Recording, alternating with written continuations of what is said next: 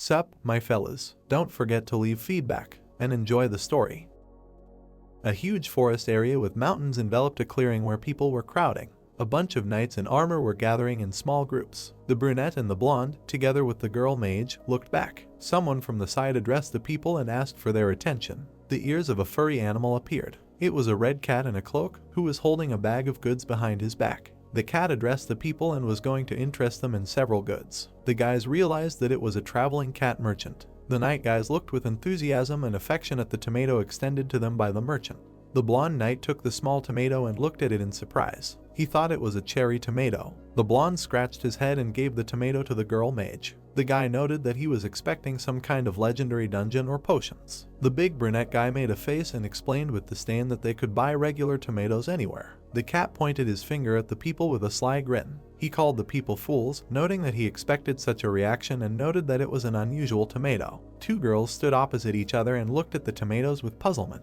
The cat told the people to open the status window. The girls did not understand what it was. The brunette carefully examined the tomato, from which the status window popped out. It was a magic cherry tomato, which increased mana by 0.1 for 10 minutes and burned 10 grams of fat. The shelf life was 30 days. The girl realized that these were very small indicators. The two girls looked dumbfounded at the blonde, who looked excitedly at the cat. The blonde was surprised that she could burn 10 grams of fat from one tomato. The athletic guy standing next to her was also surprised by this news. The merchant explained that it sounded really cool and was willing to sell them for only half a coin apiece. The merchant's eyes widened and he looked at the hands reaching out to him in amazement. People wavered over the price and tried to take as much as they could and offered their own large sums. The athletic brunette guy opened his mouth, looking at the cat. He was trying to figure out where he got the cat from. The merchant hugged his bag and bowed his head. He answered ironically that it was a secret. A bunch of tomato bushes grew together with other plants. A man's hand reached out to pick a small tomato. The brunette in a white t-shirt scratched his forehead and exhaled heavily. The brunette looked back and saw a rabbit pushing a cart with tomatoes. The guy explained that there were definitely enough tomatoes for today. The brunette waved his hand to the working rabbits in the distance. He said it was time for a break. The brunette squeezed juice from the fruit into his glass. The brunette looked at the bee with a smile, politely asking it for more honey. The bee immediately spat out a whole drop of honey into the glass. The guy immediately began to shake his glass to stir the contents. He opened the lid and saw a beautiful cocktail. The brunette, along with the entire squad of rabbits, began to drink their cocktails. They threw their heads back to take big gulps. The brunette, along with the rabbits, enthusiastically raised their glasses. It was an endurance drink made from tomato juice with honey. The protagonist noted that this was how one should live life. Another notification appeared, which crashed into the guy's head. It was an additional quest where it was necessary to deliver honey water to the manager in the tower. There would be no compensation, and refusal was accompanied by disappointment. The protagonist slightly bared his teeth and pushed the notification away. He was going to complete it later. The main character, along with the rabbits, raised their heads to the cat that appeared. The merchant raised his paws enthusiastically in greeting, turning to the guy named Sejun. The cat immediately rushed into the protagonist's arms. Sejun praised the cat named Theo, noting his well-coordinated work. The guy enthusiastically hugged the happy cat, seeing a bag of coins. The merchant said that he had sold everything and he had a whole bag of coins. Sejun praised the cat, assuring that in this case, the furry one could be made a boss. The main character smiled sarcastically, touching his chin.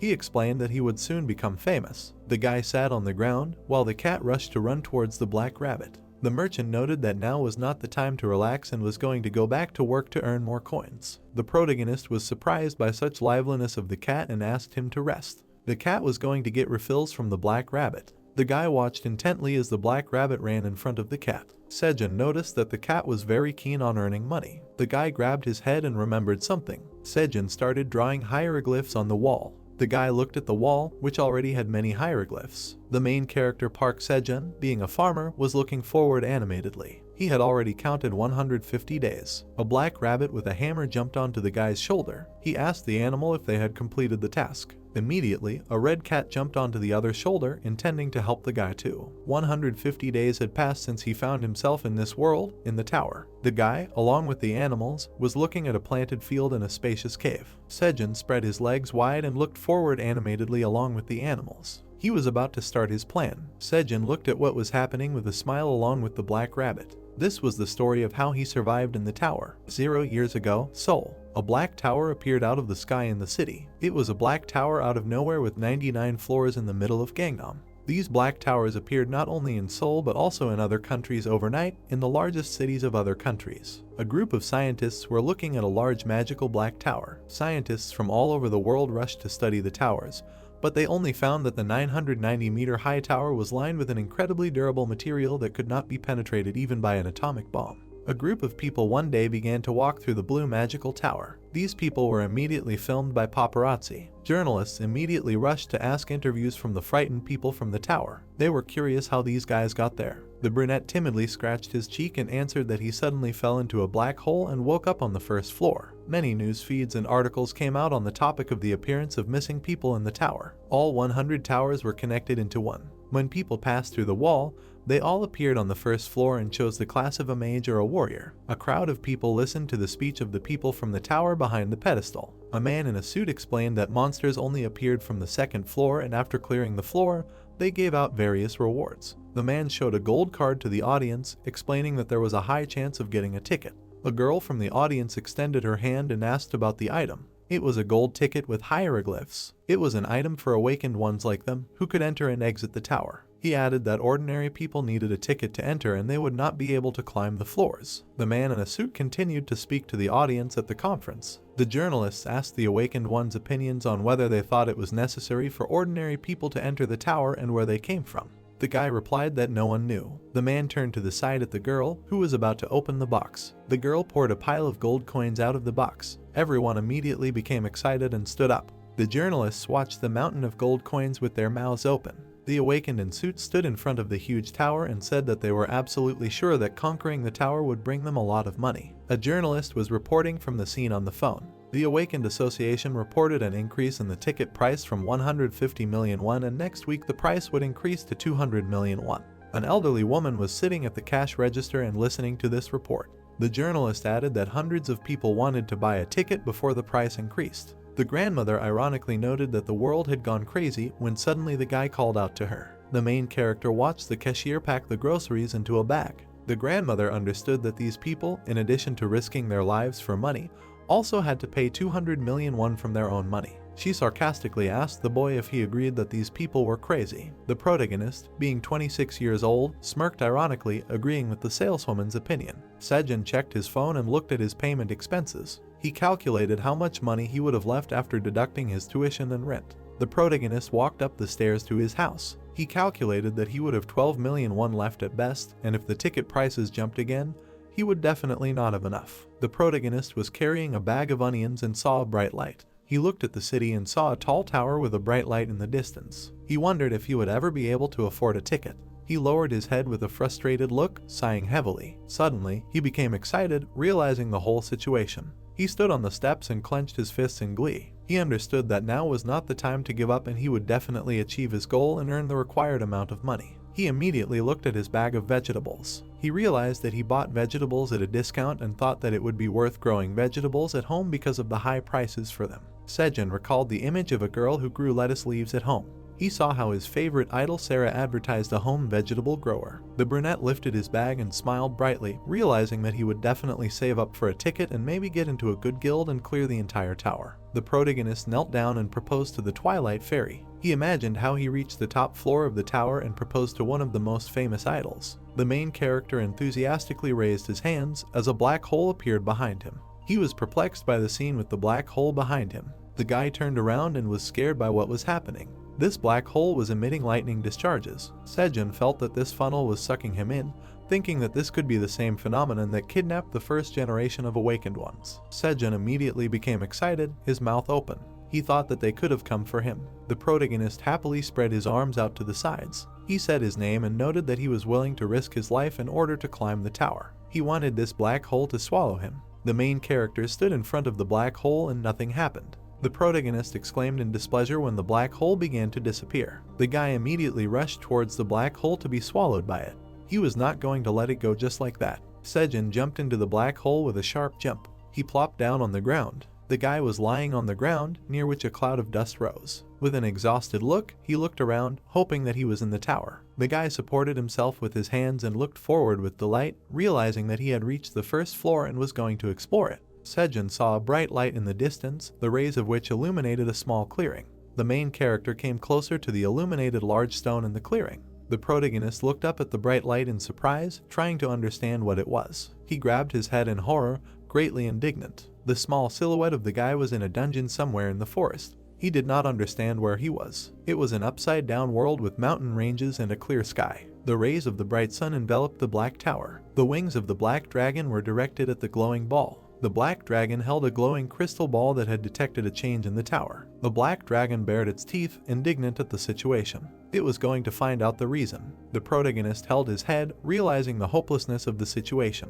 This black dragon was the manager. The protagonist wondered what the black tower was. On the phone, there was a video of an awakened brunette interviewing about the black tower. The girl said in the video that it was bright and spacious. She added that you could buy a lot of things there, and she herself took potions most often. Another awakened warrior was sitting on a chair on the interview show. The warrior, crossing his legs, explained that the most important thing was the training ground, and in order to survive in the tower, you had to train a lot. The protagonist began to realize small clusters of streams were in the cave. Sunlight was seeping in from the ravine of the dungeon. The protagonist sat on a stone with a downcast expression. The guy with a withered face opened his mouth wide, realizing the hopelessness of the situation. Sejun held his head and looked very disappointed. He walked around the entire cave up and down, but did not find a training ground or a store, nothing at all. Even cries for help did not help him, because there was nothing in this place. The silhouette of the main character was in a spacious cave, illuminated by the light of the sun. He thought that he was completely lost. The protagonist held his head and began to laugh loudly, when suddenly his phone began to vibrate,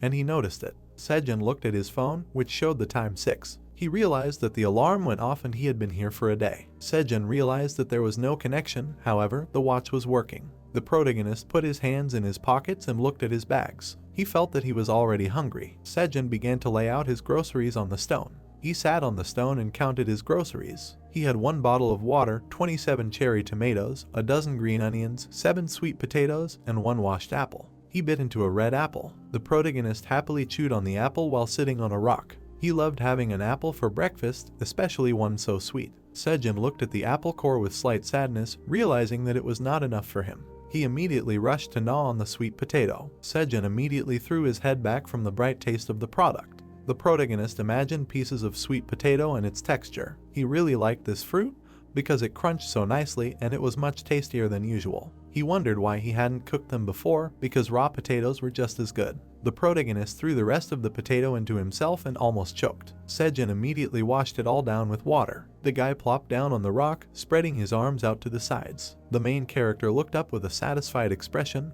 realizing that he had eaten well. The brunette peered at the open section of the cave where the light was shining. The guy didn't understand how much longer he would have to stay in this place. Sejun rolled over on his side, holding his stomach. He realized that he had to find a way to get out before he died. The guy's open palm was directed at the packed remains of food. He wondered how much longer he could endure in this place. The guy was lying on the stone with a worried look. He was thinking that suddenly they wouldn't find him and he would become a mummy. He immediately became angry and jumped up. He immediately perked up and said that he wouldn't just die here because he couldn't give up so easily, because he had wanted to get into the tower for a long time. He glanced at the apple core in surprise. He immediately crawled to it and began to bury it. Sejun put the core in the hole he had dug. Then he broke the onion stalk, realizing that he had enough of them and could plant them to eat the leaves later. The guy bent down and began to water the planted fruits. He was going to plant 3 more tomatoes and 2 potatoes, and the rest would go to food. The main character opened his eyes enthusiastically. He was going to survive at any cost until he was found.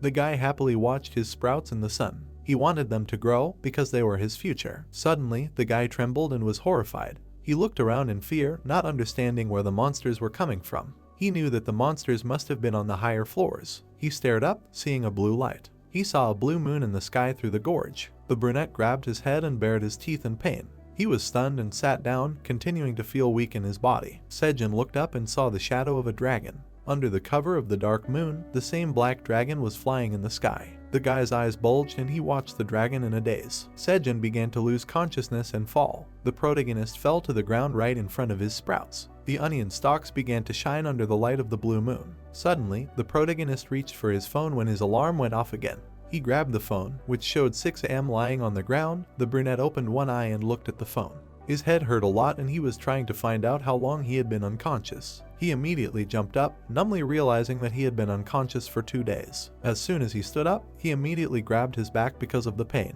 Sejun sat down under the stalk with a downcast look. His whole body ached and he was trying to figure out what to do. The brunette sat under a large stalk in the shade, realizing that it was not there. He looked at the large stalks of onion plants that had grown in shock. Sejun stood right in front of the row of onions, seeing how it had grown so quickly. He did not understand how the onions could grow so much in 2 days. The brunette looked at the onion stalk with a puzzled look. The protagonist thought that it must have been the influence of the tower because he had heard that the shape of the plant could change depending on the place where it was grown. He assumed that the power of the tower affected the onions. Sejun immediately sat down on the ground and looked around the clearing animatedly. He thought that other seeds had also taken place. The guy leaned against the ground and looked at the small sprouts of seeds. He tried to count them all and got 52 pieces. The protagonist looked back at the large stalks of onions. The guy realized that they were lacking light due to the shadow of the onions and was going to cut them. The main character immediately began to pull out large stems from the onion. The main character wiped the sweat from his forehead, stacking the pulled stems. The main character decided to bite off a piece of the stem.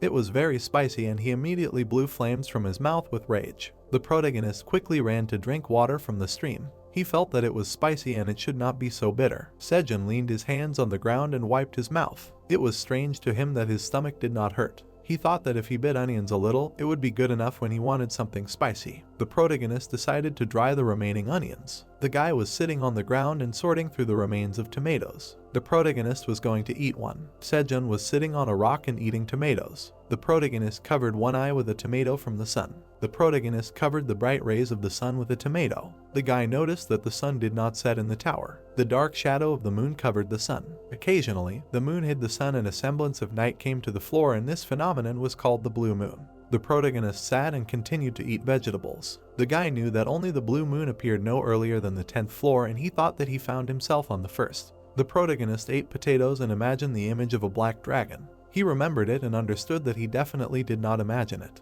Black silhouettes of fighters cleared dungeons and cards with purification appeared. When the towers first appeared 10 years ago, one of the strongest guilds, the Phoenixes, cleared the 37th floor. A bunch of orc monsters with skeletons stretched along the blue aura along with the YouTube button.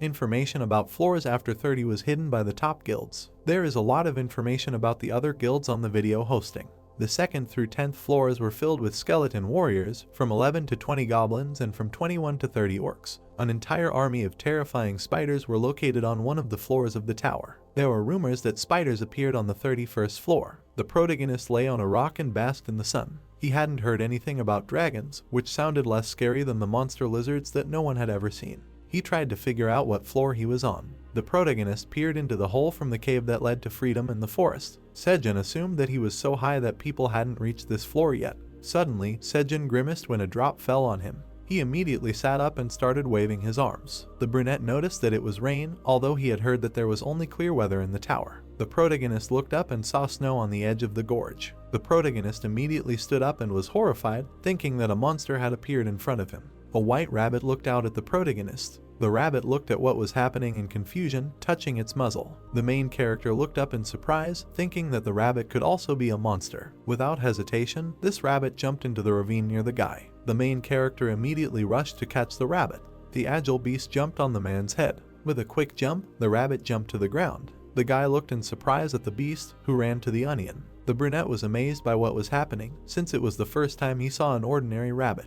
The rabbit animatedly pointed its paw at the onion stalk. The brunette stood nearby and watched the rabbit's movements. The main character realized that the beast wanted to eat. Sejun plucked a large stalk and was going to feed it to the beast. Sejun bent down and handed the stalk to the joyful rabbit. The small beast immediately rushed with appetite to eat the onion stalk. The brunette and the beast sat on a stone and ate the onion stalks. The boy told the rabbit that he could give him some more since he had a lot of onions. The rabbit stared at the man eating the stalk. Sejun noted that the stalks had grown back so quickly that he would have to harvest the crop twice. The rabbit began waving its paws excitedly, which the man noticed. The brunette looked closely at the rabbit, who was pointing up at the hole. The protagonist noticed this and raised his head up. Suddenly, another rabbit landed on the ground with them. This same rabbit took off his hat. Then he took out his watering can. It was a rabbit couple with a watering can. Sejun looked at the newly arrived rabbits in surprise. The boy pointed his finger at the new animals, wondering if the rabbits were married by chance. The rabbit couple immediately became soft and closed their eyes contentedly. This was the diary of his survival in the tower. The protagonist looked down on the rabbit couple. Day 1, a rabbit couple joined him.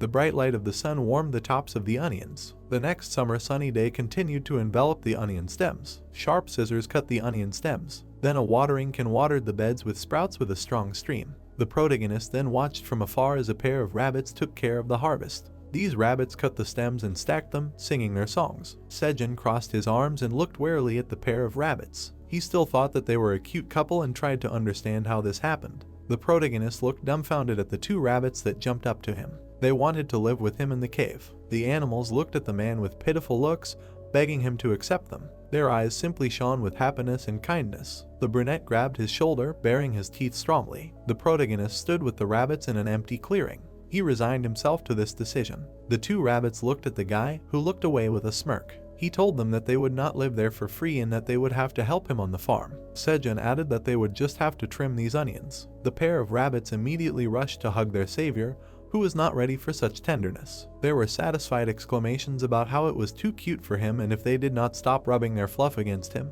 he would not be able to refuse them. The brunette sat on a rock with his arms crossed and a displeased look. He felt like he was being manipulated. The protagonist looked at the pair of animals who were caring for the stems. He asked the rabbits if their inventory was with these items. The watering can of the rabbit husband had an inexhaustible supply of water. A large watering can poured out a stream of water while the rabbit watered the stems. Apparently, the rabbit wife's overalls had some kind of magical pockets because she was constantly fishing out new farming tools from them. The rabbit wife was waving the tools above the ground. The protagonist was sitting on a rock in the distance while the rabbit was looking at him. The brunette envied this rabbit because he also wanted so many useful things. The guy looked back at the field and saw a pile of cut stems. Sejun noticed that the animals had already completed their task. The brunette bent down on the dug-up bed next to the rabbits. He told the animals to dry everything they had picked. He also asked them why the potatoes had not sprouted yet. The brunette bowed down to the tomato sprouts with a happy face. To him, they looked great and were growing very well. The guy thought that the rabbits had done a very good job. Sejun immediately turned to the rabbits with a puzzled look.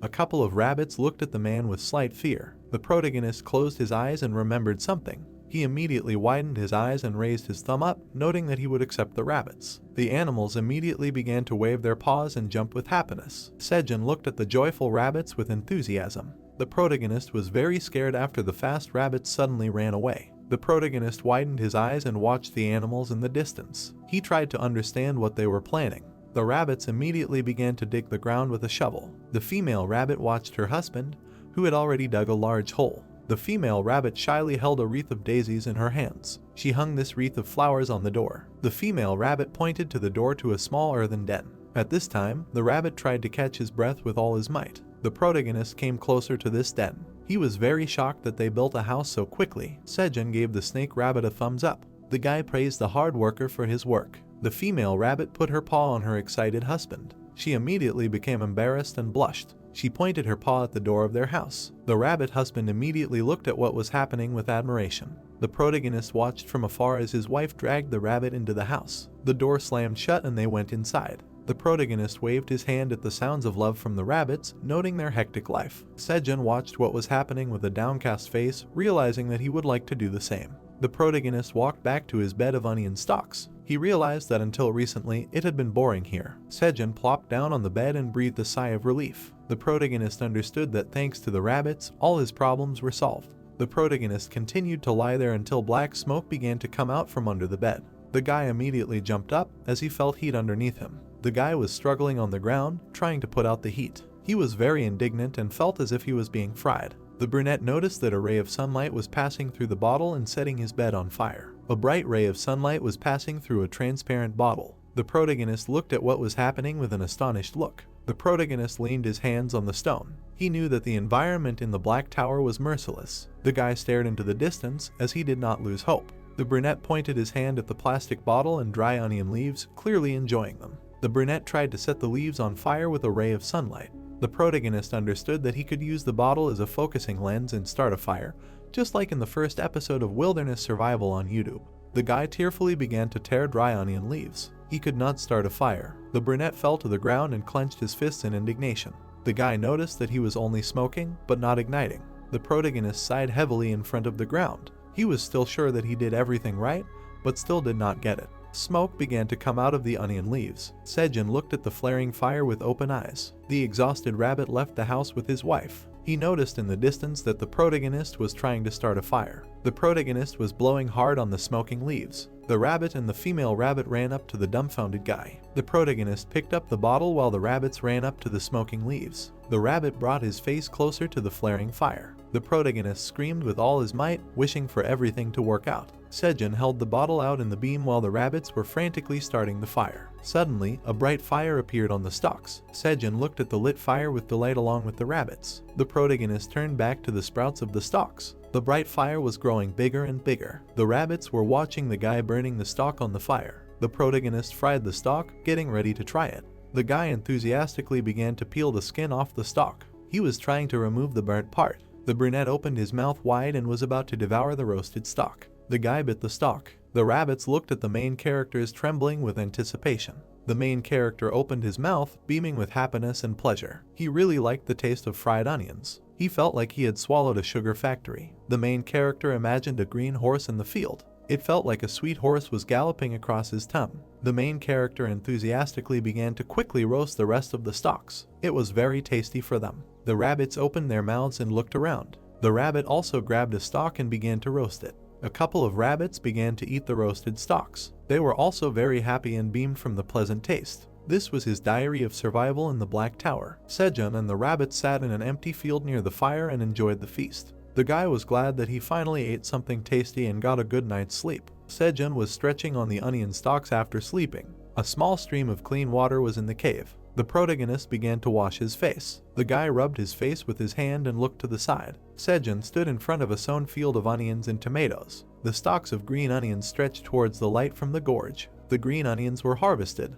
The tomato bushes were planted and watered. The potato tubers were already crawling out of the ground. The protagonist put his hands on his waist and looked at the cut onions. The guy looked at his crops with a lively look. So much had happened recently. Sejun and the rabbit were twisting torches from the stalks. When they figured out how to make a fire, they created torches based on onions and lit up the entire cave. He understood that now he could not be afraid of the dark and trip. The guy, the rabbit, and the torches were sitting in front of a stream. It was pitch black and they could use some light. Sejun's eyes widened and he peered into the water. Suddenly, a large piranha flew out of the water. The protagonist managed to dodge the aggressive fish. The protagonist looked at the large fish on the shore with fear. The protagonist and the rabbits were standing in front of the fish. Sejun had never seen them before and thought that the fish was attracted by the light. This piranha was struggling on the ground on its last legs. He was able to get fish in the cave this way. After a while, the fish was already roasting on the fire. The protagonist sat by the fire while the fish was roasting. He really liked the taste of fried fish. He grabbed the fried fish with great appetite. He closed his eyes with a satisfied smile, eating this delicious treat. Hungry rabbits were nearby and also wanted to taste the fish. The protagonist sat by the fire and looked at the rabbits. He asked them if they ate meat, realizing that they could be monsters here and it didn't sound surprising. Soon the blue moon appeared again and according to his rough calculations it appeared every 30 days. The laptop and phone were charging on the ground. The guy charged these devices to keep track of the days of the week. The battery sign was empty and they didn't last long. Sejun continued to scribble hieroglyphs on the wall with a stone. The guy stood in front of the scribbled wall because he decided to use more classic methods of counting and counted 61 days. The main character was sitting by the fire and frying several fish. Luckily for him, a couple of rabbits go to bed strictly at 7 p.m. and get up at 5 a.m. Sejun understood that if he followed the rabbit's daily routine, he would definitely not make a mistake in the day due to the non-setting sun of the Black Tower. In addition, a significant event had happened a couple of days ago. The rabbit husband left the house, opening the door. Suddenly, a whole bunch of little rabbits ran out of the house. The protagonist closed his eyes and happily greeted the new animals. A whole horde of rabbits jumped on the protagonist. A married couple of rabbits gave birth to children. Little rabbits ran around the protagonist, who felt happy. He thought that they just missed him very much. The guy was all beaming from such tenderness of the rabbits. The whole family of rabbits together with the protagonist were sitting by the fire. Sejun turned to the rabbits, noticing that they clearly did not get enough sleep and it was difficult to be in the role of parents. He told the parents of the rabbits that they could go and rest and he would take care of their children. While the rabbits were eating fish, the protagonist rushed to run with the rabbits. He was going to show the children how their tomatoes grew. Green bushes with yellowed leaves grew high. The main character smiled as the little rabbit started eating the leaves. Sejun poked the growing tomato bush with his finger. He noticed that the bushes had blossomed and now his garden looked like a flower bed. The guy understood that it was important to pollinate the flowers, especially by hand, since they didn't have bees. Sejun poked the yellow flowers with a stick. The main character straightened his back, sighing tiredly. Sejun said that his back hurt like hell from doing this, and it would be great if bees flew in there, asking himself if this was too much to ask. The little rabbit ran up to the flower, sticking his face in it. There were traces of pollen on the rabbit's face. The main character laughed at the little rabbit, who sneezed because of the pollen. Sejun walked up to the rabbit, putting it on his palm. He told him not to inhale the pollen. Sejun widened his eyes in surprise, raising his eyebrows. Green tomato fruits appeared on the bushes. The protagonist danced happily with the rabbit in his arms. The protagonist noted that after a long time, his tomatoes began to bear fruit. The sun shone on the green tomatoes. The protagonist noted that it was the day before the blue moon. From the cave, white clouds were visible, floating in the sky. Sejun rubbed the onion with his foot and poured water on it. Under the large boulders, a small fire was lit. Sejun took a small stone and covered the hole from which the fire was visible. The farmer put onion leaves on himself, while the rabbit took the children home. Sejun said that everything was ready and hoped that this camouflage would be enough for him. The protagonist closed his eyes, looking at the sky. He said that it was already getting dark. The rabbit waved his hand to the protagonist, who looked at him. Sejun told the rabbit that they would see each other the next day. The protagonist gave him a thumbs up and a small smile. Sejun said that they had to survive the blue moon. Birds flew from the trees under the night sky. The protagonist sat against the wall, looking exhausted. The little light illuminated the sprouts on the ground. Sejun said that he was very tired and was looking forward to the end. The farmer hugged his knees, looking exhausted. He noted that he had hidden all the strong-smelling things at the back of the cave just in case, but he couldn't tell how many hours had passed, and now every minute felt like an eternity. The farmer pressed himself against the wall, squeezing his eyes shut in fear. Sejun said that those screams, although distant, were frightening and wished that nothing would happen.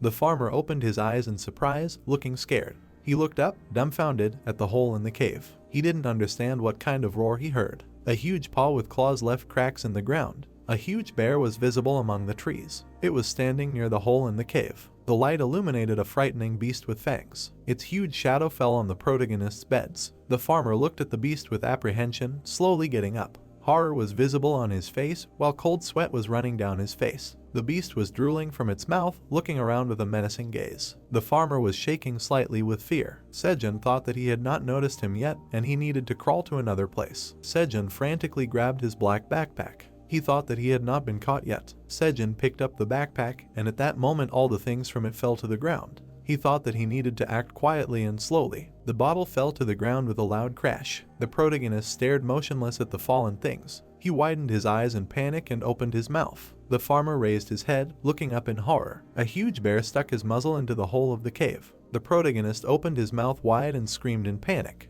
The beast opened its mouth, roaring loudly. Little rabbits surrounded the sleeping protagonist. The little rabbit pulled the protagonist by the cheek. Sejun was talking to his mother in his sleep, asking for a minute more. A rabbit in a hat slapped his paw in the protagonist's face. He jumped up from the ground with a start, his mouth wide open. He looked around, hugging himself. He didn't understand what had happened or what had happened to the blue moon. The rabbit happily raised his paw, pointing to the sky for the protagonist. Sejun noted that it had passed. The rabbit family watched the dejected protagonist. Sejun noted that he had passed out, adding that his whole body ached. The farmer looked down at the floor, thoughtful. He tried to remember what had happened the night before. The protagonist recalled how he had appeared before a huge beast. He thought that it was a monster. The bear stuck its face into a cave, baring its fangs, after which the beast screamed with a terrifying roar. Sejun grabbed his head with his hands and opened his mouth wide. Sejun shuddered at the memory, and then his eyes widened. The protagonist was sitting surrounded by a family of rabbits. He thought that he was about to give up his soul to God. Sejun pressed himself against his knees, shivering from the cold. He said that he was very cold. The rabbit removed the stone, pointing with her paw at the fire. The flame quickly flared up. Sejun and the little rabbits were warming themselves by the fire under a leaf blanket. The rabbit brought fried fish to the protagonist. Sejun thanked her. The farmer tore off a piece of fish with his teeth with a furious appetite. He ate the fish greedily, closing his eyes in pleasure. The farmer thoughtfully looked at the floor, bringing a piece of fish to his mouth. He thought that the monster had found his cave, and he wondered if he had sensed the presence of other monsters or if he had simply been unable to fit through the narrow hole, but he was not sure if he would be so lucky next time. The farmer looked at the fish in his hands with concern. He said that he should not rely on luck if he wanted to stay alive, noting that so much effort had already been expended. White bones were visible from the fish. The protagonist thought that for now, all he could do was eat to survive. The protagonist bit into the fried fish. He bit off a piece of fish with a slight tug. A rabbit approached the protagonist from behind, waving its paws. The farmer looked at the rabbit with a slightly surprised expression, raising his eyebrows. A blue tomato fruit appeared on the bushes. The farmer looked at the fruit in shock, his mouth slightly open. He noted that the blue tomato was the size of a golf ball. Sejun leaned towards the bush, taking the blue fruit in his hand. He said it was cool, but he didn't understand why it was blue. Sejun picked a blue tomato. He wondered if it was ripe.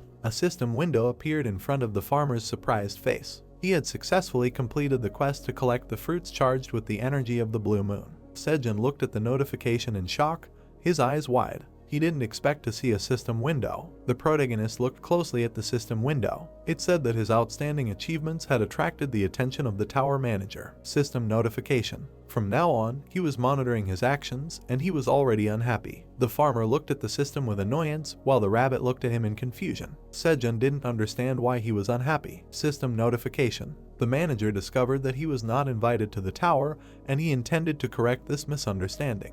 The protagonist looked at the window with confusion, his mouth wide open. He didn't understand what a misunderstanding meant, and that he was there by mistake. The protagonist grabbed the system window with his hands angrily, frowning. He told the system that he had been there for 2 months already, and they had only recently discovered the error. Sejun added that they should let him go then, since he wanted to go home. The protagonist looked at the system in bewilderment, frowning. The system said that the manager believed that his elimination was necessary to keep the system's vulnerability confidential. The protagonist bared his teeth angrily and clenched his hand into a fist. He asked the system what the hell. First they rewarded him with an achievement, and the next second they were going to kill him, and did they mess something up? The system window remained speechless. The protagonist frowned, looking at the system with a puzzled look. He thought that he had gone a bit too far. The system said that the manager was waking him up. A bright light appeared at the protagonist's feet. The farmer stood at the system window, looking at it in surprise. He asked the system that he was now officially awakened from the Black Tower. The protagonist happily looked at the system window in anticipation. Sejun asked the system what his class was, a swordsman or maybe a wizard, since he was smart after all. The system told the protagonist that the manager assigned him a class. The protagonist looked at the system with a wide smile, raising his eyebrows. He asked it what his class was. System notification. He became a tower farmer, rank F. The farmer stood motionless, looking at the system. His face showed confusion, causing his mouth to open. The protagonist held his hand out in front of him, while notifications began to appear in front of his face. Class features: disease resistance, closeness to nature, gaining experience from harvesting. The protagonist asked the system in what sense he was a farmer. The farmer held his hand out in front of him, looking puzzled. The protagonist's card appeared, with his talent and characteristics. The protagonist looked at the system window dejectedly, his mouth slightly open. He asked what his status window was. The status window showed that the protagonist's talent was ordinary. Sejun looked out the window with his head down, his eyes narrowed. The farmer imagined himself as a guest on TV. A man in a black suit looked at the protagonist with a smile. He asked that they had a special guest who had cleared the tower despite his usual talent. The man turned to the ladies and gentlemen, asking them to welcome Sejun. The farmer sat in a chair with a sly smile. The TV presenter asked Sejun what class he was. The protagonist smiled sweetly, his eyes sparkling. He said that he was a farmer. Sejun grabbed his head with his hands, his mouth wide open. He was upset that he became a farmer. The protagonist bared his teeth and swung a blue fruit. He decided to send it all. Sejun stopped abruptly, turning his attention to the rabbits. The rabbits looked at the protagonist with fear, their mouths slightly open. The farmer frowned, looking at the rabbits with regret. A fire was lit in the cave from onion leaves. Light entered the cave, illuminating the green onion sprouts. The protagonist looked downcast at the blue fruit in his hand. The protagonist wrapped his fingers around the blue tomato. He noted that they had worked tirelessly to harvest the first crop. Sejun smiled slightly. He clutched the tomato in his hand, while the rabbits looked at him happily. Sejun said that it looked like he would have to be a farmer. A blue target appeared in front of the blue tomato. Suddenly, a system notification popped up in front of the protagonist. A description of the blue tomato appeared from the blue tomato. A magical cherry tomato charged with the energy of the blue moon. When consumed, permanently increases the maximum mana by 0.05, shelf life 30 days, rank E. The protagonist looked at the tomato in shock, his eyes wide. He asked what this tomato was, an item. The rabbits looked at the protagonist happily while he stood there in confusion. Sejun said that it seemed like nothing, but it increased stats. Sejun added that it was cool, and he couldn't help but praise himself because he had grown his first vegetable. The black dragon watched the harvest from a white sphere. The black dragon bared his fangs, clenching them. The farmer grabbed the rabbit by the paws, happily dancing with it. He told the rabbits that without them, none of this would have happened. Suddenly, a system window appeared in front of Sejun. The protagonist looked at the system notification, which offered a quest. Sejun noted that he needed to deliver a fruit containing the energy of the moon to the manager, and if he refused, death. The protagonist focused his attention on the inscription death. He fearfully rejected the system window, frowning. Sejun asked that this was a joke, wasn't it? System window. Quest received. Present a fruit containing the energy of the blue moon to the tower manager. Reward, class skill, refusal, death. The protagonist looked at the quest warily. Sejun pointed his finger at the system window with displeasure. He asked what they thought this was a quest, noting that it was blackmail, and he didn't even have a choice. The farmer crossed his arms over his chest and turned away from the window with displeasure. Sejun asked if he was serious, noting that the manager really didn't care about the awakened. The protagonist looked closely at the highlighted line in the system window. He closed his eyes and frowned sadly. The farmer leaned over the window, holding out a blue tomato. He said that they just shouldn't kill him. Sejun looked up at the window as the tomato began to disappear from his hands. A system notification appeared. The quest was completed. The protagonist looked at the reward window that appeared in surprise. He smiled happily and clenched his hand into a fist. He noted that there was definitely something about a class skill, and he was so nervous about the threat of death that he completely forgot about the reward, adding that it was very generous of the manager. The farmer extended his finger, pressing the open button. The system window appeared. Quest reward, class skill, he got sowing level 1, slightly increases the chance of seeds growing after planting. The protagonist closed his eyes dejectedly and lowered his lips. Sejun lowered his hands and sighed heavily. He thought about what else he could expect with the farmer class. The sun was shining brightly, illuminating the onion. The protagonist made a torch and lit it. A fish jumped out of the water into the light, opening its mouth. The protagonist hit the fish with the made club. The fish fell to the ground unconscious. There was a dead fish on the ground, above which a notification appeared. It was a piranha. A system notification appeared. He killed the piranha and received 2 experience points. The protagonist sat next to the piranha with a lit torch. He said that this was the 5th, and he accumulated 10 experience points in total. Sejun noted that after waking up, he began to receive experience, and after catching 5 piranhas in a few days, he received the 2nd level. Sejun held the fish he had caught in his hands. He said that he wanted to catch more, but he did not like to kill living creatures without reason, noting that it was also a great source of protein, and one should be smart about catching. The farmer held the cooked fish in his hands with a wide smile. He raised his hands with the fish in the air while the little rabbits ran towards him. He called out to the rabbits, saying that dinner was served. The rabbits began to pick at the fried fish. Sejun told the rabbits not to rush, noting that they began to eat so much when they grew up, adding that they should leave some for their parents. Sejun smiled and handed the fried fish to the rabbits. He said that it was for them. The rabbits ate the fish with great pleasure until a status window appeared above them. It said that this was a white farm rabbit. Sejun noted that it was written on their status window, but he had never heard of such monsters in the tower, and judging by the name, they were more friendly creatures that farmed rather than hunted. The rabbit poked the female rabbit in the cheek with a wide smile. Sejun noted that this was most likely why no one had heard of them before. The protagonist watched the cooing rabbits closely. He thought that he didn't know how this happened, but he assumed that they lost their home, wandered around, and ended up with him. Sejun wondered if they had a hometown or something. The farmer sighed dejectedly, leaning on his arm. He said that he wished they could understand each other, and that he didn't understand their sounds at all. The farmer stood up, putting his hands on his hips. He asked the rabbits if they were going to the farm, noting that it was an important day for all of them. The rabbit confidently clenched his paws into a fist and smiled. There were red tomato fruits hanging on the branch. The protagonist and the rabbits admired the tomatoes. The protagonist knelt down, wiping tears of happiness from his eyes. He noted that it was finally harvest time, and they had worked so hard to make it work, adding that the harvest after the blue moon did not count. Sejun reached out his hand to the tomato bush, frowning. He said that he would try to pick the fruit. His hand frantically reached for the red fruit. The rabbits watched the protagonist motionless. Sweat trickled down the protagonist's face from excitement. He grabbed the tomato with his fingers and picked it. Sejun lifted the tomato above himself, looking at it happily. He said that this was his first tomato, and it was so ripe. The protagonist looked at the system notifications that appeared in surprise. He picked a ripe magic tomato, gained some profession experience points, gained 10 experience points. The protagonist asked if this magic tomato was the same as the one he picked that morning. A system window appeared above the tomato. Magic tomato burns 10 grams of fat and increases mana for 10 minutes. Shelf life is 30 days. Rank: Sejun held the tomato, studying the information about it.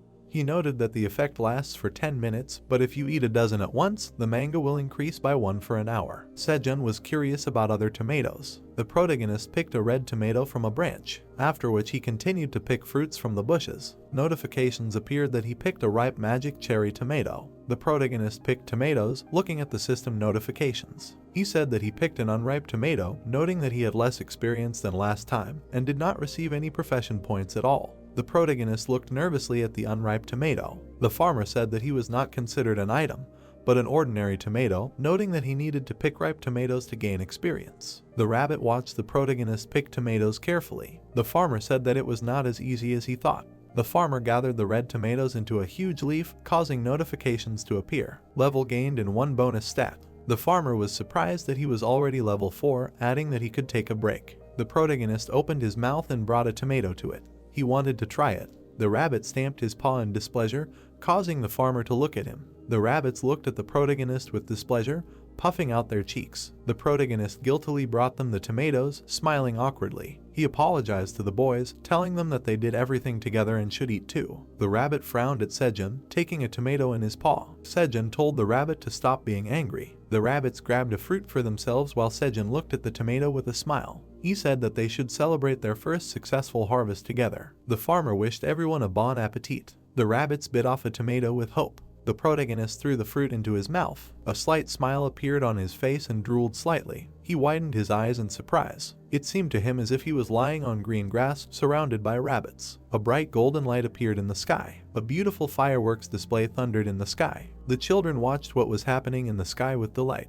The children watched the beautiful and multiple fireworks. Sejun noted that this fresh aroma of grass, a sweet and sour taste at the same time, which gently melts in the mouth like fireworks in the middle of summer. The farmer closed his eyes, sadly shedding a tear. He was remembering the summer. The rabbits looked at the nostalgic Sejun with bewilderment. The mother rabbit looked questioningly at the rabbit, who turned his head from side to side. The rabbits happily watched their frisky children. They gathered tomatoes in one place, surrounding them with stones. The rabbits made a small hut over the tomatoes from green leaves. The protagonist lay on the ground, watching the rabbit family. He noted the rabbit children. The protagonist leaned on his hand, smiling, watching the kids. He said that they were old enough to help mom and dad, noting that they were a worthy continuation of the farmer's family. The protagonist pulled a sleep mask over his eyes, lying on a bed of leaves. The protagonist said that he was sleepy and needed to take a nap, noting that another wonderful day had come to an end. The farmer said to himself that he had worked hard. The protagonist opened his mouth, drooling. A system window about receiving a quest appeared in front of his face. Offer 100 magic tomatoes to the manager. Reward: class skill, refusal, deaf. The protagonist continued to sleep, turning away from the system window.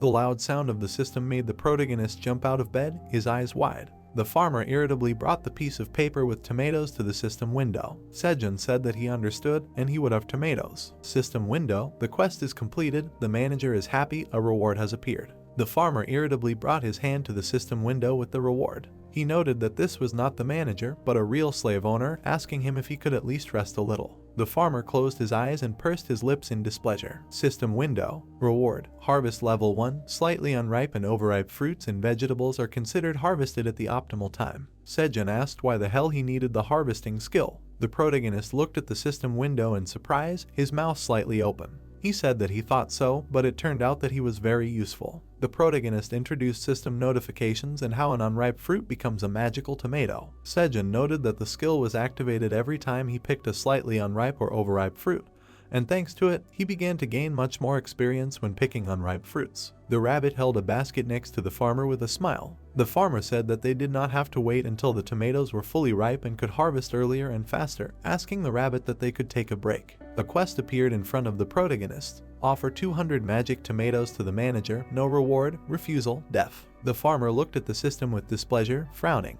He said that he knew it, noting that there was no reward and he was just a swindler. The protagonist presented the system with red tomatoes with a displeased face. He said that the previous reward helped him a lot, so he could fork out for 200 tomatoes. Sejun noted that if he knew that this was just the beginning. The protagonist was carrying greens when a new quest appeared in front of him. Sejun said that the previous quest would be immediately followed by a new one. The farmer was eating fried fish when a task window appeared in front of him. He noted that each time there were more and more. The protagonist asked what was another 50 more. A new quest appeared in front of the walking protagonist. Offer 500 magic tomatoes to the manager. The protagonist paid attention to the number of tomatoes in the system. The farmer looked at the system window with fury, frowning. He said that he refused the task. A system notification appeared. The tower manager was surprised. The protagonist stood motionless near the system window. The diary of survival in the tower, for the first time, rebelled against the will of the manager. The protagonist looked at the system window about receiving a task. The farmer was furious at the impudence of the manager, baring his teeth. Sejun asked him if his face would crack from so many tomatoes, adding that they also needed to eat, asking if he had a conscience. A notification appeared in front of Sejun's face. The manager said that it was his problem and that he should stop whining and handed over the tomatoes. The protagonist smiled wickedly. He asked the manager what it was his problem. The farmer clutched the green onion in his hand. He said that he had worked hard all day and night to grow it. The protagonist looked at the system notification and it was as if a thread had snapped in front of his face. The manager said that he had simply planted the seeds and that there was no need to make a drama out of nothing. Sejun asked him what it was out of nowhere. He glared at the system with furrowed brows. He sent the manager away, saying that he would not give him anything. A notification appeared. The manager was outraged. The protagonist turned away from the system, throwing the onion over his shoulder. The protagonist continued his work, ignoring the notifications from the system. The manager wanted to clarify whether he really refused the task. The protagonist was sitting by the fire, frying fish, when a notification appeared. The manager reminded him that if he refused, he would die. The farmer looked at the system dejectedly, narrowing his eyes. The manager said that he would die. Sejun said that he would not give anything to someone who thought that he just planted seeds. The farmer closed his eyes and sighed heavily as the messages popped up in front of him. The manager thought that this was the meaning of farming, asking if that was not the case. The manager demanded obedience because he was the manager. Sejun said that therefore he would not give him anything. The protagonist hung his head, dejected. He said that you can't force someone to like you, and any work should be appreciated, noting that for his efforts he would only receive a pitiful compensation, adding that since he was referring to the fact that he was the manager. Sejun looked up with a pitiful look, squeezing out a tear. He told the manager to know that he was a lousy worker. The black dragon was struck by lightning from the protagonist's words. The dragon bared its fangs, clenching them. It leaned over the glowing sphere. The dragon wanted to ask the protagonist. It saw the farmer greedily eating red tomatoes. The protagonist plugged his ears with his fingers after the system appeared. The manager was furious that he ate the tomatoes and would kill him if he did not immediately give him 500 tomatoes. The farmer opened one eye, holding out a small handful of tomatoes. He said that he could only offer 5 and the rest later. Not far from Sejun, the baby rabbits were sharing a tomato. Sejun told the manager that the children also needed to be fed. The red tomatoes instantly disappeared from the protagonist's hand. Sejun held out his palm in front of him, looking at the notification. The manager agreed to a compromise this time. Sejun thanked him. The system window began to disappear. The protagonist smirked slightly. He thought that the manager was definitely trying to apologize. The farmer looked up with a smile. He said that the manager was simpler than he thought. The moon covered the bright sun. Sejun noted that it was day 91 of his survival, and this was the 4th blue moon. The protagonist sat near the wall, covering himself with a cloak. He hugged his knees to his chest and ate a tomato. The protagonist looked excited as he brought the fruit to his mouth. Sejun said that he heard that people with a lot of mana can withstand the roars of monsters, which is why he is a tomato, but he hoped that this would not happen to him again.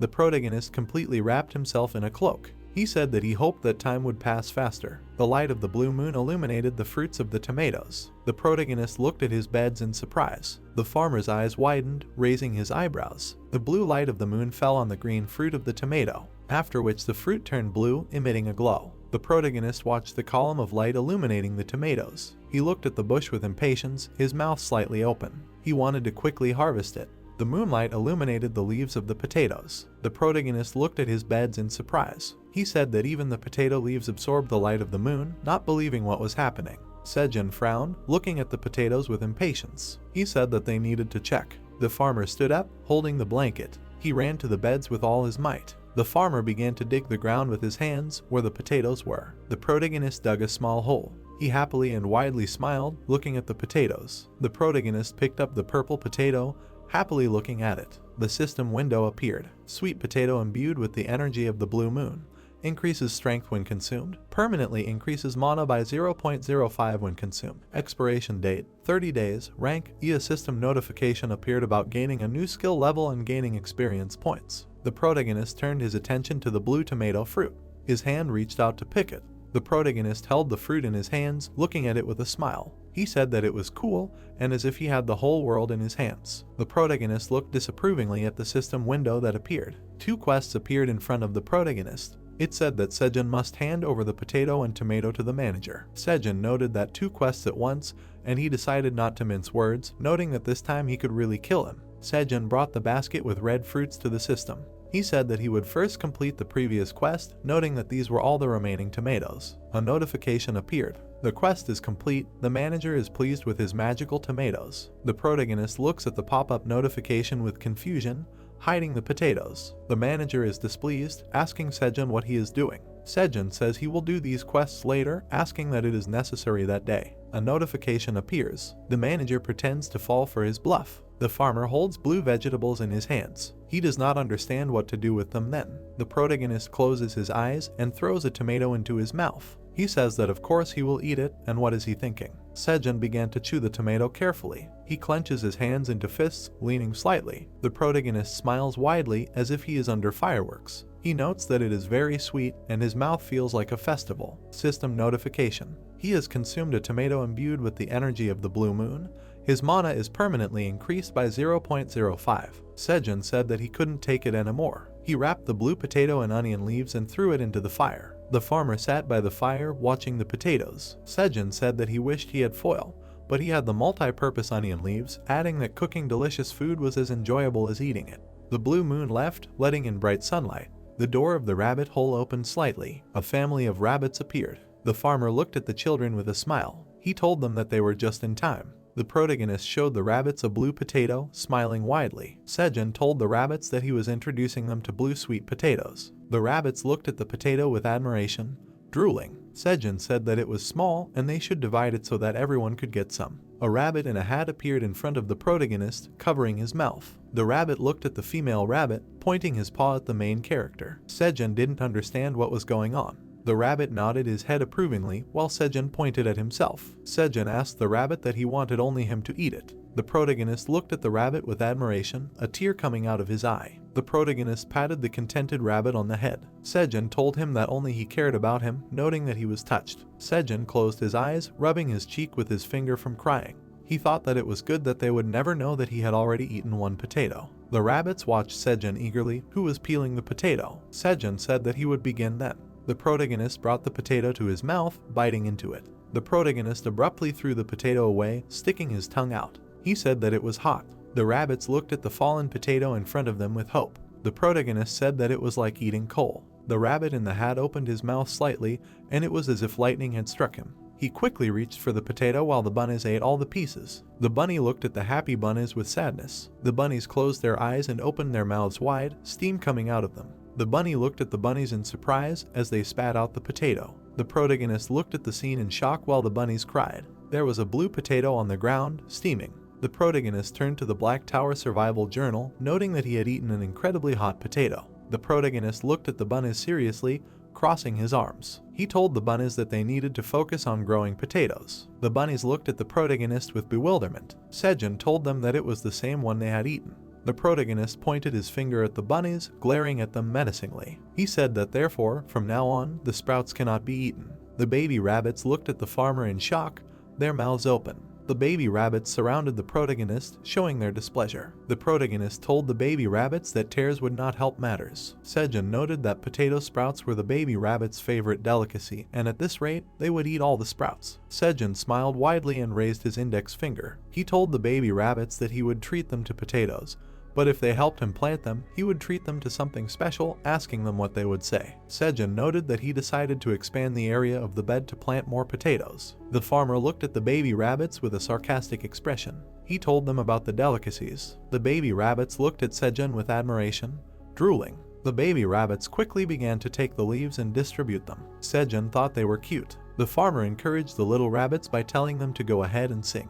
The protagonist approached the rabbit who was cutting the onion. He told her to stop cutting it so that he could wait for it to bloom and collect the seeds. The protagonist looked at the green onion with a thoughtful look. He said that maybe the seeds would become an object. The little rabbit was briskly digging a hole in the ground. Another little rabbit with leaves approached the hole. He brought the potato leaves to the ground. The little rabbit briskly covered the hole with earth, which contained the potato leaf. The rabbits worked hard, burying and watering the potatoes. The little rabbit drooled on the potato leaf, holding it in his paws. He could not resist and bit off a piece of the leaf. The rabbit in the hat hit the little rabbit on the back of the head with his paw. The protagonist was picking tomatoes with a smile. System notifications appeared, saying that he had gained experience points and improved his skills. The protagonist looked at the system notifications. He said that at level 8, he had increased his rank, and all this was thanks to simple picking. The protagonist began to skewer a tomato. He said that this was a reason to have a snack. A system notification appeared next to the farmer. The manager was curious about what he would cook.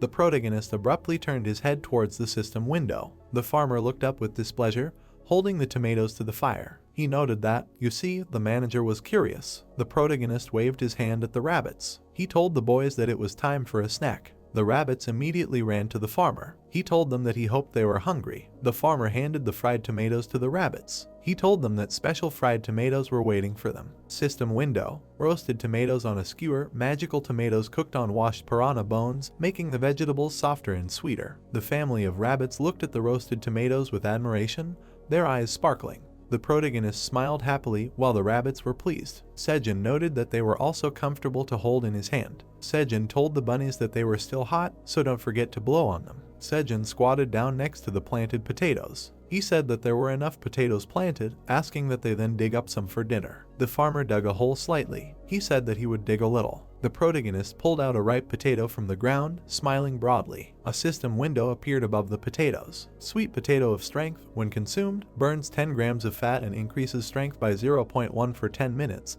The effect occurs up to 10 times when consumed unawakened, burns 10 grams of fat and increases metabolism. The protagonist pointed at the potatoes laid out on the ground. He counted only 15 potatoes, noting that there were 5 from each planting. The farmer noted that this was not bad for the first harvest. Not far from the potatoes, there was a leaf. The protagonist noted that there was still a sprout left. He took it and buried it in the ground. The farmer dug up the leaf while the other rabbits worked. He said that not a single sprout should be wasted. The protagonist looked at the system notification in shock. Sowing efficiency level 1 increased. Sejun asked what this glow was. The protagonist turned blue in surprise, frowning. The farmer asked that he had to plant everything by hand to level up the skill. The protagonist extended his hands to the rabbits, who looked at him. He stopped the boys, saying that he would do it himself. The black dragon moved his tail with interest. He held tomatoes on a skewer in his paws. The dragon brought the tomatoes to the fire. The dragon brought the fried tomatoes to his mouth. Then he spat them out sharply, taking out his tongue. He said that it was bitter. The black dragon waved his tail in bewilderment. He did not understand what was wrong, noting that the man ate it with great pleasure. The dragon added that it was sweet inside, and now he understood, noting that it was delicious. The black dragon smiled slyly, brought his paw to the glowing sphere. He was interested to see what the man was doing there. The protagonist appeared in the sphere,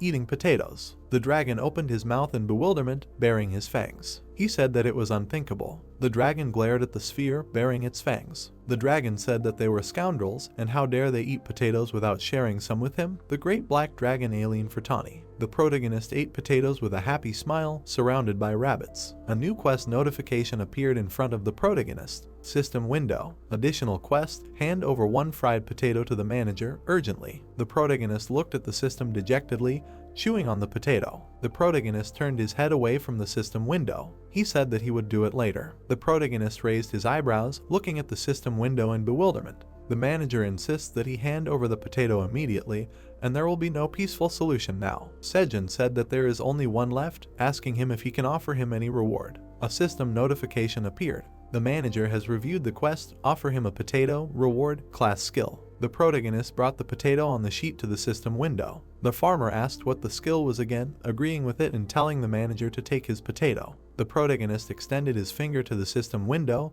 opening the reward. Notification. Skill acquired. Seed shop 1 level 1.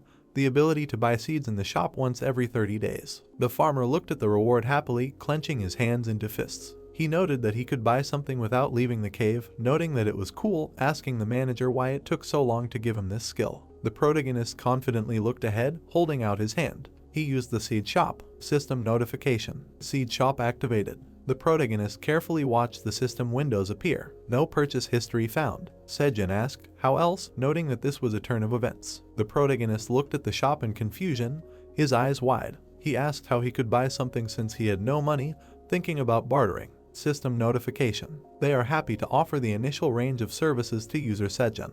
He became the first customer of the seed shop and received 1 tower coin. 1 coin was credited to the account of farmer Sejun. The protagonist opened his mouth in surprise, looking at the system window. An icon with a scale appeared where 1 tower coin was shown. Sejun said that the seed shop is the best. The protagonist put his finger on the seed shop icon with a happy smile. The farmer said that it was the local currency, and as far as he remembered, the price of 1 tower coin was about 1,000,000 won.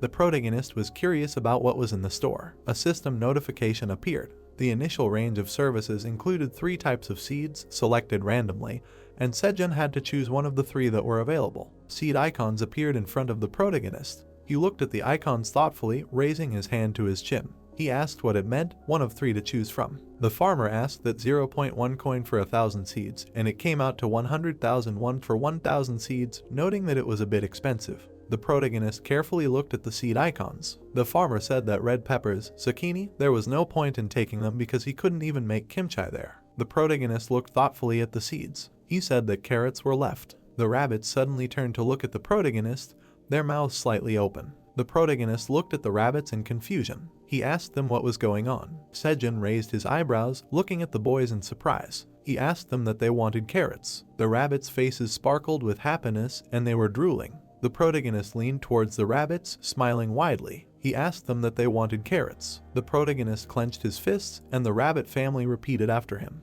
The protagonist kept repeating the word carrot. A rabbit in a hat hit the protagonist in the face with its paw. Many system notifications appeared above a red shining bag. He purchased carrot seeds and received a seed store voucher which can be used to level up. The protagonist looked at the red bag in front of the system window with a smile. Sejun said that the bag looked more expensive than the seeds themselves. The protagonist was thanked for buying seeds from the store, adding that he could use their services in 30 days. The protagonist narrowed his eyes, looking at the system notification with bewilderment. The manager was pleased with his purchase. Sejun asked the manager what he was happy about. The protagonist stood in front of the rabbits while Pella was near their cave. The protagonist asked the guys that they were going to grow carrots. Sejun turned to the survival diary in the tower, noting that he bought the first seeds from the store. B watched the events in the cave with interest. The rabbits were moving their tails. The protagonist was lying on a rock, watching the rabbits resting. The rabbits were petting each other, smiling happily. The farmer was petting a baby rabbit lying next to him.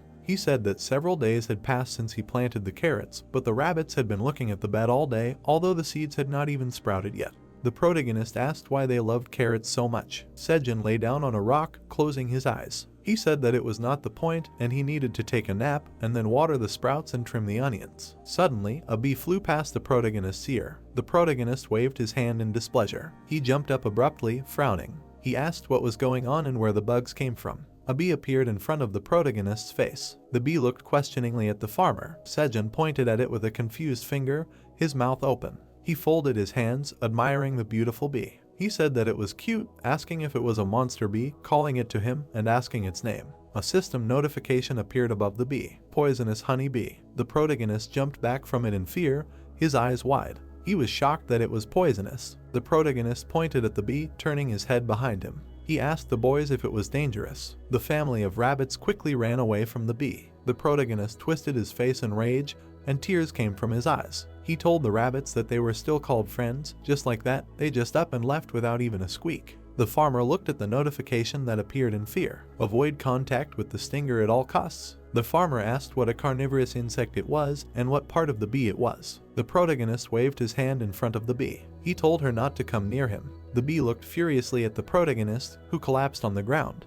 He said that he was not tasty and very bony, so he should not be eaten. The protagonist grabbed the stem of a flower with his hand. He closed his eyes and extended his hand to the bee. He told her to eat it instead. A beautiful yellow flower appeared in front of the bee. She approached it slightly. Sejun opened one eye, covering his face with his hand. The bee was happily sniffing the bud. She raised her head and smiled widely. The protagonist looked at the system window in bewilderment. He told the system that he said they were carnivores. The protagonist came to his senses, opening his mouth wide. He remembered about pollination. Sejun happily moved closer to the bee, smiling widely. Sejun pointed to other flowers with his hand. He told her that if she was hungry, she should fly to other flowers. The bee happily flew to the flowers, leaving behind a purple or a trail. The protagonist told the bee to eat and not deny herself anything. The protagonist smiled sarcastically, frowning. Sejun noted that now there was no need to crawl around the beds. The farmer looked at the hiding rabbits with displeasure. He asked the boys why they hatched, calling them traitors. Sejun asked the rabbits if they were ashamed.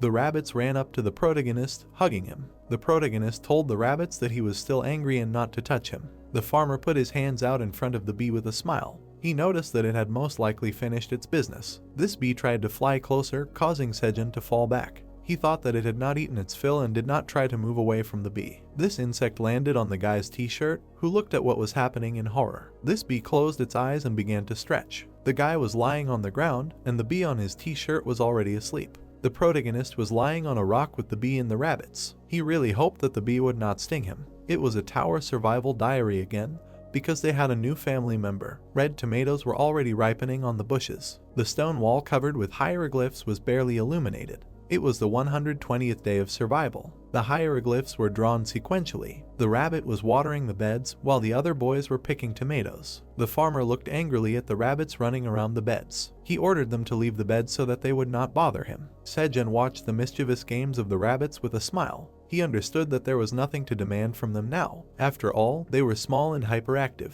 A bee flew to the protagonist's shoulder, who was glad about this. He realized that she had already finished pollination. The bee had been living with them for several weeks. The insect pressed itself tenderly against the protagonist. The guy said that it was time for them to have lunch. The bee flew in the morning, sucked nectar from the flowers, and returned to the forest above the cave in the evening. The protagonist, together with the rabbits, walked through the spacious sown fields. He told everyone that it was time to eat. The farmer thought that the bee might be living alone. While the rabbits were eating, the protagonist played with the bee in the stalk. Sejun noticed that a couple of days ago, the bee had started secreting honey. The insect secreted honey from its mouth onto the stalk. There was honey on the onion stalk. The onion with honey had a sweet taste of fried onions, enhanced by the honey of the poisonous bee. Sejun and the rabbits ate the onion stalks with contentment. The protagonist ate the stalks with his eyes closed. He was once afraid that the poisonous bee would cause more trouble, but now he was able to expand his farm further. The protagonist was overjoyed, and the manager was happy for him too. He noted with irony that soon he would have so much food that any bear would envy him. Sejun turned around abruptly when the notice from the manager had already disappeared. The protagonist looked at the painted wall, realizing that there would soon be another blue moon. Sejun looked thoughtful under the sun. He was worried about this event. The bright light of the sun fell into the ravine of the cave. It was important to him that this time everything would go without incident.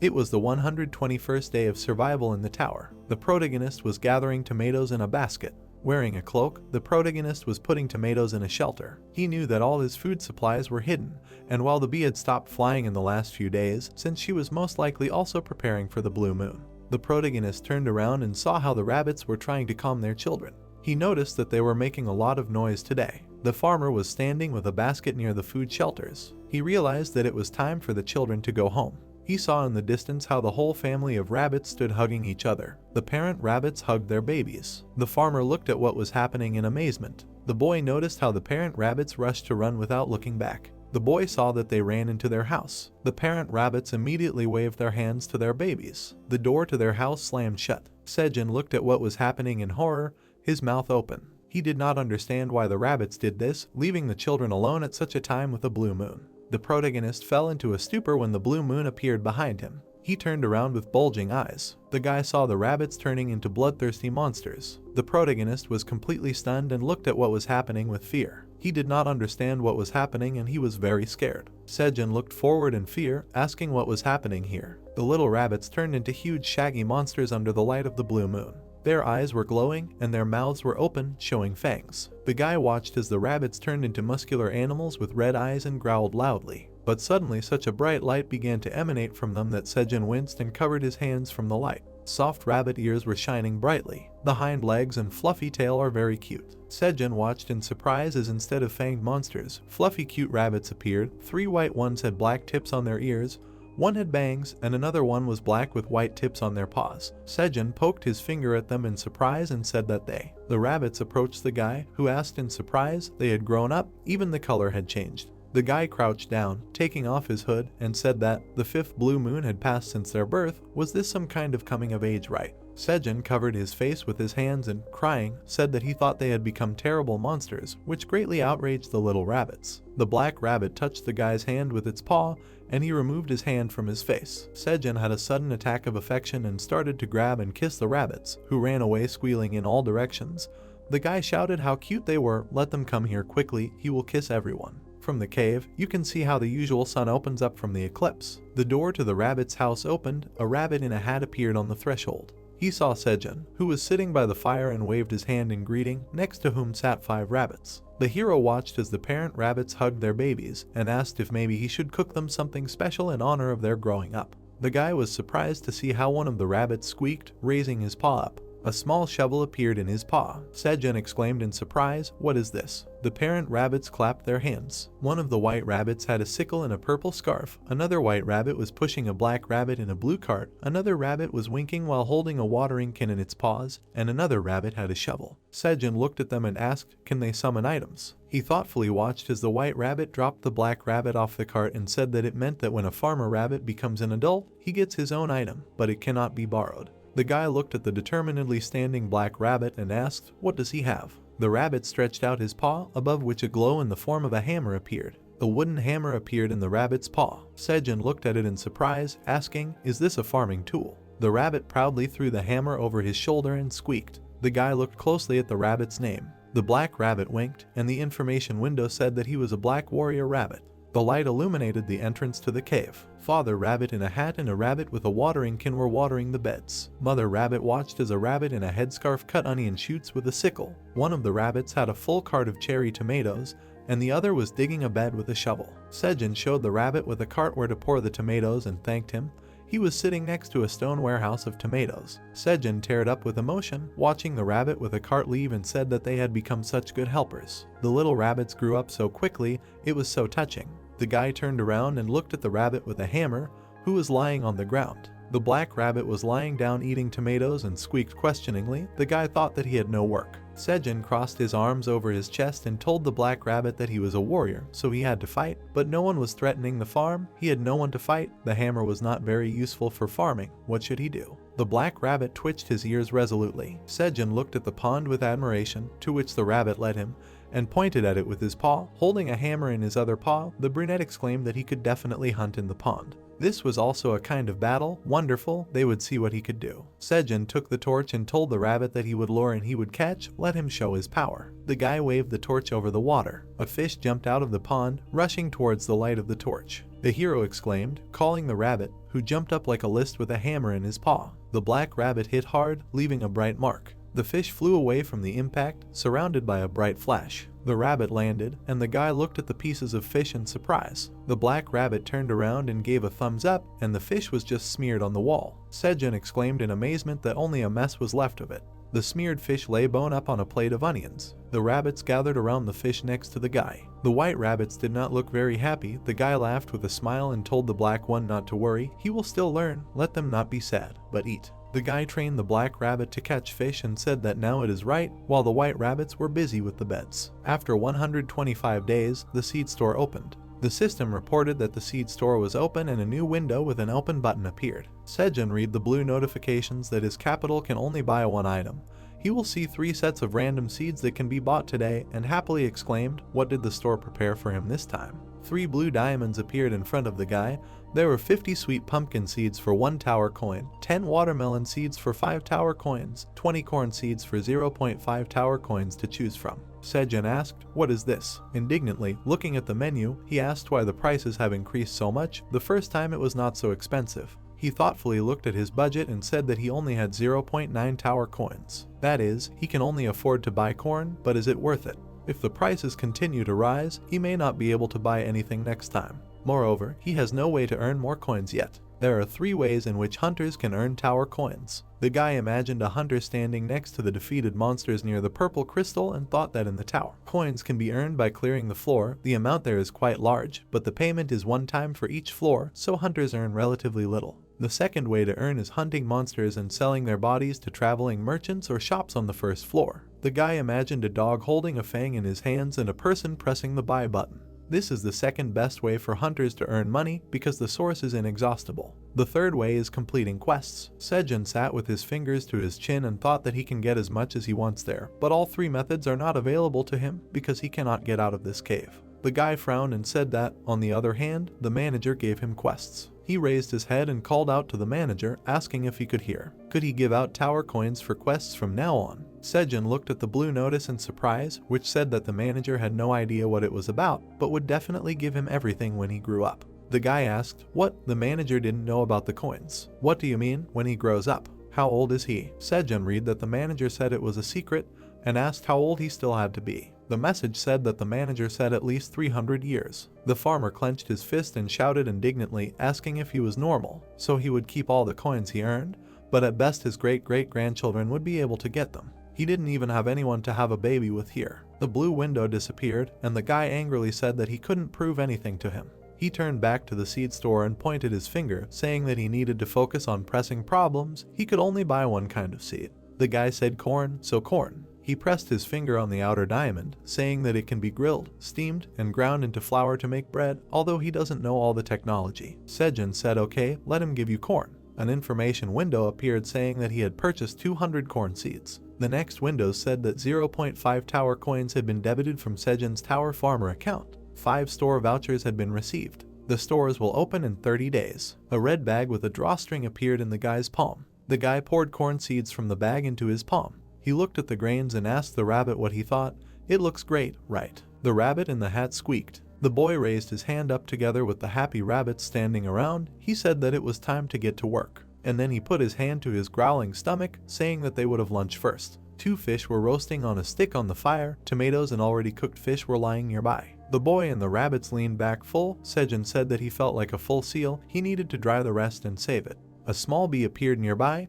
The farmer saw it and said hello. He said that it had been coming often lately. Is it okay if it doesn't come home on time? The bee rubbed itself sweetly against the boy's cheek, and he said that it was always welcome here. The bee froze in fear, hearing a loud knock. The boy called out to the others in surprise. When the bee flew away from him, the black rabbit picked up a hammer. The heroes looked at the entrance to the cave. Sejun asked, "Is this a monster?" The black rabbit squealed belligerently, waving his hammer. 2 paws appeared from the grass at the entrance, and words were heard so that they would not misunderstand him. He was not some stray cat who came to steal their fish. Everyone looked up. Sejun thought the cat, and asked out loud, "Why did he come then?" The guy saw a ginger cat jump out of the grass. After doing a somersault in the air, the cat landed next to the guy. He extended a paw with pink pads and said hello. In front of the hero stood a ginger cat in a green cloak with a small bag that was attached to a branch. The cat extended a paw and asked, "Is he by any chance a customer of Sejun?" He smiled and introduced himself as Theo, a traveling merchant. Sejun next to the black rabbit and Bee looked at the ginger cat. Survival diary in the tower, met a traveling merchant and it's a cat. Sejun looked at the cat in surprise, asking if he was Sejun's customer. He was Theo, a traveling merchant.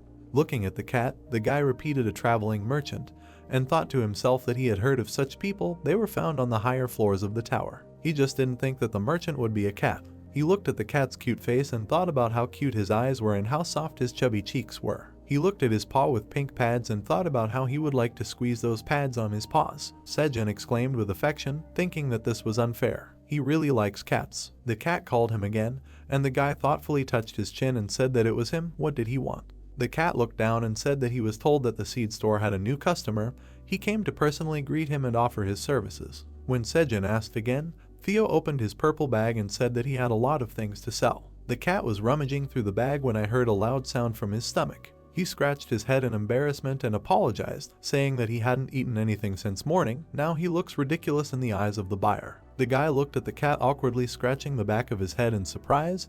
His gaze became very cunning. The cat looked up and heard. He said that his name was Theo. The guy smiled and handed the amazed cat fried fish, asking if he wanted it. The cat looked at the fried fish with shining eyes, but then he extended his paw, saying that he couldn't covet the buyer's food. Sejun put his hand on Theo's shoulder, handing him the fish, and asked if he didn't want to eat. Let him just smell the delicate smell of fish fried on a fire.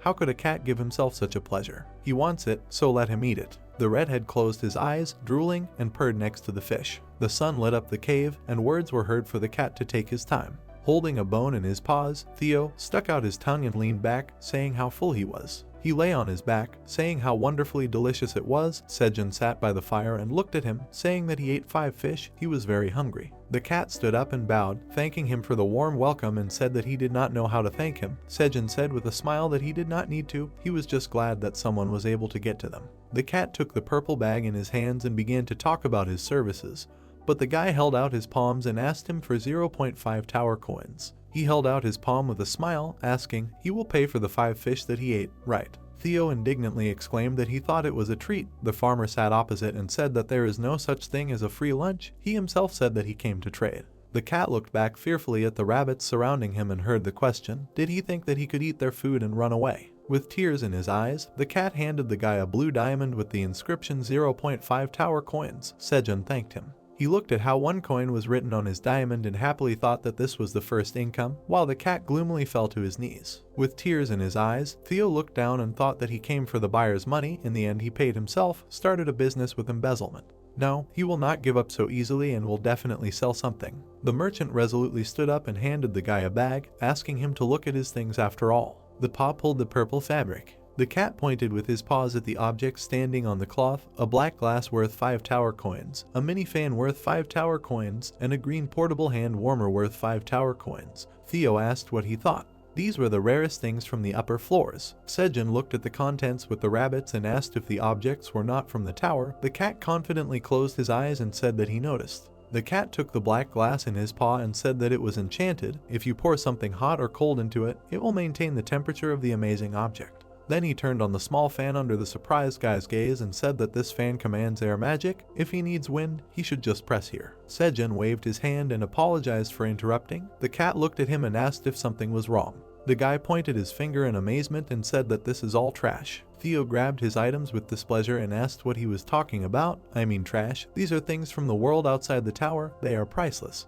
Pointing his finger at himself, the guy said that he was also from outside. The merchant stared at him in amazement and asked, what? The rabbits wandered around them. Sejun picked up a glass and opened the lid, saying that there was no magic here, just an ordinary air layer in the glass that kept the temperature. The cat sadly lowered his ears, watching the guy press the fan switch, saying that the fan and the heater would turn off after a while because the batteries would run out. Theo squeezed his paw and said that it was not true. Scarum said that there was definitely magic in them. Sejun watched as the fan began to work slower and said to look, the batteries were already dead. The cat hit the fan with his paw with displeasure, screaming, how is this possible? Why is it not spinning? Let it work. Sejun looked at him and said that it looked like this Scarum had deceived him. The cat bowed down sadly, saying that it was impossible. He was so kind to him. The cat meowed every word, and the boy wondered why he meowed. Theo, with tears in his eyes, began to beat his paw on the ground, shouting that Scarum was a bad goblin. Why was he always deceived? While the rabbits were examining the objects, Sejun stroked the cat's back, asking if he could tell what happened. Theo sadly closed his eyes and lowered his ears, saying that he was on the 75th floor.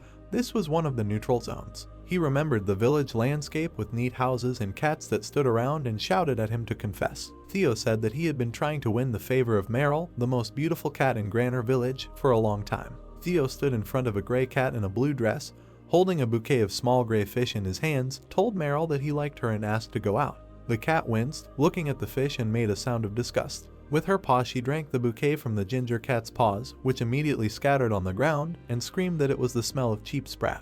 The cat proudly turned away, and Theo, amazed, asked her what it was. He had worked very long to collect this bouquet. The ginger cat turned around, hearing the voice of the black one, who laughed and told him to know his place and not to bother Meryl. The ginger one asked in amazement, is he Oren, the son of the richest cat in the village? The black cat in a purple tuxedo laughed, holding a red fish tied with a pink bow in his paws. He pulled the fish to the delighted Meryl, saying that isn't it a shame to give such a trifle to a lady? She is no less worthy of salmon. Theo screamed that she does not like fatty fish because she is afraid of getting fat. However, Meryl touched her cheeks with her paws in admiration, saying how beautiful it is. Theo stared at her in shock, tears in his eyes, his heart broken. The cat held out his paw trying to stop the cat, who was leaving with Oren, who had his arm around her, calling her to him and promising to treat her to a wonderful salmon steak. Theo grabbed Meryl's paw, stopping her. He looked at her as a boy cat, asking how all the times they spent together, their memories, they meant nothing to her. The black boy cat watched the cat shake. Oren, in the form of a boy cat, looked at her, saying that he saw that she was about to cry. Theo remembered how they ran through a green flowering meadow and told her to remember all the unforgettable days. Meryl angrily pulled her paw away. She, frowning darkly, asked the red-haired one what he was talking about. The cat angrily walked away, as if surrounded by lightning, shouting that she smiled at him a couple of times, and the rest he made up himself and constantly pursued her. Although she said 100 times that she did not like him, she was already tired of him. Meryl asked him to leave her alone with displeasure. She angrily pointed her finger, shouting that she could not stand cheap cats that smelled like Sprat. Theo looked at her in shock. He froze with tears in his eyes. Memories, like a photograph, fell into the distance. Theo said that Oren took him away from Meryl then. The red-haired cat put on a green cloak, took a purple bag in his hands and, crying, walked away from the village. Sejun, along with the rabbits, excitedly listened to the sad cat, who said that he then decided to become a traveling merchant in order to become rich and return for revenge. The guy watched as Theo, with his eyes closed, told him that he even bought equipment and a license to start this business with all his savings of 50 coins, and bought things to sell with the remaining 5 coins from a peddler. He remembered standing in the store when a green goblin came up to him, greeted him, and asked if he was the new traveling merchant. The goblin in a dark coat and hat extended his hand and said that his name was Scarum. If he needed anything, let him ask. Theo said that was how they met. He remembered how they were sitting in a cafe where there was a cute rabbit waitress and other customers. He asked if these were items from the world outside the tower. The goblin sitting with a mug of beer opposite the cat said that yes, they were very valuable. He was the only one he told about this. If he took them to the upper floors, there would be no end of customers. The creatures up there collect such things, some kind of hobby. The red cat looked at the goblin and asked why he was selling them for such a low price then. Scarum replied that it was because he liked him.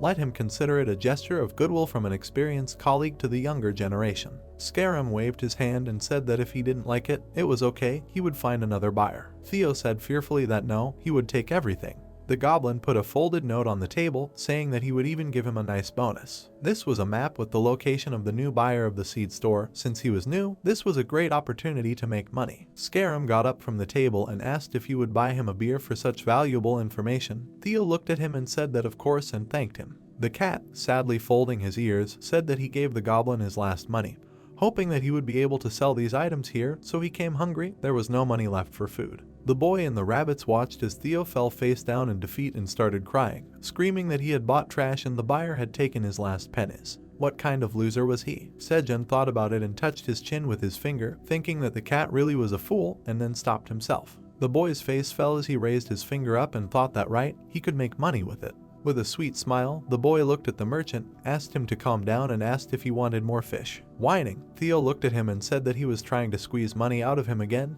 He was not a fool. Sejun replied that no, he really would treat him. The cat looked at him with huge pitiful eyes and asked, honestly. The farmer raised his finger up and said that in exchange, would he like to work with them? With a wide but fake smile, Sejun intertwined his fingers and asked what he would say. Tower Survival Diary. He found a new worker in the sense of a partner. Theo looked at the guy in surprise and asked if he wanted to cooperate. He waved his hand and said yes, he needed a seller for the vegetables he grew. The cat pointed at himself and asked if he thought he would do. The guy was surprised to see the cat sadly lower his ears and say if he had listened to him carefully, he was a simpleton and knew nothing about trade. Sejun confidently touched his chin with his finger and said that those who make no mistakes do nothing. His story rather endeared the guy to him than repelled him. The merchant asked, is that true? Sejun happily replied yes, addressing him as a partner, and called the guys. A rabbit in a straw hat with a wreath of flowers on his neck showed off sun loungers with an umbrella made of onions. Sejun lay in the sun lounger and sipped a drink from a glass with a straw. The guy and Theo lay on the sun loungers while the rabbits fanned them with large leaves. The boy turned to the merchant and asked, so he bought a product that he can't sell, and there is no money left for something, right? Theo sadly hung his head and said that yes, that's right. Sejun approached him and said that he wanted to offer mutually beneficial terms. It's simple, the cat sells his goods to people outside, and he will deduct a percentage from each sale. The merchant asked again, and the boy, looking at him, answered that all he needs to do is sell everything a little higher than the price he set. The rabbits were standing by the fire. The black one was holding a fish in his paws. Sejun, waving his hand, told the cat that the more goods he can sell, the more he will get. They will start with 3 or 5% of the total revenue. Theo stared ahead gloomily, thinking 3 or 5%. How much will he have to work for such pennies? He angrily sipped from a straw, thinking that the farmer wants to deceive him. Like everyone else, Sejun winked and told him not to be offended. He did not say the most important thing. The cat looked questioningly at the rabbit holding the fried fish in its paws when Sejun called to hurry up and bring it. The boy smiled and showed the fried fish that the rabbits were holding and said that their deal was not limited to money. Every week he would pay with 10 fried fish. What would he say to such terms of the deal? The cat, drooling, looked at the fish that the rabbit had placed on the stone between them and said that the fish smelled so delicious. Sejun held a glass of tomato juice and asked, "Can this be considered a yes?" The merchant turned away, remembering his offenders, and thought that he should not forget how he was treated. Let him be a smart cat and not get caught again. Saliva was running down the cat's pitiful face. He wiped his face with his paw and said that there were 10 more fish on top and he would think about it. Sejun looked at him with a very sly smile. He placed even more fried fish on the stone and said that even all 15. Today he is in a good mood. The cat meowed in amazement. He stretched his clawed paws towards the fried fish, drooling, wagging his ears, asking, 15 more makes 25 fried fish. Sejun crossed his arms and said that in addition to the weekly fee, he can eat from them every time he comes. The red-haired asked, "Really?" Pursing his lips, the farmer said that he can eat as much as he can. Theo touched his cheeks with his paws in admiration, asking, "How much can he fit?" Sejun stood up and, clenching his fists, asked if there is paper. The merchant stretched out his paw, saying that now. He placed the paper and pen on the stone. Sejun decisively waved the pen. At the bottom of the paper was written side A Sejun, side B Theo. The man put his finger, and the cat put his paw. Hugging Theo, the guy said with a smile that they have signed the contract. The cat with the ink-stained paw opened its mouth in fear, screaming that it was too distracted by the fish to realize it had signed a contract.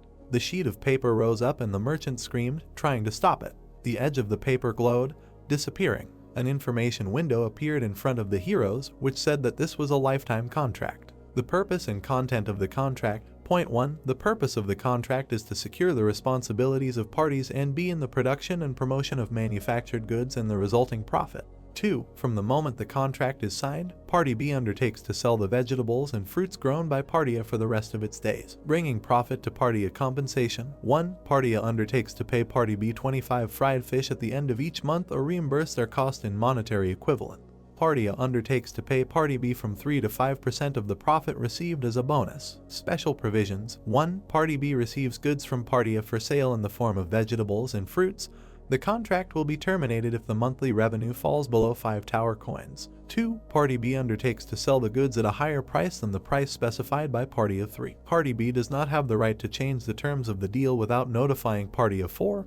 Party B undertakes to use a Meow accent when selling goods. Party A is Sejun, Party B is Theo. The boy looked at the information window and said that he heard that contracts signed in the tower are almost impossible to break, and he always wondered why it could not be erased or rejected, but now he understands that this way the parties definitely will not violate their obligations. The cat sadly lowered his head, asking what he was thinking when he signed this contract. He displeasedly poked his paw at the contract and asked, "What is this point for in the special provisions? What other Meow accent? Do they mean the Granner dialect? How shameful." Theo beat his tail on the ground in displeasure, and the boy laughed and said that in time he would understand all the delights of Meow. He extended his hand, but the cat snatched his paw away and said that if he had anything at all, the first point of the special conditions would come out. If he did not work well, the contract would be terminated. Sejun patted the cat on the head, telling him not to worry about it. The sales would definitely be big. He believed in him. Theo, the cat seller. The guy stroked the cat's neck. The cat fiddled with its paws, thinking that it sounded cute, while the guy thought that he was very simple-minded. The guy was surprised to hear Theo's question, what should he sell? Closing his eyes, he answered that for now only cherry tomatoes. The cat looked at him in surprise and asked again. Sejun plucked one tomato from the branch. He handed it to the cat. The cat asked, "What is it?" Theo held the tomato in his paw, thinking that the item was magic cherry tomatoes. It increased the speed of mana replenishment, and asked out loud, how much should he sell them for? He thought he would be lucky if someone took it for 1/100th of a coin. Why would an awakened person buy tomatoes anyway? Sejun crossed his arms and told the amazed cat that they should sell for 5/100ths of a coin each. Theo asked what kind of idiot would buy tomatoes for that price. He looked at the fruit he was holding and wondered what was so special about it. Although, even if he couldn't earn 5 tower coins in a month, he could still eat fish. The cat looked at the guy who crossed his arms and asked how much he should take for the first sale. The white rabbits brought fried fish wrapped in a leaf and cherry tomatoes in a green basket. Sejun replied 1,000. He showed off the groceries and said that his 25 fish were already fried and ready, could he carry it all? The cat unfolded the purple cloth, saying yes, he would put it all in the handkerchief. It is enchanted with the magic of expanding space and reducing weight. It can hold a lot of things and does not spoil for a long time. Theo exclaimed, throwing the cloth over the products. The scarf twirled, surrounded by a bright glow, as if sucking in tomatoes and fish, and then fell to the ground in the form of a purple bag with drawstrings. The cat put it on his shoulders like a backpack, hiding it under his cloak. Sejun looked at it and said that it was very convenient. The merchant looked at the guy and said goodbye. The farmer, along with the bee and rabbits, waved their paws to the cat. A few days later, the 38th floor of the tower, a red monster, similar to a giant moth, growled, standing in front of the hunter, who shouted that there was another one and ordered to surround. With sharp paws, the monster hit the man's shield. The comrades shot fireballs at the monster. With a quick movement of the sword, the brunette in a black suit cut off the monster's head. Exhaling, he hid the sword behind his back. Standing next to the carcass, his comrades clapped their hands, shouting that Dongshik was good. No wonder he was the leader of the Phoenix Guild. Words were heard that he said that he would finish them off with one blow. The man looked at the blonde, who winked coquettishly and said that enough praise, let them collect the loot. And he was keeping an eye on Jessica with both eyes so that it wouldn't be like last time. The blonde said that she loved the leader. Dongshik crossed his arms, saying that, oh, this girl. A rustling sound was heard in the bushes behind him. The man turned around, hearing this. The hunters turned around. The leader reached for the sword, asking, is someone coming? The cat stretched out his paw and called the people. Taking off his hood, Theo asked if they wanted to buy some useful things. Dongshik looked at him in surprise. The guild members gathered around the cat, saying that he was a traveling cat merchant. Theo meowed every other word and wished everyone good health. The girls covered their eyes in affection, shouting how cute he meowed. Let them look at his paws. The cat, meowing, asked in surprise, cute. He remembered how Sejun pointed his finger and said that he would see that the meow accent works wonders on people. It would immediately capture their attention, and thought that the farmer was not lying. The cat put down a basket of cherry tomatoes, saying that they should look at what he brought. The people picked up a tomato, asking what a cherry tomato was. The man in the cloak asked, is he selling food? Dongshik turned away, saying that he would rather sell meat or bread, not some tomatoes. Theo crossed his paws, saying that they were naive people. He knew they would say that. These were not simple tomatoes. The guy asked in surprise, what kind? The cat standing by the basket told them to look at their stats. The people looked at the tomatoes in surprise, asking, is this an item? A blue information window appeared in front of the guy in the black cloak. He read that it was a magic cherry tomato, increasing MP by 100th for 10 minutes, and said that it was somehow meaningless. How much did it cost? He was amazed to hear that 500ths of a tower coin per piece.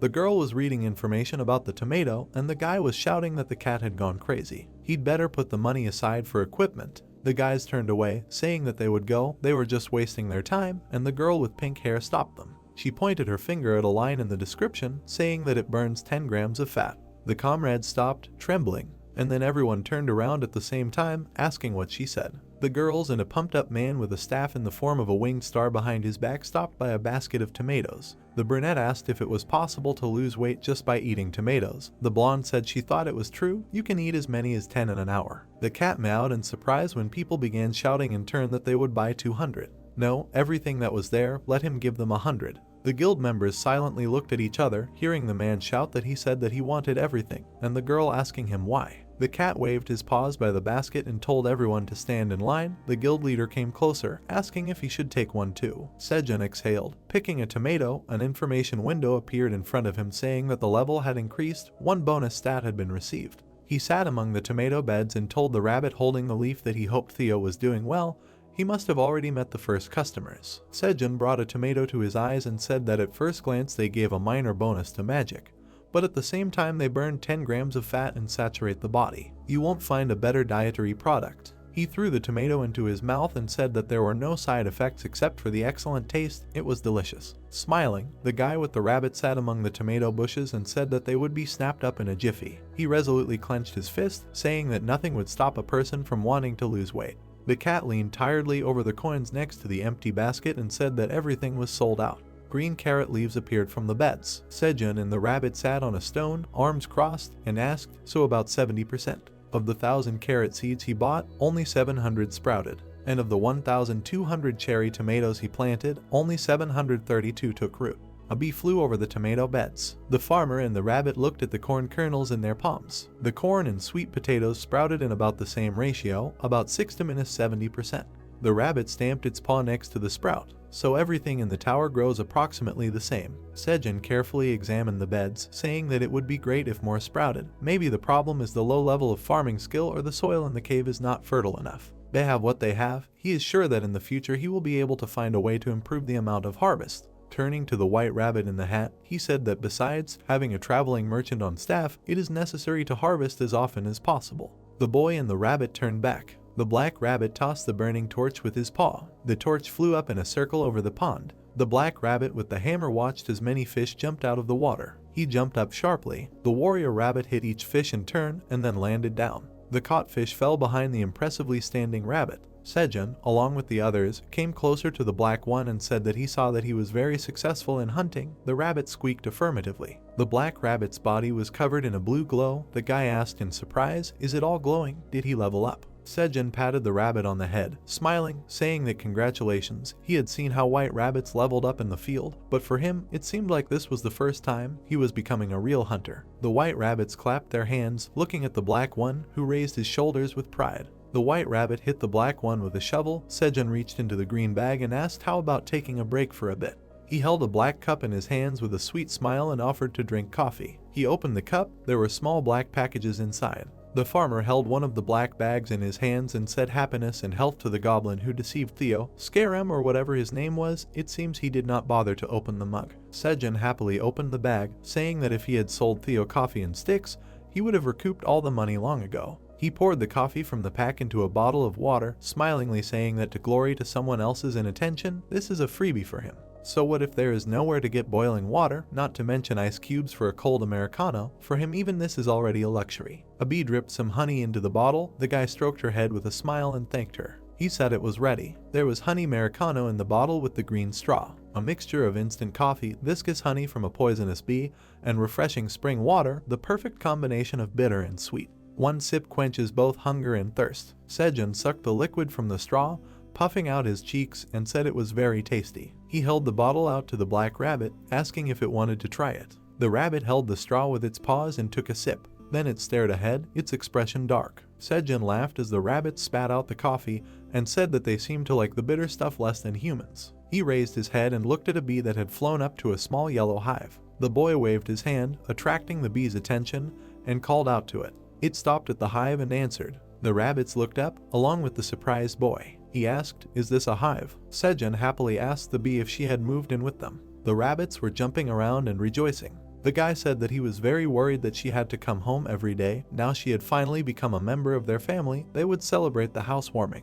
The guy looked in surprise at the blue information window that appeared in front of him, which said that a new task had been received. Send 10 cherry tomatoes to the manager, no reward, refusal is disappointment. Sejun laughed slyly, covering his face with his palm, and thought that he had dragged out the last quest for too long, as if the manager had realized that after the deal with Theo, he didn't need him. All the death threats had disappeared somewhere, but pressure on pity appeared. Funny, okay, so be it. The farmer held the sheet of paper from which the tomatoes were disappearing and looked at the blue information window, which said that the task was completed. Then a message appeared that the tower manager was grateful for his generosity. Sejun crossed his arms over his chest and said that he could say thank you. It was fantastic. Suddenly the guy froze in surprise, and then he leaned his hand against the wall, hanging his head in dismay, saying that she said it like a typical bitch. The stone house had a red roof. The goblin's green hand slammed a mug of beer on the table. Scarum was sitting at the table with 2 other goblins and said that he couldn't figure out where the red cat had gone. One goblin asked the cat that had bought all his junk. The second one said how he had been deceived, had sold all the trash at an exorbitant price.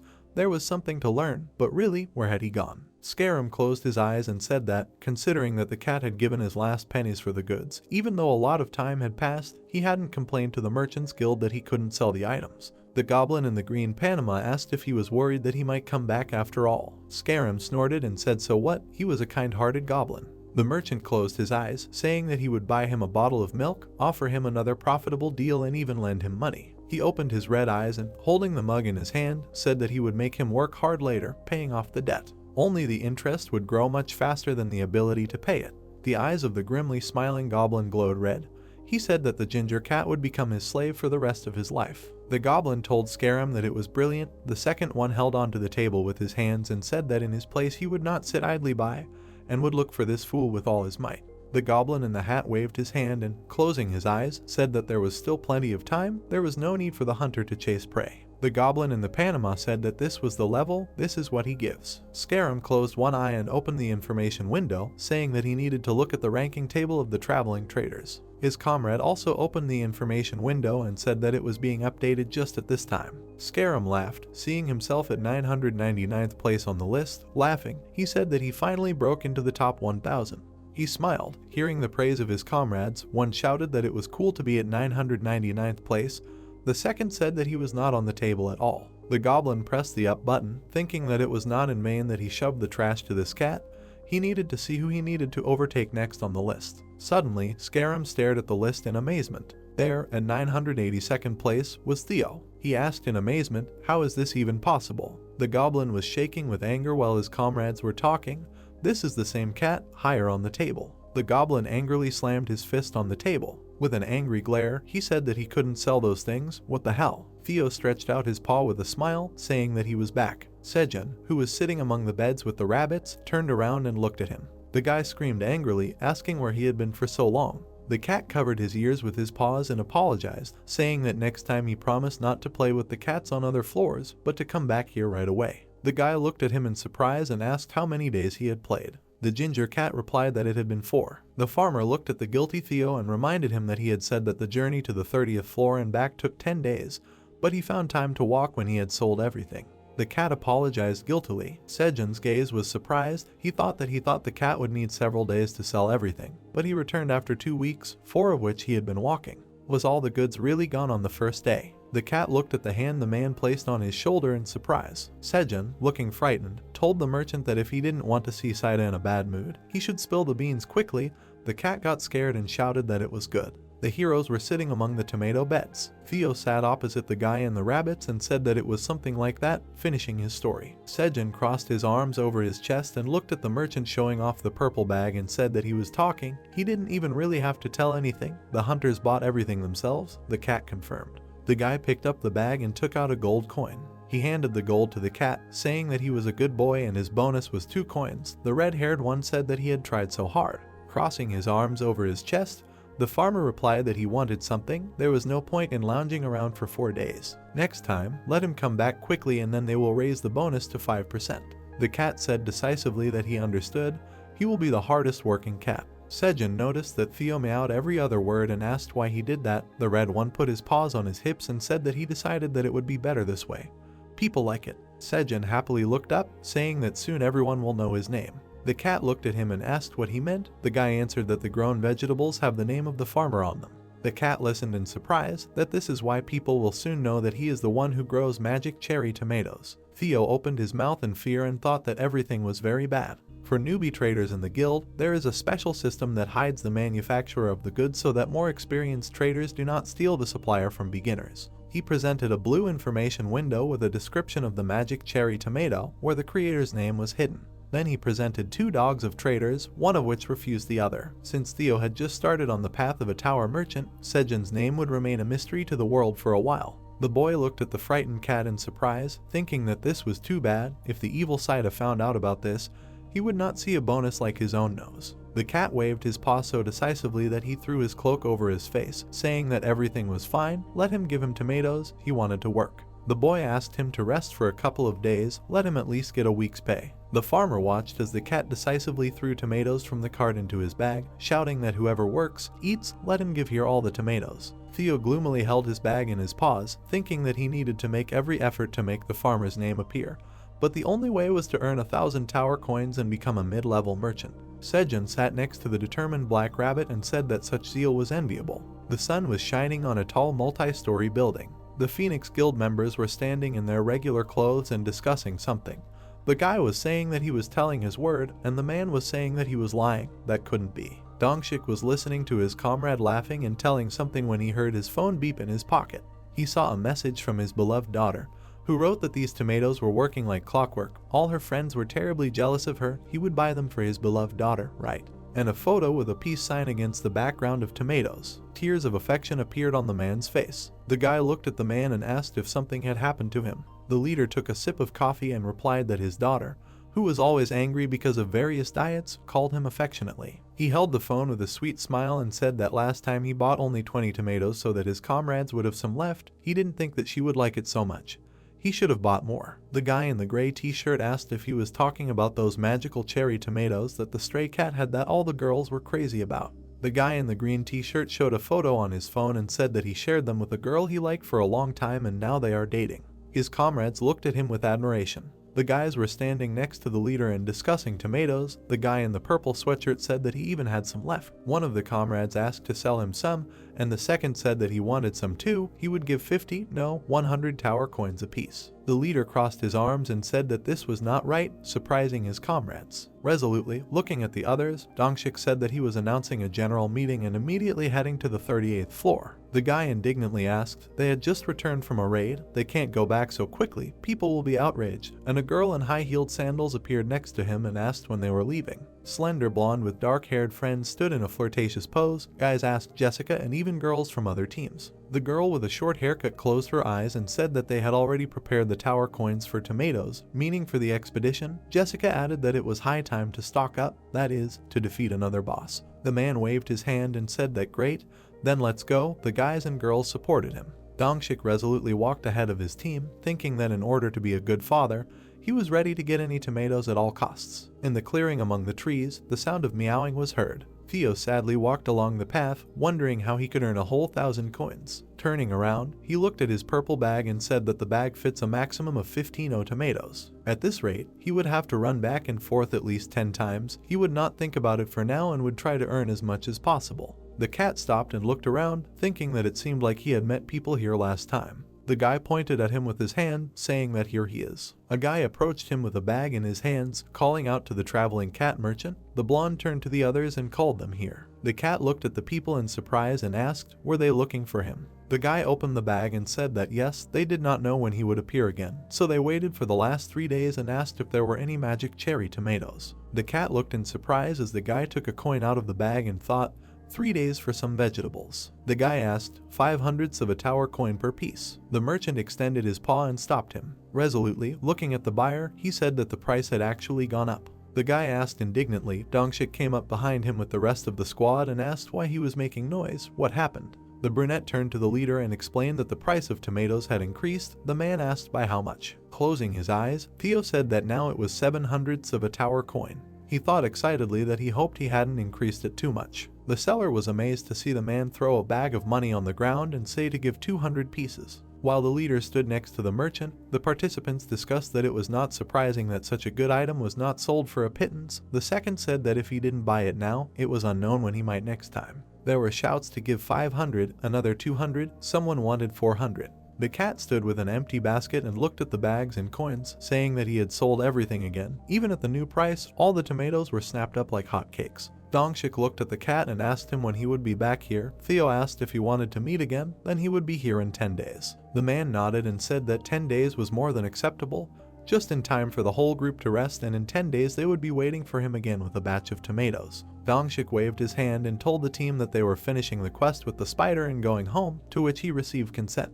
Theo meowed slyly and, laughing, thought that these were the first regular customers. 1,000 coins were just around the corner. He was quite thinking about how he needed to quickly achieve a promotion in rank so that the name of the tomato producer was not hidden, when he heard how he was addressed. 3 girls approached the merchant. One leaned over and called him Mr. Cat. The girls looked at each other. One of them asked her friend if he looked exactly like him, to which the second replied that yes, he looked very similar. The cat looked at the girl with displeasure and said that he was Theo, not Mr. Cat. The brunette was surprised and apologized, and then introduced herself as Sua. The ginger cat looked at the girl and asked what did you mean exactly the same, to which she replied that he looked like another cat.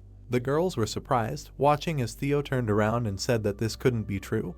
He was the most beautiful cat in the world, let them forgive him, but he had business to attend to. Sua was rummaging through her bag and asked the cat to wait. She handed him a small red rectangular package. The girl handed the treat to the cat and asked if he wanted a Korean cat treat. The merchant opened his mouth, accepting the treat, and asked what it was. He only eats fried fish. After trying the treat, the cat made a delighted sound and began to lick it from the package, asking what kind of taste it had. It smelled like fish, but the taste was so bright, it melted in his mouth.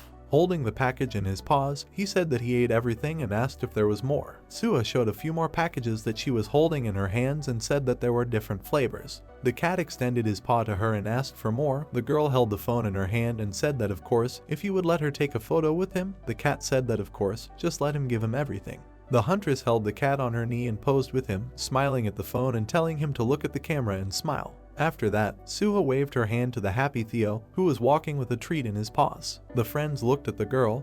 The gray-haired one said that it was the first time she saw someone come to the tower with cat treats. He is even cuter than they said, right? The brunette with a short haircut said that the girl smiles so sincerely.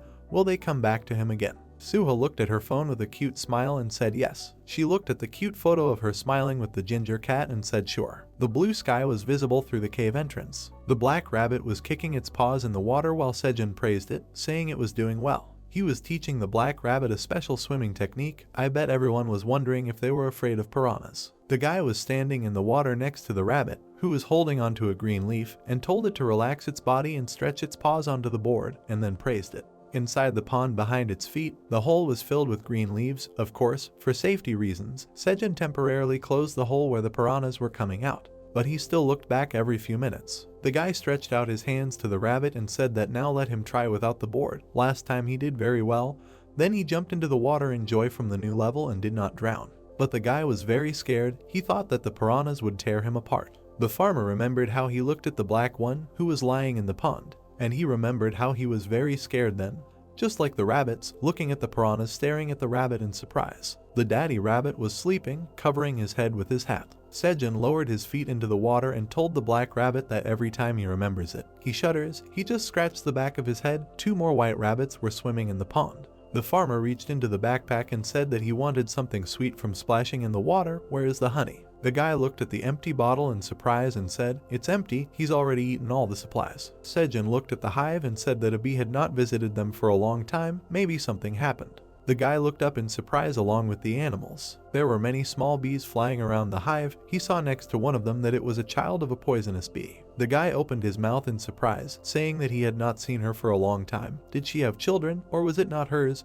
And how come he had not noticed before? The hero looked at the tomato beds and said that maybe he should congratulate the bee on her housewarming again, since that was the case. He looked at the shoot with tomato flowers and said that he would not have to look for a gift for long. The babies looked out of the hive when he called the bee. The bee babies flew around the hive, looking at the guy who was standing with the flower, waving his hand and calling her to come out for a minute. Sejun looked at the hive and said that he wanted to congratulate her. The bee's eyes lit up an angry red color. The guy got scared, the rabbits ran away, and the black one began to materialize a hammer. The guy asked, what are they doing? A big bee was sitting in the hive and heard the guy screaming that it was not necessary.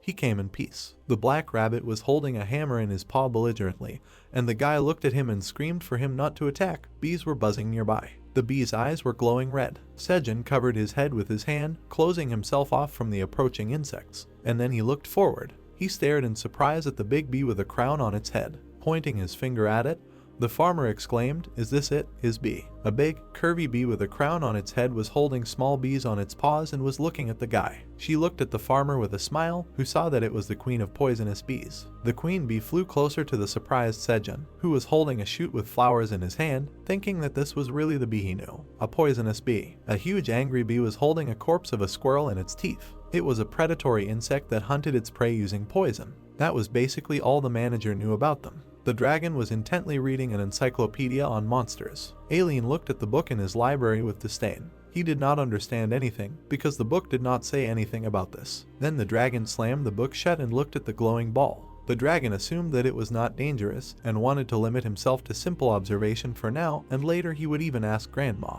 In this glowing ball, they were watching the main character and the queen bee. In fact, Alien had one last resort. The queen bee and her troop were hovering near the frightened protagonist. The queen bee became embarrassed and smiled. The farmer asked her if she was that bee. The protagonist looked dumbfounded and the furious rabbit looked at the bee. The guy noticed that bee's appearance had changed a lot. The queen bee had acquired a more feminine and human-like appearance. Bee had once started feeding on nectar from the Sejun farm.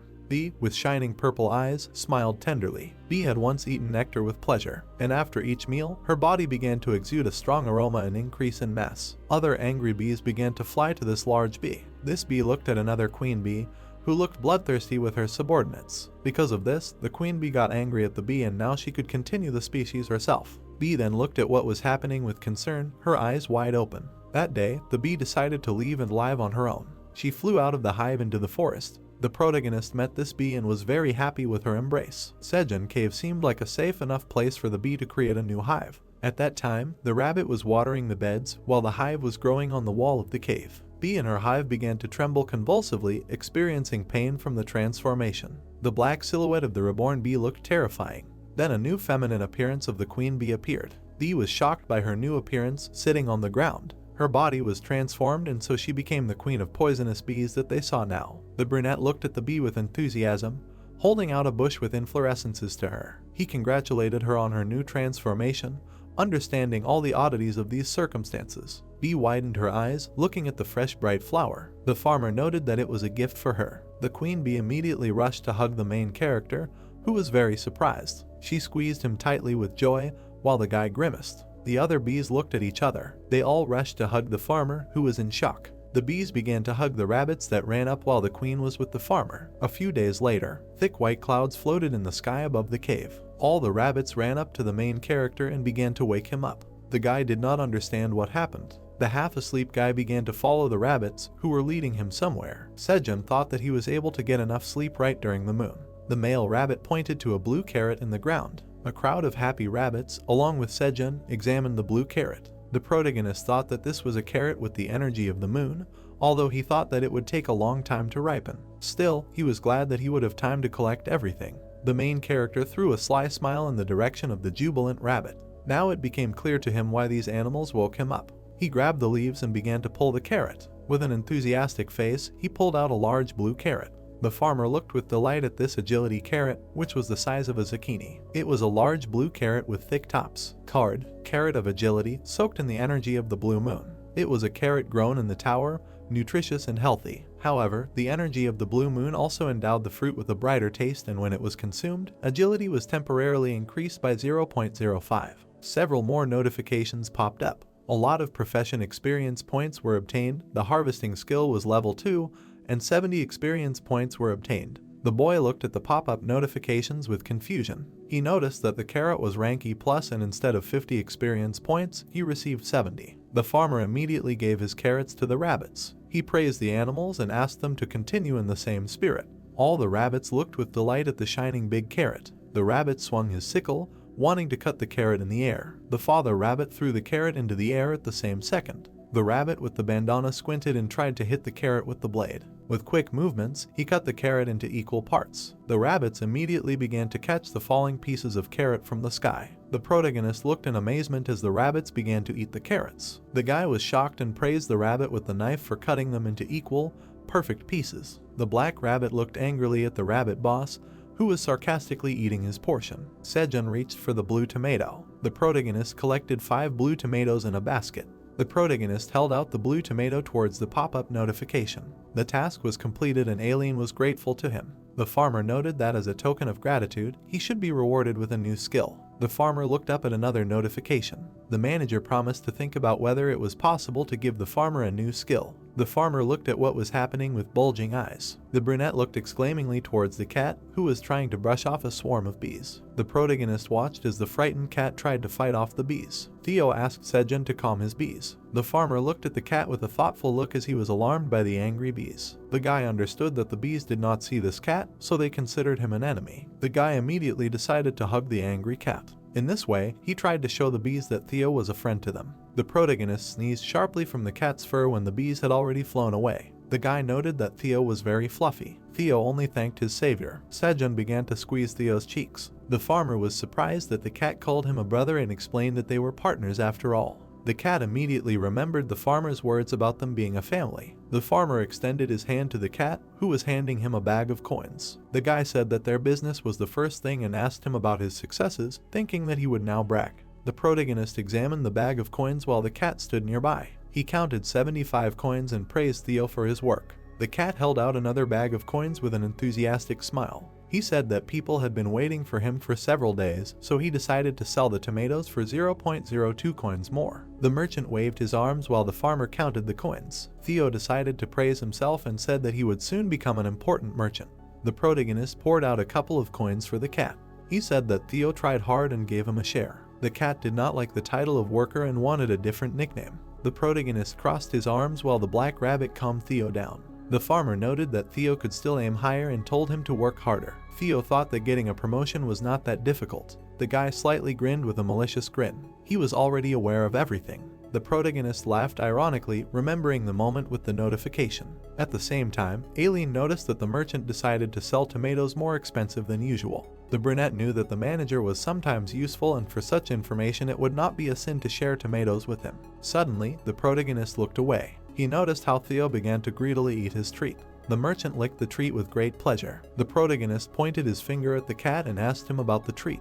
Theo answered that it was churro. The protagonist was slightly surprised while the cat was holding a whole bag of churro. The guy did not know where the cat got so many goodies from. Theo said that people gave him for a joint photo, and these churros had different flavors. The protagonist looked at the eating cat in surprise. The guy was shocked that people fed him. There were two ways to bring something into the tower. The first one was through falling into the portal. Actually, that's how he ended up here with a backpack. A black backpack with groceries was standing on the ground. Only other people ended up on the first floor and sold all the things they had with them to get the starting capital. The second way implied that the awakened hunter would bring things with him to the tower. People passed through the blue portal with backpacks. It was said that the total weight of the things brought in was limited to 1 kilogram, but you could take out as many things as you wanted without restrictions. Usually, all sorts of nonsense was brought into the tower. These were special smartphones called hunter phones. It was a solar-powered device that kept the sun off the tower. It was a must for hunters to stay in touch, take notes, and take photos of the area. There were also rations and packs of cigarettes. It was a hunter's dry ration and the only cigarettes available in the tower. There were also other things that might be useful in the tower. The farmer crossed his arms and looked thoughtful. He realized that someone had brought a churra into the tower to treat the cat.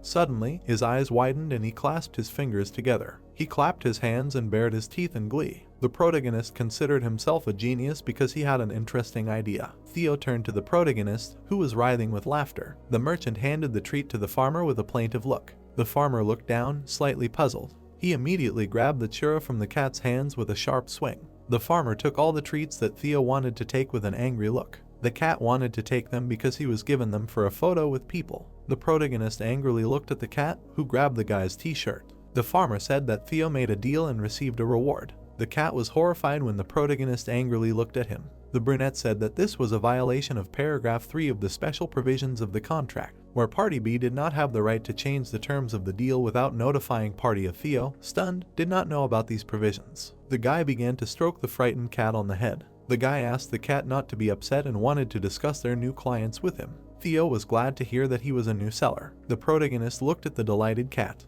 The guy explained that the cat would only become a seller for 1 hour, and if he made profitable deals in the future, he would become a seller for many hours. The brunette picked up the red and happy cat. The protagonist sat with the cat in an embrace while the rabbits fried fish. He told Theo to sit down and asked him if he liked sitting by the fire. A happy cat was lying on the legs of the guy who was going to give him the churra. He explained to the cat that he could lie down more comfortably and eat the treat. The rabbit watched with a smile as the farmer stroked and fed the cat. Theo was very happy with such an attitude towards the sellers. The happy cat ate the treat with pleasure. He experienced the best feeling in the world. The cat enthusiastically spread his paws, lying on the farmer's legs. Sejun asked the cat if he liked the treat. Theo said that now he would like to try fried fish. The protagonist held the fish by the fire while the cat finished the treat. The brunette said that everything was ready and he would soon serve the fish. The protagonist suddenly called out to the sitting cat.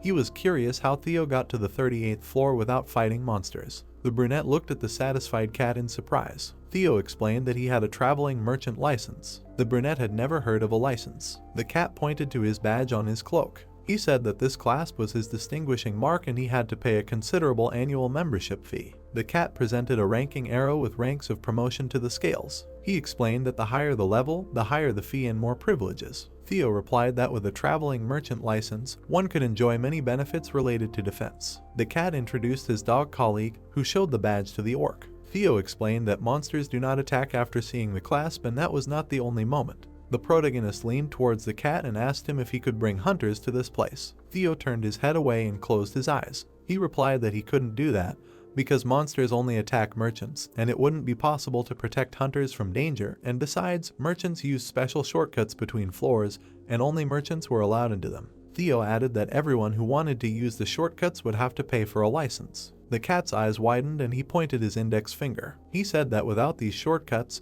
he wouldn't have gotten to the 38th floor in just 5 days. The protagonist looked at the sitting cat in shock. He asked the merchant what floor they were on then. Theo added that they were on the 99th floor. The protagonist was stunned. His eyes widened and he was surprised by such news. The cat put his paws on the ground and looked at the guy with a smile. He asked the brunette if he really didn't know about it. The brunette was suddenly stunned and wilted, hearing about the 99th floor. He immediately fell to the ground, leaning his hands on the ground. The cat immediately exclaimed and thought that the boy had become ill. The protagonist looked down with a downcast look. He thought that Theo was not able to use teleports like hunters, so it took him 10 days to get to the 38th floor and back. The protagonist was stunned and turned white. He tried to pull himself together, thinking that it did not change anything, because he just found out what floor he was on.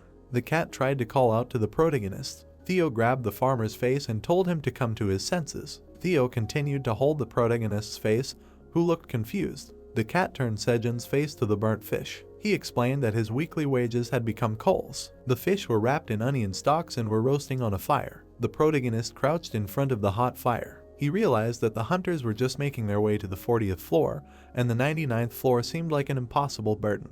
The guy decided that he should give up trying to escape from this place. The protagonist was frying fish over a fire while the cat was giving him instructions. Theo told the farmer to fry everything thoroughly so as not to do it like last time, and this was the seller's order. Sejun stared at the cat, whose eyes bulged. The guy noted that the cat's hour had already passed, and this scared the merchant. The cat immediately began to get upset and sad. Suddenly, the protagonist caught the clasp on the cat, realizing that it was supposed to help. At this time, the hunters were sitting on the rocks on the pass. One of the hunters was looking at his briefcase and was indignant since they were running out of not only potions, but also provisions. They understood that there were too many monsters in the area to carry all the wounded to the exit. The hunter had already given up hope when suddenly a man's foot in Bast's shoes appeared. The guy thought that they were about to die when suddenly the protagonist came up to them and offered to help them. The protagonist and the merchant appeared in front of the guys with an enthusiastic look. He asked them if they wanted to look at a couple of things, because they were having a sale. All the guys immediately got excited when they saw the merchants. They realized that it was the legendary traveling merchant and farmer Sejun with his ginger cat. The protagonist adjusted his hat and realized that the rumor about him had spread quickly. All the hunters were pulling out their bags of coins to exchange for food. They wanted to buy up all the things for coins. The cat told the enraged hunters to stand in line. In fact, Sejun was just imagining it. The protagonist looked at the cat with enthusiasm. He asked Theo if he could also become a traveling merchant. Theo explained that the farmer was not a native of the tower. Theo put his paw to his muzzle and smiled. He replied that only those born in the tower could become traders. The boy immediately became sad and disappointed. The cat closed his eyes sarcastically, while Sejun was angry and clenched his fists. Theo added that, unfortunately for the boy, he would have to give up this idea. Sejun grabbed his head and began to scream, which made the rabbit and the cat freeze. The boy screamed with all his might into the hole of the cave at the hopelessness of the situation. The family of rabbits looked on worriedly. A flock of bees also did not stand aside and looked back at the boy's screams. The dragon also heard these screams and raised its head up. All the animals began to gather in a group and come closer to the farmer. The cat jumped on the rabbit's head, while Sejun was sadly on the side. Theo explained that he was very scared. The protagonist closed his eyes and thought that nothing terrible had happened, and he should have prepared for difficulties when he jumped into the portal. Sejun raised his head and closed his eyes. He understood that it was too late, since he would not be able to get out of here. A bee flew up to the protagonist, who was looking up. He noted that at least he would live the rest of his life in pleasure. Red ripe tomatoes lay on a plate. The girl was sitting on the couch in front of her blonde boss. The man asked the brunette if these were the famous tomatoes among hunters. The girl answered that they were. The blonde looked at the girl, who crossed her legs and arms. She answered that her brother, a member of the Phoenix Guild, bought a couple of tomatoes on his last foray and said that some stray cat was selling them. It was Jenny, being the executive director of the Easter Pharmaceutical Company. She crossed her arms and explained that she couldn't see it herself and asked her boss to look at the status window. The blonde man was Mikhail McLaren, the deputy director of Gagel Food. He was carefully examining the magic cherry tomatoes in front of the status window. Jenny closed her eyes while McLaren leaned back in his chair. He asked the CEO what she had suggested they do with the tomatoes. She asked him ironically if McLaren himself, being the deputy director of a company that owned 39% of the world's agricultural market, had lost his entrepreneurial instinct. The man looked at the girl sarcastically. He reminded her of her position, in which she had no right to open her mouth without thinking. The brunette immediately snapped her fingers. Jenny looked up as notifications with body characteristics popped up from the status window. McLaren looked dumbfounded at the blue holograms with a human body. McLaren immediately jumped up from his chair while Jenny pointed at the hologram. She replied that they had not been able to extract the component that gave tomatoes such an effect, which did not exclude the outstanding features of these vegetables. The blonde slapped the table and sighed heavily. He asked her what she was suggesting, telling her that she herself was able to monopolize this industry. Jenny was sitting on the couch, crossing her arms and legs. She turned to Mr. Vice President, explaining that she needed his unsuccessful developments on the farming and the tower project. Jenny got up from the couch and was going to come closer to McLaren. He did not understand how she knew about all this. Jenny stood in front of the blonde's table, holding out her hand. She assured him that he should again earn the trust of his father, the director of the company. McLaren looked at how Jenny was sorting out tomatoes on a plate. She heard that soon there would be elections for a new chairman of the company due to the illness of the current one. The brunette held out a tomato to McLaren. She tried to find out his opinion, saying that this tomato looked extremely appetizing. With a sly grin, McLaren reached for the tomato. He threw it into his mouth. McLaren clenched his fists in pleasure and the taste of the tomato. The brunette watched as McLaren laughed loudly. The blonde closed his eyes and bowed his head. Jenny frowned at the empty plate that McLaren handed her. He asked her if there were any more tomatoes that were that delicious. She replied that he had already eaten part of it, so she told him to go to the tower and buy some himself. There were tasks written on the ground, circled. The protagonist explained the further plan of action to all the animals. He noted that since they had been here for a long time, they needed to work through all the inconveniences that had arisen, get new tools and devices. The protagonist thoughtfully looked up at the clear sky. He was still going to explore the area for safety. Sejun looked at the cat, who enthusiastically raised his paws. He asked Theo if there were any monsters near the cave. The merchant said that there was no one in the area, but there was only one, but very far away. Sejun stared at the cat. He was curious about what kind of monster it was. The cat said that it was a scarlet bear. The main character remembered that same scarlet bear with horror. The protagonist closed his eyes, while the rabbits trembled convulsively near the cunning cat.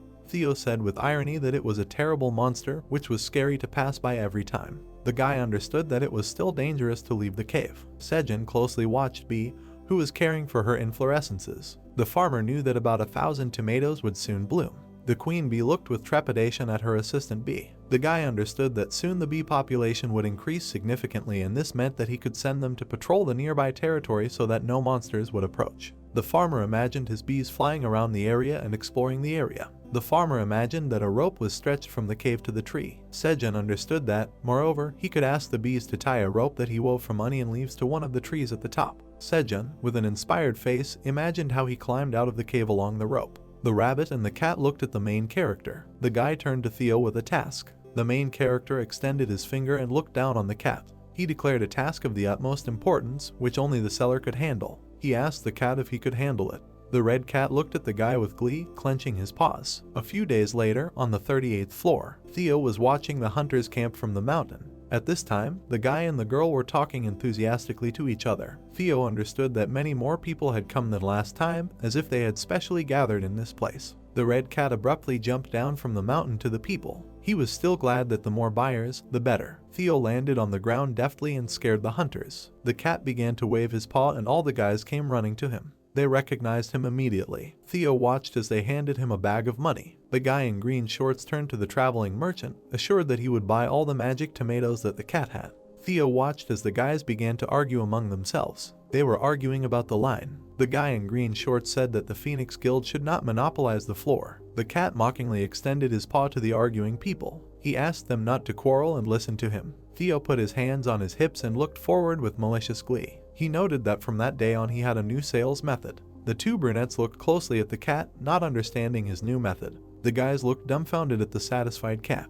He said that he would sell 500 tomatoes to the one who offered the best price. The merchant extended his claws, holding a basket of tomatoes. He explained that whoever did not bring him money could not stay here for long and set the starting price for 500 magic tomatoes, 35 tower coins. The protagonist realized that the popularity of magic tomatoes outside the tower was much greater than he expected. The protagonist watched as the rabbits happily picked tomatoes. He took into account that some girls were trying to feed Theo a churro. It seemed that the tomatoes caused a real fight. The protagonist sat on a stone with a rabbit and drank a cocktail. He said that since the number of people wanting to buy tomatoes will increase, and they cannot expand so quickly, the best way to rip off a large jackpot from buyers is to hold an auction. The protagonist began to drink his cocktail. He said that he asked Theo to do a couple more small tasks and wanted to test his skills as a seller since such an opportunity arose. Sejun began to stretch along with the black rabbit. He wanted to get to work and ordered the rabbit to get fish for dinner. The protagonist looked at the additional task card in surprise. The task said to give the tower manager a cocktail of tomato juice and honey, which they constantly drank. The reward was a class skill and a refusal in the form of bitter disappointment. The farmer threw up his hands and was indignant in front of the card. He understood that it would take a long time to squeeze these tomatoes and was going to do the main work and get to the additional task later. A bunch of notifications popped up. The manager demanded that the guy complete this task right now. Alien argued that Sejun was obliged to complete the task now because he had prepared an amazing class skill that would be to his liking. Sejun crossed his arms and looked at the notification in bewilderment. He ironically joked that Alien seriously wanted to show off the skill or just drink tomato juice, intending to ask for this skill in advance. The protagonist stared at the notifications from the manager. Alien replied that he had to complete the task first, as these were the rules of the tower and there was nothing he could do about it. The protagonist began to leave with a satisfied smile, intending to complete the task. Sejun began to treat all the rabbits with tomato juice. He suddenly wanted tomato juice, so he squeezed hundreds of tomatoes and added some honey, which the rabbits liked. The protagonist began to collect the tomatoes in a basket. The rabbits liked the cocktail so much that they wanted more. The protagonist sighed heavily,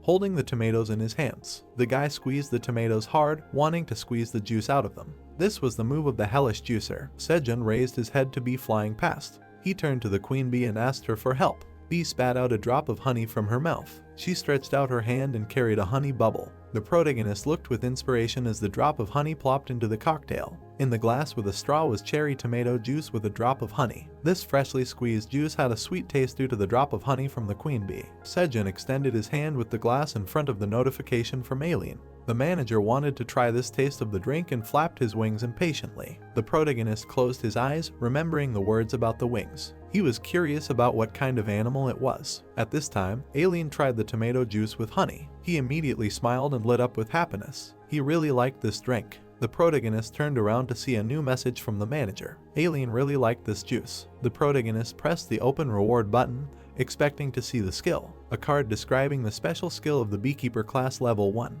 This skill allowed you to register one beehive. The farmer's eyes widened and he was very surprised by such a beekeeping skill. Card description of the skill applies the effect of ownership to the hive. Bees with this skill will not attack the owner, and many other useful nuances. The protagonist clenched his fists with joy, looking at the status window. He already thought that all the bees would leave with him when he got out of the cave, but with this skill everything would be different.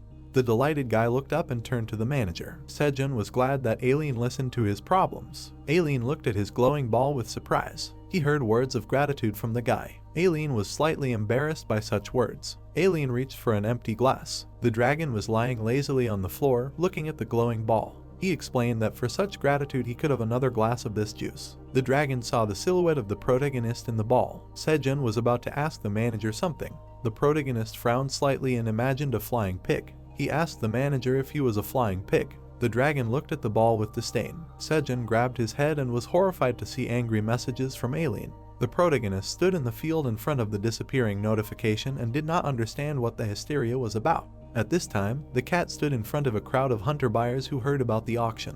Dongshik looked at the guys from the side, dumbfounded. He understood that if he returned to his daughter without tomatoes, his reputation as a loving father would be ruined. He immediately raised his hand and named his price of 41 coins. Suha looked at her leader Dongshik and dumbfounded.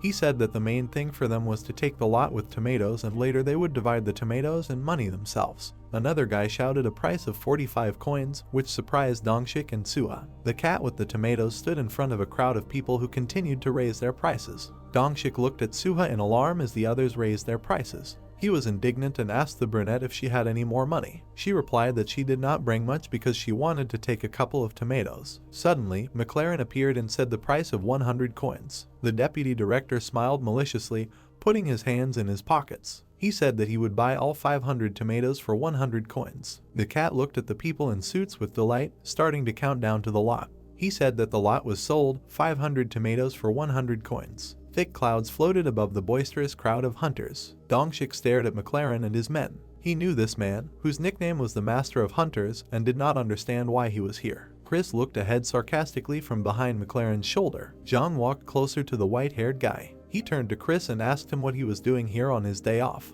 The guy immediately put his hand on his head and politely bowed. He explained that his sister asked to bring Mr. McLaren here and apologized. The leader understood that McLaren was the brother of the director of a pharmaceutical company. Dongshik immediately bared his teeth, realizing that he would have to compete with large corporations. He did not think that the rumor about tomatoes would spread so quickly. The cat stood with another full basket and was about to open the next lot. Dongshik understood that there were only 2 rounds of the auction left and he needed to win at least one. Theo waved his paw to the guys, declaring that the auction for the next lot would begin now. The starting price was already 35 coins. Dongshik shouted out his price of 60 coins, realizing that he had to buy it out. The leader then looked angrily at McLaren, who was trying to take the lot for 100 coins again.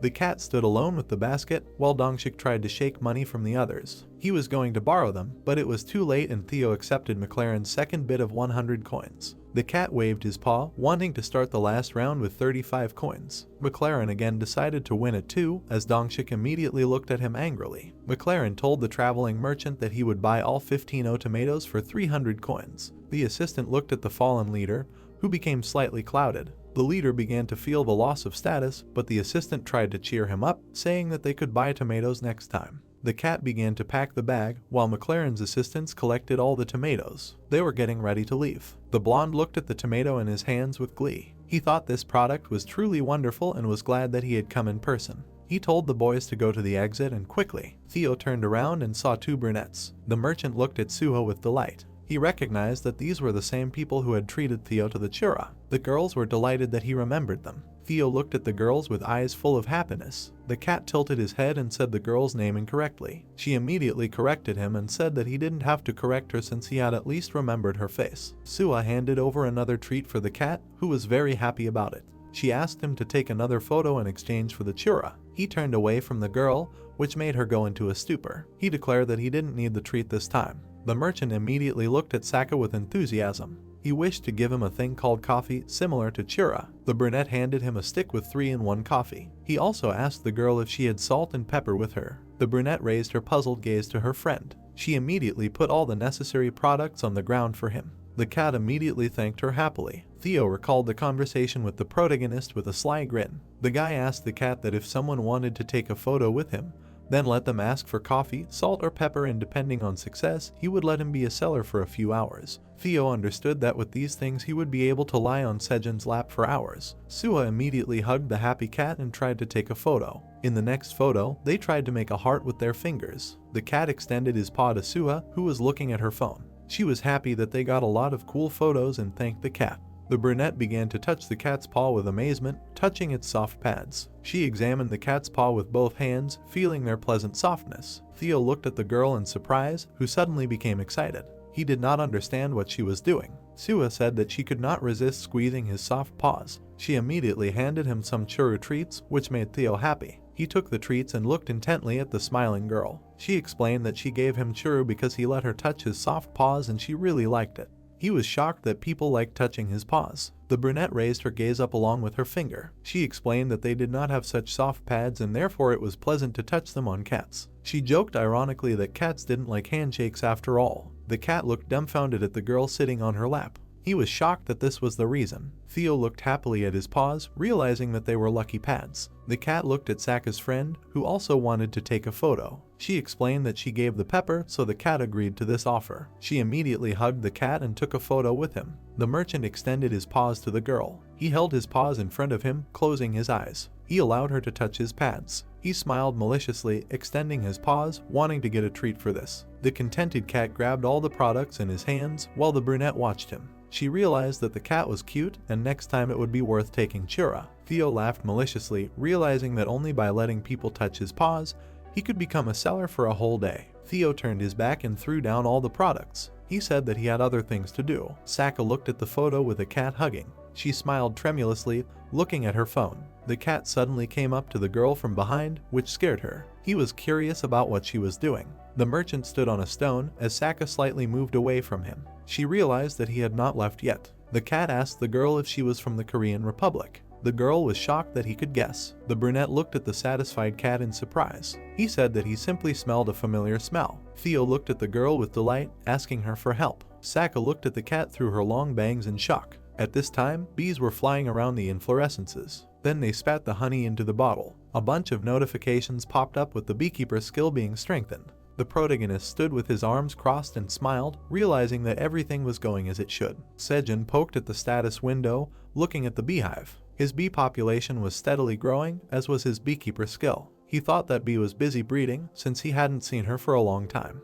The protagonist stared at the description of the strengthened beekeeper skill, trying to figure out what had changed. He noticed that the hive mastery had increased from level 1 to level 2, and if he could split the hives, he could also connect the second one. Sejun looked at the flying bees near the bottle of honey. The brunette realized that he should find some kind of container for honey and use the bottle for other needs. The farmer bent over the carrot and was going to pull it out. He was going to work on a new honey collecting vessel later. The guy tried to call out to his rabbits from afar. He raised a large carrot in front of him and decided to have lunch. A bunch of notifications popped up with the harvest skill in collecting agility carrots. After yesterday's blue moon, he was able to collect a couple of lunar carrots. All the rabbits looked at this large carrot with shining eyes. In addition, he pulled out a few more ordinary fruits. He began to distribute one carrot to each rabbit. The number of vegetables grown in the cave increased by 1. The protagonist forced the rabbits to bow down in front of him along with the raised carrot. Then they sat together by the fire and ate the carrots. Sejun looked in surprise at the agility carrot in his hands. It was a large agility carrot with thick tops. A card appeared with a description of the carrot boost, which, when consumed, temporarily increased agility by 0.1 for 10 minutes. The farmer sat next to the black rabbit and ate the carrots with gusto. He understood that they even improved his eyesight and therefore decided to save up more carrots to sell them later like hot cakes. The guy decided to have a quick snack and run to collect the rest of the fruits. The rabbits were carrying a bunch of carrots on a cart. Other rabbits were putting the cut carrots on the stems. The protagonist was pulling carrots out of the ground, which the rabbits were taking away. Sejun noticed how the black rabbit fell to the ground exhausted. He and the white rabbit were staring at the black rabbit. They noticed that the black one decided to cheat and decided to quietly gnaw on the carrots. The protagonist turned towards the rabbits, who continued to stack the carrots. He realized that there was no place to store them and decided to finish collecting for today. The guy held the carrot and saw new pop-up notifications about skill and level increase. He looked at the messages in surprise, realizing that he reached level 10 and received a new quest. He did not understand when he managed to get to this level and noticed the message with the quest. Sejun looked dumbfounded at the message from the manager, which said that alien had nothing to do with it. Messages with a quest. It was a class council at level 10. In order to get new skills, you had to complete the quest and move on to the next level. The brunette looked at the status window in confusion, realizing about the cool quest that he had heard about it. The main character imagined fighters fighting with huge orcs. Hunters received quests related to fighting to exterminate different monsters and all that. Sejun touched the black rabbit, looking at the blue status window with a grin. He really hoped that the farmer would not have anything like this, and received a task to increase the area of the farm by tens of square meters. Half of the field was sown, and the other was empty. He understood that it would be very easy. New messages appeared. The task was completed, and as a reward he received level 11 and 1 bonus stat, plus 10 tower coins and 1 class point.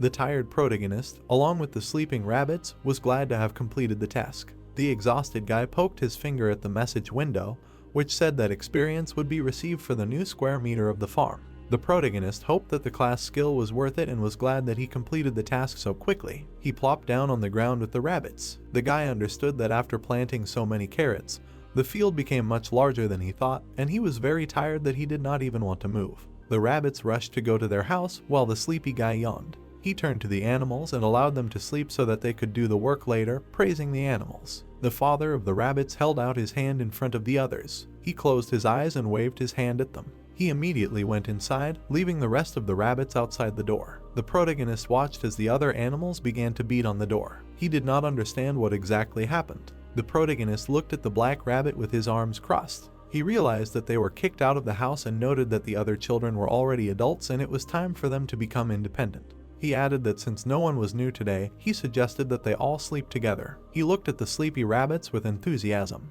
They were all sleeping together on the onion stalks along with the farmer. The brunette's head lay between the rabbits and he felt very comfortable. He looked at the clear sunny sky and noted that he was warm. At this time, Dongshik was sitting on a stone with a sad look. His daughter scolded him. Sua and the cat walked up behind Dongshik. The two of them stood in front of the confused leader. Dongshik didn't understand what the merchant was doing there. Sua explained that Theo wanted to tell the leader something. The merchant spread his paws and looked at the leader of Dongshik happily. He asked the man if he was from a group in Korea. The guy replied that he was from there. The cat extended his paw towards Dongshik and asked him to contact someone for him. Theo extended his paw, smiling widely. He asked Dongshik if he wanted to make a contract with him. Dongshik looked at the cat with confusion, looking at the paper contract. The man asked the cat about the contract. He took the document, reading it carefully. Dongshik read that 50 million needed to be given to the Sejun family, who lived at an address in Bucheon. Theo took out a bag from his backpack, looking at the man. He asked Dongshik to tell his family that Sejun was okay and for that they would pay him 50 tower coins. Dongshik looked at the basket of tomatoes the cat took out in surprise. Theo said that he would also pay him with 200 magic cherry tomatoes. The man looked at the tomatoes in shock, his mouth slightly open. He thought that with that amount, he would become the best father in the world. Dongshik imagined the message from his daughter with a happy smile and tears. Dongshik looked at the traveling merchant with a questioning look. He asked who Sejun was and if he was some kind of hunter who got into trouble and could not get out of the tower. The cat looked at the man in confusion, remembering the image and words of the main character. Sejun told Theo not to say that he was on the 99th floor under any circumstances. The cat put his paws out to the sides with a sarcastic expression. He said that the protagonist saved him on the 40th floor, so he was just helping him out with little things. Dongshik was dumbfounded and asked the cat what was on the 40th floor. Theo raised his paw while the hunter looked at him. The hunter asked Theo if there was someone who had already climbed that high and found those magic tomatoes there. Theo noted that he couldn't say more since the farmer was a great man with many secrets. The hunter pursed his lips, looking away in confusion. He thought that if his guild had gathered a group of the best, they would still be barely holding on to the 39th floor, and that he had never heard of an official confirmation of reaching the 40th floor. The hunter looked at the contract thoughtfully, imagining the black silhouette of the protagonist as a hunter. Dongshik thought that a solo hunter who was not in a guild was an outstanding person. Dongshik added that it was a rare opportunity to maintain a relationship with such a person on the basis of mutual assistance, and maybe one day he would invite him to their guild and monopolize the production of these very tomatoes. The hunter looked at the traveling merchant with a smile. He agreed to sign this contract. Theo told the hunter to just sign. Dongshik signed the contract with a black pen. A system window appeared in front of the man and the cat. Dongshik said that it was done. The hunter took the basket of tomatoes and the bag of money under his arms, looking at the cat. Theo told Dongshik that as far as he knew, the contract cannot be broken outside the tower. Dongshik told the cat that they would see each other in 10 days and tell him how it went, asking him to tell Sejun this. Dongshik opened his mouth wide and knitted his eyebrows. The man said that he was Dongshik from the Phoenix Guild. He would take responsibility for notifying his parents. The rabbits were busily building their burrow. Sejun noted that the rabbits were busy building a house. The protagonist held the black rabbit by the paw, looking at the others. He asked the boys how they were doing. Sejun looked at the work the rabbits had done with admiration. The rabbits were standing near their newly built house. The protagonist noted that it was cool. The rabbits crossed their paws, standing in a pompous pose. Sejun noted that the roof was made of onions and the walls of earth, adding that the rabbits with a shovel and a sickle worked hard. The rabbit was resting in a small extension to the house, throwing his paws behind his head. The farmer asked that they even made a bed for resting, adding that he would like one too. The protagonist patted the happy rabbits on the heads. Sejun praised the rabbits. The boys were happy with their newly built house. The protagonist noted that several days had passed since the older rabbits kicked the children out of the house. Sejun said that they should celebrate the housewarming. The protagonist sat in a circle with the rabbits eating. The protagonist noted that the latter had also started building houses, and the older ones were still living together. The farmer raised his glass, smiling broadly. He made a toast to the rabbits who could. The protagonist poured tomato juice for the black rabbit.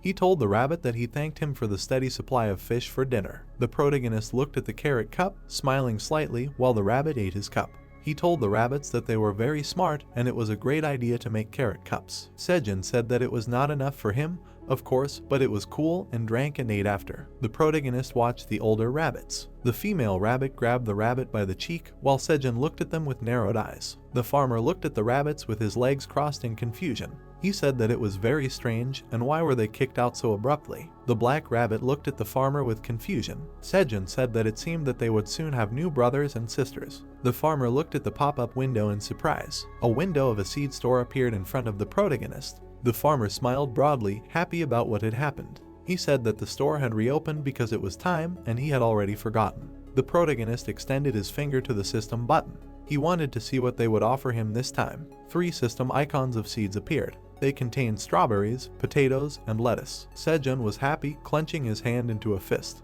He was surprised to see the lettuce, after which the protagonist became slightly sad, closing his eyes. Sejun said that he wanted samgyeopsal, adding that it was free, there was no meat, and for now he would make do with the lettuce. The farmer looked thoughtfully at the goods, bringing his hand to his chin. He said that he had enough money for everything, but he could only buy one thing, and it was a difficult choice. The protagonist extended his finger, choosing a product. He said that whatever, he would take the potato. Many system notifications appeared. He was notified that he had bought the potato and received points. A bag of potato seeds appeared in front of the protagonist. He looked at the flying bag, which fell on him, dumbfounded. White clouds floated above the cave, while a loud sound thundered inside. The bag fell to the ground, raising clouds of dust. The farmer said that it scared him to death. The rabbit in the hat was very indignant about what happened, calming the rabbit. The protagonist asked the rabbits for forgiveness. The farmer reached for the bag, taking out potatoes. He was interested to look. The protagonist happily examined the potatoes in his hand. He said that they looked excellent, and he wanted to plant them all at once. The farmer wiped his drool with his hand, looking up. Sejun said that later, he would boil, steam and fry them, and eventually make pancakes. Sejun added that he would hurry up, asking the rabbits if they wanted some too. The protagonist raised his hand up, clenching it into a fist. He said that they needed to rest, and then they would have a potato day. The protagonist smiled slightly, raising one eyebrow. He wondered how Theo was doing, thinking that he had already done everything he had asked. The weather was clear above the city, the central market of merchants. The locals of the tower were walking along the streets. Children were running and playing along the streets. Theo was standing at the counter looking for what he needed. Theo said that he took blankets and pillows, a ladle, a bowl, and a spoon. Theo took out a frying pan, looking at it with admiration. He noted that it was a good frying pan. The merchant looked at the cat with a smile. Theo asked the merchant how much he would take for everything. The merchant said that for the pan and the ladle, only 1.6 coins. The cat held all the utensils in his paws, looking at the merchant. He asked him for a discount. The merchant put his paws out to the side, looking at the cat. He told Theo that he was a straightforward young cat and that he did not remember him in that place. The merchant added that he would give him up to 1.5 coins. Theo looked at the merchant in shock, his mouth slightly open. He asked him what was all this. The merchant closed his eyes and crossed his paws on his chest. He said that he also needed to earn money and could not do more. The cat threw the things to the merchant and turned his back to him. He said that he would buy them somewhere else then. The merchant appeared in front of the cat, stopping him. He told the cat that this was also impossible. Theo said that it was expensive. The merchant covered his face with his paw, while the cat grinned maliciously. The merchant said that he gave in and would give everything for 1.3 coins. The cat said that he would take it for 1.2 or move on. The merchant closed his eyes and put his paws out to the side. At that moment the cat hit the barrel with his paw. The seller agreed with the cat to give it to him for 1.2 coins, but no more. The seller looked dejectedly at the running cat. Theo thanked the seller for the goods. The merchant said that he thought the cat was some kind of newbie, but he was a seasoned trader. The seller turned his attention to the barrel. There were coins on it and beads of sweat with a wet trace left by the cat's paw. The merchant asked what the hell that was. Theo, out of breath, rested his paw against the wall. He looked at his paw in surprise, frowning. Theo said that he finally succeeded. The cat happily raised his paws up, opening his mouth. He said that he bought something and did not turn out to be a fool. The protagonist stood by the wall, holding a marker in his hand. He said that this was an introductory lecture on how not to get screwed in a deal. A dog in a hat stood next to the vase seller. The protagonist said that firstly, he should find out the price and ask for a discount. The buyer turned around and waved his paw, which surprised the seller. Sejun said that secondly, if he was refused, he should leave immediately. The seller sadly handed the goods to the buyer, who smiled maliciously. Sejun said that thirdly, if he was not released, he should ask for a triple discount. The cat wrote everything down on paper, sitting opposite the protagonist. The farmer asked Theo if he understood everything, adding that these are 3 simple rules so as not to be a fool. The cat smiled happily, raising his paw. He thought that everything happened like this, thanking the protagonist. The cat walked down the street with a satisfied expression on his face. He said that now he, the traveling merchant Theo, knows how to get a discount. The cat opened one eye, turning his attention to the side, hearing a voice. The merchant was talking about an item from the outside world. Scarum was standing in an alleyway, offering his wares to a customer. The customer asked Scarum if it was true. Scarum was smiling maliciously, narrowing his eyes. He was telling the customer that he would tell him a secret, that he just wanted to help newbies in their formation. The cat bared his fangs, glaring at the merchant. He thought that it was that scoundrel Scarum again. The cat watched the merchant with his mouth slightly open. He looked at Scarum from under his brows, burning him with an evil look. Theo said that this was the bad guy, and he could not forgive him for deceiving other newbie merchants. The cat pointed his paw at the surprised merchant. Theo called out to Scarum. The cat rolled up his sleeves and approached the merchant. He told Scarum that here they met. The merchant hugged the cat, grinning widely. Scarum told Theo that he was finally there, asking him where he had been all this time. Scarum asked him why the things he gave him were so good. The cat slapped the merchant's hand away, looking at him with a displeased look. He told Scarum to get lost, asking how he could talk to him like that. Theo told the customer not to trust this crook, as he was a fraud. The merchant looked at Theo in confusion, spreading his arms out to the side. He asked the cat what he was saying, and why he was saying such terrible things. Scarum said that he gave him fancy things at a cheap price because he understood his situation, and he stabbed the one who saved him in a difficult situation in the back. The cat pointed his paw at the customer, opening his mouth wide. The cat told Scarum that he would not fool him. The cat told the customer that this flask, Scarum must have lied to her about it containing magic, asking her not to believe him, as it blocked the contact of the contents with the outside world, and retained heat, causing the temperature in it to drop very slowly. The cat looked at Scarum with displeasure, pointing his paw at him. Theo told Scarum that he would reveal all his cards, and turned to the customer, saying that everything this swindler gave him was just trash. The merchant smiled in confusion, while sweat was pouring down his face. He did not understand how the cat knew everything. The merchant told Theo that it was just a misunderstanding, and that he must have the wrong item, asking him to sit down and talk. Theo raised his paw, while a guard stood behind him. Theo called the guard, saying that there was a nasty goblin trying to deceive a novice merchant. Scarum looked at the cat with annoyance, taking his goods. He said that he would not let this go. The merchant disappeared behind the house, while Theo watched him. The cat stood next to the customer, sighing heavily. He told the customer that despite the fact that he spoke so confidently, she should not trust Scarum. The customer thanked the cat, asking his name. The cat closed his eyes and pressed his paw to his chest. He said his name was Theo. The customer said that meant his name was Theo. The customer bowed to the cat as he left, who waved his paw at her. The customer thanked the cat with all her heart. The cat told the customer that he was leaving, and that she should be careful and not fall for him again. The dog peeked out from under his hood, his red eyes flashing. He was standing in the middle of the houses, wearing a blue coat. She said that the mission was accomplished and they could leave. The dog looked up at the roof of the house. Her assistants appeared in front of her. The dog put his paw on the hood and the bandage on the cape. She asked the assistants what was going on, and didn't she tell them to eliminate all possible obstacles before the operation. The white dog sat on one knee, looking at the floor in confusion. He apologized to the dog, saying that their agents were looking through the entire area within the next 100 meters, as planned, adding that they had no idea how that cat merchant got there. The dog put a black cap on his head. The agent said that they had no forgiveness. The dog looked at the agent with a menacing look, putting on his uniform. The agent named the dog by the name of Zareth. Zareth, an agent of the Secret Inspection Bureau, an association of traveling merchants. Zareth closed his eyes, putting his paw to his face. He asked the agents what they thought this was, an apology. He added that the operation to capture Scarum, which they had been preparing for the past few months, was about to fail. Zareth told the agents that they were returning to the headquarters of the Inspection Bureau. The agent looked at Zareth, dumbfounded.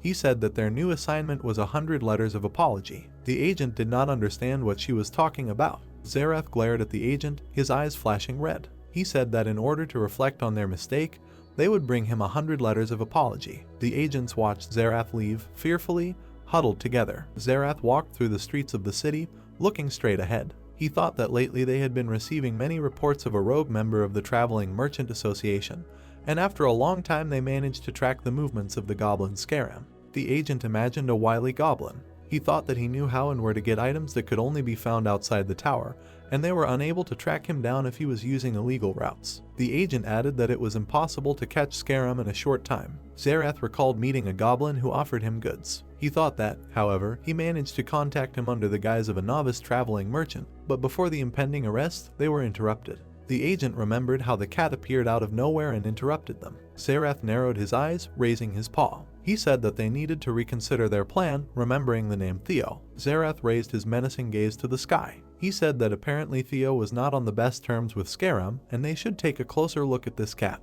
Theo was contentedly chewing on a treat, walking through the forest. He said that he was very well. The protagonist held out a potato with a smile. He asked the rabbit with the sickle if he understood. The protagonist showed the rabbit with his finger how to cut the potato. He told the rabbit that it should be cut like this. The rabbit took out his sickle and cut the potato. The potato was divided into 4 parts. The protagonist said that this is great and what we need. The rabbit in the hat watered the garden bed with a smile. The farmer said that now we need to water the soil generously. The protagonist put a piece of potato in the ground. He said that we need to put the cut piece. The rabbit grinned maliciously, looking at the satisfied farmer. The farmer asked the rabbit that he was not surprised that he knew such a trick that can make 400 potato seeds from 100. Sejun closed his eyes, remembering himself while watching his phone. He told the rabbit that he saw it on YouTube, and it turns out that what he watched without thinking while eating is not so useless. The protagonist smiled as the system notifications appeared. Sejun said that 1x per 3.3 square meters was not that much, but it was a nice addition. The rabbits formed a circle in front of the protagonist. Sejun said that now that he was almost done with the potatoes, he could dig up some sweet potatoes. Sejun told the rabbits that he hadn't eaten them since they were kids, noting that it had been a long time. The rabbits looked at Sejun carefully. He asked the rabbits if they knew what to do before that. The protagonist and the rabbit stood in front of the sweet potato beds. He told the rabbits that he was talking about sweet potato sprouts, since you had to cut off the sprouts before digging up the sweet potatoes. The rabbits fell to the ground, looking exhausted. Sejun asked the rabbits that they couldn't just throw away the sweet potato sprouts once they grew. The black rabbit approached the boys, causing them to look at him. The black rabbit raised his paw, introducing the protagonist with skill leveling. The rabbits smiled sarcastically, covering their mouths with their paws. The protagonist squatted down, looking at the boys with bewilderment. He asked the rabbits what they thought about growing sweet potato sprouts in his work. The protagonist smiled widely and clenched his hand into a fist. He said that this time he decided not to share the pleasure of growing sweet potato sprouts with them, because in farming there is a time for everything, and he will not ruin it just because of skill leveling. The rabbits sighed wearily, closing their eyes. The rabbits gradually began to trim the potato sprouts. The rabbit was pushing a cart filled with sprouts. The black rabbit hurriedly ran after the rabbit with the cart, holding the sprouts in his paws. The protagonist planted the collected sprouts in the new dug beds. The farmer wiped his forehead from sweat, his mouth slightly open. In front of the boys was a field of sweet potatoes. A system notification appeared. He created a sweet potato field of 500 square meters. The protagonist smiled and raised his finger to the system messages. He said that even without farming alone, he can gain experience while expanding the territory. The rabbit in the hat smiled and raised his paw. The female rabbit closed her eyes and raised her paw. The rabbits lined up in a row, shaking their tails. The black rabbit among the others also began to dance, moving their tails. The protagonist sat in a circle of dancing rabbits. The farmer watched in bewilderment while notifications appeared behind him. The protagonist asked the rabbits what they were doing. The notification said that the rabbits hoped for a rich harvest of sweet potatoes,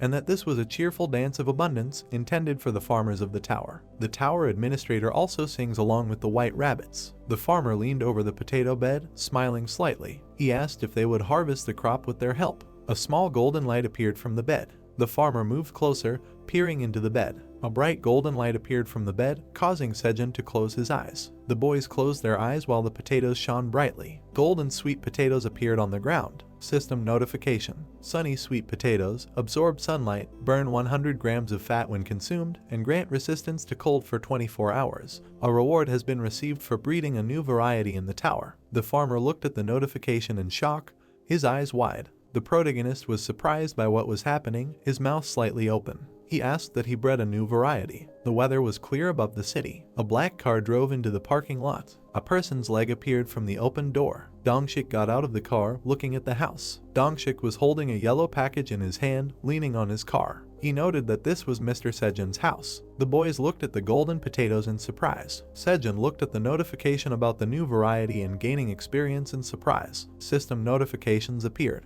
The tower gives him exclusive breeding rights for the new variety. No one can breed the sunny sweet potato variety without his permission. Sejun took the potato in his hand, smiling happily. He asked what this notification means that he is the only one who has such a sweet potato, adding that even if he grows it and sells it to someone, no one can grow it because of his breeding rights.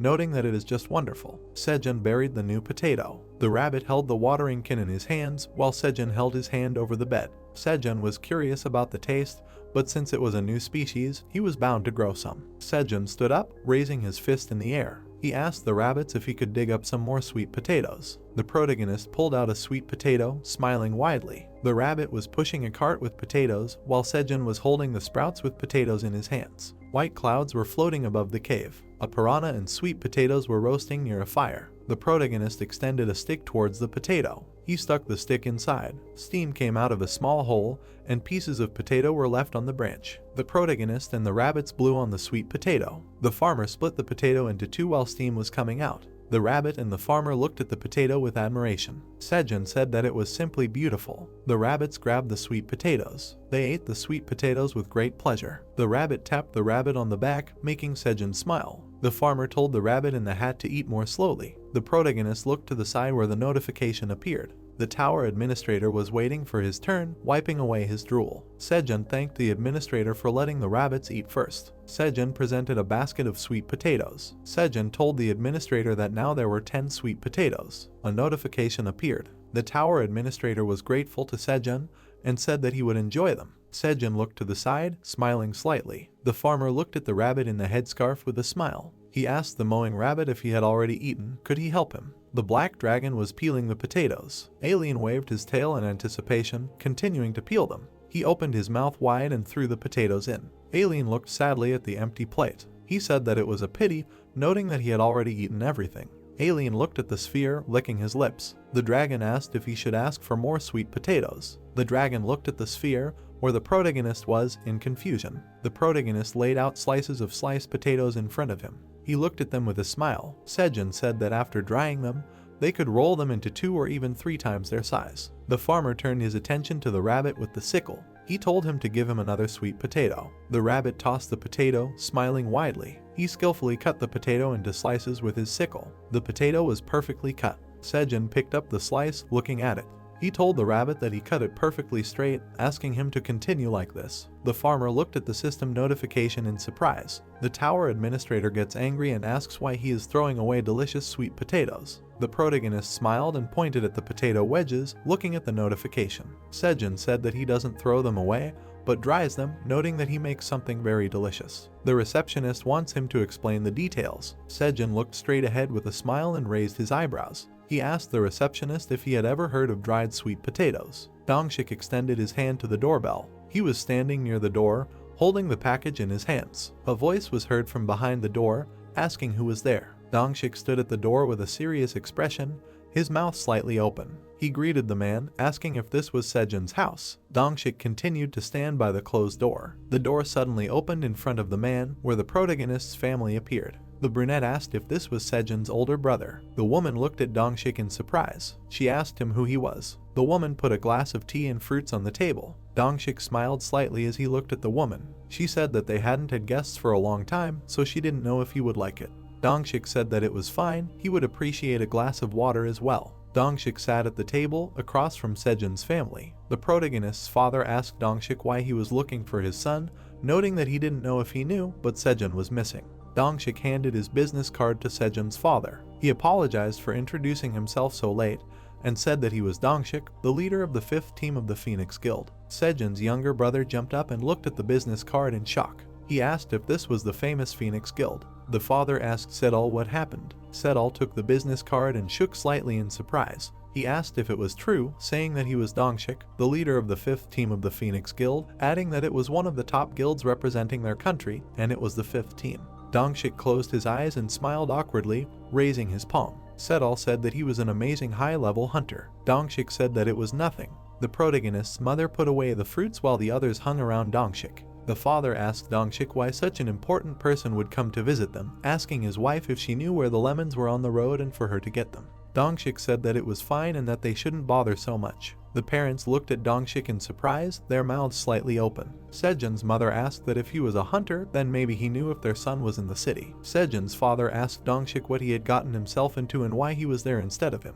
Dongshik took out a white envelope from his jacket while Sedal looked at him in surprise. Dongshik said that he came to deliver it at the request of the farmer. The hunter handed the white envelope to his parents. They looked at him in shock, tears streaming from their eyes. Sejun's father said that Sejun was a real scoundrel. The father burst into tears, slamming his fist on the table. He said that Sejun was an ungrateful boy, and what did he expect from them when he abandoned them while they were still alive? The hunter waved his hand in confusion, stopping the parents. He said that this was not his last wish. The father opened the envelope, taking out a check. He looked at the money in shock, his eyes wide. He did not understand what it was, noting that it was 50 million won. Sejun's family looked at the hunter in confusion, their mouths open. The hunter said that the protagonist was sorry for entering the tower so suddenly, so he wanted to tell them that he was okay, and he asked them to deliver this to them. The father smiled happily, clutching the check in his hand. He said that he was just as smart, just like him, and he knew that he would succeed in his business someday. Sejun's mother looked at the hunter with concern.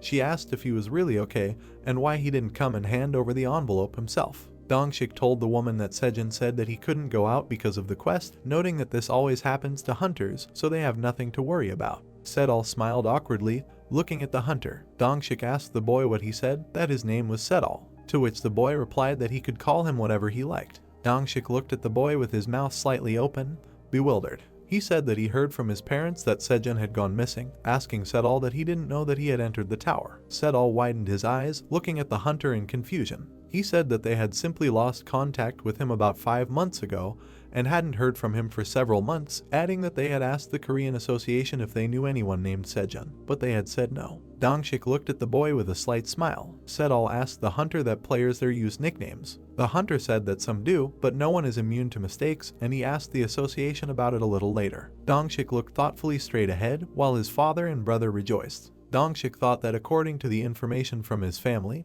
he had entered the tower 5 months ago, but there was no record of this in the association. Dongshik thoughtfully imagined Sejun as a hunter in front of the tower. Dongshik thought that Sejun climbed to the 40th floor of the tower by himself. The hunter added that the tower was built 10 years ago. At that time there were no players who climbed so high in such a short period of time, and did they really witness a genius hunter that had never existed in history? Sedal looked at Dongshik with a smile, pointing his finger at himself. He asked the team leader if they somehow cultivate talents in the guild. The father lightly hit the boy on the back of the head, looking at him with displeasure. He said that his brother was working hard in the tower, and he should help him outside of it. Sedal said that maybe he was talented too. Dongshik closed his eyes and put his fist to his mouth, while his father looked at him with bewilderment. Dongshik said that being a hunter is a very dangerous occupation where you can lose your life, and even the association itself does not recommend registering more than one participant from a family because one failure will be enough. Dongshik closed his eyes and slowly got to his feet. He said that it was time for him to go. Sejun's father told him that they did not treat him to anything, and he should at least eat. Dong smiled awkwardly, looking at the farmer's parents. He said that he came to them immediately after leaving the tower, so he should see his family. Sejun's mother said that they detained a busy man and wished him to take care of himself. Dongshik left the house and went to his car. He sat behind the wheel and sighed heavily. A system notification appeared in front of his face. Contract task completed. The hunter closed his eyes and put his hands on the steering wheel. He said that the mission was completed, asking where he was going now. A ringtone appeared on his phone. Dongshik's daughter called out to him. The hunter smiled widely and beamed with happiness. He asked his daughter that she missed her dad. Dongshik drove his car out of the parking lot. He asked his daughter what he would bring her, noting that it was something she would definitely like. Theo walked along the green path, eating a fish on a skewer. He said that the 99th floor was too far. The weather was clear above the cave. A carrot was floating in a bowl of water. The protagonist planted the carrot in the ground. He buried it in the ground with a smile while notifications appeared. Sejun's skills were increased. Sejun noted that the cultivation of the carrot was complete. The protagonist imagined the carrot in the water, then buried in the ground. He said that you need to leave the remains of carrots from the rabbit's daily food in water for a few days, and when the leaves grow to a certain length, they need to be covered with soil up to the roots and planted in the ground. White flowers were grown in the beds. Sejun said that because the roots that were eaten did not sprout, the seeds were collected from the top and then the flowers sprouted. The protagonist looked at the flowers with a happy smile. He said that this is what he liked about farming, since hard work is rewarded with unexpected gifts that are created by time. A notification appeared in front of the relaxed Sejun. The manager asked if the sweet potatoes were ready. The farmer stood up, smiling slightly. He said that he was going to check on them anyway. The rabbits climbed onto Sejun's shoulders, who looked straight ahead with a smile. There were dried sweet potatoes lying on the leaves. Sejun said that they were very dry. The protagonist picked up a piece of potato. He brought it to his face with a wide smile. He asked what it was time to try. Sejun brought the dried potato to his mouth, biting into it. The rabbits and the protagonist were delighted with the dried potato.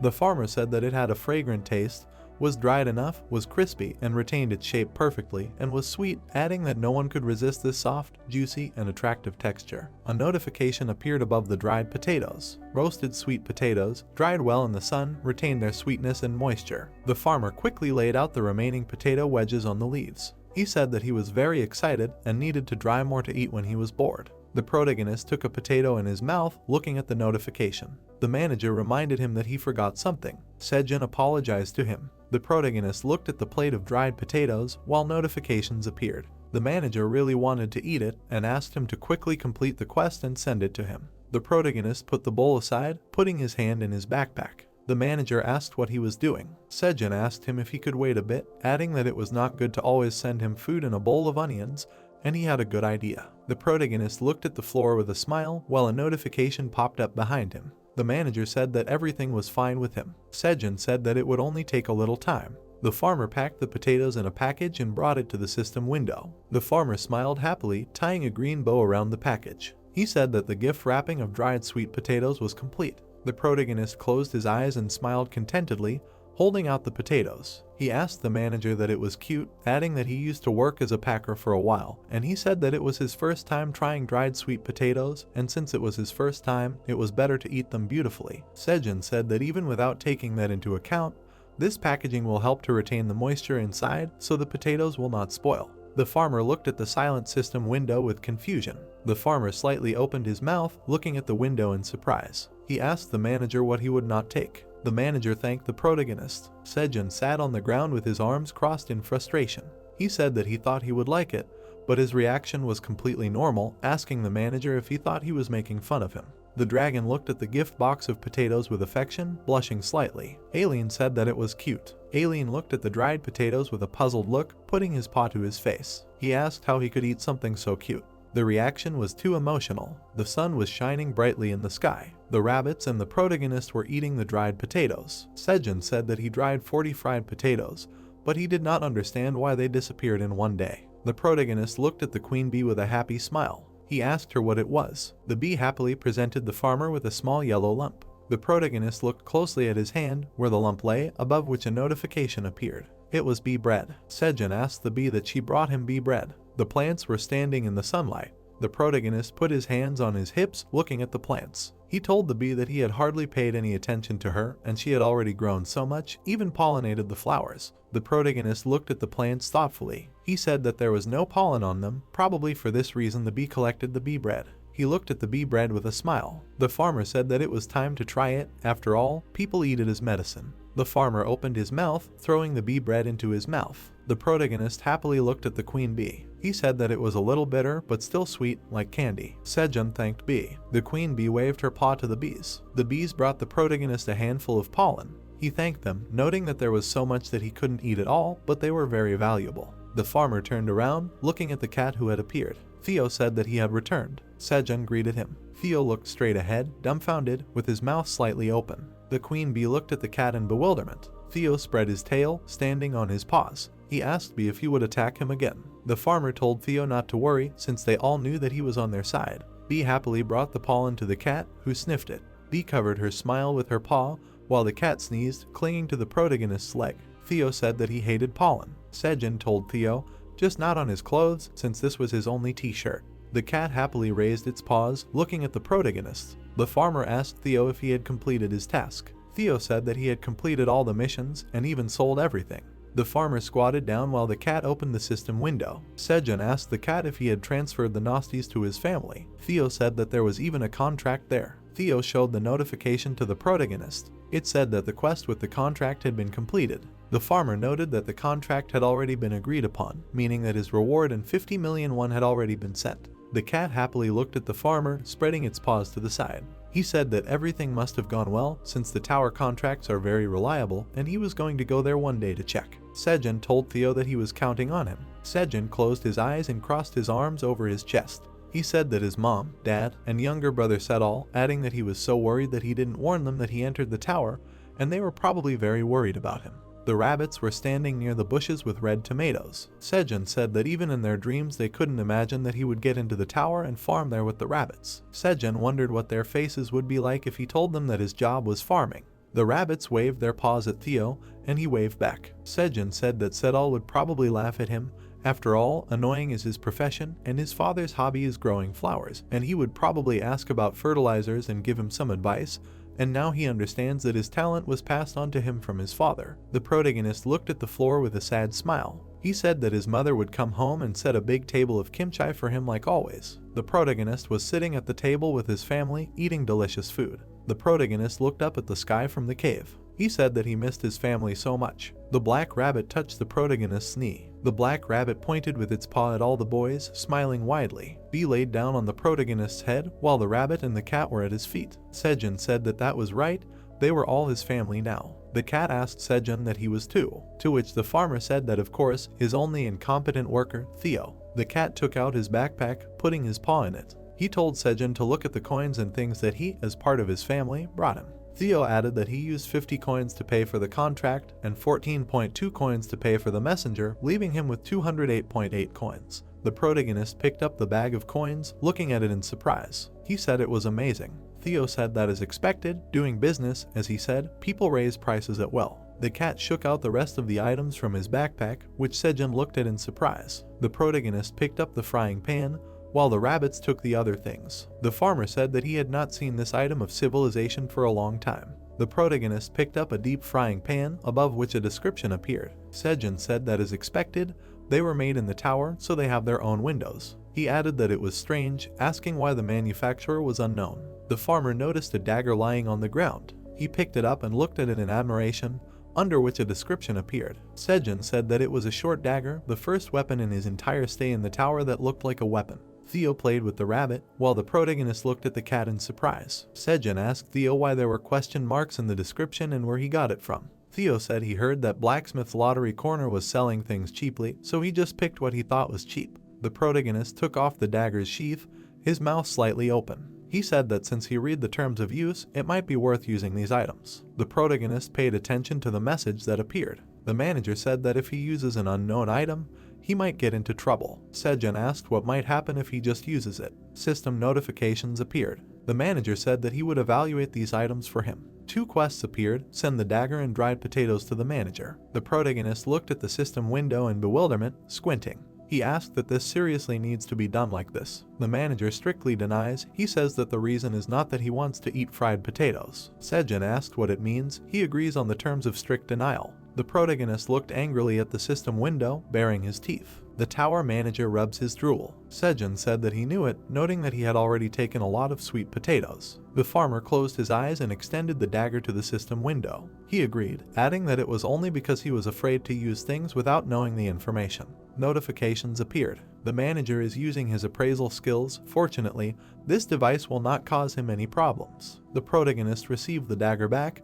Give the dried potatoes to the manager. A description appeared above the dagger. Keen's training blade, usage limitation, LV 10 and above, strength 5 and above, skill, all skills will increase by 1 level, all skills that use this blade will increase 5% faster. The protagonist stared at the description of the dagger, dumbfounded, with his mouth open. He asked what it meant. This is a named weapon. The protagonist sat on the ground in a stupor, holding the dagger in his hand. He thought that if he went outside, the price of a signature weapon would start from 100 million won, and because such weapons are rare and valuable, they are called signature weapons. The farmer turned his head towards the pleased cat. He thought that Theo bought it at the corner of the lottery. The farmer grinned maliciously, putting his palms together. He thought that Theo, the sly one, thought that he was just a naive merchant. The cat smiled widely, spreading his paws to the sides. Sejun thought that he really had a sense. The protagonist carefully looked at the cat's pink pads. White clouds floated above the forest. From the bushes, the tail of a small bear cub could be seen. He raised his head up, pursing his lips. The bear cub sat on the ground, looking behind him in bewilderment. The cat was sitting on the ground eating a treat. He exclaimed that churro was very tasty. Sejun took a stance, brandishing his dagger. He swung it, cutting down an onion. Leaves fell to the ground. The rabbits began to applaud when the boy asked them how they liked his blade skills. The brown-haired man gave a thumbs up when Theo asked if he liked the short blade. The farmer loudly noted that he liked it very much and was surprised that his friend was able to get it. He patted the beast on the head when it began to exclaim that he was a merchant, and then reminded him that Sejun had promised him something an hour ago. The brown-haired man praised his friend. The cat pushed his hand away, asking him to be more careful next time. The boy began to touch the pads of the beast's paws, mentally noting that he hoped that this scoundrel would be a naive pawn, but he really did have golden hands, paws. Theo frowned when the farmer smiled, thinking that he was unexpectedly charming. He said that his paws were very cute when the cat indignantly asked what he was doing. Sejun sat his friend on his lap and offered to give him another package of churro. The beast smiled bloodthirstily, thinking that, as expected, the farmer was still a simple man, and all people bowed before his front paws. He turned to the guy with a cute face and thought that his front paws bring good luck, and then said to quickly give him a treat because he had little free time. Sejun looked at him puzzled, mentally noting that this was somehow rude. He picked up the furry beast, and after that, immediately put it on the ground. The brown-haired man put his hands on his belt and said that his 1 hour was up. The cat clung to his pants, asking why so quickly and noting that he wanted to extend the time even more. The guy sternly answered negatively. Theo put his paw in the bag with an angry look, mentally noting that this would not work and that he would have to use plan B since he wanted to be served further. He said that he wanted to show him something. The cat began to pour spices out of the bag, asking to look at it. The farmer looked at the items with a shocked face. Sejun poured salt into his palm when Theo began bragging, telling him that he had won a lot of awards for his photography. The brown-haired man licked the salt. He looked up, dumbfounded, noting that it was actually salty. The farmer began to open other spices, loudly praising the heat of the peppers and the richness of these spices. He muttered that this is what spices taste like if you haven't tried them for a few weeks. The guy looked at the cat with a smile when the cat asked if he deserved another 2 hours, considering these things. Sejun happily twirled him in his hands, exclaiming that he deserved the whole 24 hours. The beast cried out in delight that he would be served for 24 hours. The smell was coming from the cave outside. The brown-haired man sprinkled salt on the fish. He skewered it with a satisfied face. The delicious smell was heard throughout the cave. The rabbits began to come out of their houses. Seeing them, the farmer turned around and asked if they had slept well, and then invited everyone to breakfast. He spread his arms out to the sides, noting that today he would demonstrate his cooking skills to them.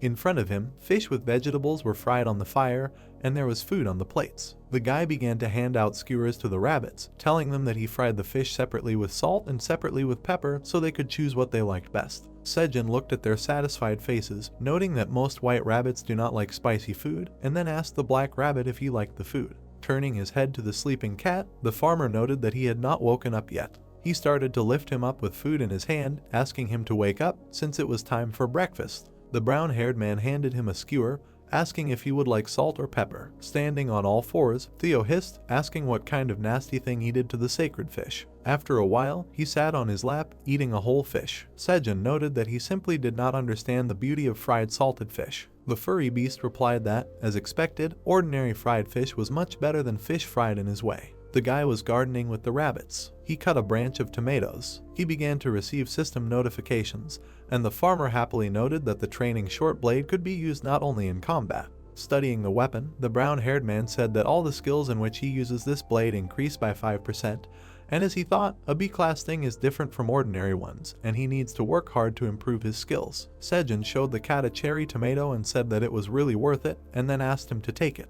Theo sat on the ground sorting through the tomatoes, answering that he was a great merchant, and wondered if that was how he did things. He was very surprised when the guy pointed to himself, saying that he was the boss and also worked. The beast asked if he was the boss. Sitting in front of him in the cherry bushes, the farmer answered yes and then told him to hurry up. The cat asked if a boss was a higher status than a merchant, to which he received a positive answer. Theo smiled, threw the bag over his back, and said that this was very useful information and he should work harder. The beast laughed bloodthirstily, mentally noting that one day he would become the boss and monopolize Sejun. He walked cheerfully to the side, saying that his bag was full, and so he would go. The brown-haired man raised his finger with a smile and asked him to buy what they needed from the store, and also to make sure to stop by the blacksmith's and get something he liked from the lottery corner. He mentally noted that he would not let his talent fade away. The cat anointed him with his paw, saying that he would be back soon. The boy waved back. He looked at the tomato bushes, noting that it was time to finish on this side and take a rest. The farmer looked at the notifications in surprise as he cut new branches. Seeing 90 points, he noted that this was not the amount of experience he could get for growing 6 cherry tomatoes. The brown-haired man looked at the stats of the magic tomatoes and read that when consumed, they burned 20 grams of fat, increased mana by 0.2 for 10 minutes, and filled with energy. Looking at the screen, he smiled, surprised by the D rank of the product and the fact that all the stats had increased twofold. Sejun knelt down. Touching the green bushes, he wondered if all of these crops were D rank. He asked if it was possible that all of the plants he touched had improved because he was now a D rank farmer. With a bunch of tomatoes, the farmer looked at the rabbit and noted that if Theo had left later, he would have been able to sell the D rank tomatoes, then suggested that the others eat them and get some sleep. At this time, the cat walked through the forest, saying that for some reason, he felt upset. The manager stood at the entrance of the storage. He walked closer to the blue dragon statue. Looking at it, he read about the ice statue of the black dragon. Alien Furtani swung his paw and broke it. He placed a bag of dried potatoes on the pedestal. The beast placed his hands on his waist and noted that this entire warehouse was imbued with the spell of eternal preservation, and he would preserve it instead of eating it. The manager smiled sweetly, noting that it was because Sejun gave it to him. The dragon picked up the purple ball and wondered if he should check what the farmer was doing now. He saw him sleeping with the rabbits, noting that the boy was completely unaware of all the dangers that threatened him, and then asked if the almighty black dragon should be watching over him. The beast frowned when he saw something. The brown-haired man was sleeping on a large rock with the rabbits. He began to receive notifications from Alien Furtani asking him to wake up. Sejun asked the manager about this. He sat down and read that the dragon was saying that now is not the time to sleep. The farmer asked what happened. He looked up. The frightened boy jumped up, asking if it was a monster. A bear was looking down at him, and Alien Furtani was asking him to leave. The rocks under the massive paws began to crumble. Seeing this, the farmer ran forward. He put out his hands to catch the beast. A fluffy lump landed in his palm. Sejun looked at it in surprise, trying to understand who it was. In his arms lay a baby giant crimson bear. He looked at the boy with puzzled eyes. The farmer looked at the cub in his arms in surprise. He asked if this was the same monster he saw during the blue moon. Then a huge bear looked at him. The guy thought that such scary animals have very small and cute babies. Brown-haired picked up the cub. He looked at the sign in confusion when the manager asked why he caught the crimson grizzly cubs. He replied that he could not let him fall, otherwise he would die. Alien Furtani asked him to take the cub out of the cave because his mother was walking around somewhere. Sejun put the cub on the ground, saying that it would be a pity if he put him back. The baby ran to the tuned rabbits, while the guy said that he was too small and asked if it was right to put him back up. He said that he would rather wait until his mother took him. A notice from the manager appeared, which specifically said that Crimson Grizzly is an insatiable monster, and he will eat all the food in the cave. Brown-haired explained that he is still a baby, and then asked the dragon if he is exaggerating. The cub happily stood next to the black rabbit. The rabbit patted his head with his paw. A swarm of bees flew past them. The baby reached for the queen of shoulders. He jumped back in fear when other angry bees flew at him. The baby ran to the farmer. Brown-haired nervously put out his hand and told the bees that everything is fine, and he is not their enemy. He looked at the crying cub and said that they reacted like that only because he suddenly paid attention to them. Also, Sejun suggested that it could be because of the smell. The guy looked at the queen bee and asked if he could ask her for some honey. The queen created honey with her mouth. When he fell into the clutches of the beast, the farmer offered to try it. The guy knelt down, saying that he knew he would like it because he thought the cub came here for the smell, because bears really like honey. The baby stretched his paws towards the brown-haired man. Sejun began to ask if it was tasty and if he wanted more. Exclamation marks appeared on the system window. Sejun looked at the sign with surprised eyes. The notification announced a new quest, according to which it was necessary to pull the crimson grizzly bear cub out of the cave, where upon completion there was one work skill as a reward. The atmosphere darkened when the manager in the head noted that he was angry at the bear cub. The guy began to indignantly ask what he was doing, because it was just a baby. He asked how much he had eaten if the dragon reacted like that. The brown-haired man read on the sign that Alien Furtani said that she was only helping him get rid of the threat. The farmer said that he was really overdoing it, since he wouldn't have fallen into that cave either if it hadn't surprised him. The manager admitted that he had made a mistake back then, and then ordered that they listen to him right now. Sejun hugged the little one, telling him about the mistake. Looking sadly at the bear cub, he noted that he had been told that entering the tower was also a mistake. The rabbits were standing near them. The queen bee was looking down from above. The dragon was watching what was happening through the ball. His eyes grew sad. A sign appeared on the blue plate that the boy could do whatever he wanted. He looked at the screen with displeasure, asking how much this little one ate, that the manager was so angry. He said that he would return him back when. With a smile, the brown-haired man began to lift the bear cub, noting that he would do this when he started walking.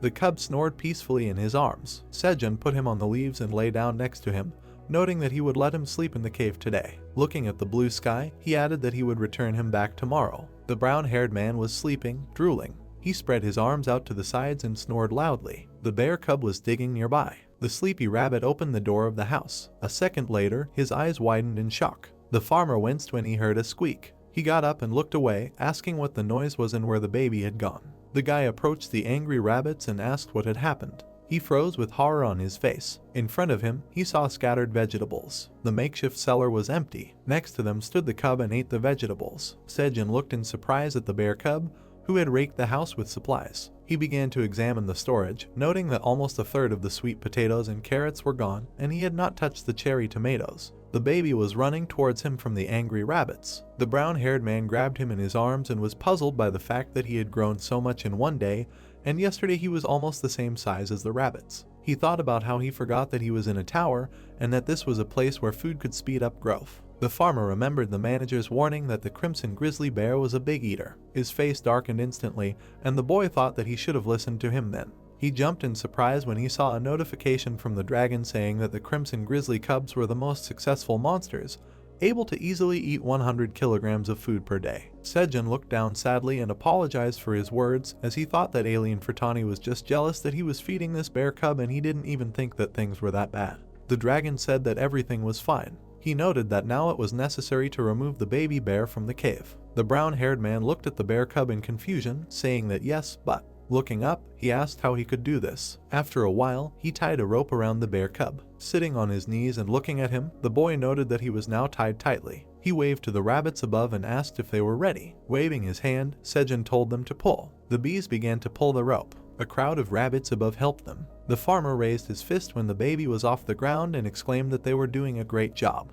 The baby began to twitch in fear. The boy handed him a handful of honey. Putting it in the beast's paws, he said that it was time for him to return to his mother. The brown-haired man waved to the bear cub when he was almost at the top. The baby waved back. A notification appeared, saying that for completing the quest, Sejun would receive the job skill seed collection level 1, which increases the chance of getting better seeds than when harvesting. The farmer was sitting on the ground when the rabbits jumped down to him. He asked them if the cub had made it home safely, and then praised them. The guy's stomach growled at the sight of scattered vegetables. Sighing, he looked at the rabbits with a smile. The brown-haired man offered them cherry tomatoes to eat. A few days later, new bushes grew in the cave. Sejun and the rabbits looked up with frightened eyes. The bear cub was waving cheerfully at them from above. Behind him, a huge mother was peering into the cave. The farmer with a gloomy face smiled nervously and cursed. The black rabbit held the club while the frightened boy asked why Crimson Grizzly's mother was there. His face twisted as he assumed that they had come to eat him. The farmer imagined the mother bear throwing him into her mouth, screaming that he had stolen her baby. With indescribable fear in his eyes, he wondered if he was going to die like that. Sejun fell to his knees and muttered that he was tasteless and that they only had tomatoes. The boy was shocked when the manager said that they were not going to eat him. He asked the dragon if he understood what Crimson Grizzly was saying. Alien Fratani answered in the affirmative, telling him that the mother bear wanted to feed her baby honey. The farmer looked at the blue screen, puzzled, asking again. The mother grizzly growled loudly. She extended her paw into the cave, and the manager relayed that in exchange for honey, she would protect the surrounding area. The brown-haired man looked at the massive paw in front of him. Smiling, he looked at the jubilant rabbits. Smiling widely with joy, Sejun said that he would give them honey. The dragon asked him to climb onto the beast's paw. The boy did as he was told. The mother bear began to lift him out. The farmer looked down at his crops, mentally noting that they were growing very well in the caves. He smiled softly, thinking that he had finally gotten out of this place. A bright light hit his eyes when he thought that he had come closer to the real world from this cave. The brown-haired man covered his face with his hands. Then his eyes widened in delight. In front of him, he saw endless mountains. Sejun stood frozen in amazement. He asked if they were really inside the tower. Looking closely, he put his palm to his forehead and asked what was that beam in the distance. He looked at the blue screen in confusion when the manager said that it was the starting point.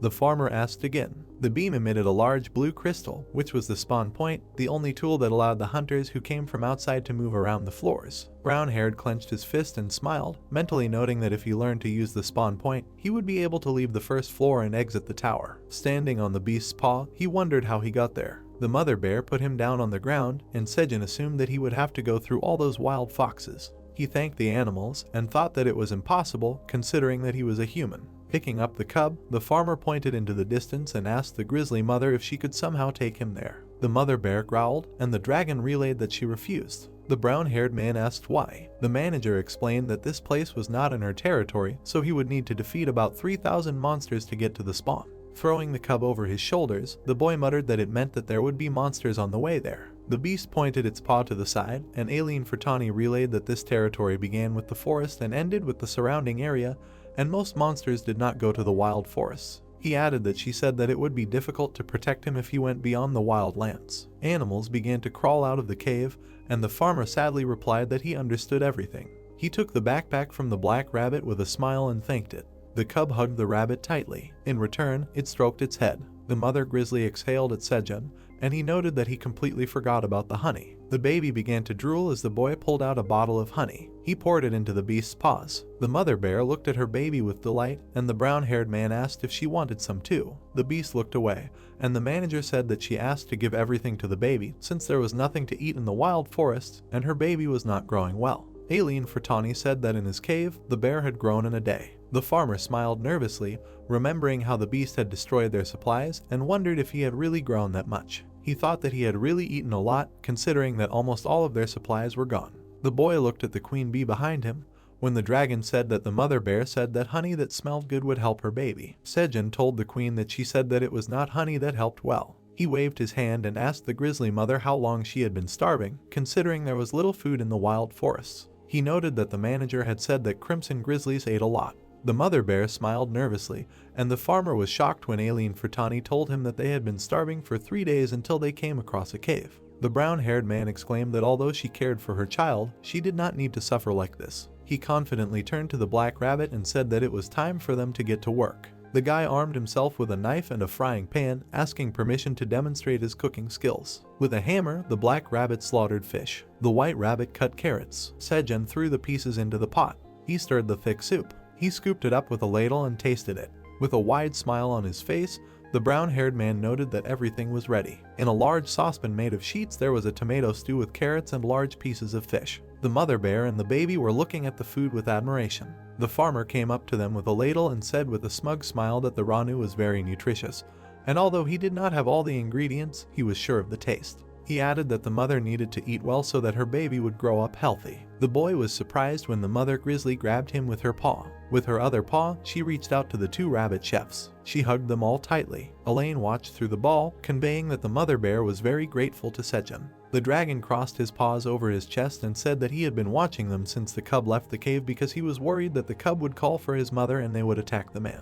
He noted that he did not know why, but the mother bear seemed to want to create a peaceful relationship with the man. The manager then turned to the mother bear and wrote on a sign that he would pass on her words to the man.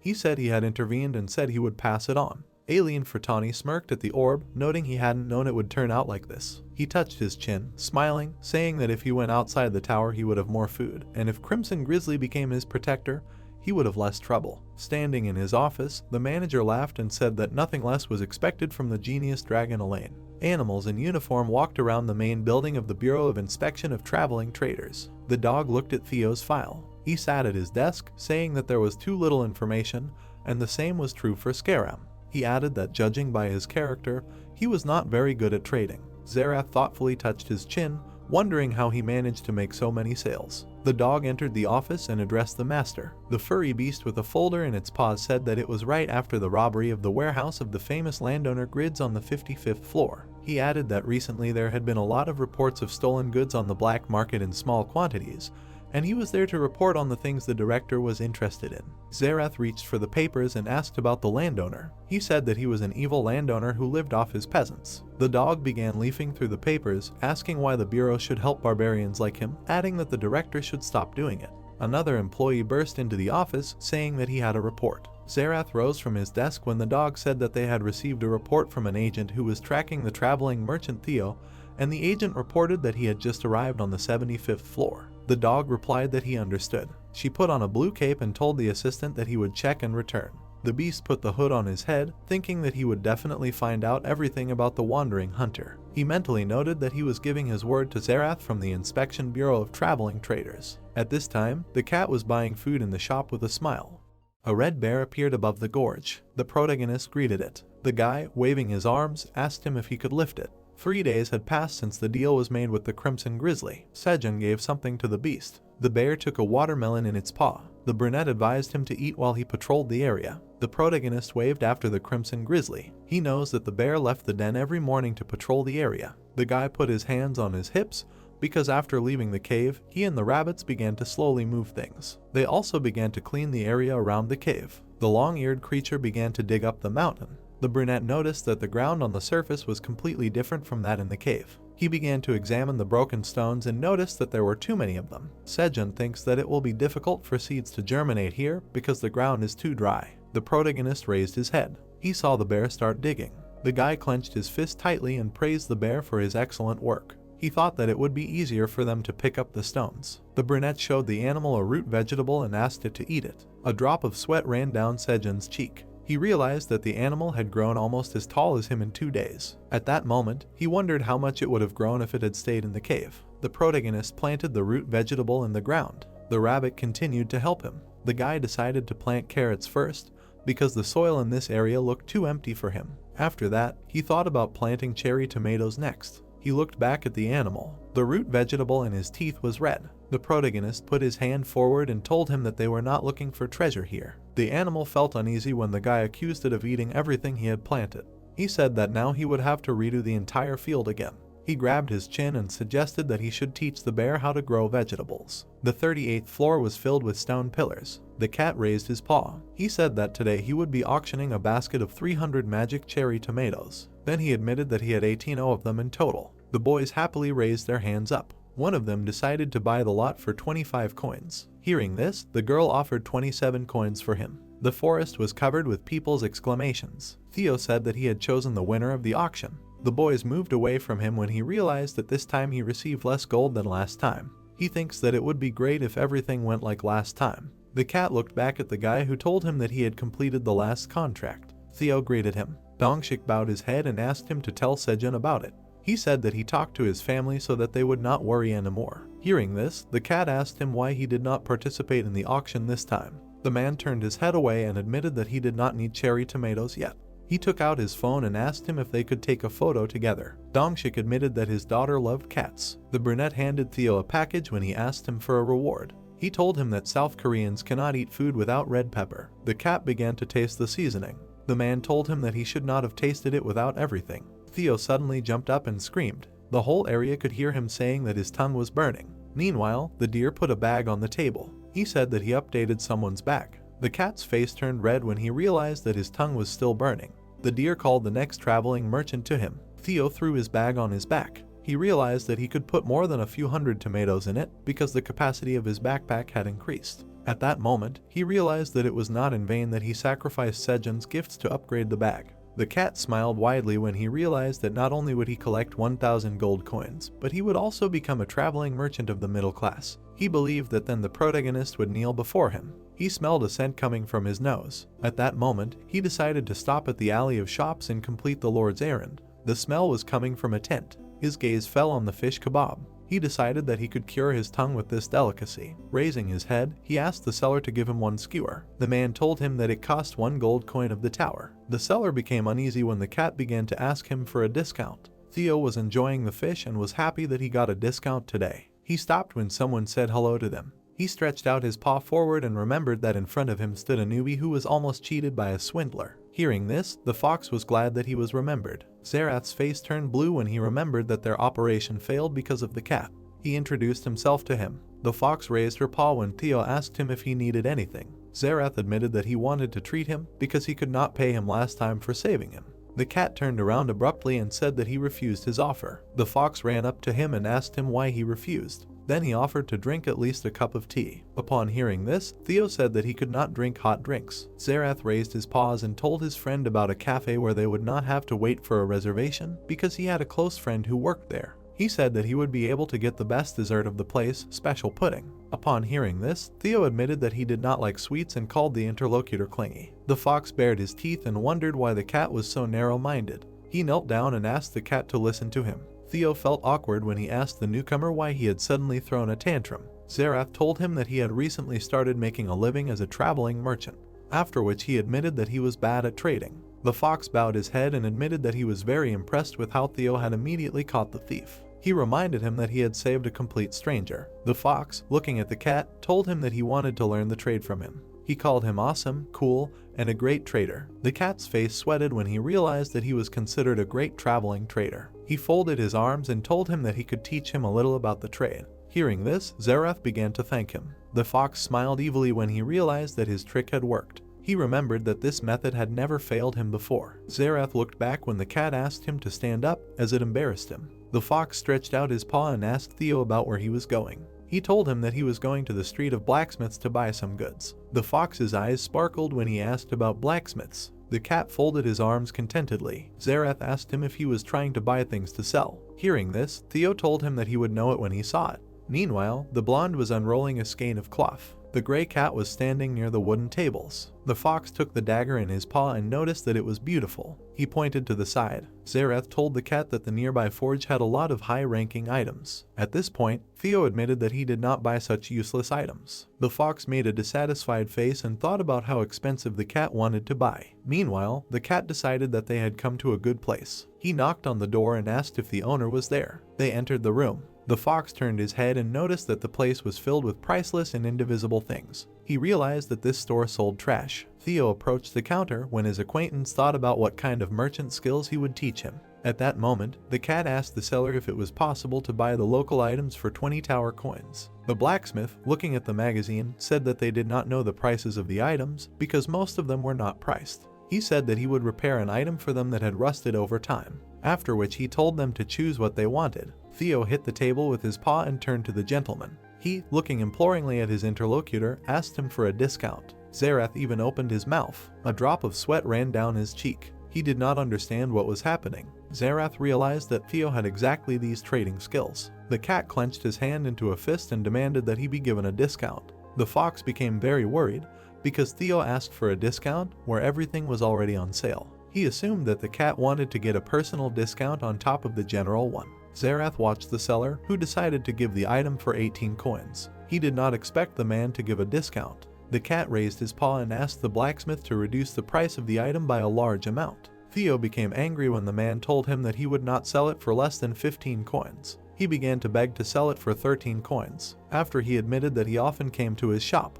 Theo raised his paws. The seller agreed to sell it for 13 coins, but he was not going to give in any more. The cat turned around and asked the fox what he thought about it. Zareth called him cool. The beast's face sweated. He realized that Theo was simply standing his ground until the very end. The fox looked at his friend with confusion and asked him what he wanted to buy in this shop. The cat grabbed the wooden box. He picked up the hat and said that he wanted to buy it. Zareth raised his paw and asked the cat if he was serious about buying it. Hearing this, Theo asked him what was so special about it. The fox pointed at something with his claw. He thought that the straw hat was a useless thing because it wasn't even a weapon. Zareth opened his mouth wide when the seller asked him if there was anything he didn't like about the shop. The fox started making excuses. He bowed his head when Theo accused him of being rude. Zareth apologized to the shop owner. He made a displeased face when he thought about why he should apologize. The cat picked up the hat and admitted that he liked it. Theo remembered that Sejun advised him to buy it. They left the shop. The cat turned to the other person.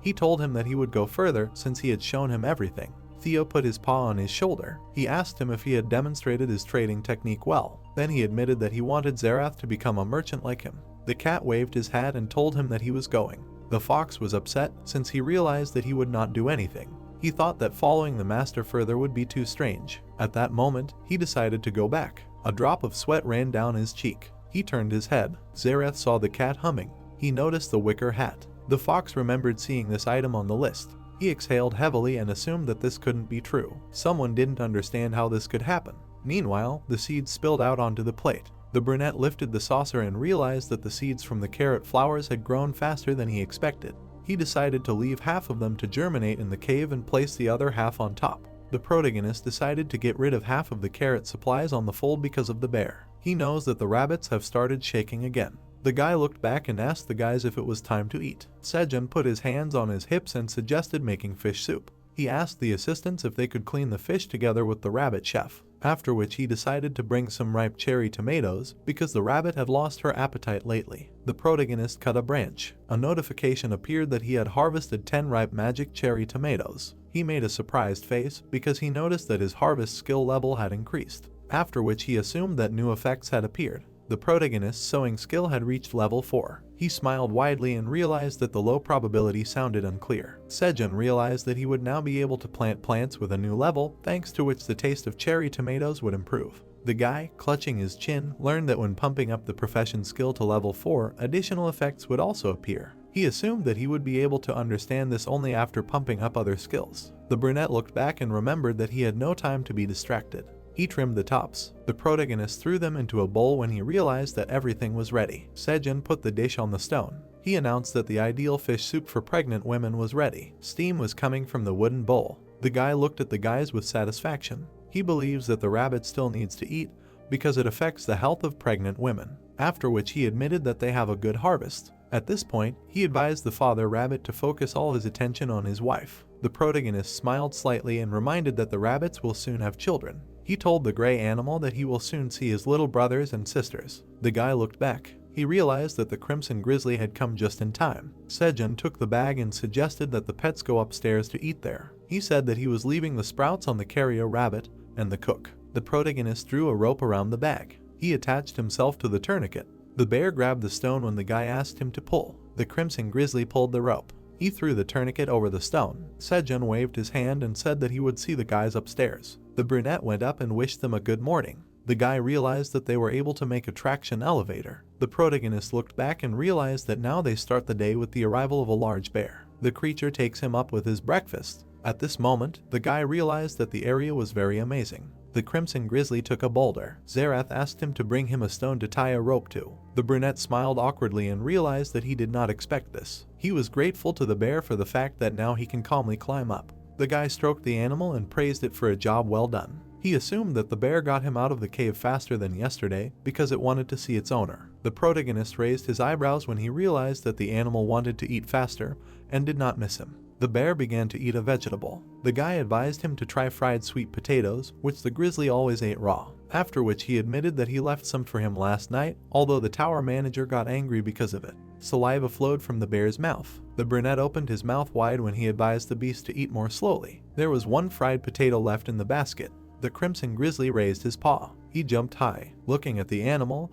the protagonist asked him what he was doing. The animal buried the potato in the ground. The bear exhaled heavily. Sejun asked him if he decided to plant the fried potato in the ground to eat it when it grew. The guy began to laugh loudly and thought it was cute. The crimson grizzly's face turned blue. The gentleman told him that vegetables cooked on fire will not grow in the ground, after which he decided to fry the potato for him since he liked it so much. The boy rubbed his forehead and realized that he hadn't laughed so hard in a long time. The creature came out of the ground next to him. The whole ground was covered with fish parts. The brunette made a surprised face and realized that they needed additional lessons. The bear looked sadly at what was happening. Meanwhile, the bees were flying around the hive. The mother bee bowed her head. She was holding a cocoon in her hands. The crimson grizzly's eyes sparkled angrily. The rabbit swung his hammer. The bear happily raised his hands. The rabbit jumped high. He hit the crimson grizzly on the back. The beast raised its paw. It began to lick the rabbit. The protagonist watched the animals play. The brunette made a face and wondered if the boys were playing or training.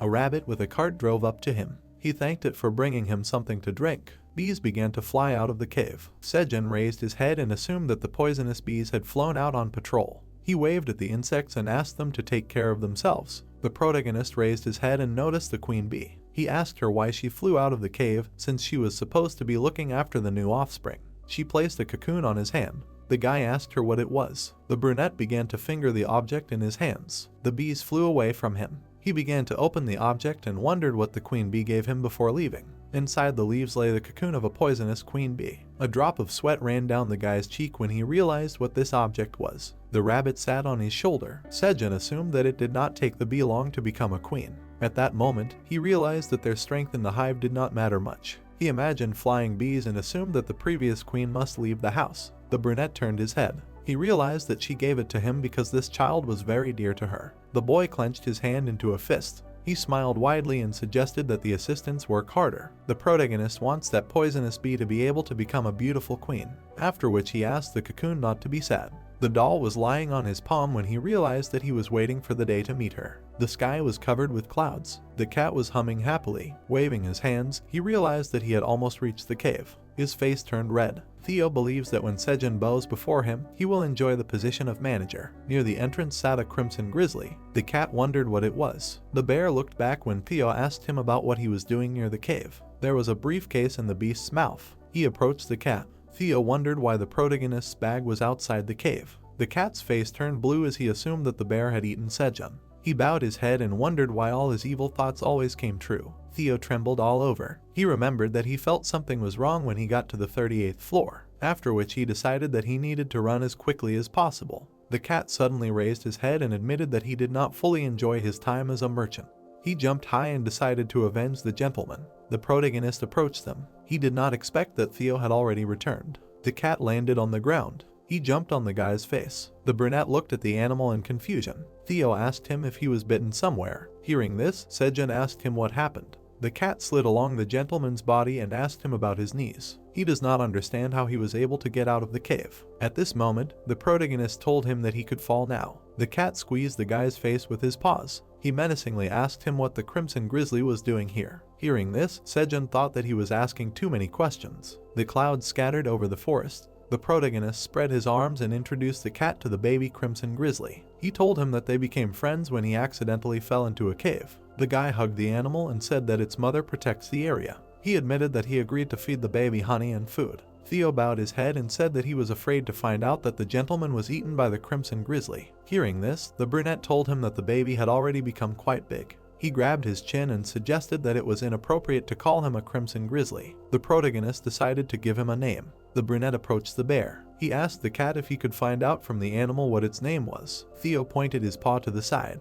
He thinks that such creatures are called bears everywhere. Sejun looked back at the grizzly and decided to give it a temporary name. He told him that he had an idea. The guy closed his eyes when the cat asked him about what name he wanted to call the animal. He answered that it would be amazing. The brunette raised a finger and said that the grizzly would be called Queuing. He smiled widely when he reminded them that the animal constantly growls. The protagonist thinks that this name will suit him perfectly. The animals looked at him in confusion. He turned his head when Theo told him that he is not good at coming up with names. The brunette began to pet the bear. He asked him if he liked the name. The guy scratched his belly. He knew he would like this name. The cat hit him on the head and asked him to stop. Sejun lay down on Queuing. Theo told him that he completed all the missions and sold the things. Then he asked how much time he deserved to rest for this. The cat raised his paws when the gentleman said that he had 38 hours of rest. Theo asked him to give him some chura because he decided to use all the time. The guy hugged the cat and asked him to take some chura. At that moment, the cat remembered that he had worked hard today. Theo smiled widely. Someone licked the treat. The cat looked back at Queuing and asked him what he was doing. Theo got really mad, because of which the gentleman tried to calm him down. The cat said menacingly that he would not forgive the grizzly for disturbing the chairman. The bear screamed loudly. The guy felt uneasy when he realized that the forest began to shake. Something fell to the ground. A boulder was flying at the boys. They opened their mouths wide. The mother of the crimson grizzly landed on the ground. She covered her child. Her eyes sparkled ominously. The cat's face turned blue. Sejun realized that they were in trouble. The she-bear approached Theo. He tucked his tail between his legs and greeted her. Then he introduced himself as a traveling merchant. The cat grabbed the collar and said that he had a merchant's badge. He said that he and her cub had a misunderstanding. The she-bear opened her mouth. Saliva was pouring out of her mouth. The protagonist covered his face. Theo lowered his paws and apologized to her. He promised the bear that they would not fight anymore. Sejun spread his arms and said that nothing bad had happened because the guys had a little argument. Steam came out of the beast's nose. He turned away from the guys. The guy put his hand to his heart and was glad that everything ended this way. At that moment, the cat began to cry. He picked up Theo and asked him not to cry. Hearing this, the cat thanked him for calming him down. Theo covered his eyes with his paws. The protagonist realized that he should have told him earlier. The rabbit started licking the cat. The others joined in. Theo said loudly that he felt ticklish. Rung looked at the guy with confusion. Sejun asked his comrades if they had all decided to climb on him. The crimson grizzly pinched his ears. He approached the brunette. The bear started licking the cat. Theo apologized to him and offered to be friends. The cat raised his paw when he asked Rung not to eat his treats. The guy was touched and offered to be friends. They yawned at the same time. A couple of rabbits looked out of the cave. One of them saw a wicker hat. He took it out of the bag. The rabbit looked back at her husband. They saw how the guys fell asleep together. The protagonist was lying on Rung. The rabbits looked back at each other. One of them put a hat on the gentleman. The guys continued to sleep hugging each other. Sejun smiled slightly. Meanwhile, chaos was going on in the space. The creatures were watching the magician. The man was trying to pull out the crystal. He covered himself with his hand from the light. The magician bared his teeth and wondered why the tower was not opening. Anton came up to him and asked him to calm down. Kaiser frowned deeply. He admitted that he could not remain calm in such a situation because he was no longer able to watch Alien. The man grabbed his head. He remembered that 10 years and several days had passed since the capture. Then he said that the portal did not want to open when he was able to get the medicine. They looked back at the crystal. Kaiser told his partner that they had no other ways to cross because the tower's emergency system was not activated. At that moment, he realized that they were stuck in this space, unaware of what was happening in the world. Anton, looking intently at the gentleman, he asked him if this meant that Alien had not been captured since the tower's emergency system had not worked, after which he suggested that they still had time. The dragons gathered behind the guy. They admitted that they understood their feelings because they were Fratani. At this point, the brunette said that they were worried about Alien because everyone had gathered for her sake. Creatures were hovering around the Black Tower. Anton said that all the dragons had left their posts because the manager was sick. They were watching the guys. The guy reminded them that they had taken a risk in order to find a cure for her. After which he said that these creatures had gathered here to heal Alien's unstable body, broken by the dragon heart. The brunette turned his head. He believed that all the gathered dragons were worried about the manager. Kaiser bowed his head and turned to Anton. He admitted that they were powerless despite his speech. The guy closed his eyes and said that he understood his father's words. He admitted that this was why he was calm. The brunette was very upset when he said that Alien was his daughter. Anton, putting his hand on his heart, admitted that he believed in his girl more than anyone. He believed that his daughter would cope with the capture. Kaiser raised his head. He said that it was good if he thought so. The guy put his hand out to the side. He told him that the dragons would be nearby until the tower opened. They were flying over the arena. Anton raised his head and realized that the day of the capture would soon come. He asked if there had been any good changes in Alien's heart. They looked back at the crystal. The man raised his head and remembered his granddaughter. He hoped that she was eating well. Meanwhile, Alien threw cherry tomatoes into her mouth. She was reading a book. The manager raised his head. He noticed that the tomatoes had become more flavorful after they reached E-class. The dragon was enjoying the tomatoes. She realized that now she only needed a couple of them to get a taste of them. Her heart pounded sharply. She got up from the ottoman. Alien opened her mouth. She remembered that her dragon heart had not beaten once in the last 200 years. Her heart was enveloped in mana. She raised her paw and realized that by now she should expect to be captured. The manager looked at the bucket and guessed that it was because of the cherry tomatoes. She picked up a tomato and remembered that these human seedlings increased mana. Alien realized that she had forgotten about this quality. The dragon tilted her head and realized that she only thought of them as tasty. She realized that they also healed her dragon heart. The manager flapped her wings. She proudly raised her head and called herself the Great Black Dragon. At that moment, she realized that she had found someone she could protect. Alien turned her head. She decided to protect Sejun, because thanks to him, her dragon heart beat fleetingly. A magic ball appeared under her paw. She thinks that this is something to be proud of. After which she suggested that her favor was a real blessing to others. She smiled widely when she realized that the protagonist had a nameless thing. Alien thought that Sejun was restless. She laughed happily. Meanwhile, the boy touched his mouth with his finger and thought about something. The boy opened his eyes. The system mumbled that the tower manager was asking for straw. The boy mumbled that it was too close. Suddenly he screamed, saying that the status window was too close and he could not see anything. The system window said that the tower manager was asking if she had told him that using nameless things could cause him big trouble. He did not take his hat, saying that the system caught him by surprise, and then asked what nameless things they were talking about. He looked at the headdress, wondering why he was wearing a straw hat. Suddenly he turned around to see a happy rabbit, deciding that this time he brought it to him.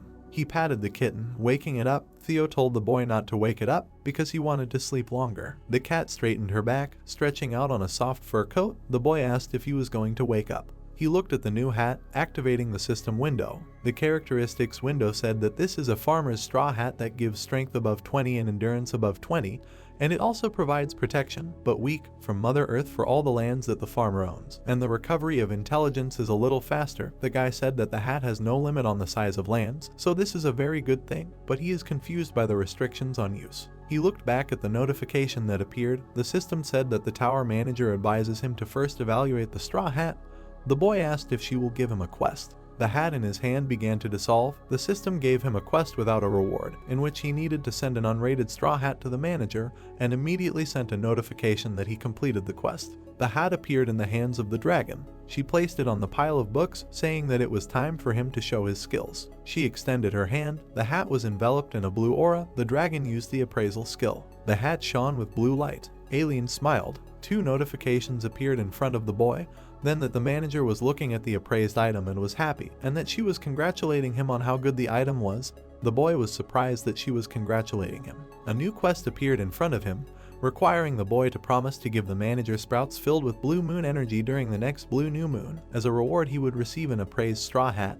The boy said his task out loud. He put his hand to his chin, saying that there would soon be a blue new moon, and his field had become larger, so he thought he could give that much, after which he agreed to the conditions. The system added that Alien wanted him to pinky swear an oath, and then announced that the manager had revealed his name to him, saying that it was an honor for him to know. The boy smiled awkwardly, saying that it was not necessary to say the name. The system relayed that the manager was angry, asking if the boy wanted to return the straw hat, and that she was nervously stamping her feet, saying that it should be an honor for him to know her name. The boy folded her hands, confirming that it was an honor for him to know her name. He extended his pinky, said his name, and promised to give his harvest to the manager when he filled his sprouts with blue moon energy during the next blue new moon. The system relayed that the manager said that this was the first promise he had ever made to her. The boy raised his eyebrows in surprise, asking what that meant. The dragon extended her pinky, looking at the image of the boy. She smiled, saying that this was their first promise. The system announced the completion of the quest and the receipt of the artifact.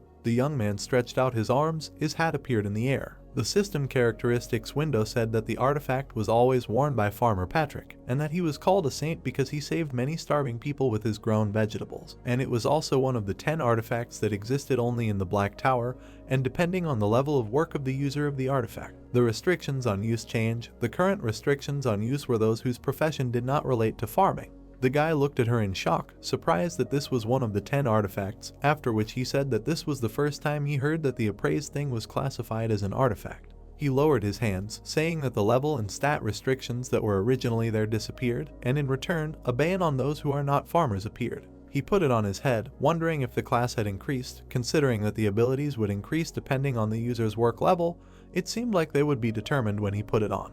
The young man stepped back, and several notifications appeared in front of him, saying that the artifact determined the user's level, that the tower farmer of level D had been confirmed, and the artifact's class had increased to level D. The system also announced that the E-class restriction had been removed, the second level Mother Earth defense skill restriction, and the first level farmer constitution skill had been opened, after which the D-class restrictions and the third level Mother Earth defense skill restrictions were also removed, after which the second level farmer constitution and first level wish for a good harvest skills were opened. The boy looked at the characteristics window in surprise, saying that the items options were very cool, and then he realized what one of the 10 tower artifacts was. He looked around the field and said that this thing was just wonderful and these skills would be just right to develop the seedlings planted outside the cave, so it would help him a lot. He looked at the kitten and said that he knew that its paws were golden, so his guess was right. He hugged the cat and said that it was his favorite and wonderful merchant.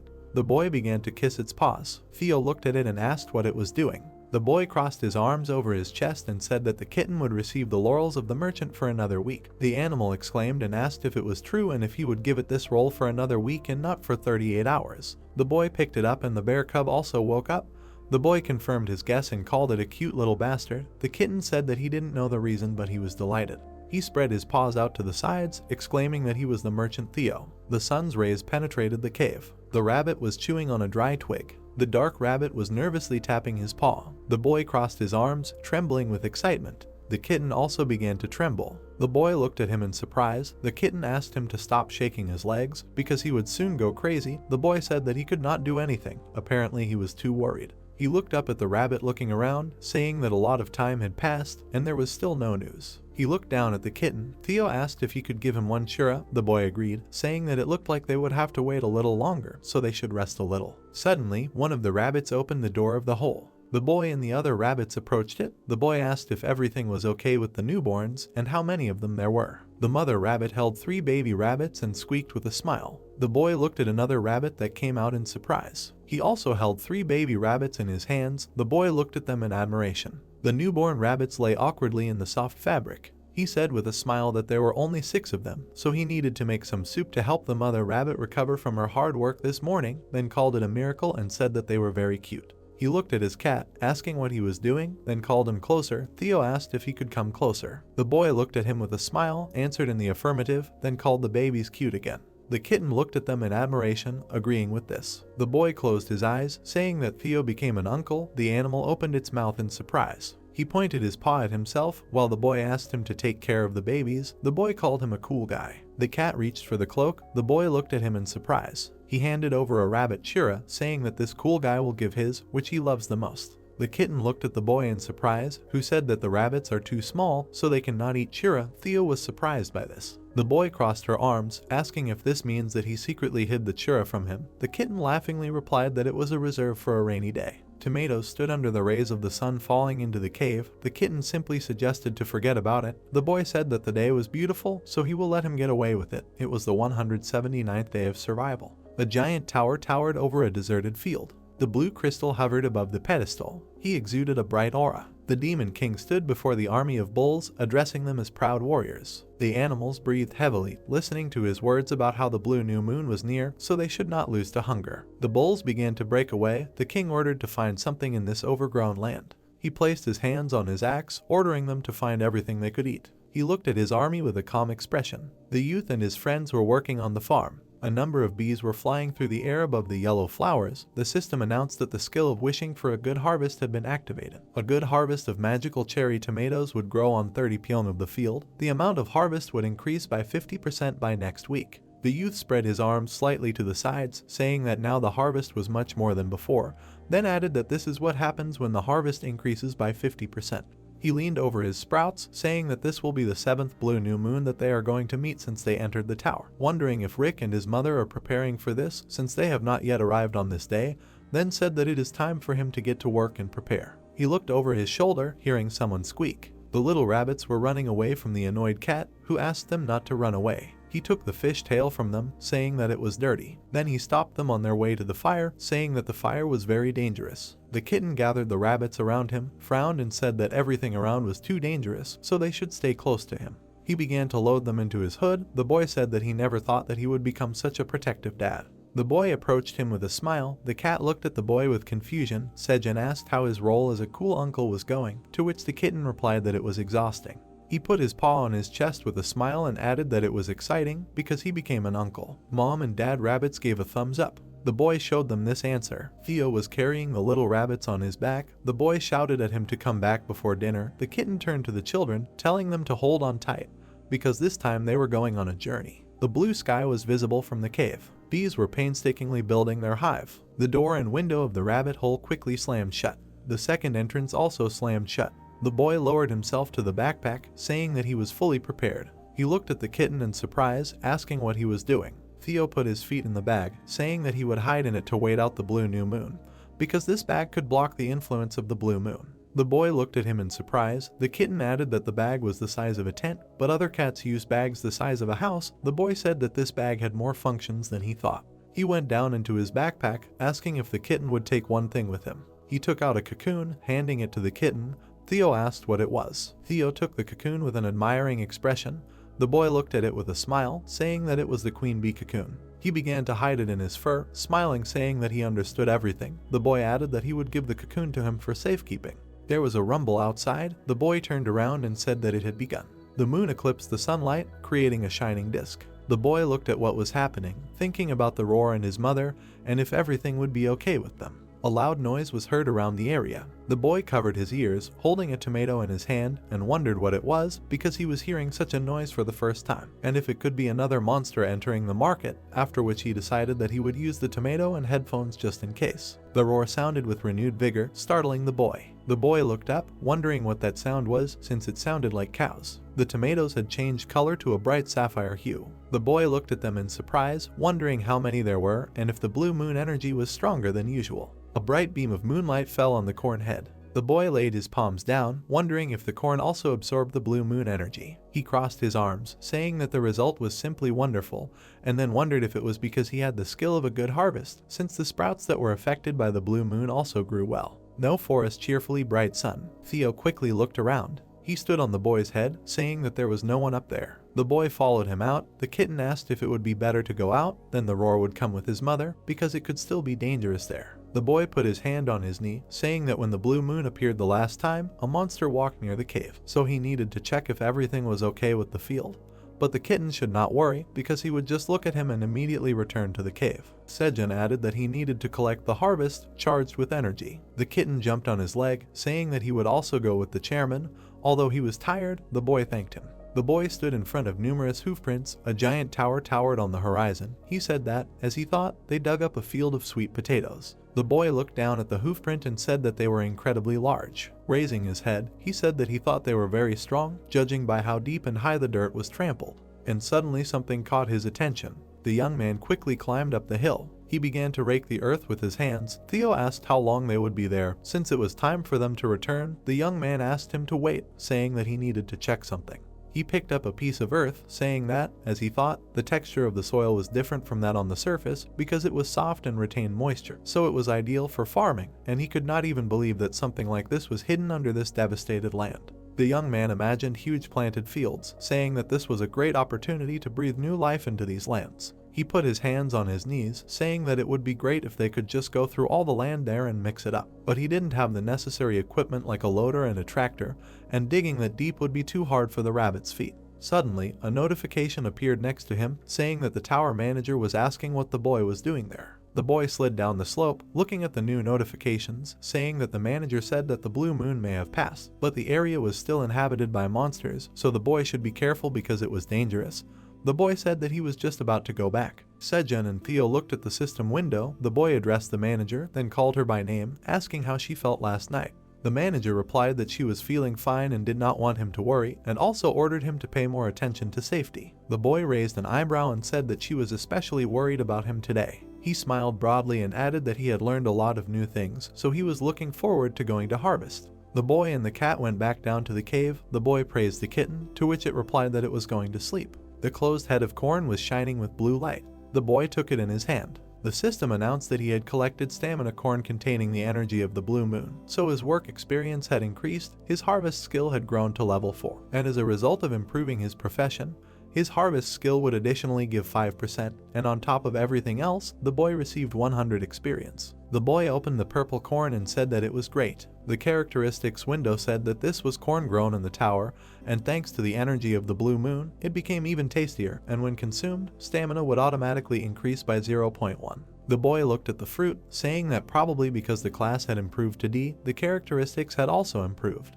He brought the corn to his mouth, wondering if it was important now, then said that right now it was more important to taste the crispy texture and taste of the corn. The boy wiped his mouth with his hand. The tower manager asked if he had forgotten his promise, saying that he couldn't do anything. He picked up a dark blue cherry tomato fruit. After collecting them on a plate, he said that this time the blue moon harvest was rich, then offered the manager to take 5 pieces.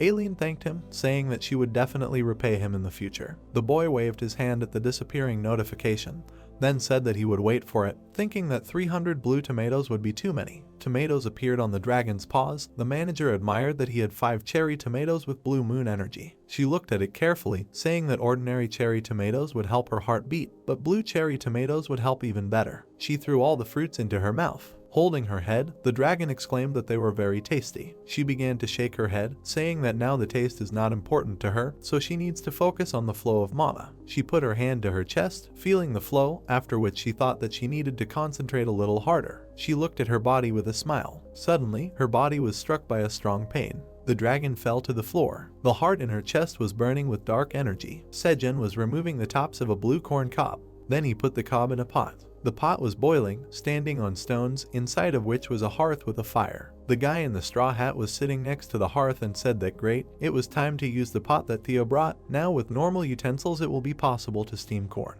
Sejun went to the branches on which the leaves were laid out and said that he should dry the corn leaves well and make corn silk tea. This way he will have another drink. The farmer turned to the rabbits, who greeted him and wished him good morning. He looked at the house of the rabbit parents and asked how they were doing. The white rabbit in the hat pointed there with his paw. The guy said that they must be sleeping together with the mother rabbit. Sejun showed the rabbits the blue tomatoes in his palms and said that they were a harvest charged with the energy of the blue moon.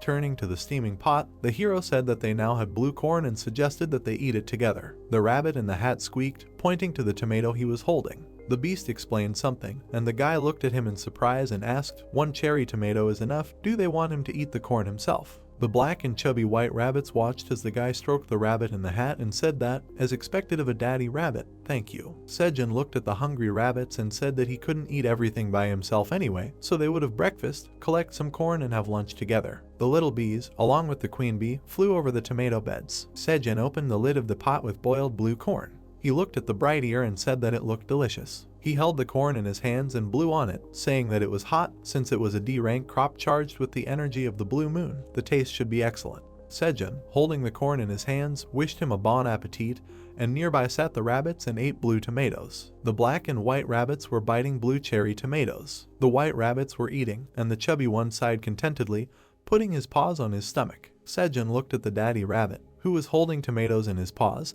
and asked if he wanted to go to the cave to share this with the mommy rabbit. The rabbit squeaked in agreement. The guy said that he would try it too and bit into the blue corn. He held the ear of corn in admiration and exclaimed that it was very sweet, every grain was delicious. The rabbits gathered around the guy who was eating corn and exclaiming that it was a sweetness that grew while he was chewing. It was incredible. It felt like eating was like a melody of harmony. The information window said that he ate an ear of stamina corn that contained the energy of the blue moon. Stamina temporarily increased by 1. Sejun smiled contentedly as he held the cob he had eaten and said that it was so delicious that he didn't even notice when he ate it all. He threw the rest into the fire. Sejun dusted off his hands and told the happy rabbits that it was time to harvest some corn.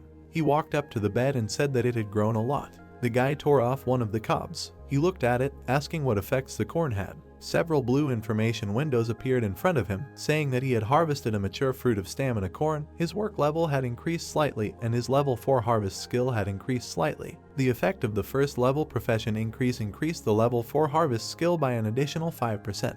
He received 20 experience points. A blue window appeared above the corn with a description: stamina corn grown in the tower, when consumed, burns 20 grams of fat and increases physical strength by 0.2 for 10 minutes. The effect can be applied up to 10 times per hour. When consumed by unawakened people, 20 grams of fat is burned, skin elasticity is increased. The creator is Sejun, a farmer of the tower. Rank D. The guy in the hat held the corn in his hand and asked, "Skin elasticity, Mom would like this corn because it improves the skin."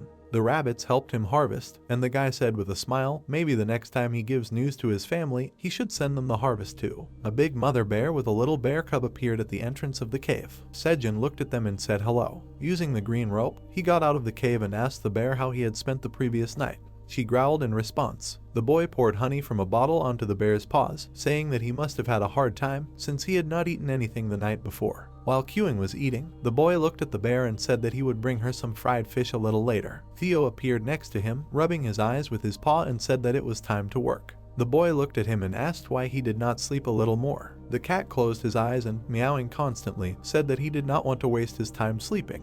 He was going to work. After all, he was the most professional traveling merchant of all the merchants. Sejun replied that he reasoned like a real merchant. Theo jumped on the boy's leg and asked him to take him to the passage of traveling merchants. Queuing took the cat's green cloak in his mouth. The little bear carried the cat by its clothes and walked next to the she-bear. Sejun waved his hand and said that Queuing said he would carry it and wished him luck. The cat waved his paws and shouted about his back. Sejun stood next to the she-bear and said that for now he would carry Theo to the passage. He looked at the dry ground in front of him, covered with the tracks of large hooves, and offered to tidy up the ground. The black bulls gathered in the square in front of the bull sitting on the throne. The bull had a lump of dirt in his hand. They were collecting dirt in a heap near the throne, and the bull said it was dirt. The bull in the red cloak looked at his subordinate and said that the second bull, dry earth. He stood up in a rage and asked what all this meant. Nothing but dirt. Pointing angrily at the heap near the throne, he asked what they were doing. He ordered food to be brought. Why did they bring him dirt? One of the standing bulls told the angry captain that they hadn't seen grass in their territory for a long time. The bulls stood sullenly in front of the leader. One of them said that even if they turned everything upside down, there was nothing but dirt everywhere. Cursing, the bull king sat back on the throne. He exhaled angrily, steam coming out of his nostrils, wondering why things had turned out like this. He recalled standing in a green meadow, thinking that not long ago, this place was a green field filled with high-quality grass. He remembered standing by the blue crystal, surrounded by a red glow. The strongest monster of the Black Tower, guarding the teleportation zone on the 99th floor, the Black Minotaur. The black bulls walked around the green meadow. If he didn't refill the energy that the blue moon had collected again, he would lose his muscles. Therefore, the Minotaur ordered his subordinates to wander around the area and eat grass during the blue new moon. Black bulls ate green grass here and there. However, the Minotaur race, huge monsters with a big appetite, chewed the grass. Therefore, the amount of grass eaten was much greater than the amount that grew. Instead of a green meadow in front of the portal, there was dry land, and this turned the land into abandoned lands where nothing grows. The Bull King thoughtfully scratched his beard, thinking that the muscle strength of the newborn Minotaurs was very poor. In order to maintain the unprecedented strength of such proud and brave Minotaurs, they needed high-quality grass. The king, sitting on the throne, looked at the bulls looking around and called the next, third bull. He did not respond. The king said that he did not see the third bull. Did he go to another territory and could not return?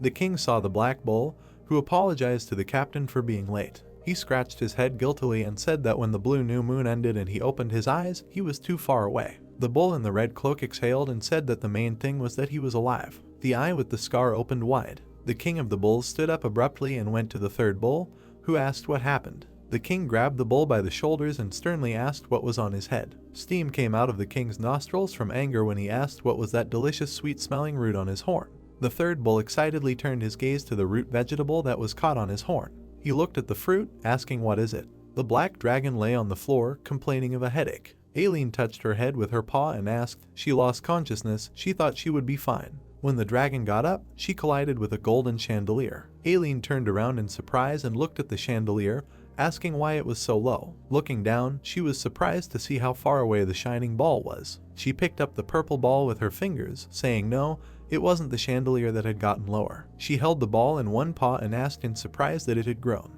Aileen looked at the pink ball, which was standing on a small table with a red tablecloth. She thoughtfully asked that it had suddenly grown. What was going on here? She imagined a blue fruit among the red cherry tomatoes and thought that the magical cherry tomatoes infused with the energy of the blue moon definitely had 10 times the magical power of ordinary magical tomatoes. The dragon looked at her paws and said that she had eaten 5 at once. Could it be that they had directly affected her dragon heart and caused her to grow? Aileen touched her chest with her paw and said that it was only temporary. Now her dragon heart no longer reacted. She closed her eyes sadly and asked if permanent help was impossible. She held a small pink ball in her paws that had a picture of a farmer in it and said that she confirmed that her dragon heart could be cured, although the effect was temporary. Sejun, the farmer of the tower, how cute he is. She was surprised to see the guy holding the blue corn in his hands and said that it couldn't be. The dragon opened her mouth in surprise, asking, does he eat all the goodies without her? What does he eat? The ball is now so small that she can't see anything. Aileen tried to enter the passage, saying that she needs the crystal ball that her grandfather used, but the door has become small now and she can't get out. Aileen closed her eyes piteously, screaming that she needs to be given some goodies too. She wants some goodies too. The sun was shining in the blue sky. Theo was waving his paw, standing at the entrance to the cave. Little bees were flying after the queen bee, who was showing the way. A rabbit with a shovel stood on a pile of corn. The parent rabbits were removing leaves from the cobs. Little rabbits were running from the bee. The rabbit was removing small branches from a stick with a sickle. Ready-made skewers were lying nearby. The black rabbit was holding a corn on a skewer and the little rabbit was sitting by the other ears. The plump rabbit was pushing the corn on skewers in a blue cart with the little rabbit, and the white rabbit was calling them to him. The pieces of corn on skewers were being cooked on a fire. Sejun turned to the little rabbit, who was sitting in the big rabbit's cart, with a smile and said, well done, Captain. Holding a pot in one hand and a little rabbit in the other, the farmer turned to the plump rabbit and said, I've just boiled the last ear. I need to finish it. Let's tell the others to gather for dinner. Sejun opened the lid of the pot of corn and told the little rabbit, it's time to get the boiled corn out. It smells delicious and looks very appetizing. While he was putting the corn on the big plate, he saw an information message that the tower manager said that he wanted to try it too. Could she try one? A window appeared with a new task to share corn with the hungry tower manager. The reward was maximum gratitude, and if he refused, maximum frustration. Sejun, with a small rabbit on his hat, replied that he was going to share with Aileen anyway. Let her wait a little, he would make fried corn and definitely share it with her. In the blue message window, it seemed that the tower manager was nodding and saying that he could wait. The rabbits were holding fried corn on skewers. Sejun looked at them and said that this was great, the train will put them here. There were many fried and boiled corn on the ground, with rabbits around them. The farmer looked at them and said that this is amazing, isn't it? The boy sat on the ground holding a skewer of corn and said that the seasonings Theo brought were great for roasted corn. It was a shame he couldn't make the original fried corn here. The corn sticks were stuck in the ground by the fire. The farmer said to coat the corn with sugar and roast it over the fire until it turned brown. Sticking out his tongue in his eagerness, he sprinkled the corn cob with the seasoning from the jar and said to sprinkle some parmesan on the finished corn afterwards. Who thought of bringing cheese to the tower? The boy started searching for something in his black backpack, saying that it was the end. He happily pulled out a bag of red mixture, saying it was chili pepper. He remembered how amazed he had been to see it in the purple bag while Theo slept curled up on the body of the red bear. He remembered finding it in the merchant's bag after he returned with the straw hat. Holding the bag of pepper in his hands, the farmer said that he had not told him about such an important ingredient. He should be disqualified from the title of merchant, but he will forgive this time. The guy sprinkled red pepper on the corn. An information window appeared next to the shiny finished corn. It said that this was fried corn. After adding sugar that the merchant Theo bought from the hunters, the corn was fried and sprinkled with parmesan and hot spices. It was so delicious that it was impossible to tear yourself away. Sejun held the corn in admiration, saying that it was sweet, spicy and hot. This was the taste of home that he achieved in the tower. It was worth watching cooking videos every day. The farmer held a plate of fried corn, telling Alien to enjoy it. A blue message appeared in front of him. It said that he had completed the quest. The tower manager was very grateful. Sejun looked at the rabbits who were eating corn and squeaking and asked, "What about them?" They were delicious. He looked at the parents of the rabbits who were giving the kernels to the rabbits and said that they feed the rabbits first without trying a piece. The guy put the cob on the plate and started moving the spoon. With the movement of the spoon, he removed the kernels from the cob. The parent rabbits watched as the rabbits took the kernels from the plate, and the guy said that this way they would not have to feed them bit by bit, and the rabbits would be able to eat on their own. The farmer wished the rabbits bon appetit and said that he would look after the children. He took the corn on a skewer and asked with a smile, maybe it was time for him to try it too. He bit into the corn and looked at the squeaking rabbits. He spat out the kernels in shock. The little rabbits were lying in a bowl of corn, all covered in kernels that stuck to their wool. The farmer laughed and asked what was going on. He smiled as he picked the kernels off the rabbits' bodies, saying that they would drive him crazy, that they had covered themselves in corn, and he would pick it off. Sejun sadly held the baby in his hand, handing him a kernel, and said that working and taking care of children was hard. He looked at the entrance to the cave and said that he missed the merchant Theo. A diary about being lost in a tower. A bear cub was sitting next to a red bear, and Sejun, holding a basket of fish, corn, fish, and sweet potatoes were lying on the ground. They grew corn and shared it with everyone. The man, shouting curses, slammed his black-gloved fist on the table. There were tables in the white tent, and the hunters sat at them on barrels instead of chairs. This was the temporary camp of the Phoenix Guild on the 38th floor. The guy was asking why the traveling merchant hadn't arrived yet, saying that he was staying longer than usual this time. The guy crossed his arms and looked at his comrade and asked what was wrong. He was going to buy cherry tomatoes again. Didn't he ask his girlfriend to buy them last time? The brunette asked, hadn't he heard? The guy waved his hand and said that right now, the rich people outside the tower were buying up the magic tomatoes with huge amounts of money. One cherry tomato was worth more than 500,000 won. Shouldn't they hit the jackpot before word spread and they were bought up en masse? Jessica turned to the leader and asked what they should do. They needed to prepare to enter the tower because of the planned dungeon expedition. The man chuckled and the girl continued, if this dragged on, they might run out of supplies. They needed to contact the guild. Dongshik stood up and said that they had no other choice then. Let them leave the minimum number of guild members to participate in the auction. The rest would go to the tower to prepare. He knew the traveling merchant, so he would stay here just in case. The leader, who was standing next to the boy and girl at the tent, watched as the blonde walked ahead with the other hunters. Dongshik looked at the brunette and said that he thought Jessica would stay. He didn't think Suo would be here instead. The girl smiled and said that Jessica said that she didn't need the cherry tomatoes anymore and shared her place with her. She remembered how the blonde said that she got rid of all the extra weight she wanted. Dongshik waved his hand and asked if she would participate in the auction. Was she also interested in the cherry tomatoes? Suo said no. She winked, holding the red packages of cat treats in her hand, saying that she wanted to give them to Theo. The leader laughed, saying he understood. Theo the fatal cat. At this time, a red cat in a green cloak walked along the path, humming a song, and said that we need to hurry. The kids are waiting for their cool uncle. He stopped, saying that here, and looked ahead, covering his eye with his paw. There was a huge tree ahead, at the bottom of which was a round passage, next to which stood figures. This is the passage of traveling merchants on the 60th floor. Theo said that he always felt this, but he thinks that this is not the longest passage. He raised his head, looking at the huge trunk of the tree, and said that it feels like it stretches to the sky. The cat walked past the others to a white dog standing on a rock with a paper in his hand, who said that he was next. A small dog with a blue bow tie and an eyepiece looked at Theo and asked him to tell him his agency and class. The cat replied that he was a new traveling merchant. He wanted to use the normal trade route connected to the 38th floor. The animals standing behind looked back, looking at the silhouettes of predators with red eyes. One of the wolves asked, "Is this him?" The other two looked at the drawing of the cat. The wolf with the black nose said that he probably looked like the cat in the picture. The wolf with the brown nose said that nothing fits except the fact that he is a cat. This bad forge owner can't draw at all. The silver wolves looked at each other. Elko said that he did not see a straw hat in his hands. Elke replied that he was stupid. The cat probably put it in his bag. Why carry it around in his hands? The wolf turned to the chieftain with a pitiful expression and asked why the landlord needed such a hat, and a very ordinary one at that.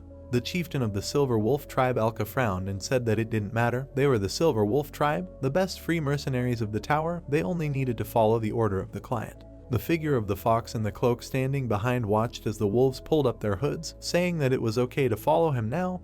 They took their merchant IDs, right? Zerath in the blue cloak looked ahead, thinking that this was the Silver Wolf tribe. Why would they follow Theo? He remembered the cat holding a straw hat in its paw, and wondered if that was why a very troublesome tribe was following him. Landlord Grid, was this hat really that important to him that he turned to the mercenaries? The fox came out from behind the tree and seriously looked ahead, saying that he needed to follow them. The gray wolves walked along the tunnel, followed by the other beast merchants. Zerath thought he couldn't even imagine what could happen. There were green trees under the blue sky. The rabbits were busy with farming, wanting a cart, digging, hammering. The little bear cub and the mother bear were plowing the land. They were working together to restore the land that was destroyed during the blue full moon. Sejun looked at the beasts and said that it was wonderful. The lumps of dirt that formed hills disappeared in the blink of an eye. The boy and the rabbits looked at the small bag he was holding in his hand, saying that they would plant this now. The white rabbit and the boy looked into the red bag that contained peanut seeds. Sejun and the rabbit farmers were sitting among the beds. This morning, he had harvested all the remaining corn and leveled up to level 6. Wiping his face with a towel, the boy looked ahead and told the rabbit daddy that leveling up his agility was worth it. To increase his work speed, he was able to plant all the peanut seeds in just a few hours.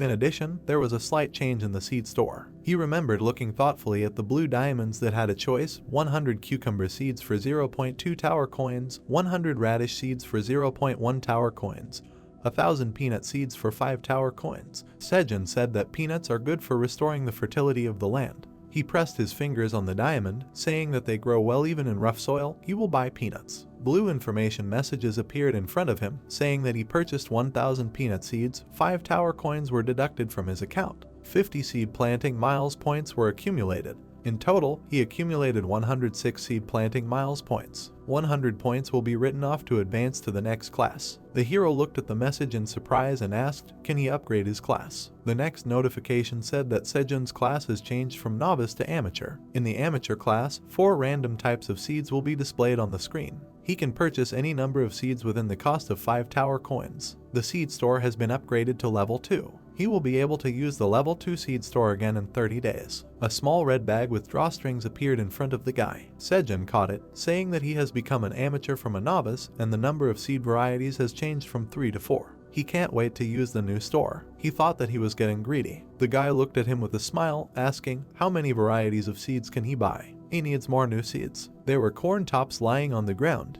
The corn plantation he had harvested would no longer bear fruit. Kyuing carried the tops in his paws. Sejun wiped the sweat from his face, standing with the rabbits near a pile of corn leaves. The farmer patted the bear on the head and thanked him when he brought him the tops. Sejun spread the leaves on the ground. They cut off all the sprouts and laid them on the ground to cover the field where the peanut seeds were planted. Green leaves were laid on the beds, so they saved moisture so that it would not dry out in the sun. The boy held an ear of corn next to a plate. He was able to put aside a little during the watering period, which gave him free time, so he contributes his labor elsewhere. With his fingers, he separated the corn kernels from the cob. The farmer tiredly wiped his forehead, saying that he finished collecting corn seeds for the next planting. In front of him were information messages that he received corn seeds.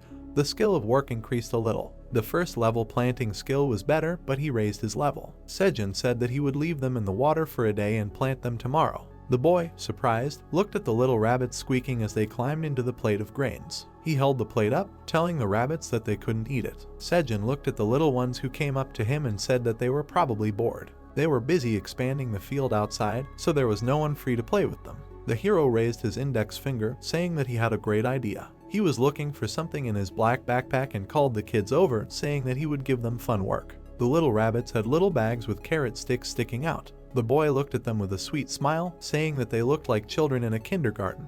The farmer told the happy little rabbits to run with the bags and give each working adult one stick. The little rabbits ran next to him. The guy told them not to take them out now and come over to fill the backpacks. He would put carrots in there again. He pointed his finger forward, and the little rabbits with the little backpacks ran in that direction in a list, with the guy shouting the support group forward. The rabbit farmers happily accepted the carrot sticks from the little rabbits. Sejun looked at the black rabbit next to the little one and wondered out loud that when Theo came back, he could ask him to buy cute clothes for the little rabbits. With a smile, he imagined the little rabbits in a sailor suit, a t-shirt with a hat, and a cute dress, saying that they would be charming. What a pity that he would not be able to take a photo of them. There were rocky hills ahead. The black bull walked across the deserted land. He looked around, asking where it was. Because of the blue moon, his memory was lost, but it had to be somewhere around here. Why did the captain give him this task? He remembered how the leader of the bulls held a fruit in his hand and asked, while number 3, where he got this grass and roots. The black bull excitedly said that it seemed to be somewhere near the border. The captain angrily exclaimed that he had gone beyond the border of their territory. The bull waved his hands in front of the leader, saying that no, he had passed out because of the blue moon, so he had no idea. The bull in the red cloak threw the fruit in his mouth, saying that he had definitely not seen anything like this in his territory. It smelled good. The hungry bulls watched the captain chew his food, and with a wild moo, the bull opened his eyes and exhaled smoke. He raised his hands as if swept by lightning, saying that the more he chewed it, the sweeter and sharper it became. The bull clenched his fist, saying that he felt a surge of strength. His muscles bulged. The captain decisively grabbed bull number 3 by the shoulders and told him to immediately find the place where he found this grass. The future of the Minotaurs was at risk. Putting the honor of a warrior on the line, let him find it. This is an order. He believes in bull number 3. The black bull looked ahead tensely, saying that if he did not find the place, the captain would beat him with his huge muscles. He stood by a large stone and looked around, saying that this was the border where the forest intersected with their wild lands. And what would he do if he met the red shaggy ones? Now he was not sure he could fight. A golden haze appeared in front of the bull's head. He closed his eyes and said that this was the aroma. He peered out from behind the rock and let out a startled moan, staring ahead. He saw beds covered in green grass and shouted that it was grass. The whole earth was covered in grass that looked incredibly delicious. He began to grab the corn tops and eat them, thanking them for the food. The bull held the leaves in his hands in admiration, saying that it was incredibly delicious. He collected the tops, asking what kind of grass it was. He didn't know, but it didn't matter because it was delicious. The bull gathered all the leaves into a pile and carried them back, saying that he would take it all. The captain would thank him, right. Under the blue sky, there was a dense green forest. The red bear's purple eye opened wide. She lowered her hands, dropping the cub, and looked away. The cub was sleepily rubbing his eye, and she growled fiercely. The bear's gaze with sharp fangs was very angry. Alien held a green glass of leaves in her hand. She lay in a pool of blue water and said that it was very good. Because her body had grown, she could safely use the adult spa. It was difficult before because she was small. A blue information message appeared in front of the dragon's face. She looked at him, saying how dare he distract Alien, a black dragon, and then asked what happened. The message said that the Crimson Grizzly wanted to contact the tower manager. Alien stared at the message. She opened her mouth in surprise and asked what it said. Sejun was sleeping on a bed of leaves, covered with a cloth. He pulled off his blindfold and sleepily stared at the blue message, asking, "What is it?" In front of the surprised guy's face was a message that the tower manager said that the Crimson Grizzly had smelled the tracks of another monster near the cave. He asked in surprise, "Another monster?" A red bear appeared near the cave and growled. Sejun, along with the bears and rabbits, stood in the field and looked at the open peanut beds. Their eyes were surprised. The guy asked, "What happened?" Astonished, he ran his hand through his hair and said that all the corn leaves he had placed near the cave were gone. There were trees growing on the rocky slopes. Theo raised his paw with a smile and greeted the people. He arrived on the 38th floor. The cat waved his paw to the people standing there, saying that he had returned. The animals stood with the farmer by the peanut field. Sejun looked thoughtfully at the beds and said that all the leaves had been stolen and they had done it very quietly, because he had not heard anything at night. The bear growled. A blue message from the manager appeared in front of her, saying that she said it could be the work of the hooves of the horned ones. The guy asked, "Horned ones?" He thoughtfully remembered how scared he had been, wondering, were these the monsters that dug holes during the blue moon? The guy said that this could be problematic. The farmer touched the ground next to the sad black rabbit with his hand. He said that it was good that they had only collected the leaves lying on top and had not touched the field. He thought they could just take the leaves of the blue tomatoes and cover the ground with them. The bear growled. A message appeared next to her, saying that she said that she would expand the territory and start patrolling from today. Sejun said he would be grateful. He stroked the cub and looked at the mother bear, telling her not to exert herself too much, just to take care of her health and not to put herself in danger. The boy watched the mother bear leave, saying he was glad no one was hurt, but they still needed to be on guard. He hugged Queuing. The rabbits were standing nearby. He said that as expected, he needed strength to protect himself. The sun shone on the rock to which the green rope was tied. White rabbits on the leaves next to the cocoon of a poisonous bee lying on the pillow. Sejun sat on a lounge chair under an umbrella of leaves and waved to the rabbit, saying thanks for helping and goodbye. He crossed his arms, looking at the cocoon lying next to him, and thought that today it would hatch. He left the farming to the rabbits. According to the system explanation, he should watch over the birth. Little bees flew in the cave above the beds. The boy thought that the description of the poisonous bee's cocoon said that the first person it saw would become its master. At this point, the number of bees in the cave had increased to 200. Sejun ate chopsticks from a plate while looking at the leaf-covered cocoon, thinking that if the second queen bee that was about to be born developed and created a new army outside the cave, it would be more than enough to protect this area. The boy yawned, covering his mouth with his hand, and asked, "Will she hatch soon?" He hadn't taken a day off in so long that he was sleepy. He picked up yellow and purple flowers, saying that he had prepared flowers for her so that their first meeting would be a success. Which flowers would she like, tomato or sweet potato? As he was about to fall asleep, the boy thanked the queen bee for being born. He slept on a lounge chair next to the cocoon. Suddenly, the white cocoon lying on the pillow moved. It was covered in a bright glow. The light was so bright that it penetrated the leaves, but Sejun was sleeping. There was light in the plate under the leaves. A small yellow paw moved the leaf aside. A bee with yellow hair and a small crown was sitting on the pillow and yawning. She opened her eyes and looked forward in admiration, and it was a poisonous queen bee of the second generation. The queen bee sitting on the pillow turned around and then flapped her wings and flew away. She flew just a little and plopped down on the chest of the sleeping guy. She looked at him in surprise. Sejun was sleeping with a bee on his chest. The queen bee looked at the guy in surprise. A message appeared in front of her that the newborn queen recognized her as her master, but the name was hidden. She sat on the guy's chest next to the yellow flowers with a smile. The delighted bee took a yellow flower in her paws. The first queen bee approached them. The newborn queen buzzed as she noticed her. The first and second bees were talking excitedly next to the sleeping boy. The little bee flew closer to the first one. They happily flew up, circling around and leaving bright traces behind them. The first queen bee closed her eyes, flying next to the newborn queen bee. The little bee flew closer and looked into the sleeping boy's face. With a buzzing sound, she rubbed herself against his cheek. The bee flew away, and the boy sleepily opened one eye. He grabbed his head in surprise, looking at the many blue messages, and asked what happened. The message said that the bee had hatched, the poisonous bee's cocoon had been destroyed. He had successfully become the master of a new poisonous queen bee. His beekeeping skill increased, and he leveled up. The hero sat on a chaise longue and looked around, asking where the queen bee was that had just been born. He looked at the empty pillow and asked, did she fly away? There were green leaves lying on the black hand of the bull. He held the leaves out to the sides, who asked, were they lying on the road near the border of their territories? To which he received an affirmative answer. The bull in the black cloak looked at the leaves in his hand and said that this was a completely different type of grass that they had not seen before. It was the first time he had seen such grass. It was too small to share with others. Bull number 3 exhaled and apologized to the captain. The king of the bulls closed his eyes, squeezing the leaves in his fist, and said that there was nothing to be done then. A huge appetite was the instinct of a minotaur. He said that it smelled delicious and tried one of the leaves. The eyes of the bull in the red cloak widened in amazement, shining with delight. He said that it was incredibly delicious. He was overflowing with energy. He patted the amazed number 3 bull on the shoulder in admiration, saying that he had done it. If they had a lot of this kind of grass, they could even bring life back to their dying lands. The Ox King looked into the distance, wondering what was going on in the forest area. In such a deserted place, this grass had appeared. What kind of changes were coming to the 99th floor? The scarred bull closed his eyes, thinking that if he could, he would go there himself and collect all the plants that were there. But he couldn't mindlessly leave their base while no one knew how much grass could be obtained there. A blue crystal flickered behind the king. The bull said that because the time he could leave his post was limited. The red-cloaked king turned to the number 3 bull. He pointed his finger at him decisively, telling him to go and find the source of this grass. If the grass appeared there, it meant that there was a lot of it somewhere. The king looked at the bull and said that if someone had raised her on purpose, they should find him. The black bull yawned and asked if he could take a nap beforehand.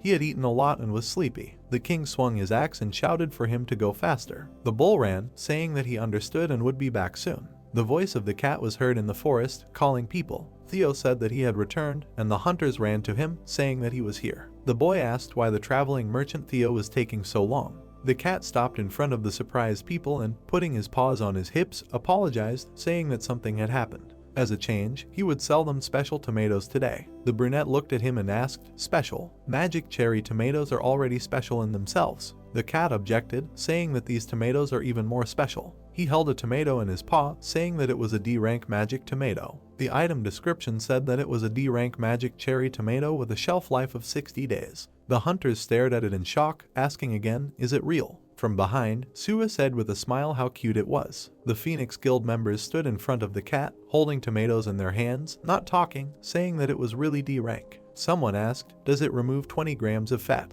Another said, "The mana bonus increased by 200s. They even have a shelf life of 60 days. Dongshik looked at the tomato in surprise, thinking that D-rank cherry tomatoes, which he had never seen before, were amazing. He could eat and save twice as much as last time. Theo put down a basket full of tomatoes, saying that today they were selling sets of 400, a total of 2,000 tomatoes. People started raising their hands, shouting out the prices: 70 tower coins for 400, 90 tower coins for 400. The cat meowed and said, "Sold out." Hands in black gloves threw bags of money in front of the cat, one of which he held in his paws. Smiling, he said that with such demand, his earnings had increased to 1,000 tower coins. He would finally be able to become a veteran traveling merchant. Theo threw his head back and laughed happily, saying that when he became a veteran, the restrictions on the names of the vendors would be lifted, then he would no longer need to hide everything from Sejun. Sua approached him and asked for a photo. Theo coughed and said that it was time for him to go do other things as a veteran traveling merchant.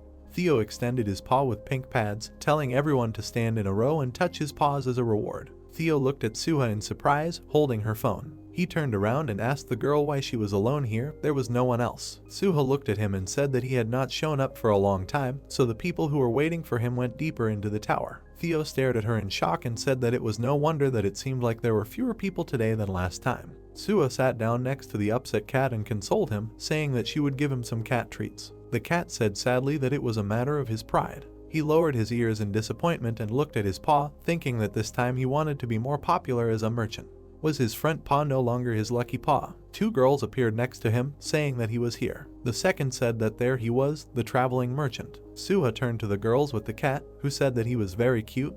Wasn't he the traveling merchant, the cat that you could take a photo with? Theo asked how they knew. The girls smiled and showed him a photo of Suha and Theo on their phone, saying that they saw it on the social networking site Handstagram and asked to take a photo together. The cat repeated Handstagram in surprise. His green eyes sparkled with delight. He extended his paw forward, saying that if they wanted to take a photo, they should give him a reward. The cat looked at an account on a famous social network with his photos. He held a phone in his paws, asking if it turns out that people saw his photos there and will send them here to take a photo with him. Suha answered in the affirmative and apologized for not telling him earlier. The girl looked at the merchant tensely, wondering if he was mad at her for posting the photos without his permission. She was very surprised when Theo indignantly shouted that she just needed his forgiveness. He asked why she didn't tell him earlier that something like this existed. The cat handed Suha the phone and loudly ordered her to take a photo of him right now and spin it on the social network. He struck a pose, showing his paw. Then he looked with sad eyes, exclaiming that this pose should also be good. After that, the merchant arched his back. The brunette ran around him and took photos, saying that they needed much more cuteness. She smiled contentedly and said that he was very cute. Theo smugly asked if she understood everything.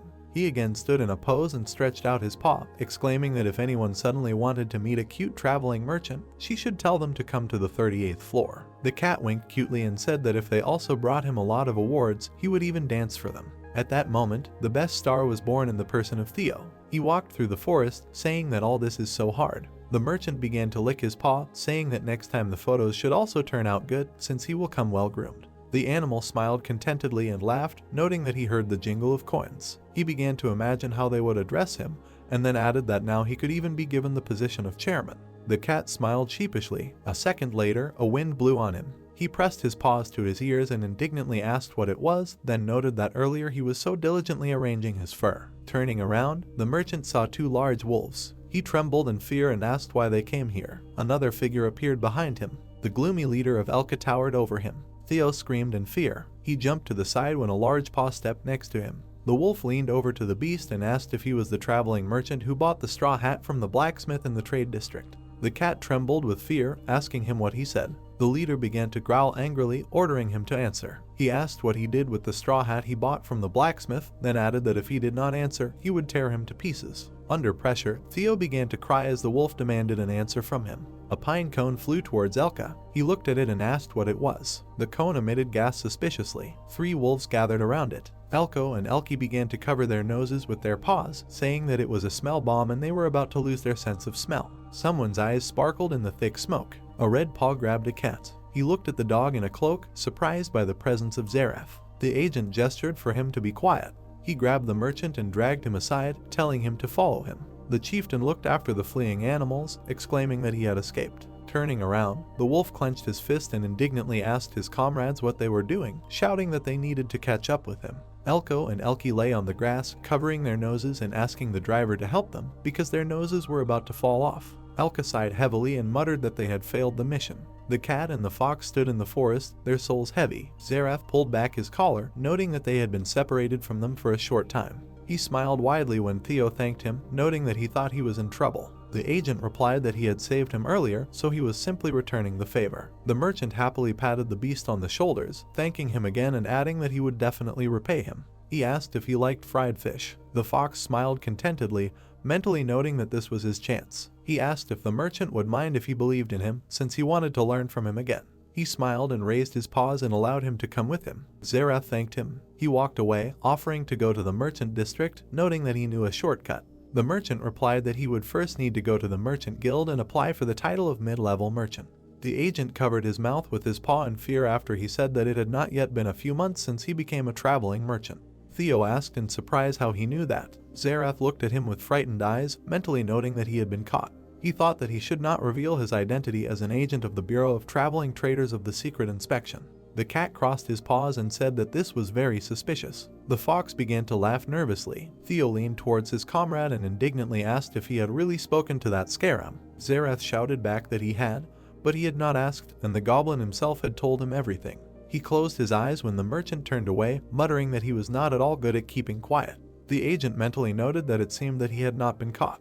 He smiled and folded his paws, wondering how the beast had collected 1,000 tower coins in such a short time. He noted that it was an amount that low-ranking merchants could not even imagine. The fox asked what kind of special things he was selling. He frowned, realizing that it was impossible to collect such a sum without special support. The agent imagined the dark silhouettes of the beasts, thinking that they did not know who was standing behind him, or what dangerous things he was selling, and if that was the case, he would arrest him to save the honor of the Inspection Bureau. The cat smiled happily and said that he was selling cherry tomatoes. Zareth looked at him puzzled and asked again. He grimaced and spread his paws, asking if these were the same red berries. The merchant answered in the affirmative. He put his paw in his bag, saying that he had sold everything, so he did not have them with him now, but next time he would show him. The agent stood with a surprised face when Theo suggested that he go since they didn't have much time. The fox frowned again and wondered if he had earned 1,000 tower coins with cherry. He was trying to figure out how that was even possible. Zareth walked behind the merchant with displeasure, thinking that it was very suspicious. A city in the United States. The silver-haired man held a cherry tomato in his hand, saying that it was the new D-rank tomatoes. He popped it into his mouth, saying that it burned 20 grams of fat, which was twice as much as the E-rank, and that it tasted brighter than the previous ones. A pot of tomatoes was placed on his desk,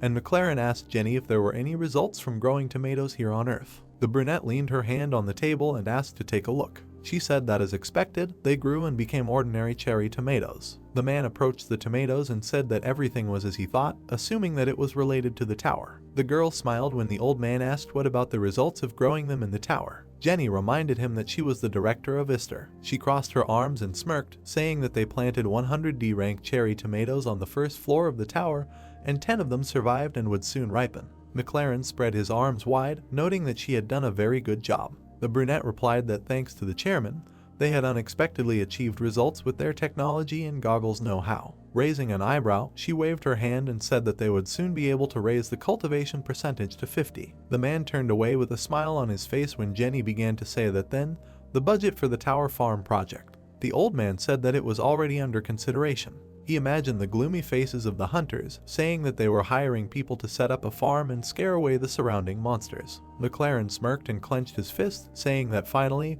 his long-awaited business, after being suspended, was being built again. He thought it was all thanks to the magic cherry tomatoes. At this time, Sejun was harvesting the new crop with the rabbit. The beast held out a silver badge, saying congratulations. The cat took it, and the dear employee noted that he was now a mid-class merchant.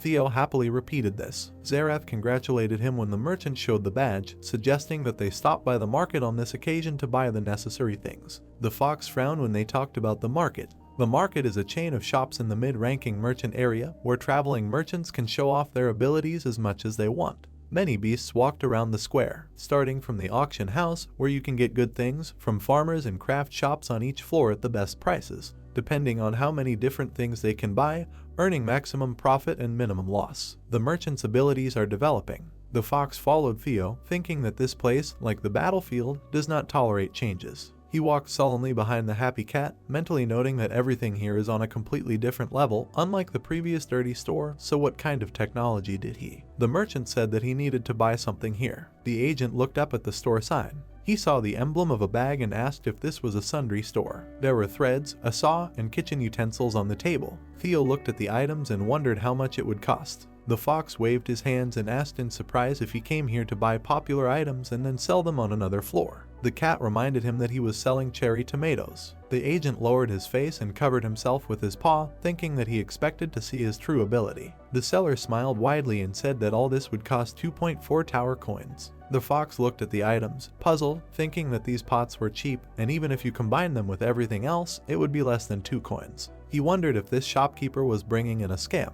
He imagined a vicious hyena towering over Theo, asking him to give up all his money. The agent frowned. The cat night struck. The merchant slammed the table, asking for a discount. Zerath was very surprised by this. The merchant smiled nervously and replied that he was already offering a very reasonable price. The fox supposed it was an old trick. He mentally noted that back then it was only possible because the materials were of poor quality, and this place was different. The hyena folded his paws and laughed, saying that they were selling them for 2.2 tower coins, and were only giving a discount because the customer had made a good impression on him. The agent looked at the smiling shopkeeper with displeasure, thinking that it was an old technique to set a high price at the beginning and pretend to lower it. He imagined a fight between a cat and a hyena, where the latter noted that his opponent would not be able to resist the cloaca and not buy anything. The fox looked down, thinking that the shopkeeper was not so simple. Theo pierced his opponent with his sword, asking him to lower the price even more. He pounded his paws on the table. The shopkeeper began to wave his paws negatively, noting that he had already offered to lower the price once, and he would not be able to buy such things for such a price anywhere else. The merchant turned around and told his comrade that they were leaving. He smiled when Zerath threw up his paws and asked if he was going to haggle anymore, who replied that the shopkeeper had already said that he would not raise the price anymore, so they should leave. The hyena sighed tiredly and said that he gave in and would give them everything for 2 moments of the tower. The owner thought that he looked like a very easy prey at the beginning. The merchant showed him his paw and asked him to lower it to 1.8 tower coins or he would leave. He began to rejoice when the merchant waved his paw, noting that he agreed, and that he could take everything for 1.8 coins. The agent looked at the cat, puzzled, mentally noting that this was a discounting technique that did not give a chance. He thought that this was simply an indisputable victory for the merchant,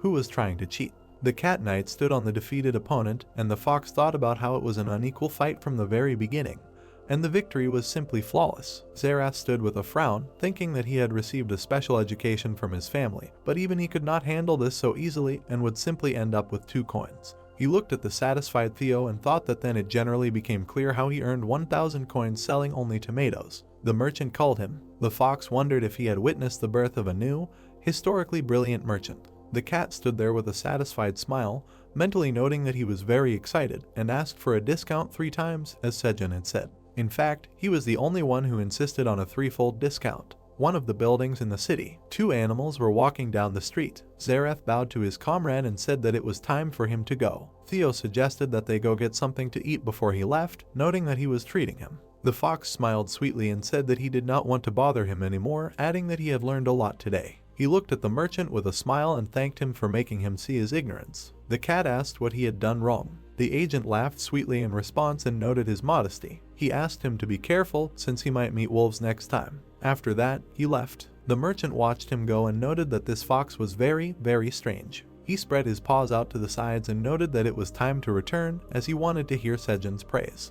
The sun was shining on the office. The agent was filling out paperwork. He leaned back in his chair and sighed. An assistant came into his office and said that the director wanted to set up a meeting regarding the landowner's decorated items. She asked if she should tell him that he had work to do. Zerath handed her the document and answered in the negative, noting that he would soon visit the director. The fox rose from his chair and said that this was a report on a traveling merchant who was under surveillance. He asked that the document be sent to the manager of the trade passage and told him to remove this merchant from the list of suspects. The assistant began leafing through the papers and asked if this was the traveling merchant.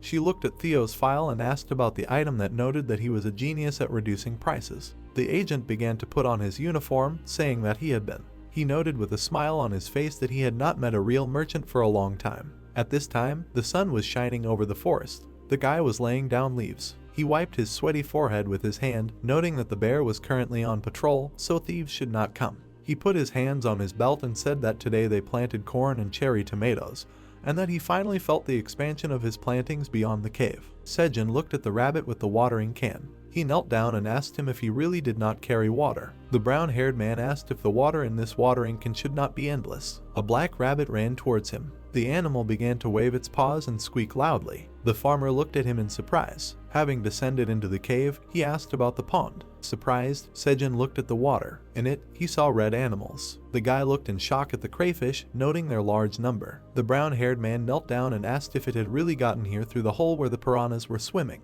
He asked what kind of strange ecosystem was in that hole. He imagined a crayfish dish. The farmer wiped his drool with his fist, noting that he had seen some videos of this dish getting a lot of positive reviews, and it was probably delicious. With a smile on his face, Sejun offered the black rabbit to catch them. He took out his dagger, noting that although they looked strange, they were probably delicious and everyone would like them. The black rabbit thrashed his hammer. The two of them looked at the crayfish with a grin, and the brown-haired man said that they could not miss the opportunity to get new protein. He jumped away from the crayfish in fear, and the rabbit rushed into the water. Having climbed into the pond, the farmer hunted the crayfish. It looked at him from under the water. Several crayfish jumped up. The guy began to confidently hit them with a dagger. He received a notification that he had defeated the crayfish and received 30 experience points. Sejun looked at the hunting black rabbit with a smile. The beast hit its prey with a hammer. The rest of the colic began to collect the bodies. The white rabbit put the crayfish on the stone. He tried to cut it with a sickle. Having failed, the beast shook its head. A brown-haired man approached him with the catch in his hands and said that since they had hard shells, it would be difficult to cut them before cooking, and then suggested frying them with onions. The farmer began to wrap them in leaves. After a while, the crayfish were lying on the fire. Having smelled the smell, the guy smiled and noted that it smelled delicious, and the salty smell of the crustacean filled the entire cave. He began to unfold the leaves, saying that it was necessary to check if it was ready. Smiling broadly, the brown-haired man looked at the ready fried crayfish, exclaiming that it was perfectly cooked. The farmer turned to the rabbits and said that now he would show how to eat them. He tore the hard shell and said that the head should be broken off from the body to make it easier to open.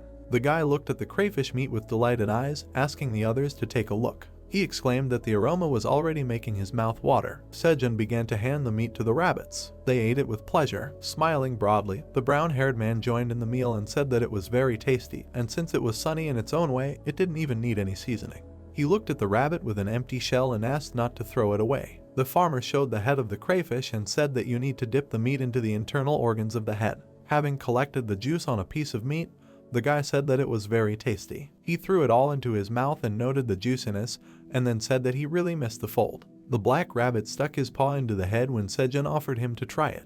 The animal sniffed the greenish juice with bewilderment. After that, he put his paw in his mouth. His eyes widened in amazement. The brown-haired man laughed when the rabbit began to quickly eat the contents and asked if it was tasty. He reached for another crayfish and said that he would give him more. A bear cub looked down at them from above. Looking at him and smiling, the farmer said that he would bring him some now, too, otherwise he would fall down here again. Hewan looked at the crayfish with admiration. The farmer picked one up and began to explain that it was necessary to separate the head from the body. He was surprised when the cub threw a whole crayfish into his mouth. Watching the cub eat them whole, the guy asked if it was tasty, and he noted that he had heard that there were a lot of vitamins in the shell. In the forest on the outskirts of the second floor of the tower, there was black smoke in the skeleton village. Adventurers were fighting with skeletons. One of the monsters fell to the ground. He looked with fear. Swinging, the blonde cut off his head. The skull fell at his feet. The man's foot stepped on it. Putting his hands in his pockets, McLaren grinned. He and the team approached the blonde, who greeted the vice chairman.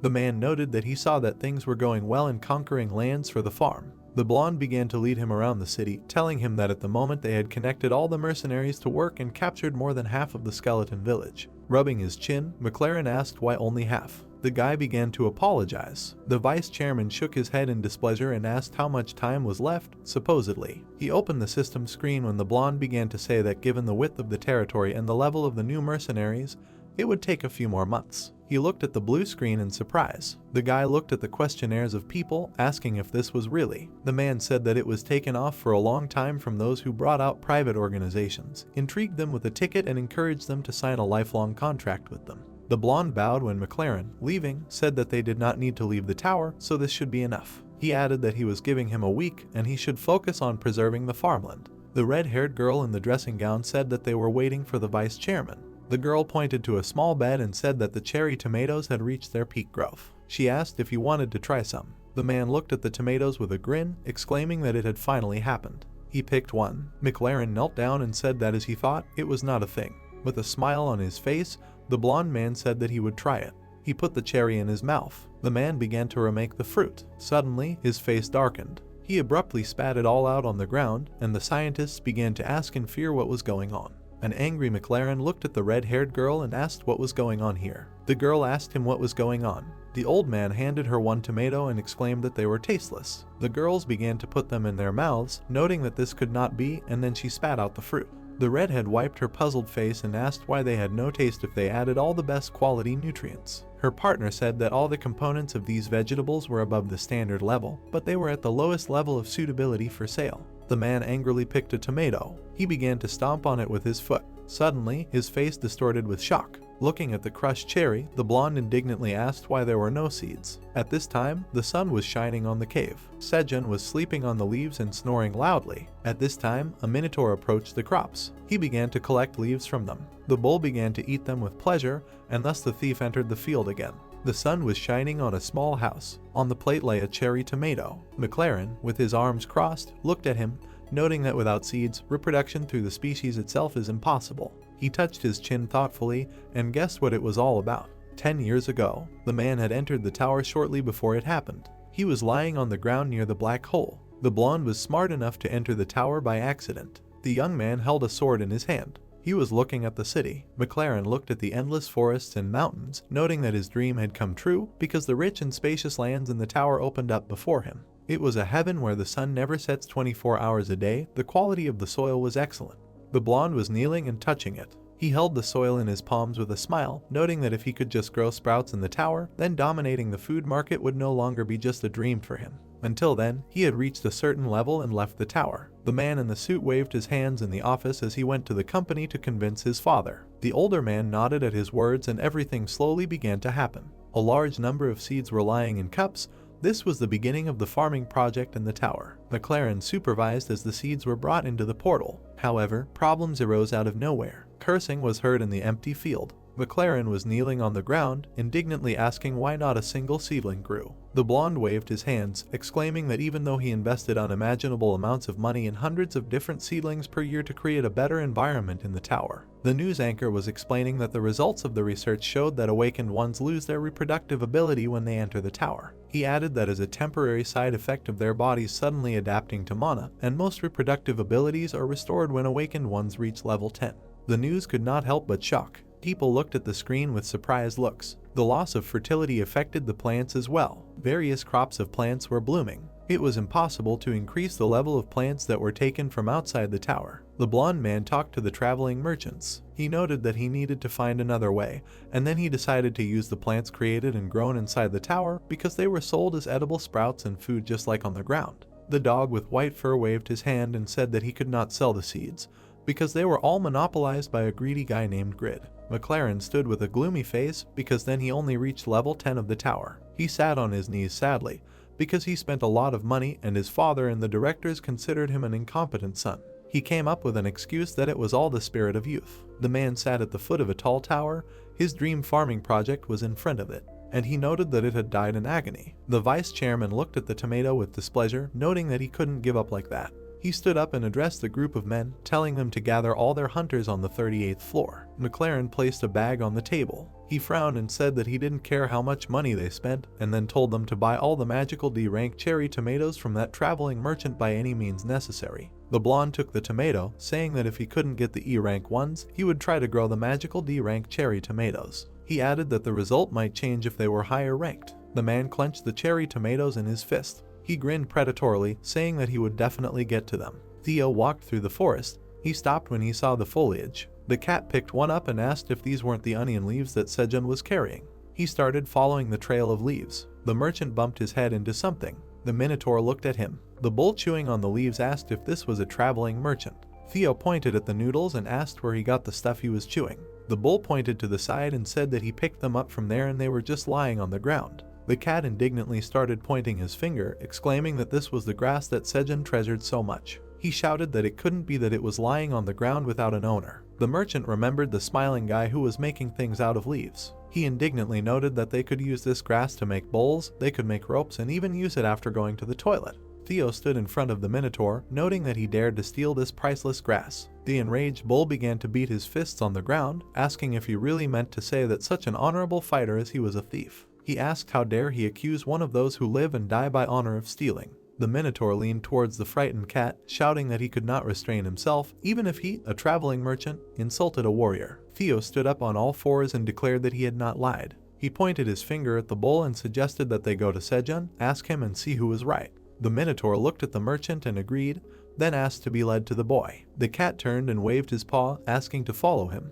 The bull began to walk after the merchant, mentally noting that Sejun must have thrown out the grass, otherwise he did not understand how such delicious earth could just lie on the ground. He smiled happily, noting that the commander had accurately told him to find the place where this herb appeared and would now definitely praise him. At this time, the brown-haired man was sleeping peacefully on a leaf. He was drooling when the cat loudly shouted his name. The merchant jumped right on his stomach, shouting that he was back. The guy winced in pain, and Theo began to mumble that he could not lie down since he urgently needed to go upstairs. The sweaty farmer turned to his comrade and asked what had happened. The cat proudly pointed to himself and said that he had found the thief. Sejun looked at him puzzled and asked who the thief was. Climbing up, he saw a huge minotaur. His face darkened with fear, and he asked the merchant if he had caught this thief. Theo jumped to the ground and answered in the affirmative, suggesting that his friend scold him quickly. He carried a green leaf to the brown-haired man, asking him to look at it, and then shouted that this bull stole the herb. The farmer picked up the leaves and asked if these were the same onions they had spread out in the field.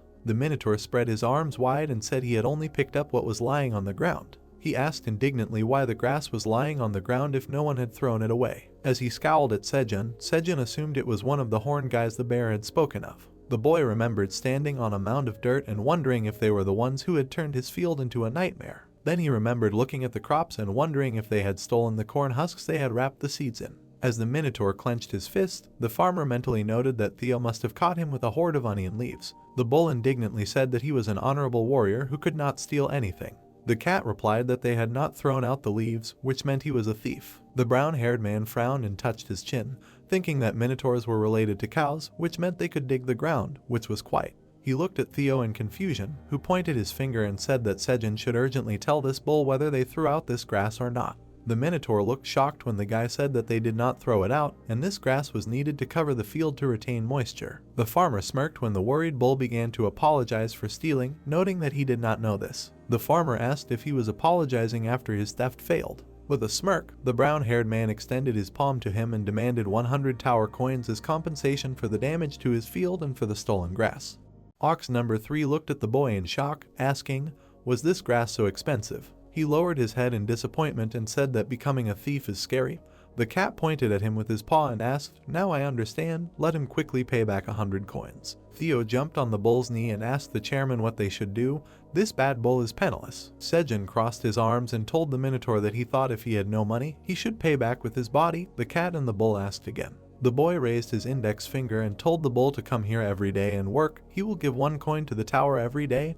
This way he can pay off his debt. The third bull looked at the boy and asked, does he want him to work here and pay off his debt? Sejun closed his eyes and said he will give him food. He likes onions, right? He will let him eat as much as he wants. He is not an evil employer. What will he say? Isn't this very good? The bull did not even listen to the end and shouted very emotionally, releasing steam from his nostrils, that he agreed if he could eat. Sejun waved his hand with a smile and said, "Then the contract is concluded. He can start working from tomorrow." The bull smiled and said okay. Theo looked in surprise as the farmer and the bull shook hands with a smile. The red cat smiled, thinking that if someone does not have money, he can pay with his body. As expected of Sejun, he learned a new lesson. The merchant took out a sheet of paper and a pen, saying that he needs to write it down so as not to forget. The bull waved his hand, saying goodbye. The heroes waved after him. The guy looked at the cat and praised him for his excellent work, saying that he caught the thief, and they even got a worker thanks to him. Theo looked at the guy enthusiastically and asked, "He worked well? He is a good guy, right?"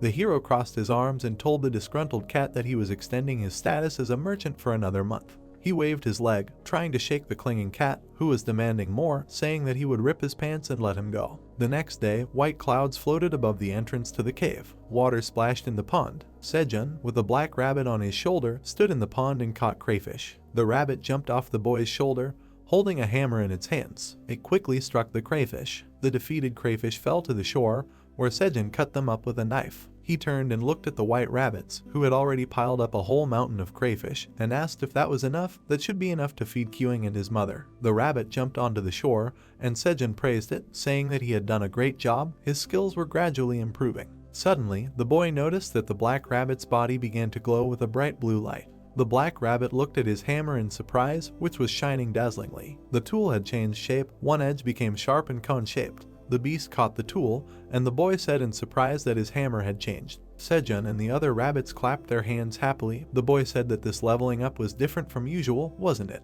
This was his second awakening. This was incredible. Sejun gave his assistant a thumbs up, saying that he would now leave the crayfish hunting entirely to him. The rabbit gave him a thumbs up in response. Suddenly, a red bear appeared at the entrance of the cave and growled. The farmer looked at her and asked what was going on. He climbed up on a rope and asked the bear cub what was his mother saying. Kyung pointed to the side with his paw. The boy looked there. A yellow beehive appeared on the large rock that the rope was tied to. Sejun said in surprise that there was a beehive. When did it appear there? A second queen bee appeared from the hive. She smiled and buzzed. Buzzing happily, she rushed to the surprised guy, who asked if it was she, the poisonous queen bee of the second generation that was born last time. The bee hugged the guy by the cheek. He laughed and said that he was very glad to meet her, and then asked where she had been, that he remembered her as her owner, but he was worried that he had not seen her. Several more bees flew up to the heroes. The queen waved her hand at them, and Sejun said that it meant that she had left to form her own group of bees. He was glad that she had returned safe and sound. Kyung growled looking at the bees. The farmer told him to greet the bee, saying that she was a poisonous queen bee of the second generation, which had just been born. The bee was sitting on the hat of the boy, who told the cub that he needed to guard her house well. Then the queen would work hard to make the honey that he loved so much. Kyung growled happily when the bees flew to him, and the queen stroked his nose. Behind the heroes stood the she-bear, also smiling. Suddenly, the heroes turned around when a black bull called out to them. The minotaur came closer, saying that he had come to work. Sejun greeted him. But he did not have time to finish, because a powerful paw of a crimson grizzly appeared in front of him. The she-bear growled angrily, standing in front of the bull. The minotaur looked at the enraged she-bear in surprise and asked, "A red bear?" The bull's eyes lit up and he clenched his fist, saying he didn't think he would run into her. Sejun turned to the angry bear, touching her with his hand and trying to stop her from fighting. The boy tried to persuade her to listen, but the bear moved her paw and pushed him and the cub aside. Lying on the ground, Sejun looked ahead. Rabbits and Theo came out of the cave, saying he heard a noise outside and asking what was going on. The cat was sitting on the shoulder of the boy, who was running forward, shouting at him to try to stop them because they wouldn't let him say a word. They would get hurt if they started fighting. Sejun ran up to the fierce beasts and, waving his hand, shouted at Kyung and the minotaur to stop. The bear frowned and the boy shouted at them not to fight. The minotaur was here to work. He was not an enemy. Kyung's mother growled. Theo, who was sitting on his shoulder, said that she wanted the boy to go back to the cave, saying that she couldn't stand the minotaur who had entered his territory. The boy approached the bull and addressed him, to which he said that as a minotaur warrior, he couldn't sacrifice his honor to avoid a fight. The boy crushed his head, asking what to do. Theo turned to the bear cub who had come up from behind and said that he wanted to again.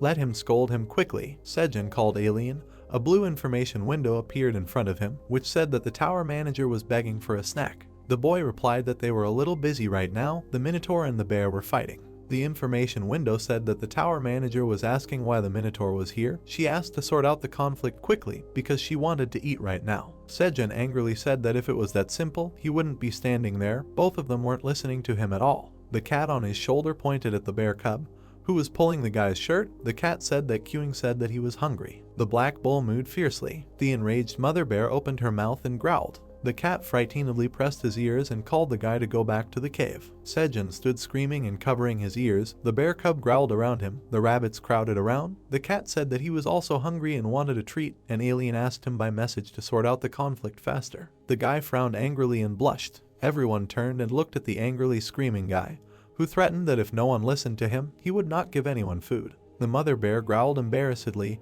and the bull asked, will he not get food? The little bear and the rabbits made shocked noises. The black dragon grabbed his cheeks with his paws in shock. Theo looked at the chairman with tears in his eyes and asked for forgiveness. He was hanging on the shirt of an angry boy who was surrounded by animals trembling in fear. Sejun pointed angrily and ordered everyone to sit down. The animals settled down around the boy who had his hands on his hips. Even the black dragon alien sat quietly in front of the table with the shimmering ball. Sejun looked at the bear and the minotaur, saying that if they continued to argue like that, not only the field and the sprouts, but also those around them would be injured. The boy turned and looked at the rabbits, saying that they should eat first to resolve the misunderstanding between them, and addressed the rabbits, who squeaked in response. The farmer clapped his hands with a smile and said that it was time to eat. The black rabbit was beating fish with a hammer, the rabbit in the kerchief was cutting onions with a sickle, the white rabbit was roasting corn over a fire, and the rabbit with the cart was pushing it away. Sejun was roasting onion shoots in a frying pan. There were large green plates with prepared dishes on the ground.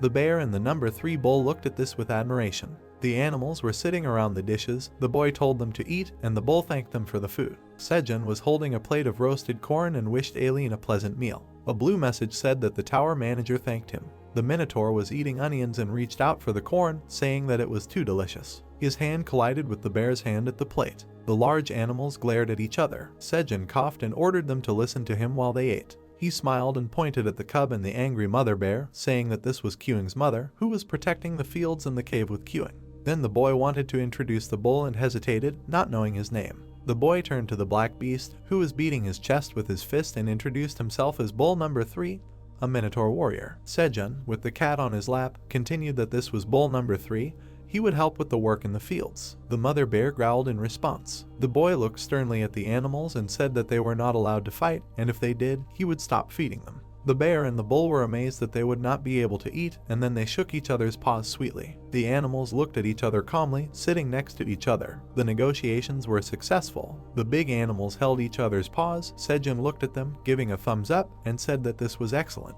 Theo turned to him and said that she wanted him to consider the way they shook hands. The cat lounged in the boy's arms. The bull looked at the farmer and asked what kind of work he would be doing. Sejun scratched the cat's fur, asking, wasn't it obvious? The heroes stood with the minotaur by a large dry field. Sejun, with his hands on his hips, told the black bull that just as he had dug up the soil during the blue moon, he needed to dig up the soft soil underneath the ground every day before lunch. The bull leaned towards the boy, pointing at himself in surprise and asking, was that all? And would he be feeding him too? The boy calmly replied that of course he was a good employer. The bull stood up determinedly on all fours, then surprised the heroes by raising his mighty horns. With a loud moo, he charged forward, plowing the ground with his horns. He kicked the dirt with his feet, saying in admiration that he loved eating so much, he needed to work hard. Sejun smiled and told the cat sitting on his shoulder that this was great, now they could dig the ground easily. The boy looked at the rabbit farmers with their tools and suggested planting green onions, since it was not that easy to go down into the cave and carry them up.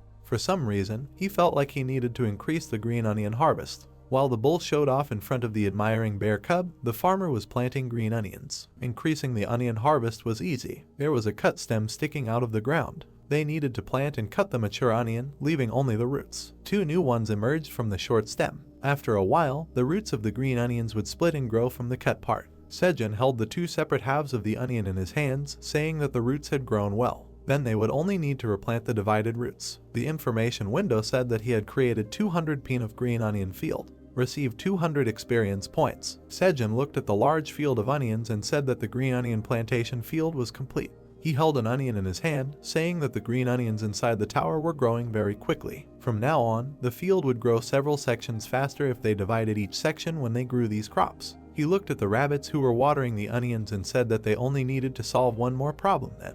The rabbit in the hat hit his silver watering can in frustration. Sejun looked at the rabbits with his arms crossed and said that the watering can had a limit on the amount of water, so it was impossible to water all the sprouts. So it would still be a problem for them even after the field had grown. Suddenly, the watering can in the rabbit's hand began to glow, and Sejun noticed it in surprise. The glowing watering can turned golden. The rabbit caught it, and the hero said delightedly that the watering can had changed. This was the second awakening, like the black rabbit, and congratulated the rabbit's dad. Sejun clenched his fists happily, saying that this was very timely. Was it because he had been using it to the limit lately? What? He thinks the amount of water has increased. The rabbit showed 2 fingers. Sejun exclaimed in surprise, twice as much. Joyfully raising his hand up, he told the rabbits with the watering cans to increase the field. The black bull in the red cloak sat on the throne and exhaled discontentedly, asking, "Why doesn't bull number 3 come back?" Blue clouds floated in the sky above the forest. Sejun released the little rabbits from his backpack. Today is the first day that the baby rabbits have come out of the cave. The bear cub growled in greeting when the rabbits approached him, and the farmer said that it was Uncle Queuing. The cub leaned down to the bunnies and then licked one of them with a smile while the others ran in all directions screaming. The bunnies ran away and looked at Queuing and then altogether rushed at him, throwing him on his back. Sejun looked at this with a smile, telling the disgruntled Theo that Queuing was looking after the kids well. The cat crossed his paws and snorted, saying that he was the uncle. Turning to the cub and the bunnies, Theo waved his paw and called the babies, saying that their uncle would take them on an excursion outside the cave. The cat turned around disgruntledly and watched the cub playing with the little bunnies. He pressed his ears back in disappointment and began to cry, screaming that they had forgotten their uncle. Sejun said that the babies were growing up fast. The cat pawed the ground in dismay, saying that after all he had gone through to raise them. Sejun picked up the cat, lifting him up and telling him not to be sad. He placed a disgruntled Theo on his lap and told him to sit down and eat some cat treats. The boy fed the cat treats from a small red bag and asked if it was time for the merchant Theo to go down to the lower floors and work on his sales. The cat closed his eyes and said that he wanted to go down, but he didn't think he could. Sejun asked in surprise why. The merchant looked at him pitifully, his ears tucked back. Nearby, the rabbits were running around with a bear cub. The boy asked, "What happened?" Sejun asked indignantly, "A bunch of wolves were looking for that straw hat." The red cat stood next to him with his paw raised and said that yes, that's why he can't go down, and where did all this trouble come from? The boy looked at the hat in his hands, thinking, why this hat? It's an artifact and the effects are good, but it's not a necessary item for someone who is not a farmer. He put the hat on his head, thinking that there were farmers on the other floors of the tower too. He told Theo that if that's the case, then he shouldn't worry. Giving the merchant a thumbs up, the boy said that he knew how to solve this problem. The cat opened his mouth in surprise and asked, "What is the solution?" Sejun sat on the ground and raised his finger and asked his comrade, "Can't he hire mercenaries? Let him hire the number 3 bull as a free mercenary." The red cat sat next to him happily, saying that this was a great idea. He imagined a silver symbol with fangs and a sword, and beasts with glowing red eyes. A free mercenary is a job that only those born in the tower, like Theo, can have. The boy presented a mercenary symbol next to a scale symbol. Through an agreement between the Free Mercenary Association and the Traveling Merchant Association, mercenaries can use the merchant passages by paying a certain amount. The black bull stood confidently behind Theo, who showed off his merchant badge. Depending on the rank of the traveling merchant, those who do not work for the association can also be hired as temporary mercenaries, thereby granting them the ability to use the traveling merchant passages. Sejun looked at the cat and said that he would also like to go down the tower as a free mercenary, but they, like the traveling merchants, can only be those born in the tower. Theo said that he remembered this well. The cat raised his paw to his face and asked if the number 3 bull would agree to work as a freelance mercenary. He might look like one, but he was still the monster from the 99th floor. Sejun closed his eyes and said that there was a loophole. If the number 3 bull agreed to protect him as a mercenary, he would give him 3 tower coins, which would be 3 times his daily pay. The cat took his hat off the surprised boy, saying that he was a genius, he had an incredible mind, he would never have thought of it. Sejun laughed, putting his hat back on and holding a cat treat in his hand, and said that it was okay. Theo would have figured it out too, and asked if he wanted some treats. The boy smiled and looked at the cat, who was contentedly lying on his lap and eating, thinking that he would remember this method and use it himself someday. There were rocks lying on the dry desert. A black bull was peeking out from behind a rock. He turned around in fear when he heard a fellow bull appear from behind and ask where he was going.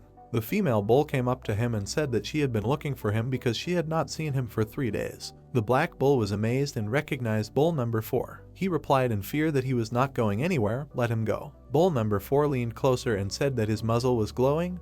Was he hiding something from them? She shook her fellow bull by the shoulders, shouting for him to take her to where he ate. The bull shouted that it was a secret. Bull number 4 pointed her finger at him in displeasure, shouting that she could tell by his look that the commander was looking for him and she would tell him everything. Bull number 3 agreed, and his mate joyfully waved her hands. They walked between the stones. The Minotaur told his friend that he would bring her there, but she should be quiet because it was a secret. Green trees appeared ahead. Sejun, with the cat on his shoulder, held onto the rope in surprise. He looked at the bull girl standing behind the sad Minotaur. The boy came out of the cave and asked, did he bring his friend? The Minotaur girl waved her hand with a smile and greeted him, saying that she was bull number 4, would he give her food if she dug the ground? The Minotaur turned to the boy and asked if he could let his friend work here too, if not, bull number 3 would be in trouble. The farmer crossed his arms sullenly and said that digging the field was not that important now, so he did not need more workers. Then he looked at bull number 4 and waved his hands and said that he would let her work here, but could he ask her for a favor? The girl agreed and asked what kind of favor. Sejun turned to the cat sitting on his shoulder,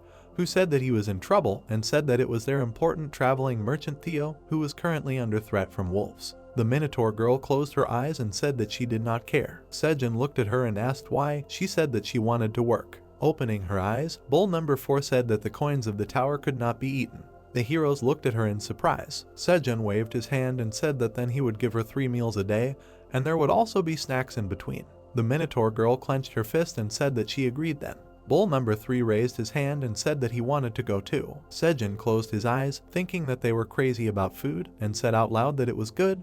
There was more hope for 2. He told the happy Minotaurs that he would prepare some food so that they could eat on the way. Bull number 3 was embarrassed when his girlfriend happily rushed to hug him, saying that she was very grateful for showing her this wonderful place. He exhaled, saying that he was also glad that she was with him. Sejun looked at the hugging bulls, impressed. The guy cut an onion stalk with a dagger. He looked at the whole mountain of green onions lying in the field and said that it was a lot, but would it be enough? Theo approached him with a purple bag and asked if he would need to take all of it. The guy asked if there would be so many that it seemed like there would not be enough space for tomatoes. The merchant chuckled and unfolded the purple cloth, telling him not to worry. He threw the cloth over the mountain of onions. The bag magically began to suck in all the stalks. Theo caught his bag back with satisfaction, and the boy asked if it could hold more than usual. The merchant pointed to his new badge and said that yes, because he was now a mid-level merchant, his bag's capacity had increased. Sejun looked at him thoughtfully and said that the incarnation badge had indeed changed. Theo cried out in displeasure that he had only just noticed it, and pulled the boy's cheeks, telling him to get ready. The cat looked at him, holding his cheeks in displeasure,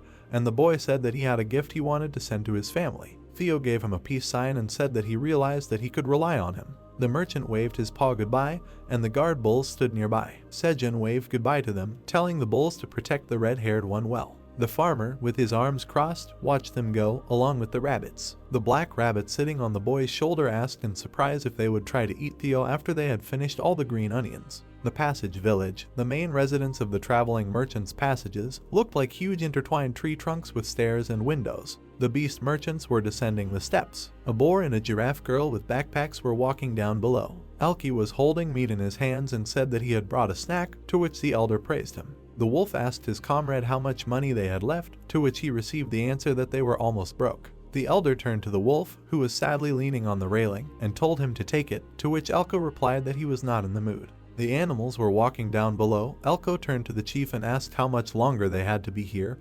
He was already tired of standing all day and peering at passersby. Maybe they would return to the 85th floor already. Elka angrily grabbed the wolf by the cloak and shouted that he would continue to talk nonsense. Didn't he want to think about their pack members who were currently starving to death on the 80th floor? The leader grinned angrily, saying that if they didn't complete this mission, they wouldn't get their ration from Grid. Their pack's survival was now in question. Elko covered his tear-stained eyes and apologized, asking the leader not to be angry, saying that he was wrong.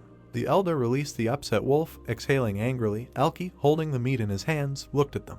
He handed his comrade a piece, telling him to eat even if he had no appetite. The wolf in the blue cloak held the meat, saying that this was precious food bought with the money their pack had collected for this mission. He needed to eat to gain strength. He handed the second piece to the displeased Elka. Suddenly, the wolf's yellow eye lit up. He quickly approached the railing, peering down. The wolf asked him what was going on. Elka looked closely, noticing Theo smiling below, and thought that he had found the traveling merchant's cat. The wolf frowned, thinking that this time he had to get information about the straw hat, no matter what it took. At any cost. The merchants looked ahead in surprise. The small animals opened their mouths in surprise, looking at the minotaurs. The black dog told his comrade that it was really them. He would never have thought that he would see black minotaurs. The white dog replied that it was the first time he saw the monsters of the 99th floor. The black dog, looking ahead, said that a traveling merchant who could hire black minotaurs as free mercenaries was interesting. How cool is he? Theo approached and asked if they were looking for him. The dogs looked at the proud red cat in the green cloak in surprise. The white dog asked what was wrong with this traveling merchant cat. The cat said with a satisfied laugh that it was he, the traveling merchant Theo, who hired the minotaurs as free mercenaries. The black dog looked at him and asked if he was the employer. Theo, he heard about it for the first time. The white dog told him not to lie. The indignant red cat turned around and called the bulls. He was amazed to see that there was no one standing behind him and indignantly shouted, asking where they had gone. Bull number 4 looked at the cabbage that the frightened chinchilla was selling and offered her friend to look at what an interesting herb it was. The minotaur said admiringly that it looked very tasty. The girl leaned over and asked if she was selling it. The chinchilla trembled, flattened its ears and begged for mercy. The bulls turned and looked at Theo, who called them, saying that he was looking for them everywhere. He looked at the bulls with displeasure, shouting, "Aren't they his mercenaries? They should be protecting him. What are they doing here anyway?" Bull number 3 apologized and said that they couldn't resist because it was very interesting here. The cat looked at the confused bull and asked, "Is this their first time in the village of passages?" The minotaur replied that it was their first time. They had never gone beyond the 99th floor. The black bull looked at the cat and asked why the passages were called trade passages. Can't everyone in the tower use the passages, not just traveling merchants? Theo crossed his paws and replied that he really didn't know anything, because he was a hillbilly from the 99th floor. The cat turned and saw the large boxes, and then nimbly jumped on top of the boxes. Standing higher, he told the bulls that this traveling merchant Theo of medium rank would explain to them out of the kindness of his heart. Swinging his paws, the cat began to explain that long ago, all the passages of the tower were stretched out randomly, like branches from the 1st to the 99th floor. He imagined a growing tree, in the branches of which bright balls glowed. However, because there were too many passages, they could all be dangerous, and no one could predict which one would lead to danger. He imagined small merchants in cloaks standing in front of a huge multi-eyed snake. The first great traveling merchant formed an association and organized those passages on the way to the dangerous passages, choosing the safe ones. The cloaked warriors pounced on the snake with weapons. Then they folded their hands in the center, and an icon with scales appeared above them. Theo said that the Free Mercenaries Association, which later became the tower's main force, had joined forces with the Magic Tower and made an agreement. 2 more icons with a sword and an angular figure appeared. The beasts were dismantling the passages, helping the wounded, and treating the injured. They provided the resources and assistance needed to regulate the management of the passages. Below the scale icon, a larger scale icon with black circles was shining brightly, and below were the dogs from the association. Theo said that the passages were still managed by the Traveling Traders Association. Raising his finger, the cat finished by saying that this is why the passages were called trade passages. The bulls clapped their hands, and bull number 4 asked in admiration, how did he know so much about this? The cat, raising his head proudly, said that this was the basic knowledge of a mid-ranking traveling merchant. He smiled, remembering how he read a book with a brown cover and thought that it was the first page of a guide for new merchants. Theo, standing on the boxes, told the bulls that all permanent residents of the tower can use the passages, but there are toll passages that only traveling merchants can use, something like shortcuts. Bull number 3 asked again, holding out his hand. The beast jumped onto the bull's hand and told him that they can use this toll passage only because he is a traveling merchant. The minotaur looked at the cat in his palm and heard him say that if they go through a regular passage, they will have to walk much longer. This village of passages is the center of a branch that connects such toll passages. The minotaur put Theo down and continued that they needed to go to the 38th floor, so they would use the paid passage to the 40th and then go to the regular one. The bull looked at the merchant and said that it was a very difficult way. Theo waved his hand decisively and said that yes, so they would eat first. The minotaurs smiled happily and agreed, walking after the name, who said that this was his favorite fish restaurant. A wolf with glowing red eyes pounced on the cat, who asked if they liked fish. Theo screamed in fear and turned around. He was scared when an angry wolf in a gray cloak landed in front of him. The wolf bared his teeth, saying that he was caught. Theo pressed his ears in fear and exclaimed that the wolf was the same as last time. Elka shouted for the cat to answer where he got the straw hat from, but angry bull number 3 pounced on him with his fists. Elka barely managed to jump back, and the minotaur's fist hit the ground hard, breaking it. The wolf slid along the ground, stopped and asked in surprise, a minotaur. The bull turned decisively to him and asked who he was. Theo pointed his paw and said that it was him, the bastard chasing him. The bull turned to the wolf and told him to just get rid of him. Elke and Elko jumped down from above, rushing to help the chief. But bull number 4 ran forward, clenching her fist. With powerful blows, she threw the wolves back. The chief turned around, exclaiming the names of his fallen comrades. The Minotaur woman clenched her fist, smiling, and said that there were 2 more cute puppies. She turned to her comrade, who was holding the cat in his arms, and told him to protect Theo,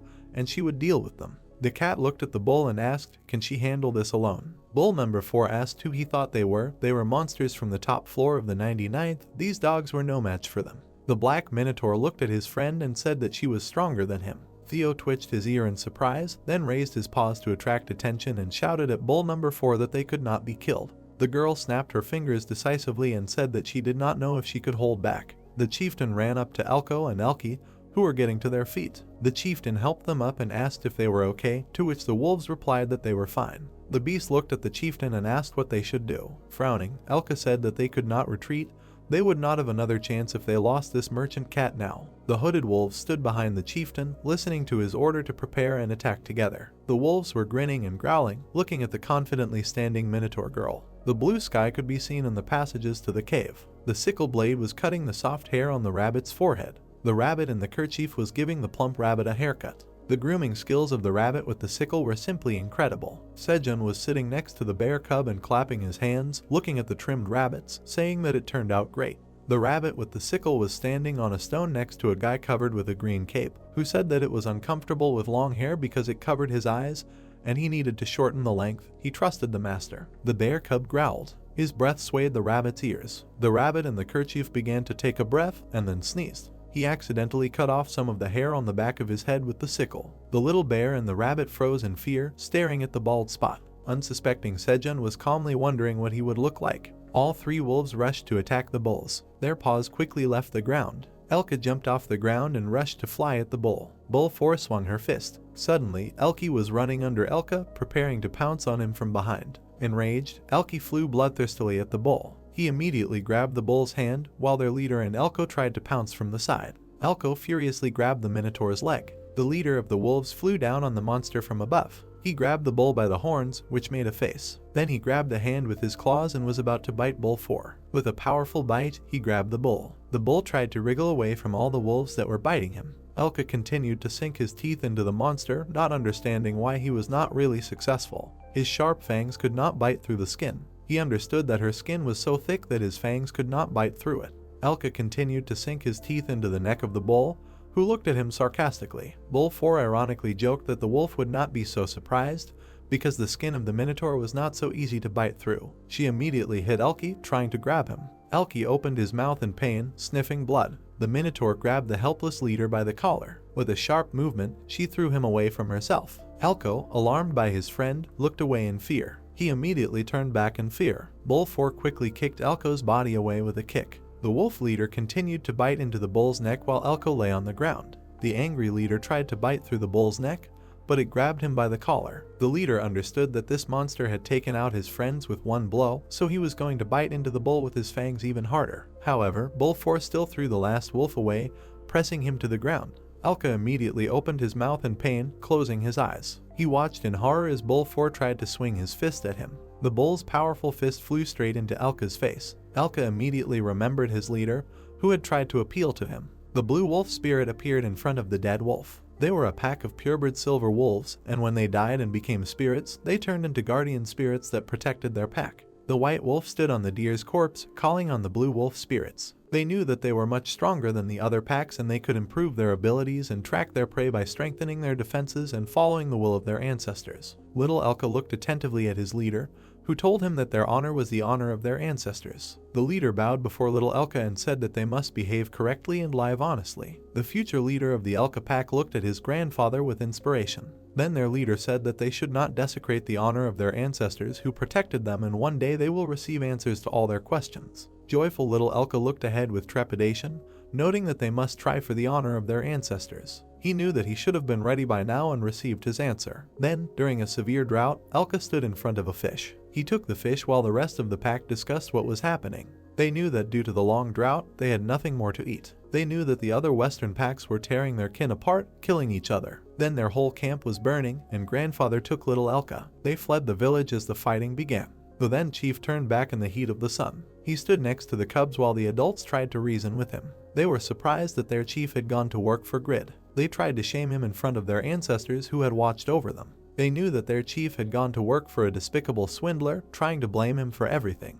The chief put his arm around the little one and glared at the adults. He told them to be quiet. He made a big face and looked upset, baring his teeth. He said that they had no other choice and they didn't even know how long they could last. The chief explained that it was time for them to think about their children. The chieftain stared at the cub, placing his paw on its head. He declared that for the sake of his children, he could even disgrace his honor at any time. He realized that his ancestors must definitely understand him. At the same time, one of the wolves looked bloodthirstily at the rabbit against the backdrop of a mountain of gold. The bloodthirsty gaze of the rascally boar was directed at the wolf that killed the animals. Elka hoped that now his grandfather would understand him. Bull 4 held her fist near her after the blow. She delivered a crushing blow to the ground while Elka lay nearby. Theo, dumbfounded, ran up to the wolf, who barely said that it was all for the sake of the children. The frightened cat held the chieftain's ear, realizing that he was indeed unconscious. Ox 4 was flexing her fists while the cat stood next to the wolf. She suggested breaking Elka's paws so that he couldn't chase them anymore. The cat was taken aback by this statement.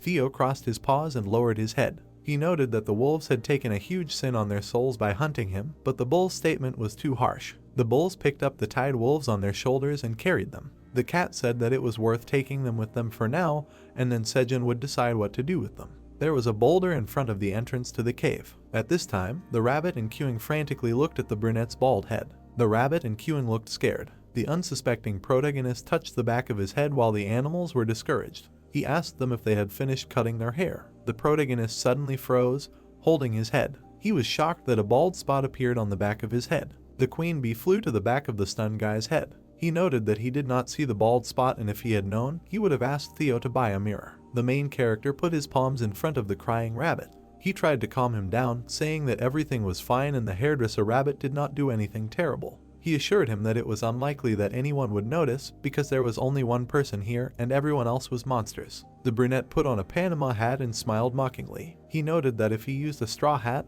then no one would even notice and everything was fine. Queuing and the rabbit watched as the protagonist sat under a tree and was sad. The bear cub anxiously turned towards the rabbit's mother. She looked angry. The brunette walked with an exhausted gait while the rabbits clung to him. He told the mother rabbit that he was fine. All the animals watched as the protagonist wrapped himself in sheets. The mother rabbit took out a pair of scissors, wanting to fix the protagonist's hair. At this time, Aileen was sitting in her room and reading a book. She was interested in reading the plot of the book, which was quite unpredictable for her. The dragon looked at the empty glass with a frustrated look. Aileen realized that she had run out of tomato cocktail. She realized that as she grew bigger, the amount of food she was used to consuming became too little for her. Aileen contemptuously recalled the conversation with Sejun. He told her then that she had somehow turned into a hungry piglet. The dragon understood that if she asked for another glass, she would obviously be misunderstood, like last time. She immediately surrounded the glowing ball, realizing that this would not work and that she needed food. She tried to summon Sejun. Aileen stared at the ball, squeezing it completely. She saw the protagonist standing in a hat on a bed of tomatoes. The manager asked through a notification what happened. Sejun held the towel around his neck and looked at the message from Aileen. She noticed that his appearance had changed somehow. The farmer took off his hat, saying that his hair was too long, so the mother rabbit decided to cut it. The protagonist with a new hairstyle timidly held his head. He asked Aileen for her opinion on whether it was too strange. The black dragon was immediately surprised and dumbfounded by the appearance of the protagonist. The protagonist with a smile on his face looked at the message against the background of the beds of tomatoes. The brunette held the towel, staring at the message screen. He turned to Aileen and her silence. He immediately began waving his hand, trying to poke at the screen. He asked the dragon why she was silent, trying to find out her opinion about his haircut again. Aileen breathed a sigh of relief, looking at the reflection of the protagonist in the glowing ball. She looked at the guy with shyness and trepidation. She opened her mouth and began to yell into the ball with the image of the protagonist. The farmer looked dumbfounded at Aileen's message that she did not want him to come any closer. The guy did not understand such a reaction. A bunch of dragon messages popped up about how everything was fine. She just could not tear herself away from the guy's beauty. She still wanted the farmer to give her some crayfish, which he gave her last time. The brunette put on his hat, sitting on the tomato beds in front of the screen. He grinned ironically, realizing that she needed food as usual. He told the dragon that this time she would have to eat the crayfish more slowly. The brunette leaned towards the status screen, resting his hands on his knees. He said that the crayfish population was getting smaller and right now only 1 out of 3 were coming out to swim. Also, the piranhas were no longer visible due to the decrease in crayfish. The guy walked leisurely across the empty field. He said that he had been eating only vegetables lately, which made him a little hungry. The brunette noted that it would be nice for the dragon to exercise his body too. The protagonist started sorting through the corn in the basket, looking at the screen. The farmer said that in exchange for such a condition, he would give her some tomatoes and corn. The guy took the basket, looking at the messages. He asked if the dragon had run out of potatoes. The manager thanked the guy through messages. The farmer in the hat looked at the status window in surprise. The manager said that this new haircut suited Sejun very well. The farmer looked at the disappearing message in fear. He immediately frowned sarcastically, slightly confused. He didn't understand why Alien said this compliment so timidly, knowing that she had problems with it. He immediately reached out to the sun with his hands, intending to focus on work again. Aileen was holding a basket of shining corn in her hands. She blushed, looking at the basket in surprise. Aileen was sitting in her unkempt room with a basket of corn. She didn't understand why her heart was shaking so much, assuming another abnormality of the dragon heart. Aileen began to shake her head in different directions. Aileen closed her eyes, holding the basket. She explained to herself that she was just surprised because Sejun suddenly changed his personality and was just going to eat. She stared at the corn in the basket. She remembered how the farmer with the hat told her that it wouldn't hurt to exercise her body. She immediately ran to the bookshelf, trying to find something. She caught her claws on a cookery book. She looked at the book in her hands with excitement. The manager said that she would do this especially for Sejun. She pressed the book to her face, saying that she must do this with all her love. Theo appeared in the hunter's clearing with glee. He greeted them. The excited hunters immediately ran up to Theo. They briskly greeted the traveling merchant, asking him along the way how many cherry tomatoes he brought this time. They wanted to see them as soon as possible, because they really needed them. The stunned cat did not understand why they were rushing him so much. The cat immediately put out a large basket of tomatoes. He announced that he would sell D-rank tomatoes today and would raffle off lots of 400 tomatoes, having 36 in total. The hunters were shocked and confused when they heard so many tomatoes. A bunch of hunters crowded at the foot of the mountain in front of the merchant. They shouted out their prices for the tomatoes. Theo started rummaging through his purple bag, saying that he had 2,000 tomatoes left. A guy came up to him, trying to stop the cat. Theo saw a blonde guy with a bag in front of him. The hunter with the bag said that he would buy the remaining magic cherry tomatoes for 16 tower coins. This hunter turned to the other guys with a smile. He asked the guys if anyone wanted to compete with him on the price. The hunter and his assistant took several baskets of tomatoes. The cat shouted from the side that he sold everything and would come to them next time.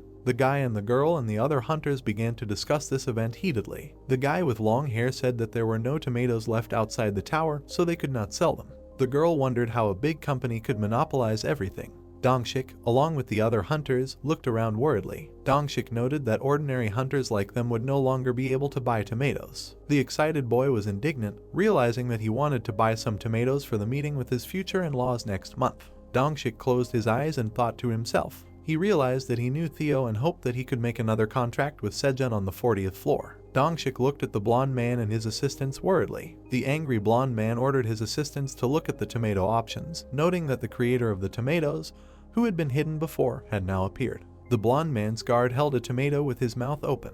The blonde man standing next to him said that the creator of the tomatoes was from Korea, the same farmer of Sejun Tower. Dongshik quickly snatched the tomato from the guard's hand, intending to take a look at the situation himself. Dongshik looked at the tomato with concern when its description popped up. It was a magical cherry tomato that was highly nutritious and delicious, reducing fat by 20 grams and increasing productivity by 0.2 in 10 minutes. Dongshik was taken aback by the news that the tomato's creator was a farmer from Sejun Tower. The blonde glared at his assistant, holding a tomato in his hands. He told the boy to return to the guild camp on the first floor and immediately find out who Sejun was. He said that they had to lure him over to their side and gave the order to send hunters from the States to Korea right away. The boy smiled maliciously, looking at the tomato. He was glad that now they had valuable information and would receive praise from the vice president and win a promotion. Dongshik and his friend looked at the boy with tomatoes. Dongshik realized that at this rate, he would lose a valuable talent. He remembered Sejun's family, who were sitting at the table. Dongshik assumed that the farmer's family was in more danger now. He imagined Sejun's family in the basement and they were kidnapped.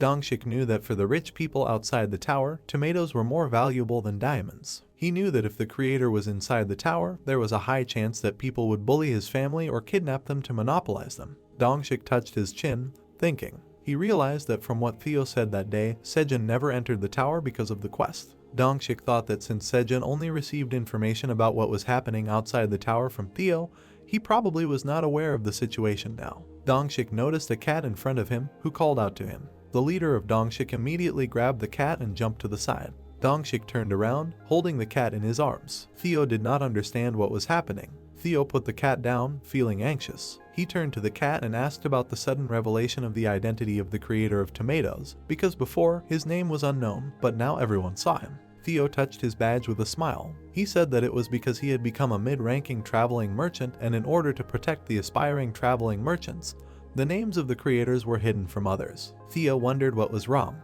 Dongshik looked at the cat with concern, saying that Sejun's family was now in danger. Dongshik's eyes widened at the cat. He replied that he didn't know the situation inside the tower, but right now, everyone outside was going crazy over tomatoes. He stated that it had been fine all this time because the cultivator's name was hidden. The cat looked at the leader of Dongshik with a dumbfounded expression. The brunette stated that now that Mr. Sejun's name was known, many would not think twice about doing something bad to monopolize the tomatoes, since everyone would target the farmer's family. The cat looked at Dongshik in horror, thinking that this was all because of him and because he became a mid-ranking traveling merchant.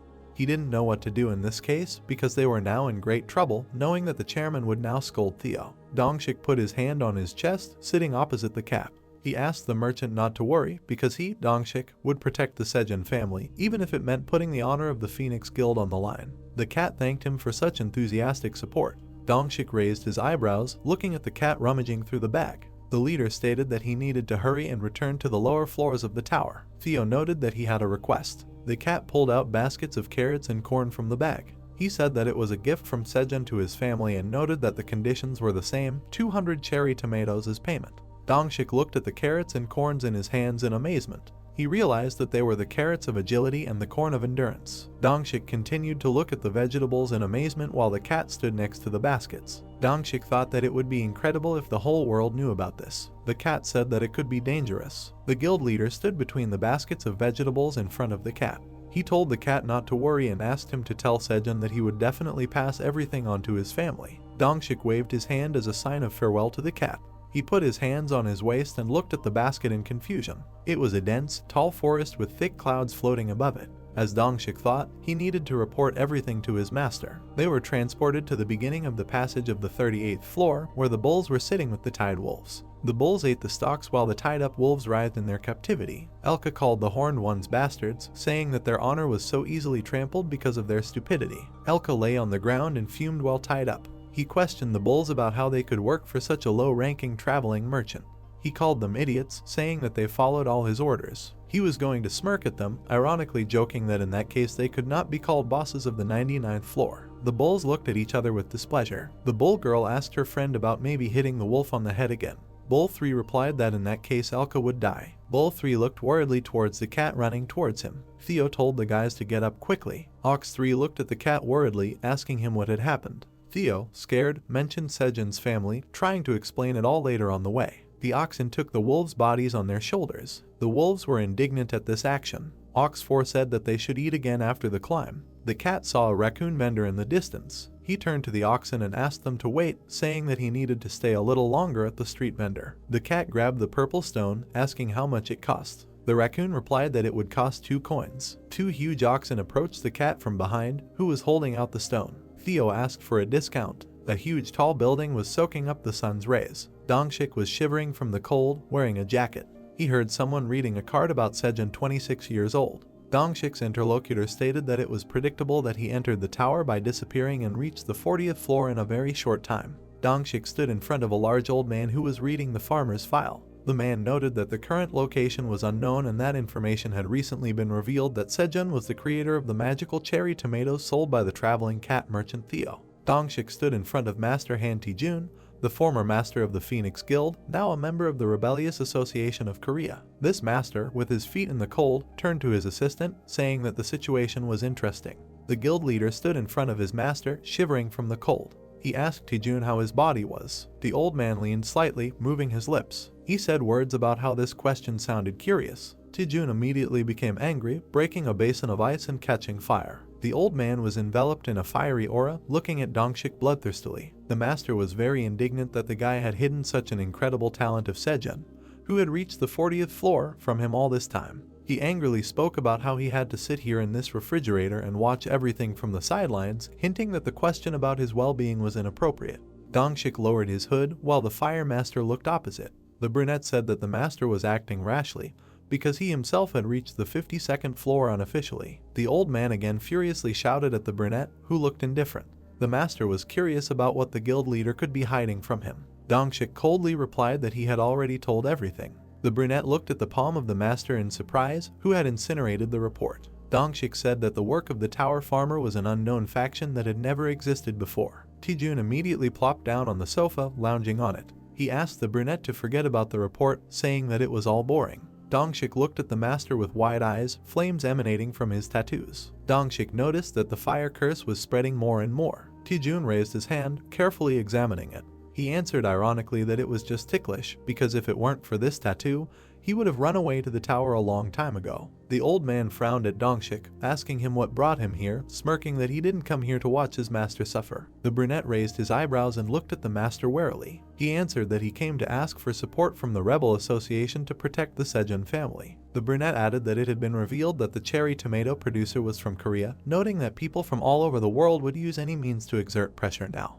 Sejun closed his eyes, looking calm. He stated that there was no need to worry about it anymore since he had already set up defense groups as soon as he received the call. He asked Dongshik to take responsibility for it since it would be much more convenient for him to run things since they could not afford to steal such a valuable talent to another country. Dongshik looked at the master, who was sitting on the sofa, worriedly. Sejun said that there had already been several attempts from other countries to reach the Sejun family, so he agreed. The leader was surprised by such a quick reaction, thanks to Sejun. Dongshik was excited and handed the basket of tomatoes to his master. Sejun was surprised by such a gift. The old man stared at the small tomatoes. Sejun held the basket in his hands, looking warily at Dongshik. The brunette explained that these were magical cherry tomatoes grown by farmer Sejun, which Theo gave him. The guild leader explained that these characteristics of the tomatoes were not that strong, but they could still help him. Sejun held the tomato in front of him, wondering if these were magical cherry tomatoes. Sejun immediately decided to try the tomato. Thick clouds floated above the rooftops of the buildings. A pleasant exclamation from the old man about the taste of tomatoes was heard. The Sejun family looked at the baskets filled with various vegetables in shock. Dongshik stood in front of the basket and the Sejun family in the hall. His family did not understand where all this came from. Dongshik looked at the protagonist's brother in awe. Sedal realized that it was the food from the tower that was very popular right now because he knew that cherry tomatoes helped to lose weight. He was surprised that his brother also sent carrots and corn. The guild leader looked at Sejun's worried mother. He explained that most likely his family did not know about what was happening. Dongshik replied that many people were currently hunting for Sejun, so his entire family was in danger. The leader stared ahead, saying that the Rebellious Association of Korea wanted to protect them, so he told them to quickly pack up and get ready to leave. The husband and wife were shocked by this news, while Dongshik stood by. The father did not understand where they would go if they had not yet paid off the loan for this house. Sedal was delighted by this news, while his parents' eyes widened. Dongshik told his family not to worry about it because they had prepared a house for them in Hanam-dong. His brother was shocked by the news because he knew that famous people lived in that area, so he was curious about who lived next to them. Dongshik looked at the guy with a smile, who looked upset. The leader replied that he and his family lived there. Sedal became sad, saying that he had hoped that a famous girl group or something would live there. The leader stared at the happy Sedal. He turned to Sejun's brother and asked him if he really liked girl groups, mentioning LJSN. Sedal answered with a smile that he knew them, like every South Korean. Sedal looked confused as Dongshik held his phone with a sly expression. He was shocked by the news. Dongshik showed a photo of his daughter on his phone with a mocking smile. He replied that his daughter, Sira, was one of the singers. Dongshik explained that if Sedal was a fan, he could invite him to his home. Sedal introduced the entire group of female performers with excitement.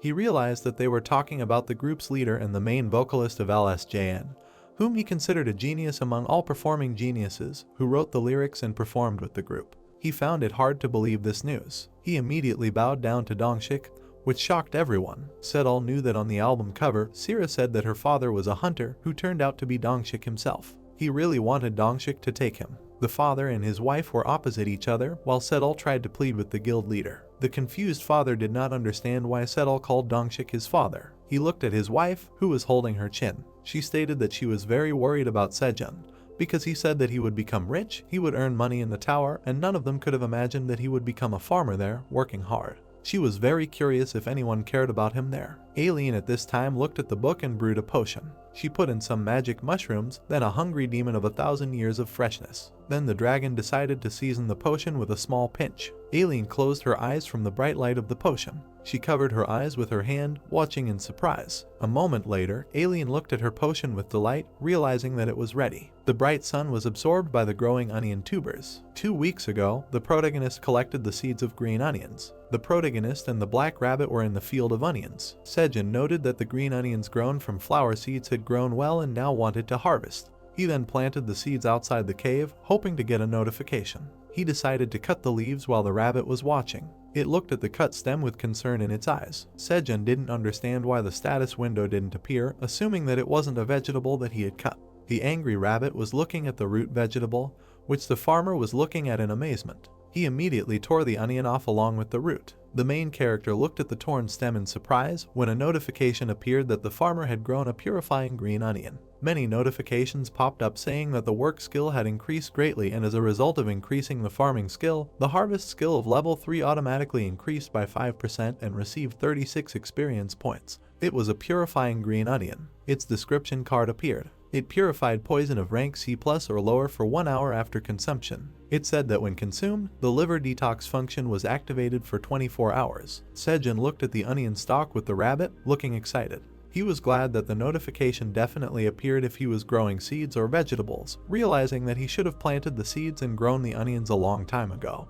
He and the rabbit decided to taste the cleansing green onions. The rabbit looked at the farmer, puzzled, not understanding anything. The guy himself noticed that this onion was not much different from the usual one because he did not know anything about the cleansing effect. The brunette in the hat looked at the gnawed stalk with a smile. The guy understood that this onion was supposed to activate the liver, and this could be very helpful for drinkers. Sejun noticed that this green onion was growing quickly, so when he grew enough sprouts, he would sell everything. Suddenly, a white rabbit ran up to them from the side. The clear blue water in the stream gurgled. The guy realized that it was time to eat. He and the rabbits looked sadly at the pond. The farmer realized that the number of piranhas and crayfish had significantly decreased, and they did not appear even if they were lured with blood. The brunette looked at the upset rabbits with trepidation, telling them that they would have to give up meat. Suddenly, a message from Alien appeared in front of him. A message from the manager, who said that she had prepared a gift for him in honor of his 200 days in the tower. The farmer looked at the message with a smile, sitting by the pond. He was surprised that 200 days had already passed since he entered the tower. He was glad that Alien had prepared a gift for him, so he was touched by such a gesture of love. A new task appeared in the form of a message. The farmer had to give 1 magical cherry tomato, and the reward was secret.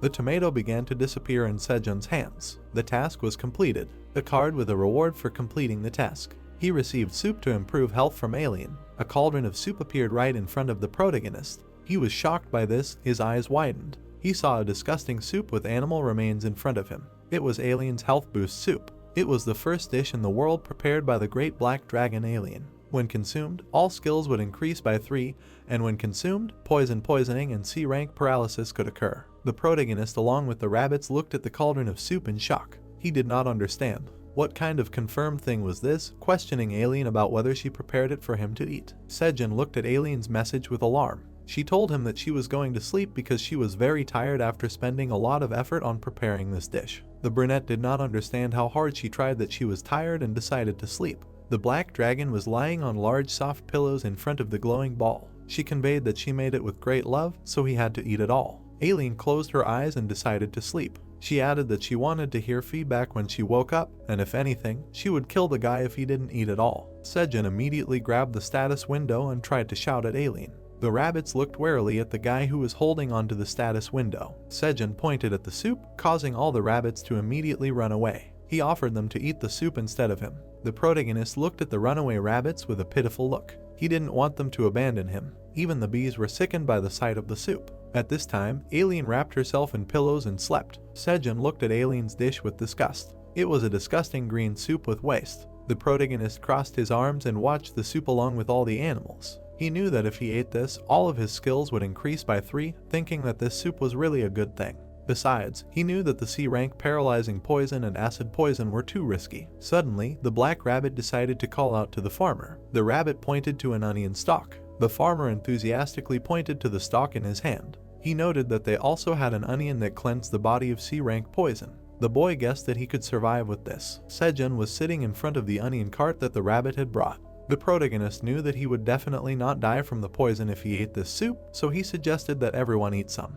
Notifications popped up that the boy had eaten the green peeling onion and his body would be immune to poisons for 1 hour. The farmer held a spoon and was about to try the soup with the animals. He was glad that he had prepared for this before tasting the soup. He hoped that the taste would not be as bad as the appearance of the soup. The black rabbit enthusiastically watched the farmer trying to taste the soup. He stuck the spoon in his mouth. Sejun immediately spat out the disgusting soup. The bee and the rabbits were angry that the protagonist was vomiting soup. The protagonist cried tearfully from the disgusting taste of the soup. Notifications popped up that his body was poisoned and then immediately cleansed. Sejun explained that the worse the taste of medicine, the more useful it is. However, he said that this soup was the most disgusting dish he had ever tried. The protagonist angrily imagined Alien as a pig. He thought that she had definitely decided to kill him with this soup. The protagonist grabbed the cauldron with soup, realizing that he had to eat it all at once. Sejun immediately picked up the cauldron and decided to drink the soup. He continued to swallow the soup with sweat on his brow. The guy realized that he had to eat the entire soup. The guy saw a drop of disgusting fish at the bottom and was immediately stunned. He immediately dropped the cauldron with the fish. This pan fell into the pond. The protagonist and the animals were looking at the pot in the water. He was screaming that he had accidentally thrown the pot away. Notifications that the guy had eaten all of Alien's soup and his skills had been increased by 3. Sejun was looking excitedly at the messages that he had received 2 experience points for killing a piranha. The protagonist was very happy that he was able to finish this soup. The brunette was dumbfounded by the pop-up notifications that he had killed crayfish and a piranha, receiving experience for this. More notifications that he had killed a huge electric eel and received 5,000 experience. The farmer grimaced and was discouraged by the news about the eel. The brunette was worriedly looking at the pond, which was poisoned by the soup. He grabbed his head, looking at the jumping rabbit. He apologized to the animals, noting that he was so surprised that he could not help himself. He looked at the pond with a pitiful look along with the rabbit. He realized that they would not be able to eat anything from the pond now. Sejun said that he could solve the drinking water problem with the rabbits' watering cans. He stared at the poisoned pond. He was very worried about it, because a lot of piranhas and crayfish had died from the poisoning. He imagined the black eel with a puzzled look, knowing that it had also been killed. Sejun touched his chin, confused. He concluded that the ecosystem inside the pond was much larger, and recently the number of piranhas and crayfish in the pond had decreased, so he was already worried about it. Sejun immediately clenched his fist in excitement. The farmer realized that if he found a way, they would be able to obtain various protein resources in the future. The black rabbit was also animated and waving its paws. The protagonist looked at the fighting rabbit in shock. He realized that the rabbit was about to swim across the pond. The protagonist looked at the black rabbit with concern. Sejun explained that it was impossible to do this because the water in the pond was still poisoned, and even if the rabbit ate the peeling onion, the hole in the pond was still too small. The protagonist suggested that the rabbit might not fit through the hole and would get stuck, so it might not even return and die. The protagonist stroked the rabbit's head. He noted that he understood its feelings, but it was too dear to him to send it to such a dangerous place. The farmer suggested that the rabbit wait until the water in the pond diluted to a certain state. The brunette in the hat stood in front of a bunch of rabbits, squeezing his hands. He tried to cheer them up, saying that they still had the food they had saved up, so they would not have problems for a while. A bright sunny day stood above the boys' cave. Sejun told them to stop being sad. White clouds floated above the ground. The teleportation site, the base of the king of the Minotaurs. The Minotaur king sat on his throne, resting his head on his hand. He tilted his head, looking askance. He asked why Bull 3 had not returned yet, and that he had forgotten his orders. The Minotaur king looked at the scarred bull. He asked Bull 1 that Bull 4 had gone looking for Bull 3, but had not returned yet either. Bull 1 looked at the Minotaur king with his mouth slightly open, confused. He said that he was right, and she had not returned yet. Bull 1 looked wary, while the Minotaur king looked at him. Bull 1 asked if the two could have wandered into the red fur zone or the poison bee zone, looking for tasty grass, and gotten into danger, or into the place of those terrible creatures. Bull 1 looked at the Minotaur king with confusion, who closed his eyes. Bull 1 said that he heard that there wouldn't even be any bodies left if they went in there. The Minotaur king said that it was possible for Bull 3, but not for Bull 4. She wasn't the type of fighter to give up that easily. The Minotaur king stood up from his throne, standing on his hooves. He said that it was troubling him. The Minotaur king looked very serious, clenching his fists. He told Bull 1 to gather everyone up to Bull 100 with him at the teleportation point, adding that he would take his place for the time being.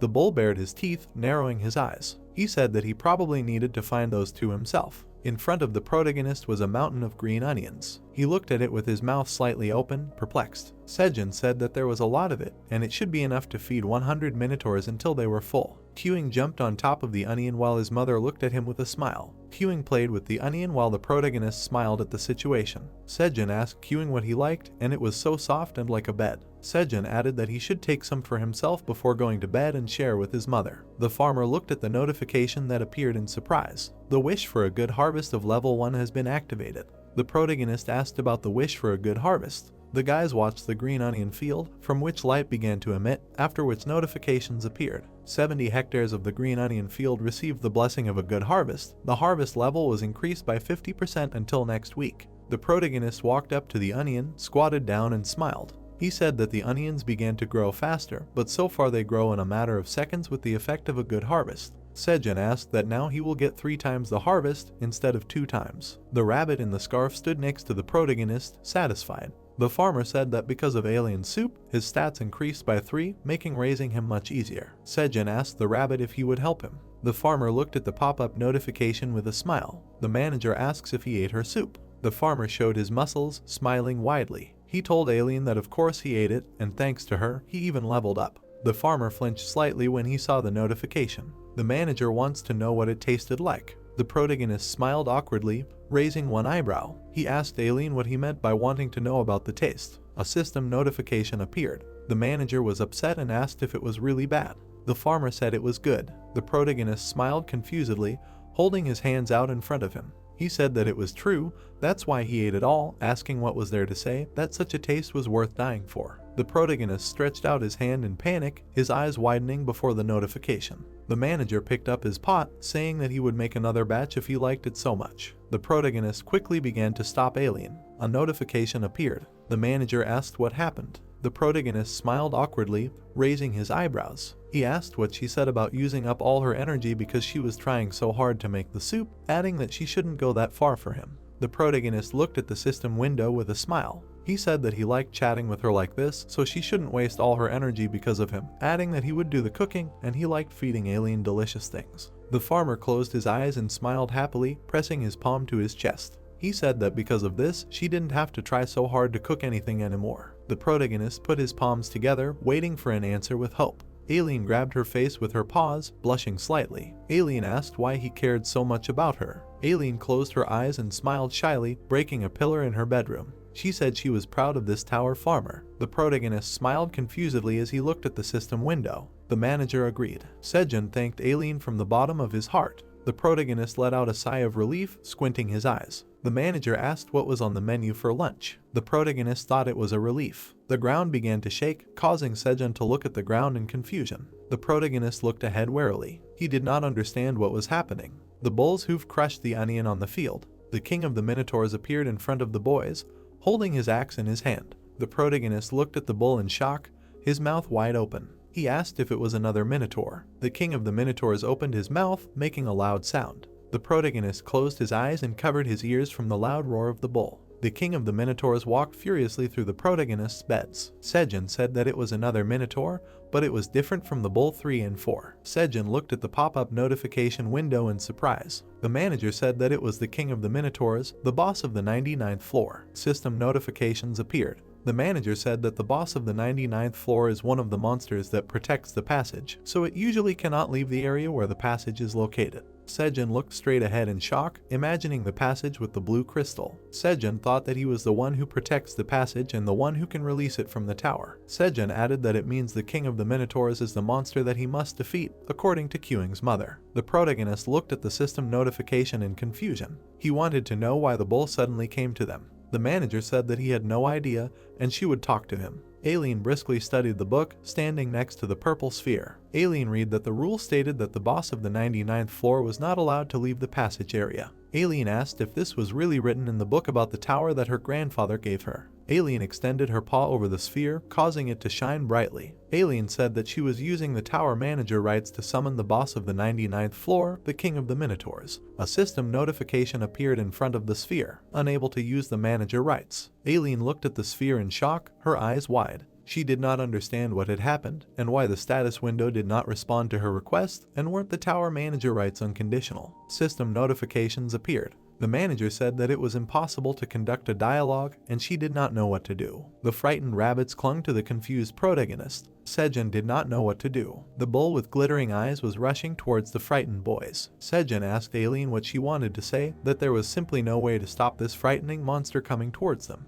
The she-bear bared her fangs, looking at the walking bull. The she-bear stood in front of the protagonist, covering the boys. Sejun said that the bull was at a level that Kyung's mother could not handle. The protagonist looked at the she-bear in fear, frowning. He said that he was the boss of the 99th floor. The king of the Minotaurs dug his hoof into the ground, leaving his mark in it.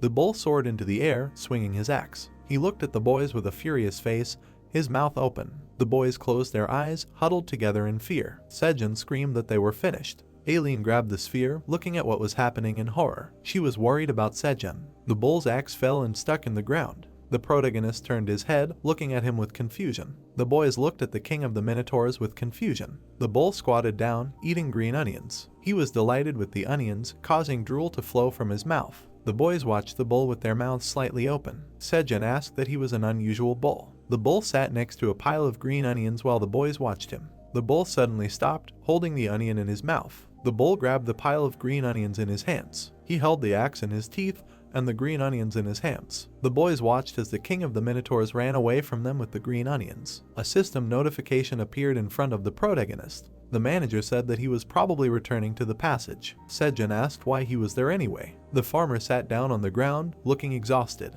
He said that he was so nervous that his legs almost gave out. The farmer asked the boys why they were all so scared. The bear looked at the farmer with a smile. Sejun thanked her for trying to protect them. The protagonist looked at the field destroyed by the Minotaur King. The farmer picked up the green onions from the ground. The protagonist and the rabbits began to clean up the field, picking up the onions. Sejun said that it was such a mess, noting that the bull ate a lot. System notifications appeared. The manager said that she was glad to see that the tower farmer was alive, but she was sorry that the field ended up getting damaged. The protagonist looked at the system window happily, smiling. He told Aileen not to worry since he was actually happy. The farmer looked away with a mischievous look and smirked. The farmer said that he still had to meet the boss of the 99th floor, the Minotaur King, noting that he came there himself. The manager asks what he means. The protagonist looked at the system window, raising his index finger. Sejun clarified that the Black Minotaur tribe puts the honor of a warrior first, noting that he was also the Minotaur King.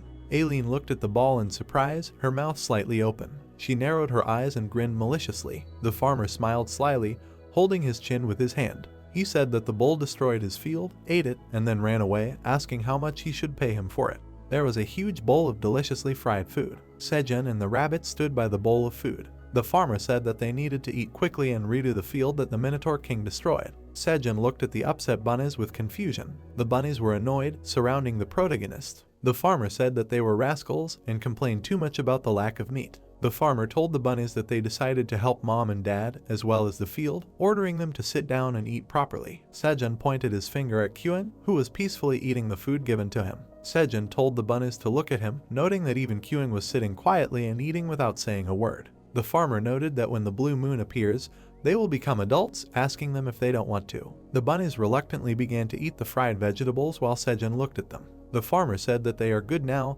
and that is what makes them cool white rabbits. Sejun patted the happy Kyung on the head. The protagonist said that their Kyung is also well behaved, not even picky. Kyung held a corn in her paws, facing it. The protagonist asked Kyung why he hadn't been growing more lately, noting that he should have gotten bigger by now by his calculations. The cub lay down on his back while the protagonist stroked his belly. Sejun told the cub that he was eating enough, asking him if something was hurting him. The protagonist raised his head, smiling slightly. Theo called out to the protagonist. Theo returned with the bulls, on whose shoulders lay tied up wolves. The protagonist greeted the cat, asking Bull 3 and 4 who was hanging on their shoulders. The bulls placed the wolves on the ground, who were unconscious. Bull 4 said that they were from the Silver Wolf tribe. Sejun asked what they were silver wolves. The cat climbed onto the protagonist's shoulder. He said that they were hunting him, but Bull 4 had given them a good beating and he didn't know what to do with them, so he brought them to him so he could decide for himself. The farmer looked at the wolf lying on the ground. He said that first they would listen to why they were hunting him, asking that they were sleeping. Bull 4 looked at the protagonist, hitting her fists into her palm. She said that they were too loud on the way to him, so she hit them hard. Sejun asked the bull that they would wake up. The protagonist looked at the field, upset. The cat asked Sejun what happened to him. The farmer looked at the bulls, crossing his arms. He said that the king of the Minotaurs had come and gone. The bulls asked Sejun that the commander had come. The bulls looked at each other in fear, their eyes wide. Bull 3 didn't understand how he knew where they were. Ox 4 said that they were finished. The protagonist put his hands on his hips, causing the oxen to look at him happily. Sejun told the oxen that they would talk about the details later, noting that they had worked hard on that trip, offering them food as they were about to. The protagonist watched as the happy oxen headed towards the food. Ox 4 said that she wanted corn. The protagonist looked over his shoulder where Theo was sitting. Theo said that he had something important to tell him. Sejun asked Theo what was wrong. Behind the protagonist stood a bloodthirsty wolf with blazing red eyes. Theo wanted to tell Sejun about the 38th floor. The farmer and the cat looked behind them in shock,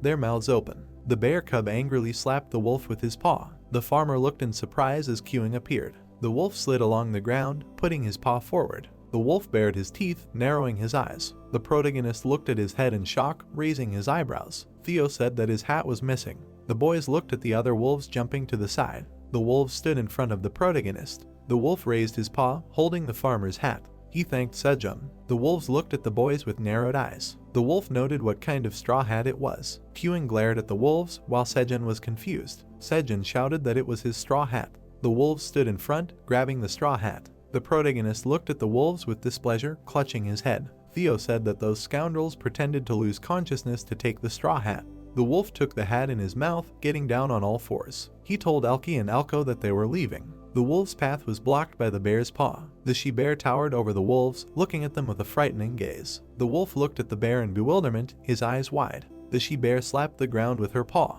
She opened her mouth wide, baring her fangs, growling at the wolves. The wolf raised his paws, standing under the menacing gaze of the she-bear. He said that he surrendered. The protagonist picked up the hat and shook it off. Sejun said that it was better to surrender. The farmer put the hat on his head, smiling widely. He said that it was good that it was not wrinkled. The farmer raised one eyebrow, looking to the side. The bulls and the she-bear surrounded the drooping wolves. Bull 4 said that it was time to break their paws. Sejun asked what he should do with these evil monsters. Theo pointed his paw at the menacing queuing. Theo told Sejun that queuing said that they should eat these wolves. The farmer patted queuing on the head, whose mouth began to drool. Sejun asked the little bear if he wanted some honey. The farmer told the second queen bee that he relied on her. The protagonist approached the angry boys, raising his hands up. He told them to stop being angry and come to him. The wolf watched as the animals obediently did what Sejun said. The wolf looked at the protagonist with bewilderment, his mouth slightly open. He asked why those minotaurs and crimson bears, who had incredible strength, listened to that man.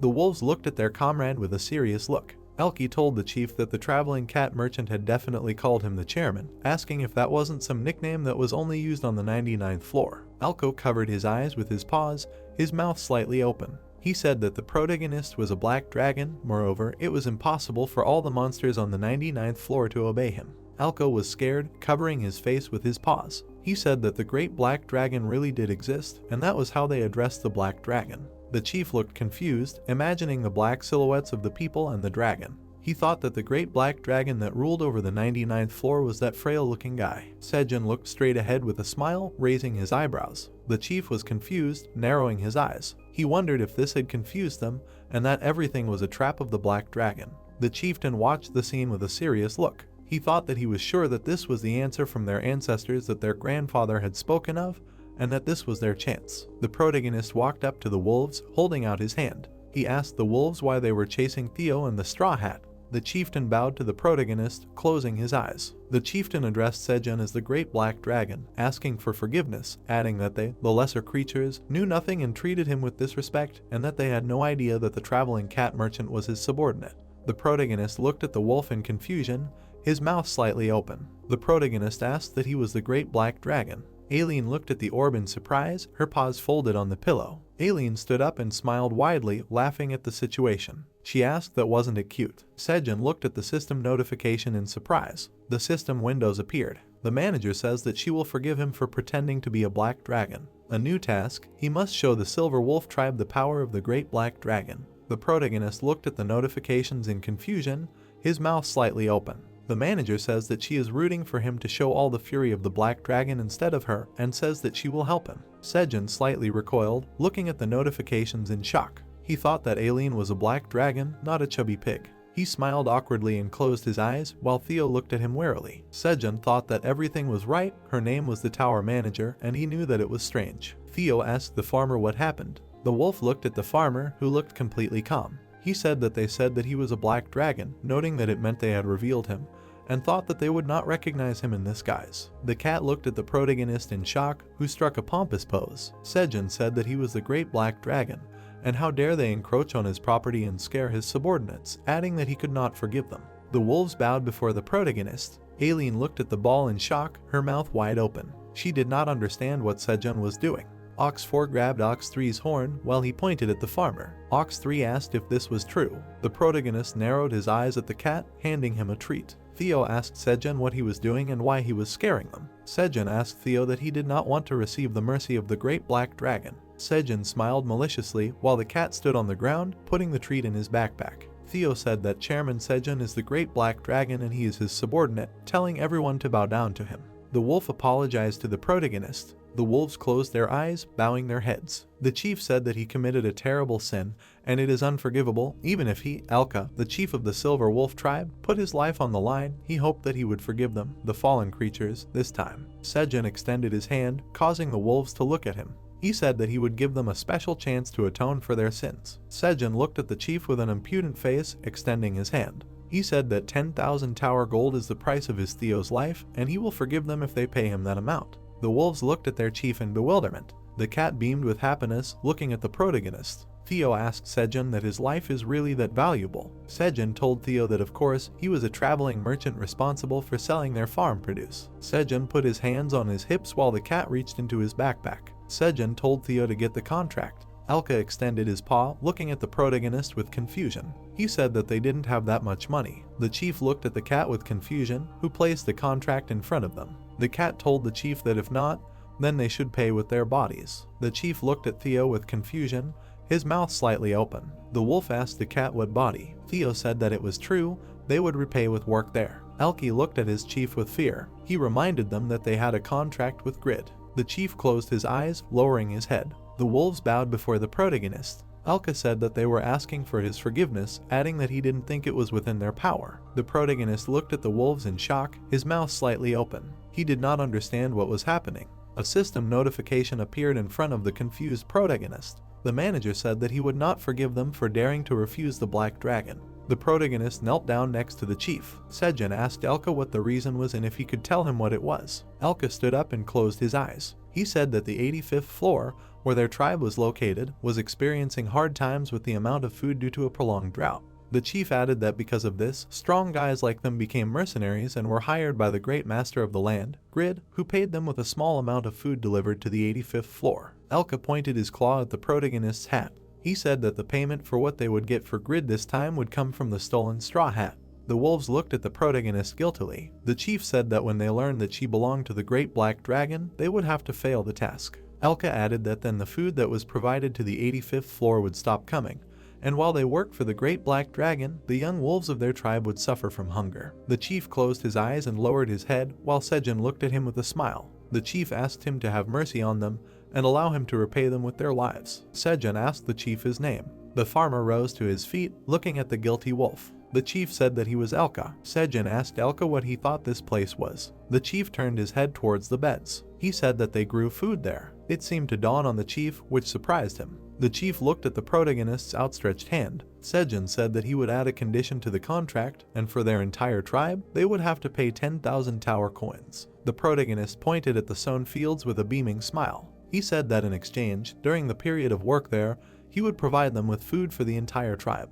The farmer raised his eyebrows and looked at the chief with a smile. He asked him what he thought. The chief looked at the happy wolves. Elko said that then they would not have to listen to that bastard pig. Elki was glad that they would survive. The wolves bowed their heads to the protagonist. The chief thanked Sejun, adding that they would try their best. The wolf closed his eyes, shedding tears. He continued to thank the farmer. The protagonist looked at the smiling bulls. Aileen sat near the ball, watching everything that was happening. She smiled contentedly and blushed slightly. System notifications appeared. The task was completed. The manager said that she was glad that he acted like a black dragon and answered on her behalf. The wolf put his seal on the contract. System windows appeared in front of the cat and the chief. Sejun said that as per the contract, the traveling merchant, Theo, would look after them and they would be his subordinates. Theo told the wolves that they would have to obey him well from now on. The wolves approached the bulls and bowed to them. Theo said that this was Bull 3 and 4, they were their elders, so they should treat them with respect. The chief told the bulls that they were very sorry and were counting on them. The protagonist looked away thoughtfully, putting his hand to his chin. He thought that the great landowner grid, and maybe he was an incredibly big shot in the tower. Sejun thought that in the future, other threats might come, and it was necessary to make sure that the wolves would protect Theo at any time when he went down the tower. The cat ran up to the thoughtful protagonist. Sejun thought that then Bull 3 and 4 would be able to dig the field without problems. Theo told Sejun that he was hungry, asking for some fish so that he could eat it with the wolves. The cat opened his mouth, looking at the farmer hopefully. The protagonist wanted to tell Theo what really happened. White clouds were floating above the cave. The cat was lying on the ground, pounding his paws in displeasure. He asked that there were no fish at all, calling Sejun a scoundrel. The cat looked at the protagonist with an offended expression, who was sitting by the pond with a black rabbit. The farmer asked the cat why he was still whining, noting that he was trying his best. Theo said that he would not work if he did not get a fish. The protagonist looked at the black rabbit, putting his hand in the pond. Sejun asked that the poison had already been diluted greatly with the usual water. The rabbit picked up his hammer while Sejun watched him. Sejun asked the rabbit if he was ready, adding that it was time to explore their new hunting ground.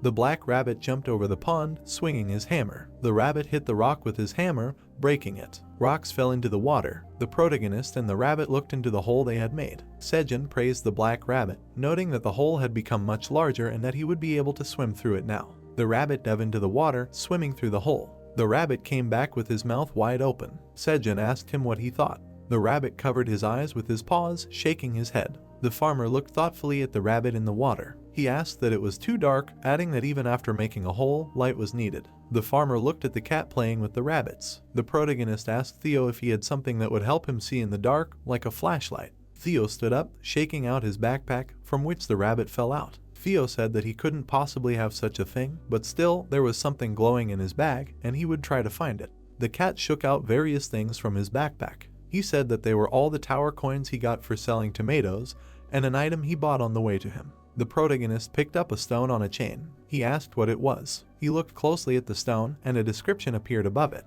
A necklace with a scratched gemstone. The farmer held the pendant out to the system window, smiling slightly. He asked Aileen if she could appraise it like she did with the straw hat. The protagonist looked happily at the system notification. The manager told him to rely on her, adding that it was perfect for that situation. The protagonist held out a bowl of cherry tomatoes. A golden pendant appeared above the protagonist's hand, emitting light. System notification. He completed the task. As a reward, he received an appraised necklace of light. Sejun looked at the pendant in his hands in surprise. He said that now that it was appraised, it looked completely different, asking what it was. A necklace of light. Its description appeared above the pendant. An amber stone enchanted with light magic.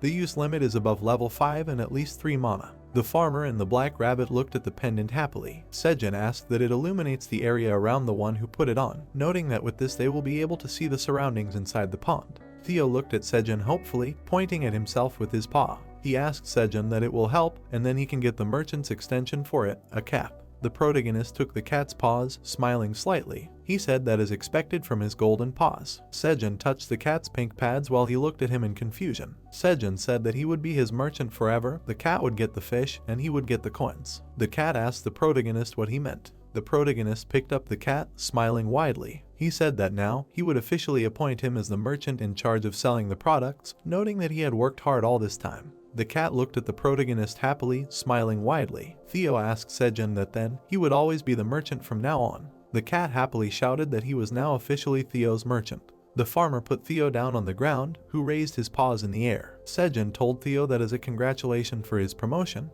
he would also let him be the president that day. The cat said that he was very happy. The cat pointed his paw at the black rabbit, who put his paw to his head. Theo ordered the rabbit to use the necklace and bring back a lot of fish. Sejun told the rabbit to try again. White clouds were floating above the cave. Sejun shouted to get their protein. The farmer put the necklace on himself, which glowed dimly. He looked at the pendant happily, smiling widely. He said that it glowed beautifully. Sejun took off the pendant from himself, sitting in the pond. He said that it said that the higher the user's level, the brighter the stone glows, asking the rabbit if they would try it on him. The rabbit put on the pendant, which glowed brightly, causing the protagonist to close his eyes. The rabbit smiled contentedly while Sejun looked at him with displeasure. Sejun said that his mana was lower than the black rabbit's, noting that he would have no problem in the dark. The farmer tied a rope around the rabbit. He told him that he should eat some anti-poison green onions and be sure to hold on to this lifeline.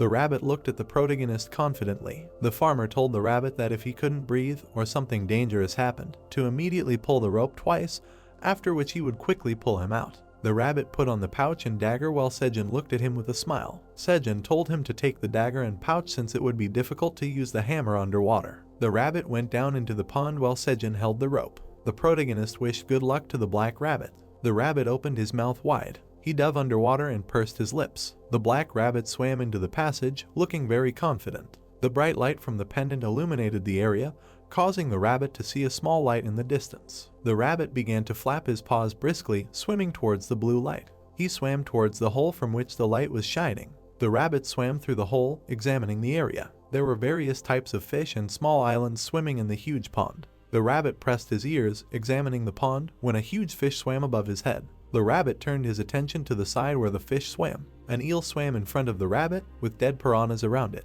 The rabbit stared at the eel, remembering the cauldron of poison in the pond. The rabbit took out a dagger, swimming up to the eel. He stabbed it into it, squinting. The black rabbit made a deep cut into the eel's body. A bright golden light appeared from the wound. The rabbit looked at the bright golden mucus. He swam closer, reaching out his paw. The rabbit took out a small golden sphere from the eel, above which a description appeared. The insides of an electric eel. The rabbit smiled maliciously, imagining Sejun praising him. He took out his bag, putting the insides into it. The rabbit tied a rope around the eel's head. He turned sharply behind him, squinting. A huge fanged shark was swimming towards the rabbit. The shark grabbed the eel by the tail, causing the rabbit to fly away. The rabbit was carried away, looking ahead with a frightened look. It opened its mouth, looking frightened. The eel's body was torn into two parts. The rabbit closed its eyes, unconscious. Then it opened its eyes, looking exhausted, and pulled the rope. The rope began to twitch in the protagonist's hands. Sejun looked warily, clutching the rope in his hands. He shouted that this was the signal. The farmer turned to the boys, looking at them with a serious look. He told the rabbits to pull. Sejun bared his teeth, clenched them, and began to pull the rope. The rabbits helped the protagonist pull with all their might. The protagonist looked at the rabbit's body that appeared in fear. The protagonist grabbed the unconscious rabbit in his arms. The rabbit was lying in the protagonist's arms with its mouth slightly open. The protagonist shouted at the rabbit to wake up. The protagonist looked at the black rabbit in horror, his mouth wide open. The protagonist continued to call the black rabbit. The protagonist put the rabbit on his back, looking at him worriedly. He was trying to wake him up. The cat asked what they were going to do. The protagonist took off his hat and handed it to the queen bee. He asked her to hold it. The protagonist stretched his lips, approaching the black rabbit's face. He thought about mouth-to-mouth breathing. The rabbit suddenly woke up and spat water in Sejun's face. The rabbit's parents began to hug him while Sejun spat to the side. Theo noted that the black rabbit had woken up. The protagonist looked at the rabbit happily while he scolded him. Sejun was glad that the black rabbit was okay. The rabbit looked at the confused protagonist with displeasure. Sejun told him to stop whining. Alien watched the scene through the sphere, embarrassed. Sejun told the rabbit that he too almost sacrificed his first kiss to save him. The protagonist pulled his hat down on his head with displeasure. He said that in any case, he was glad that he survived, asking why the water was so salty. A notification appeared in front of the farmer's face. Alien told Sejun that apparently the black rabbit was in a dimensional ocean. The protagonist asked what dimensional ocean. System notifications appeared. Alien said that the dimensional ocean was somewhere between the floors of the tower because there were so many dangerous and scary monsters in it, and it was better to navigate only by the passages to get to the floor safely. Alien added that sometimes water holes appeared in the passages that led to the dimensional ocean, like a hole in a pond. The rabbit was untied from the rope, and a system notification appeared under him. Alien said that various underwater monsters live in that ocean, and among them, there are also many delicious ones. Sejun said what crayfish means, adding that it was not surprising, but he also wondered why the creatures of the ocean appeared in a freshwater pond.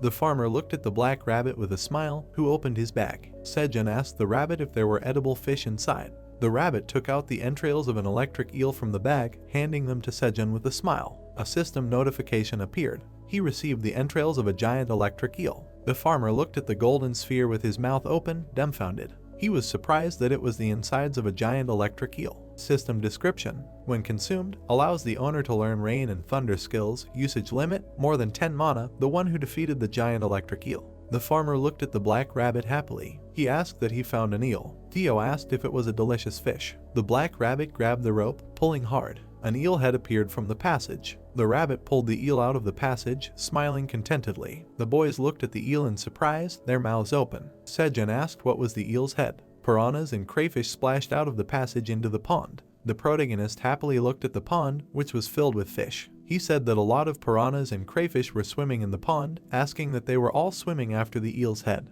The farmer picked up the black rabbit, happily twirling it around. The farmer praised the black rabbit. White clouds floated above the cave. The farmer told the boys that it was time to make a fire as they were going to have a meat party. The food was boiling in a pot over the fire. Fragrant smoke rose up. The protagonist looked worried, knitting his brows. He asked that his family was in danger. The farmer looked at the cat, sitting not far from the boys. The cat said that as he said, Dongshik would protect his family. The protagonist was confused, holding his hat. Sejun said that his cherry tomatoes had become so popular in the land that it was hard to imagine. Sejun added that who would have thought that his family would be in danger because of this, asking if everything would be okay with them. The cat looked at the protagonist with a smile. Sejun told Theo that next time he went down to the lower floors, he should find out how Dongshik was going to protect his family and to get more information. The protagonist looked away thoughtfully, putting his hand to his chin. He said that guy, Dongshik from the Phoenix Guild, he was grateful to him, so he should thank him. Theo told Sejun that Dongshik apparently liked cherry tomatoes. The farmer held out his hands when Theo jumped on him. Sejun said that it was wonderful and would give him more. Theo asked Sejun to give him a treat. The protagonist put his hand in his pocket, from which an eel's entrails fell out. Sejun told Theo that he would give him 2 of them then. Theo noted that it was the same bead that the black rabbit took out. The farmer took the bead in his hand, looking at it with a smile. He said that he had been fishing so he had forgotten about it, and in his opinion, it was called eel guts, and if he ate it, he could get a new skill. Theo asked Sejun what skill, adding that it smelled delicious. Sejun looked at the bead with a puzzled expression, raising his eyebrows. He said that it seemed like rain and thunder, adding that it was probably an electric skill. Theo asked what it was like static electricity. Theo jumped away from the protagonist, rearing up. He said that he didn't like it, since it would make his fur stand on end and all the styling go down the drain. Sejun said that he liked it. The protagonist smiled widely, closing his eyes. Sejun said that after he got to the tower, he only got farming skills, but now he can learn something new. Sejun added that now he will finally be like an adventurer. Theo said that he rarely even leaves the cave. The cat smiled widely as he looked at the protagonist. Theo asked Sejun what he was going to eat now, and if he could get a new skill, wouldn't it be better to just eat it right away? The protagonist closed his eyes in frustration and lowered his head. He said that he couldn't eat it yet.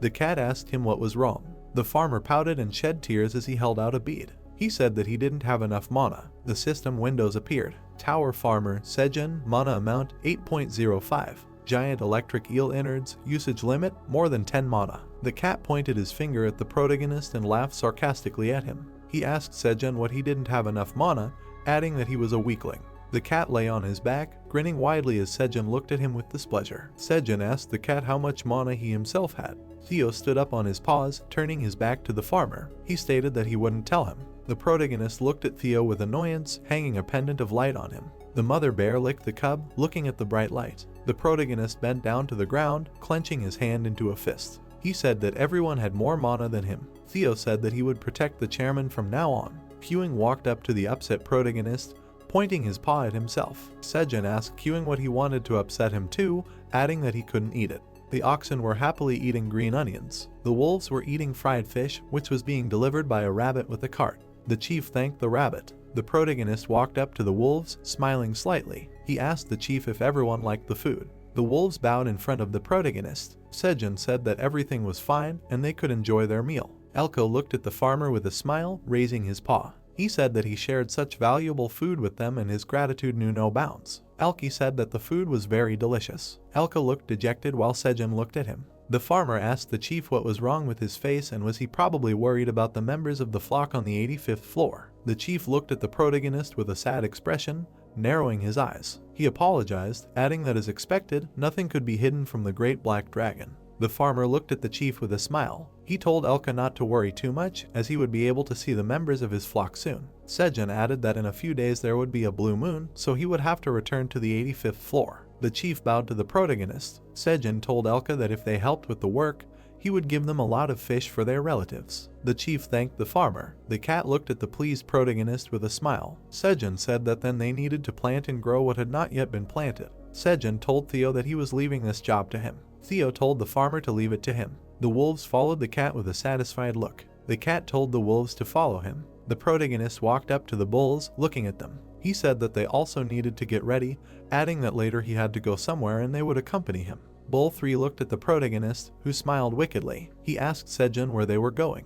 The protagonist looked at the bull with a wicked smile, crossing his arms. He said that he had to collect a debt from the Minotaur King. The bulls looked at the protagonist with bewilderment, their mouths open. Thick white clouds were floating above the ground. The bulls were sitting near a pile of green onions, eating them. The bulls looked happy, tasting the green onions. The bull asked how long it had been since they tasted grass, adding that he was so happy and it was so delicious. The Minotaur King sat on his throne, looking downcast, covering his face with his hand. He said that he had made a mess and he was very wrong. The Minotaur King closed his eyes, putting his hand to his face. He thought that he had crossed the border of the territory to find bull number 3 and 4, and saw red wool and other creatures. The bull, with a dejected look, recalled how he ate the onion in front of the protagonist. He thought that he was too excited and lost control when he saw the grass, and he should give up the title of the Minotaur Warrior and the title of the King of the Minotaurs. The bull clenched the green onion in his fist. He thought that at least he got this edible cultivated grass. The bull looked at the grass in his hand. The bull wondered if the creatures that were near the red wool really cultivated this. The bull looked in front of him in bewilderment, imagining a blurry image of Sejun and the rabbits. The king of the Minotaurs asked who the protagonist was, saying that he still remembered his appearance. The king of the Minotaurs opened his mouth wide, recalling the image of a rabbit in a hat. He said that this must belong to that rabbit farmer. The bull closed his eyes and began to eat the green onion. He thought that he didn't know why the red wool was with that white farmer, but it was interesting, and as a black Minotaur warrior, he shouldn't steal what belonged to the little monster owners. A strong wind blew through the passage. The bull thought that the blue moon would soon come, and he would have the opportunity to leave this place. As the guardian of the 99th floor passage, he would only be allowed to leave for 1 hour. The bull clenched his hand into a fist, his mouth slightly open. He said that time was short, but he would come there again and pay for the grass he took from the white rabbits and the red wool, adding that he could not break the agreement for the sake of grass. The king of the Minotaurs looked away thoughtfully, putting his hand to his chin. The blue crystal was shining dimly. The bull didn't know how to repay it. Light flashed slightly on the crystal. Onions were growing in the sun. Green leaves were cut with a sharp movement. A family of rabbits were harvesting onions. A rabbit with a watering can was watering the new shoots. Cherry tomatoes grew in the cave. Sejun sat in the bushes, offering to harvest as many as he could today before he left, since they would be taking a break for a while. He wiped his face and handed his hat to Queen Bee, asking her to hold it for a while. As he cut a bunch of tomatoes, he received a notification that he had harvested 9 cherry tomatoes at once. Notifications began to arrive, saying that his experience had increased, his work experience bar was full, and his farming rank in the tower had increased. The information on the sign said that he had reached C-rank tower farming. The brown-haired man looked on with surprised eyes, exclaiming that he was so happy that he hadn't even noticed that his work evaluation had increased. He read that because his work rank had increased, the job stats had also changed, and since the job stats had become closer to nature, his hidden talents had begun to awaken. The farmer asked in confusion what kind of hidden talents. A notification appeared saying that he had awakened the talent friend of nature. The information said that this is a talent that has a high level of closeness to nature, and communication with animals and plants that speak a different language becomes clearer. Sejun looked at the sign with a surprised face, repeating the text written on it. He turned to the father rabbit and called him. The animal asked for his hat and asked if the guy called him. The farmer jumped back in shock. He approached the rabbit and pointed his finger, asking him to answer him again. A rabbit with a scythe approached them from the side and asked what happened to his uncle. The brown-haired man began to hug him tightly and happily asked him to repeat what he called him. The rabbit pushed his face away from himself and asked him to let go because he could cut his uncle. The guy put the animal on the ground and said that he cannot be cut. He asked if he really wanted to leave a bald spot on his head again.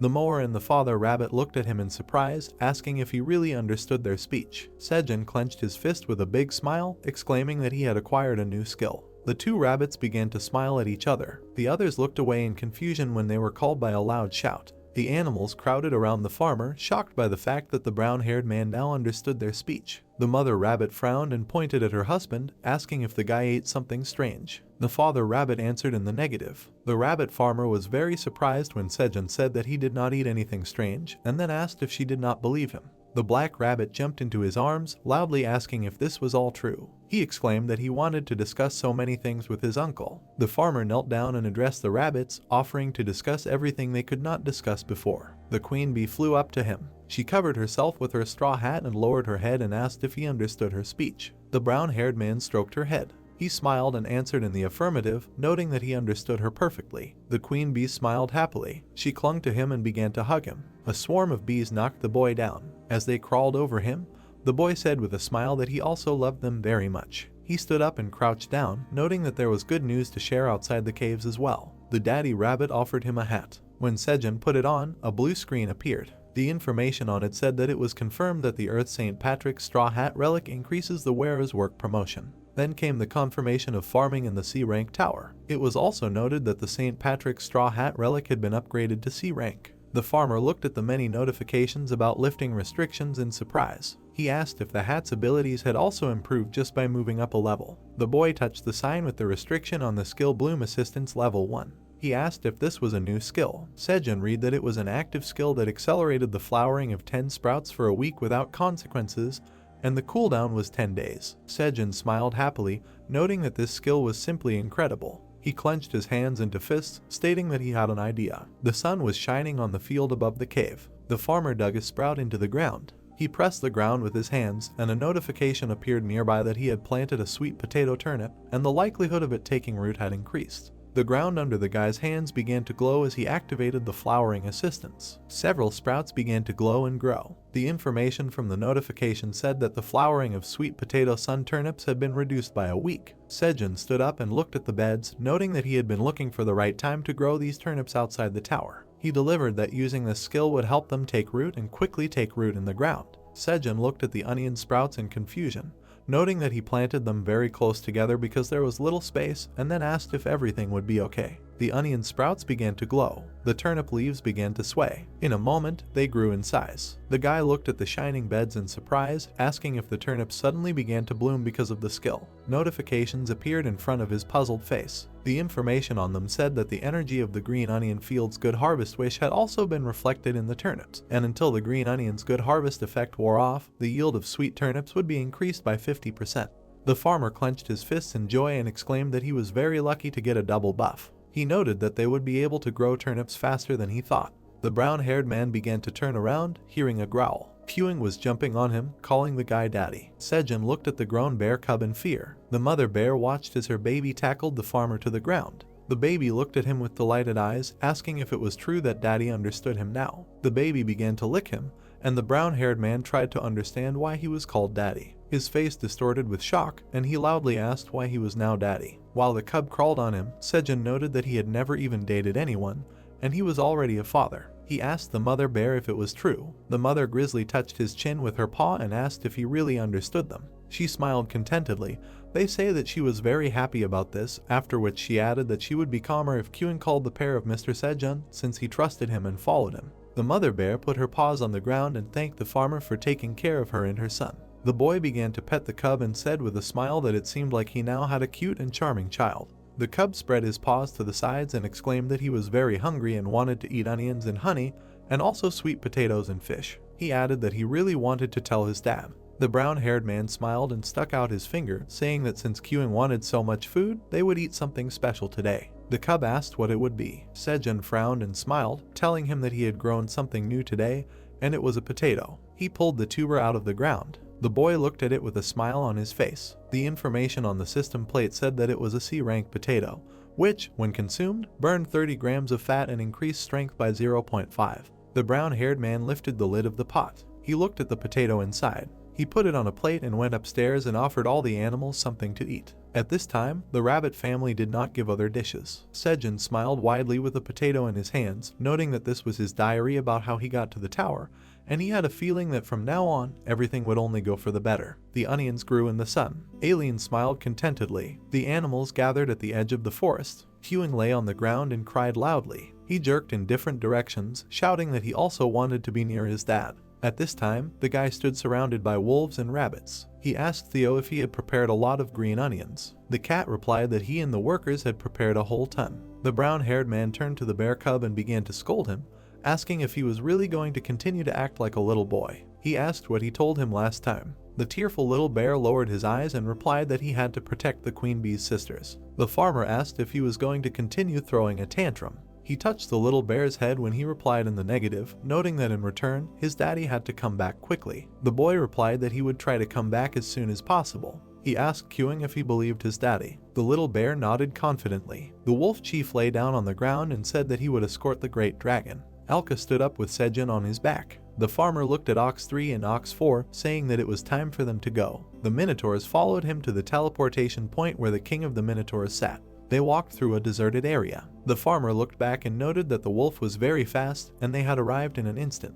Theo muttered discontentedly that his eyes were watering from the dust. The brown-haired man looked ahead and asked in surprise, what was that? The area ahead was covered in a dark aura. The boy noted that it was a forest, but for some reason it was shrouded in darkness. He looked at the Minotaur when it told him that there were many creatures in this place. Sejun asked him again. He then turned to Ox 4 when she told him that even on the 99th floor there were several such territories, and where they were heading now was the territory of the Minotaurs, and his place of residence was the Red Wolf Forest. The girl looked down at the farmer, noting that there was a territory of suppressed creatures ahead. The brown-haired man clarified. Ox 4 looked away and said that she heard that they were not like this from the beginning, and it was better not to know the details for now. She noted that it was dangerous, so it was better to stay away from this place. Sejun thoughtfully touched his chin and wondered what suppressed these suppressed creatures. He thought he should ask Aileen later. Suddenly, a lump of dirt flew into his face. The boy fell off the wolf. The animals came running to him and asked if he was okay. The farmer sat down, looked at his hands and replied that he was fine.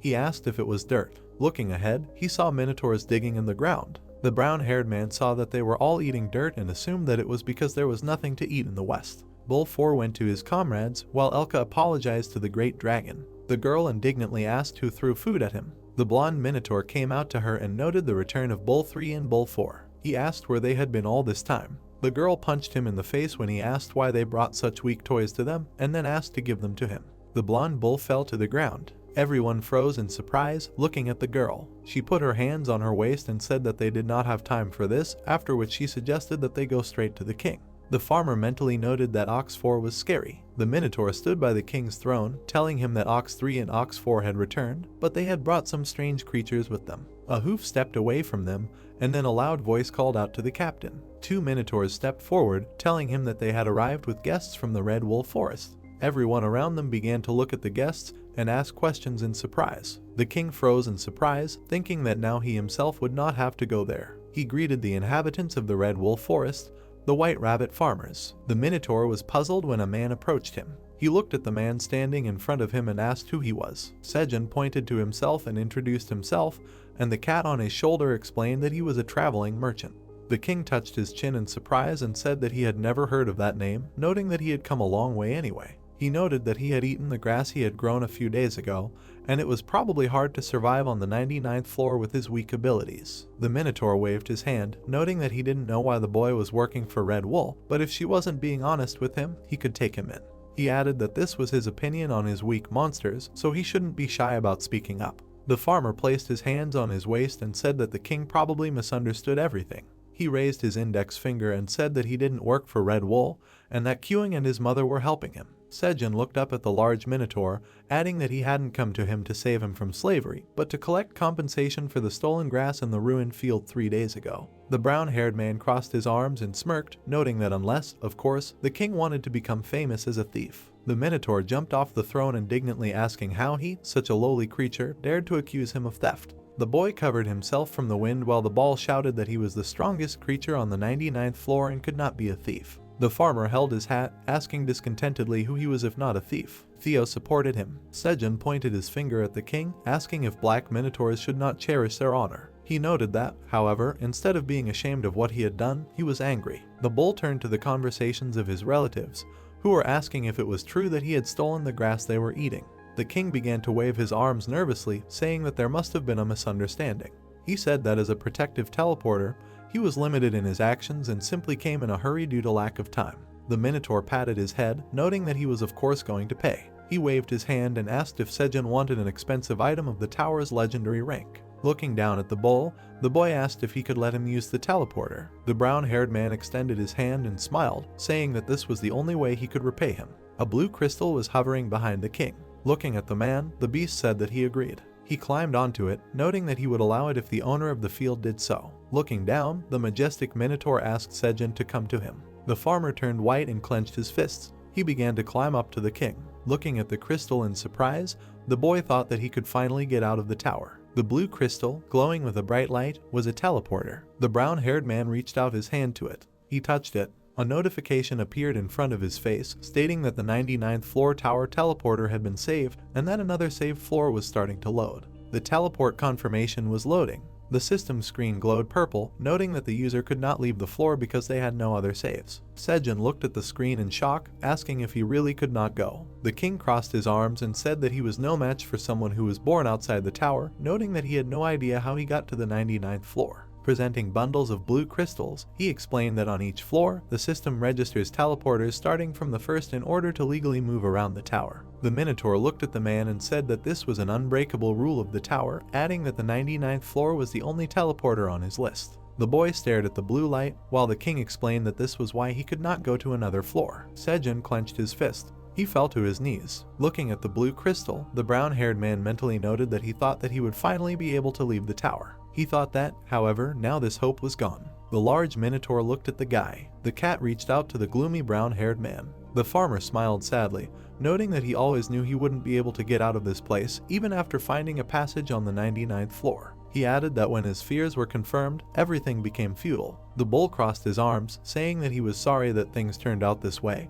but he let him use the teleporter and he accepted the terms. He added that there were no more outstanding debts between them. The boy stood up, noting that the king no longer owed him anything, and the king asked him to return to his place. The Minotaur looked at him with puzzled eyes when Sejun said that he had one proposition. His eyes widened, and he asked how dare he make him an offer. Theo jumped to the ground when the farmer asked him to open the bag. A lot of onion leaves flew out of the merchant's bag. Seeing the mountain of greenery, the bulls cried out in surprise. They started running towards the leaves, exclaiming if this was the same tasty grass they had been eating. They were shouting that this grass must be very tasty and they really wanted to try it. The brown-haired man put his hands on his waist when the Minotaur asked him what it was. The farmer replied that it was a gift with the wish to remain good neighbors with them. The king's chin began to drool, surprised by the gift. The farmer crossed his arms and smugly noted that they were currently expanding their territory, so they needed a lot of labor. He added that if they expanded their fields, they would be able to eat this tasty grass 3 times a day, and this brought him to the cape. Sejun winked at the bull and asked if he would make a deal with him. Hewing was sitting on the ground waiting with the queen bee. He looked down sadly. Suddenly, the bear cub looked up in surprise. In the thick fog, he saw the silhouette of a wolf.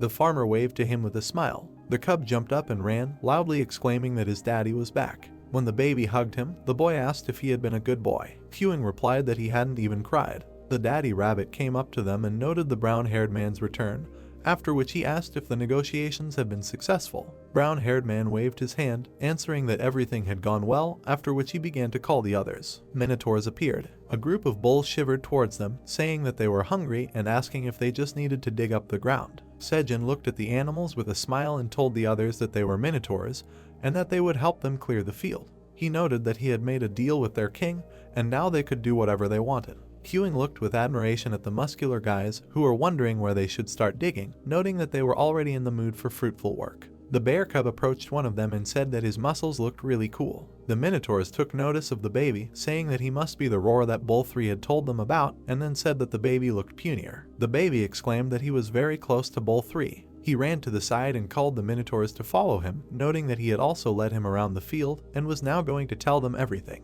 The Minotaurs noted that it was time to get to work. The farmer put his hands on his belt, noting that Queuing was very cute. He offered to cook some food for the rabbits. Meanwhile, Theo was sleeping on the wolf's back, asking for Chiru. At this time, loud noises were heard in the Minotaur's den. 2 bulls were playing rock, paper, scissors. One of them clenched his fists in victory, happy with his victory and the fact that tomorrow he would go to work. The other Minotaur asked if they had finished the election, noting that he would need to follow him tomorrow. The king watched his countrymen, and one of them remarked that he had not seen them so lively in a long time. The ox sarcastically crossed his arms over his chest, listening to the question that if they cleared the field, their territory would be filled with grass instead of dirt. The Minotaur answered that it seemed so. He closed his eyes and asked if they would be good neighbors. While the sun was shining over the red wolf forest, he noted that it was getting noisy on the 99th floor. Bees were flying around the forest. They were pouring honey into jars. Sejun and the animals looked at the jars, saying that the bees had already collected a lot of honey, although he thought that they would not be able to do so due to preparations for the blue moon.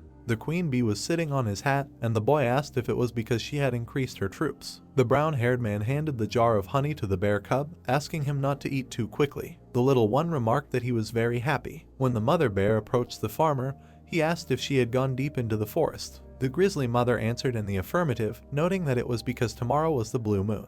The boy handed the cub another jar of honey, saying that in that case he would prepare more food for them to take with them. Hewing said that he was very excited. Sejun looked at the wolf when he called the black dragon and said that he thought they should come down during the blue moon, so the farmer smiled widely and told him not to worry, saying that he had prepared some for him too. The three wolves looked at the mountain of crayfish in surprise, and the brown-haired man explained that the black rabbit had gone through the trouble of catching their seafood in the dimensional sea. The wolves bowed before him, and the chief thanked the rabbit. He replied that he had done nothing special. Elka showed a small bag when the brown-haired man asked how they would carry it all. The chief replied that although it did not have as much space as the merchant's bag, they also had simple portable bags. Crayfish, fish, and tomatoes began to fly into the bags. The wolves stood with full bags in their paws. A she-bear approached them, noting that they would all see each other again after the blue moon. Elka said goodbye to the black dragon. The boy waved to the animals. He smiled nervously, noting that he should probably prepare for the blue moon too. A blue screen appeared in front of his eyes, and Alien asked what was wrong with his face and if he was worried about the field. Stepping aside, the farmer replied that he was a little worried about the coming of the blue moon. The black rabbit said that he was going to help his mom and dad. The manager reminded him that she asked him to trust her and proudly asked if he had seen how she protected him during the blue moon. Sejun looked at the blue screen with a sad smile. When the blue moon appears, monsters become wild. All the animals' eyes glowed red. The boy remembered looking at the large footprints, noting that a month ago, he thought that Ox 3 had destroyed the field. The little houses in the cave were empty as his animal friends tried to minimize the damage and hid away from the fields. The moon illuminated the onion field, which was left unprotected. The brown-haired man waved his arms, making thoughts with Alien. The dragon replied that she would protect the fields. The farmer thought with an indifferent look that he did not know how she was going to protect them, but he had seen the black dragon during the first blue moon, so it was Alien. Sejun smiled sweetly and said that he believed her. At this moment, the manager looked at her orb, asking her to believe in the great black dragon,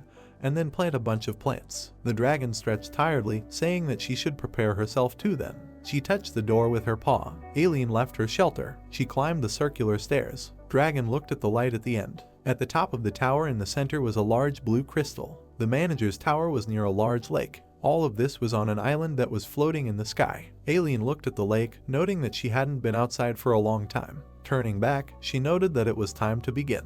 The manager pressed the blue screen. A holographic sphere appeared around her eye, and she said that it was her turn. Dragon pressed the blue screens, exclaiming that it was finally her time to enter the game. The vegetables were growing under the sun. There was no one in the cave. Sejun put the pot on the fire. He put his hands on his waist, noting that they only needed to protect themselves, so that should be enough. He turned around at the scream. Theo was hugging the baby rabbits, exclaiming that he never thought they would grow up so quickly. The brown-haired man approached them and told them not to leave. Since the blue moon was coming soon, they needed to hide in a shelter. The cat asked him to take good care of the little rabbits and to call if anything happened. The boy handed him a cocoon and asked him to keep it with him. The merchant asked, "Is it really that again?" Introducing the poisonous queen bee, the farmer said that she left this before leaving. He smiled softly, noting that maybe because the bee population has become so large, they leave the cocoons. Theo climbed into the bag with the cocoon when Sejun said that he preferred to keep the hives, but the cat replied that he would keep it in his warm fur like that time.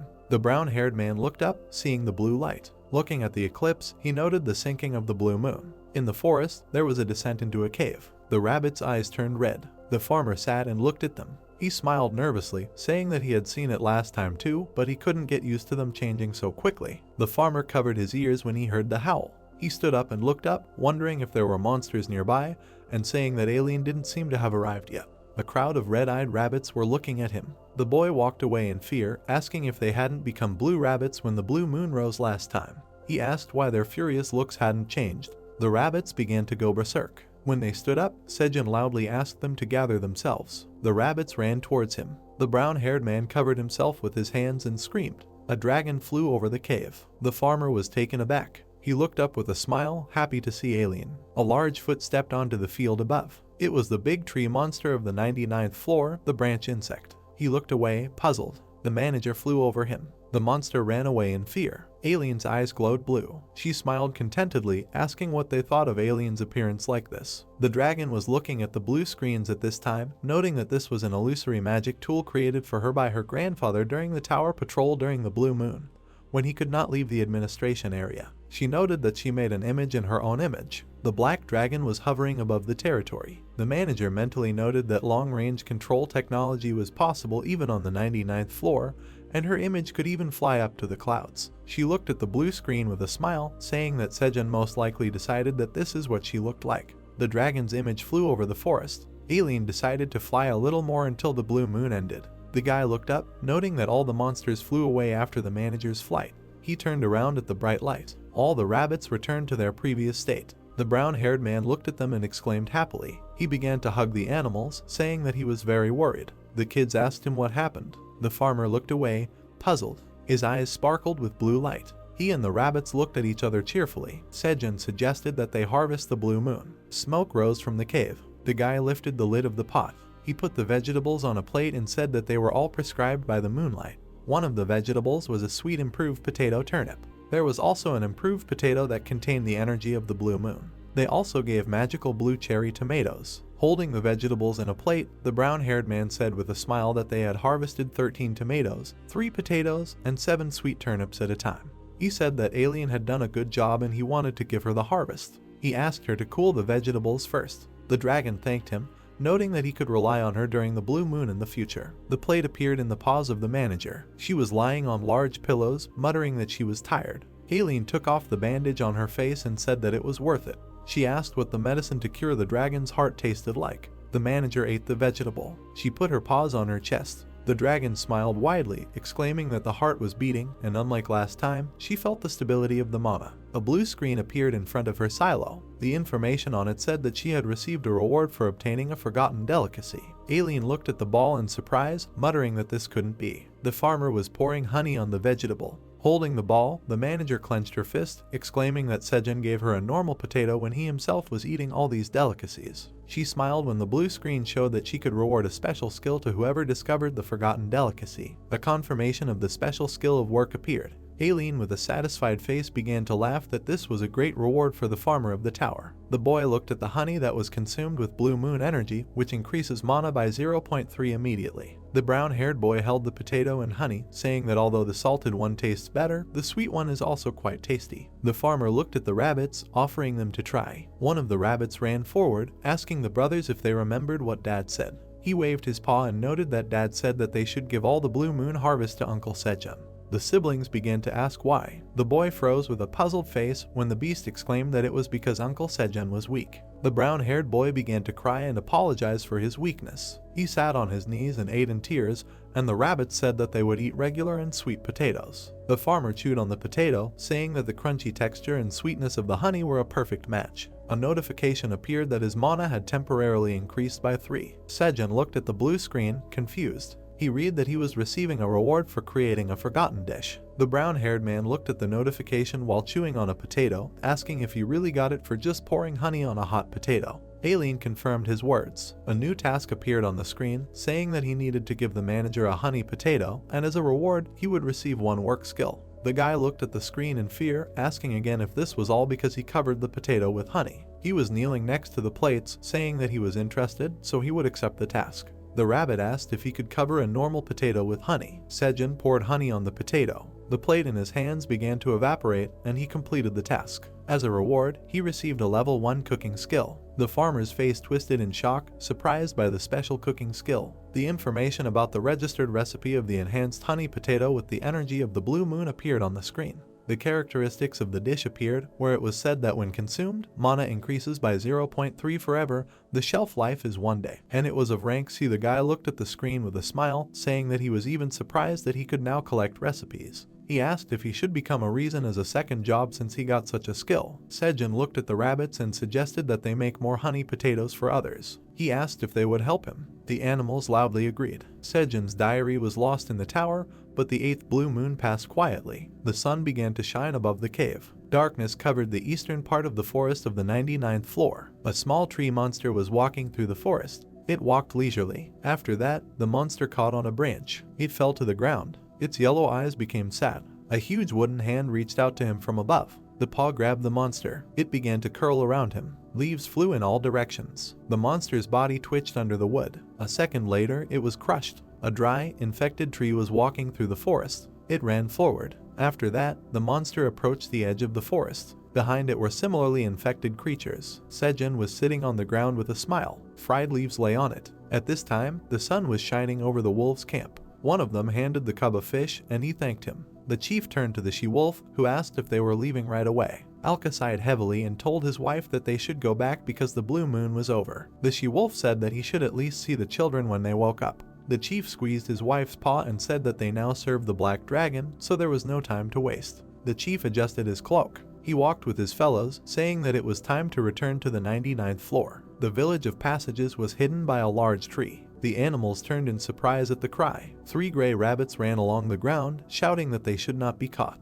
One of them ran behind, asking to wait. A brown wolf caught up with him. He swung his paw, hitting the beast. The rabbit turned to look at his fallen brother. Another wolf stood in front of them. The animals turned around in fear. The chief twitched his ear, hearing a squeak. Elka turned and asked what that sound was. His comrade asked if they were leaving. The brown wolf squeezed the rabbit's body. He held him by the neck, asking where they were going and did they know how many floors he had passed to catch them. The 2 predators held the animals, noting that the jail never thought they could run so far and noting that they were having rabbit meat for dinner tonight. The wolf pulled the rabbit to his mouth, saying that they would not know if only one was missing. A massive paw hit him on the head. Elka knocked the robber down. He picked up 1 rabbit. The second predator looked at him in fear and loudly asked why Grid's subordinate was attacking them if they were chasing the escaped robbers. He exclaimed that if Grid found out, he would be in trouble. The chieftain looked at him and said that he did not care if they complained. He grinned angrily, ordering them to leave here before he sank his teeth into their throats. The frightened predator nodded weakly. The wolf dragged his beaten comrade, saying that it was time for them to go.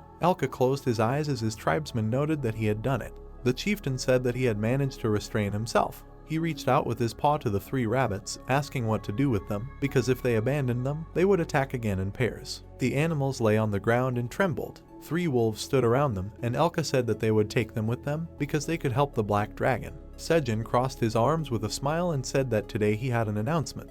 He smirked smugly and said that his mana reached 10 after eating the blue moon vegetables. The boy was surrounded by animals. He clenched his fists in displeasure when Theo asked if this was such a big deal. The farmer asked to listen. He showed a golden sphere and exclaimed that he could now eat the innards of a giant eel, which meant he would get a new skill. The cat yawned tiredly, asking if he could go to bed already. The brown-haired boy denied it, noting that he would only leave after he saw his skill. Sejun began eating the innards. He wiped his lips with his hand and said that he tasted orange soda. 2 system notifications appeared, saying that he had absorbed the innards and learned the rain and thunder skill level 1. The boy asked why he only learned it and didn't get it. The system told him that he lacked a lot of mana to use rain and thunder level 1. The system also noted that for the user's safety, the skill Let It Rain and Thunder were sealed. The characteristics of these skills appeared, where it was stated that the user would be able to create thunderclouds and use rain and thunder. The skill Let It Rain required more than 30 mana, and the skill Thunder required more than 70. Sejun looked at the blue screen indignantly, exclaiming that this had never happened before, and asked how to control rain and thunder if they were sealed. He waved his hand, ordering the creation of clouds. A dark cloud began to appear in the sky. It shrank to a small cloud. Seeing the cloud above the brown-haired man, Kyun clapped. The determined farmer dug his hands into the ground, shouting that he used 1/3 of his magic power, and that's all that happened. The rabbits said that they would return to work. Theo approached the guy and asked him not to be upset, because even though he was weak, he was still the chairman. Sejun asked if he was really trying to comfort him like that. The happy bear cub ran up to him, exclaiming that his dad had done a great job. He added that he would soon become even bigger. The farmer hugged the cub with a smile, thanking him for his support. Theo lay down on his leg and said that he liked that the sun did not shine on him. He asked to move the cloud a little to the side. The brown-haired one said that he was annoying him. Elka came to them, noting that they had returned. The guy greeted the chief. Under him, he saw 3 frightened rabbits. He looked at them in surprise and asked if they were really gray rabbits. The animals were trembling with fear and begged not to eat them. Sejun's face distorted with sadness, and he mentally noted that it was all covered in scars. He looked at the chief and asked where they brought them from. The nippers fell to the ground. The mother and father rabbit stood with shocked faces. The beast's eyes widened in surprise and he shouted that they were alive. Crying, the gray rabbit smiled and called his uncle. The animals and the guy looked at the hugging rabbits. The farmer looked at him with a puzzled face and asked what was going on here. The rabbits cried and left. The brown-haired man asked if they really knew each other. The protagonist opened his mouth in surprise. Meanwhile, the rabbits were eating vegetables. Theo watched them closely. The guy advised them not to rush and eat calmly. The creature felt awkward when he thanked the great black dragon. Hearing this, the brunette asked him to call him Sejun. The protagonist looked back when the wolf called him the great black dragon. The guy thought that it was too long a name. That's why he asked to be called by his name, because they had now become members of his family. The chief bowed his head and said that he understood everything. The brunette grabbed his chin and thought about the gray rabbits. Interrupting him, the cat asked him for a chura. The rabbits began to scratch themselves when the gentleman realized that among them were an artist, a carpenter, and an architect. Sejun cleared his throat and said that the creatures were technical experts. He raised his hand. The protagonist knows that they climbed the tower in order to escape from the farm that exploited them. At this point, he asked them if Elka saved them when they were almost caught by their pursuers. Looking intently at the animals, the guy asked them from which floor they escaped. One of them answered that they came from the 55th floor. The brunette abruptly turned away and loudly asked them if they were talking about the 55th floor. Father Rabbit did not expect that they had been on this level all this time. The creature in the hat grabbed his comrade. He menacingly asked him about what happened to the kingdom, the queen, and the princess, after which he asked what happened to the monsters. Sejun grabbed the rabbit and asked him to calm down. He asked him about what kingdom he was talking about. The beast bowed his head and said that it happened a long time ago. He suddenly became sad when he said that the 55th floor was the kingdom of rabbits, which was called the Red Ribbon. The guy, raising his eyebrows, asked him about what happened to their home now. The white rabbit hugged the gray one. The creature said that it happened several dozen days ago. He remembered how the castle was engulfed in flames. The beast said that the Red Ribbon Kingdom was destroyed. This kingdom was covered with wooden houses. He remembered how they all worked together. The inhabitants of that area grew seeds in fertile soil and ate healthy food. They were also fond of various fields of art. That is why the kingdom was famous for its excellent architects and its culture. In the center of their settlement there was a monument. The rabbits lived a peaceful life, able to stand up for themselves. One day, everything changed. The black beast saw something. He opened his mouth wide. The whole sky was covered with terrifying creatures. They attacked the inhabitants of the kingdom. The black rabbit grabbed his sword. Everything around was covered in fog. The kingdom, swallowed by the sudden appearance of a shadow that destroyed everything in its path, eventually fell apart. The rabbit, sitting on the ground, told that because of unknown creatures, their kingdom was instantly destroyed. He said that the king, queen, and princess disappeared in that chaos. That is why the animals, who lost their king, had to fight the monsters for survival. Sejun knelt down. The creature said that they came across them when they were trying to find a quiet place. Holding his chin, he thought about how strange it was to see them on the 99th floor, since rabbits usually didn't live there. The creature pointed to the side with its paw. He thought that those monsters had captured the entire 55th floor. That's why he didn't expect there to be any survivors there. The brunette listened attentively to the rabbit, who told him that his family and the remaining rabbits had been unable to pass through the passage. He said that someone had been waiting for them at the site of the destroyed lands after the monsters had suddenly disappeared. The tribe leader frowned when he remembered Grid. He imagined the monster that emanated an ominous aura. Elka said that was the name of that wild boar. The rabbit, lowering its ears, told him that Grid commanded a huge number of creatures and introduced himself to them as the great master of the lands. After which he said that this boar had taken control of the 55th floor, the owners of which had disappeared. Then the entire sky was covered with menacing clouds. He told them that Grid had been exploiting the rabbits and had turned their kingdom into his own huge food farm. The beast covered himself with a green blanket.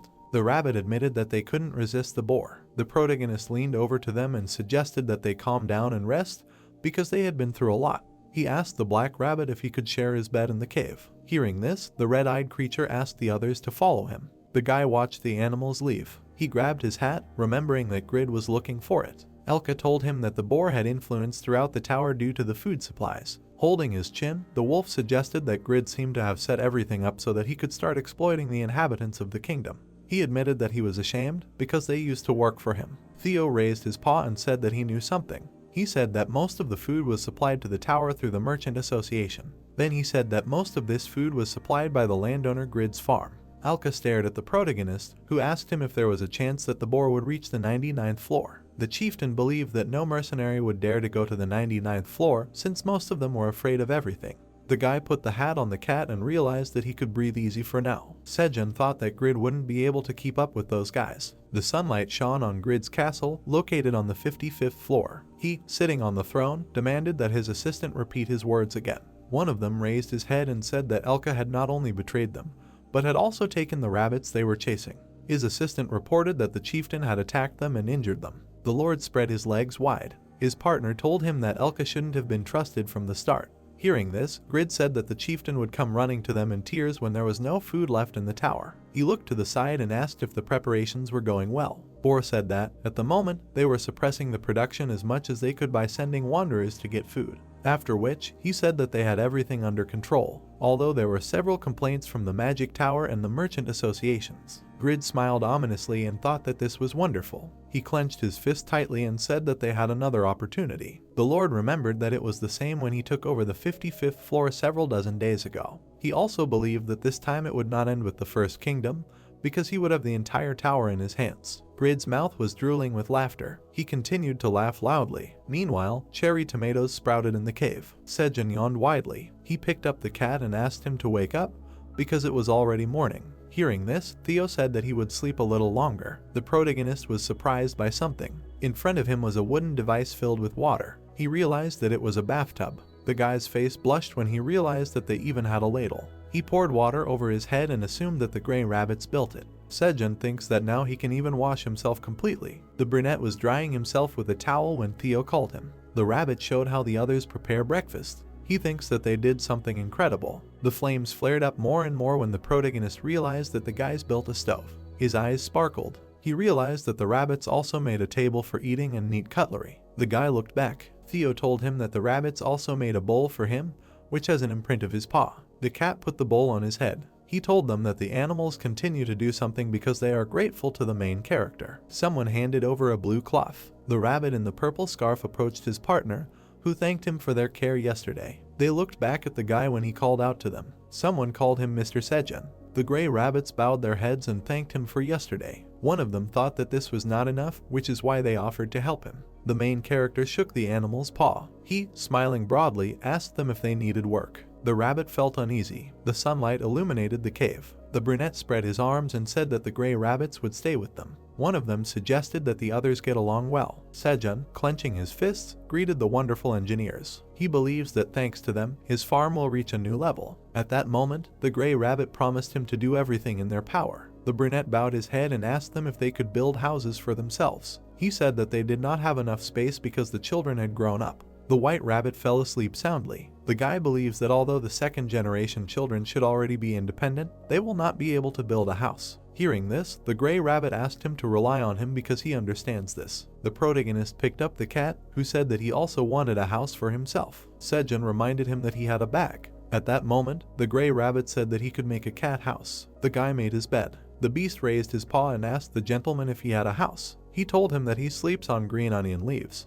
The protagonist spread his arms when the gray rabbit offered him to make a house too. He asked him if his building would be in a cave. The rabbit smiled broadly and said that they would be able to build a house outside the cave where there were many stable materials. Hearing this, Sejun admitted that he would like to have his own house. He grabbed his chin and realized that he would have to climb up many times to expand the fields on the lands. The guy thinks that he is much safer now because he has his mother roar, minotaurs, and silver wolves. The protagonist put his hands on his belt and decided to trust the rabbits. He asked him what they needed. At that moment, the gray beast asked him if there was dirt or sand somewhere on the 99th floor because they needed to create bricks. Theo happily watched the owner. He thought about where he saw sand or dirt. The protagonist said that the place where there are the necessary materials. Meanwhile, the bulls felt uneasy. The guy approached them and asked the rabbits what they thought of this place. The gray beast picked up the dirt and said that it had the right texture because even dry leaves had turned into soil here. He thought that this soil would be great for bricks. The king of the minotaurs approached the brunette. He reminded him that his comrades ate dirt. Hearing this, the protagonist offered him a new deal. The minotaur hit himself on the shoulder when the guy told him that the rabbit wanted to create bricks. He said that they would get green onions if they allowed them to make materials from their dirt. After that, the creature offered to move on to the deal right away. He pointed his finger at the bull and demanded that they stop eating dirt because they would not have enough for bricks. Sejun raised his head and decided to get to work. Meanwhile, the crimson grizzly pulled a tree out of the ground. His mother helped him. The bulls diligently plowed their lands. The rabbits planted green onions. They watered the grown plants. The bear menacingly raised his paw. The leader pulled out his fur. The protagonist stroked the raspberry grizzly. Elka's mouth began to drool. He was offered to try honey. The brunette smiled widely at him. He also helped the rabbits with planting. Sejun pulled out a crop from the ground. A notification appeared that his work experience had increased because he had collected 15 pieces of sweet potatoes. A system window appeared with an increase in the sewing skill to level 4. The protagonist received 450 experience points because the sewing skill had additionally increased by 5%. He received 1 bonus stat by increasing the level. The brunette smiled widely and said that they had collected a great harvest. His face was covered in sweat when he said that he felt hot. A cloud appeared above him when he created a dark cloud. He thinks that this way he will not burn his face now. A notification appeared saying that the dark cloud skill had increased. The guy wiped his face and decided that they should set up a warehouse on the ground while the rabbits were making a house. Theo came up to him and called out to him. Sejun bowed his head and asked the cat when he would come down. He replied that he was just about to do so, as he had already packed a lot of cherry tomatoes from the cave. The protagonist raised his head and asked Theo if he had room in his bag. He asked him to try selling the peeling onions this time, which might be useful to some hunters. He then told him that he had collected a lot of things after expanding the plantations. The cat raised his paw and said that he would take 100 peeling green onions. Hearing this, the guy offered him to have them as a snack later. Theo stood near the pile of greens and wondered if they would pay off well. He remembered that the master had never been wrong. The cat took the onion in his paw. Sniffing the aroma, he realized that it smelled disgusting. He looked back when the protagonist asked him to come back quickly. A drop of sweat ran down his face as he demanded that they not eat his fish. He put the bow in his bag. The cat ran to the boys and asked them to wait for him. On the 67th floor of the tower, there was a forest covered in fog. A frog sat on a branch, croaking. An arrow hit its head. The archer watched the slain beast. The lizard licked its lip. It jumped up to the frog. Something landed on the slain body. The insect tore the frog's flesh. The lizard grabbed it sharply. He put the insect in its mouth. The animal smiled happily. The other insects watched the lizard. A drop of sweat ran down its cheek. He saw a tree covered in beetles. They had black horns. They enveloped the entire forest. The lizard leaned back. Everything was covered in red fog. An ominous aura emanated from it. The fog began to clear. A sound was heard. The manager did not wake up from it. He covered his face with his paw and realized that it had become noisy. Aylin turned her head and wondered why the system sounded a loud alarm when she first lay down to sleep. The dragon touched the magic ball. A huge pile of notifications appeared in front of him. A system notification appeared that the red locust had entered the 67th floor of the tower. The manager opened his mouth wide. He assumed that the red locust came from outside the tower. Aylin exhaled heavily when she remembered that this creature had not invaded the tower for 100 years. She remembers that at that time, her grandfather solved the situation and was almost unable to stop the destruction on the 55th floor. The dragon frowned deeply when he demanded that the manager turn on the intercom. He realized that he could not open the passage connecting the tower with his abilities. He felt uneasy. A notification appeared that 0.01% of the 67th floor had been destroyed by the red locust. The destruction rate had reached 0.02%. Aylin suddenly became sad. She wondered what to do. There was a fish head lying on the ground. Someone was frying its meat. The protagonist smiled widely. He smelled the fried eel and said that it looked delicious. The guy looked away when the rabbit said that he had brought him 2 types of potatoes. Hearing this, he thanked him. The brunette squatted down and asked the guys to stand away from the eel because they could get splashed with oil. The cat admitted that he was drooling. Sejun bowed his head and said that eel tasted better than potatoes and honey. At that moment, the black rabbit asked him if such a thing existed. The guy shook the bowl and asked them if they had heard of honey sweet potato. Oil was flying all over the pan. The brunette turned the piece over and realized that he had done the right thing by preserving the eel fat. He stuck his chopsticks into the vegetable. Sejun knows to fry the sweet potato until it is crispy. The guy poured out the contents of the bottle and said to add honey, then flip it over and wait for the dish to be ready. The potato was completely covered in honey. He said that he had cooked everything. A system window with registered recipes appeared. The protagonist received a reward for cooking a new dish. His level 1 cooking skill had increased greatly. The bowl was completely filled with sweet potato. The black rabbit said that it looked delicious. The guy threw the fish into the pan when Theo asked him to fry it too. There was a fried piranha on the plate. The brunette grabbed his chin and realized that the fish recipe had not registered. He thought about the criteria that need to be met to register dishes. The protagonist raised his hands and decided to try making gamjatang from potatoes. He had a lot of fun finding different recipes. At that moment, the cat asked him to pour honey on the fish. The boys approached the master when he called them to eat. On the table were such dishes as fried eel, fish, sweet potatoes with and without honey. The bull bit off a vegetable and admitted that it was best to eat after hard work. The wolf licked a bowl of soup with his tongue. Drops remained at the bottom when he said that it was delicious. The cat lay down on the guy's legs and said that he was full. Sejun asked him if he was ready to go down to the lower floors, to which he received a positive answer. The leader approached the brunette when Theo told them that it was time for the guys to work. The cat put his hands on his hips. He asked the protagonist about the remaining food. Hearing this, the guy admitted that he left a portion for Aelin. He grabbed the grizzly's muzzle and told him that the dragon did not answer him, although the food had already cooled down. Theo assumed that she was sleeping. Sejun raised his head and hoped that this was true. He thought about whether something terrible had happened to her. Meanwhile, Aelin was closing notifications. She looked worriedly at the system window and realized that she could not take control by force. And she also realized that her dragon heart had finally begun to recover a little. The manager grabbed his face with his hands. He does not understand what is happening. The dragon bowed his head and realized that he did not understand how to do the right thing. A notification appeared that the 67th floor had been destroyed by 0.01% by the red locust.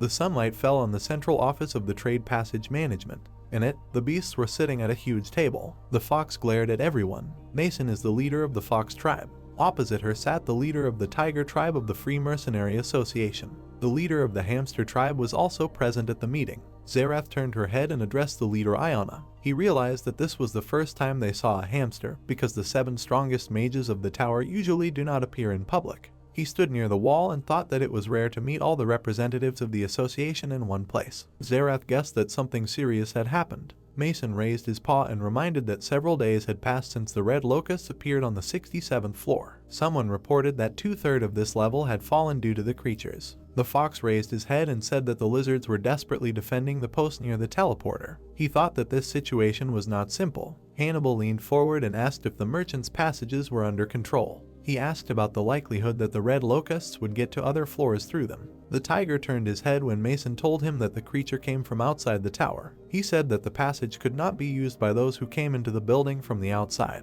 The fox bowed his head. He thought that there was something else to be wary of, because if the creature took over the teleporter, it could get to other floors. The tiger turned away from him and told him that the 68th and 69th floors were under threat.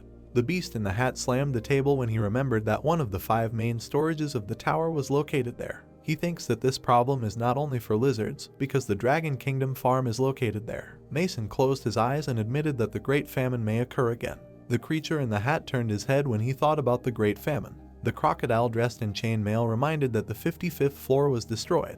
Iona asked those present if everyone knew about this. The hamster, sitting on a chair, said that now the storage facilities are scattered across several floors of the tower. He said that at that time, the Red Ribbon was the largest supplier of provisions to the towers. Iona frowned deeply and said that the Rabbit Kingdom was destroyed due to a large-scale invasion of red locusts. He remembered a certain person who took over the kingdom. Mason felt awkward when he reminded that Grid was a good boar. He asked if Grid was the one who restored the storage facility of the destroyed kingdom. The hamster folded his paws in displeasure. He told them that their good boar was exploiting the rabbit tribe and blocking the supply routes to the tower. The tiger suddenly jumped up and said that the leader of the Magic Association was going too far. Mason tried to calm Hannibal down. There was a noise in the room. Everyone was wondering why the black dragon, who was supposed to protect them, had not yet appeared. At that moment, someone said loudly that he was the one who should protect them. The hamster grabbed his head. He put his leg to the side. Jumping onto the table, Iona told them that 200 years ago, the red locust invaded the tower. She reminded them that the enemy was quickly eliminated by the black dragon that was protecting the tower. The hamster bowed his head and reported that now that the red locust had appeared, the great dragon had not yet taken action. He remembers that the situation was brought under control only after more than half of the royal residents died. The tribe leader turned his head and said that the tower had huge problems with food because all the storage facilities were destroyed. He reminded that there were still places that had not been restored. The hamster raised his paw and said that only a few days had passed since the red locust invasion. He believed that they had no guarantee that the great black dragon would quickly respond to what was happening. The ogre slammed his fist on the table and suggested that everyone minimize the damage by making every effort. Iona believed that otherwise the order of the tower would be disrupted. The hamster clenched his paw into a fist and said that under his leadership, 200 battle mages would be sent. He asked the other leaders of the tower about what they were going to do. Meanwhile, the tribe leader was playing with the cub. The cat looked back at him and asked how long they would stay here, and he also reminded them that they had no time. Theo raised his head when he was called uncle. The small wolves approached him and asked if he was a black dragon. The cat suddenly jumped up and told them that he was a direct subordinate of the black dragon. Then he introduced himself to them as a traveling merchant of the middle class. Their eyes sparkled when they realized that the master was a direct subordinate of the black dragon. Theo put his paw to his ear and asked what they said. They again loudly said that the master was a subordinate of the black dragon. Cod threw them kebabs and said that he would give them delicious food as a reward. He put his hand in his bag. Theo was suddenly surprised by something. He took out a root vegetable from the bag. His face turned blue when he thought about why there was such a sprout in his bag. Seeing the cat jump up abruptly, the chief of the tribe asked what had happened to him. Theo jumped on his head and said that nothing had happened. Elka looked back and said that he would run as fast as he could. He asked the merchant to hold on tightly. The cat's face began to sweat as he realized that they were in big trouble. He assumed that the root vegetable had accidentally fallen into his bag when he was taking the green onions, after which he decided to destroy all the evidence. He grabbed the tribe leader tightly and asked them to quickly run to the 38th floor. Someone started throwing green onions and noticed that he didn't have a single piece of the item.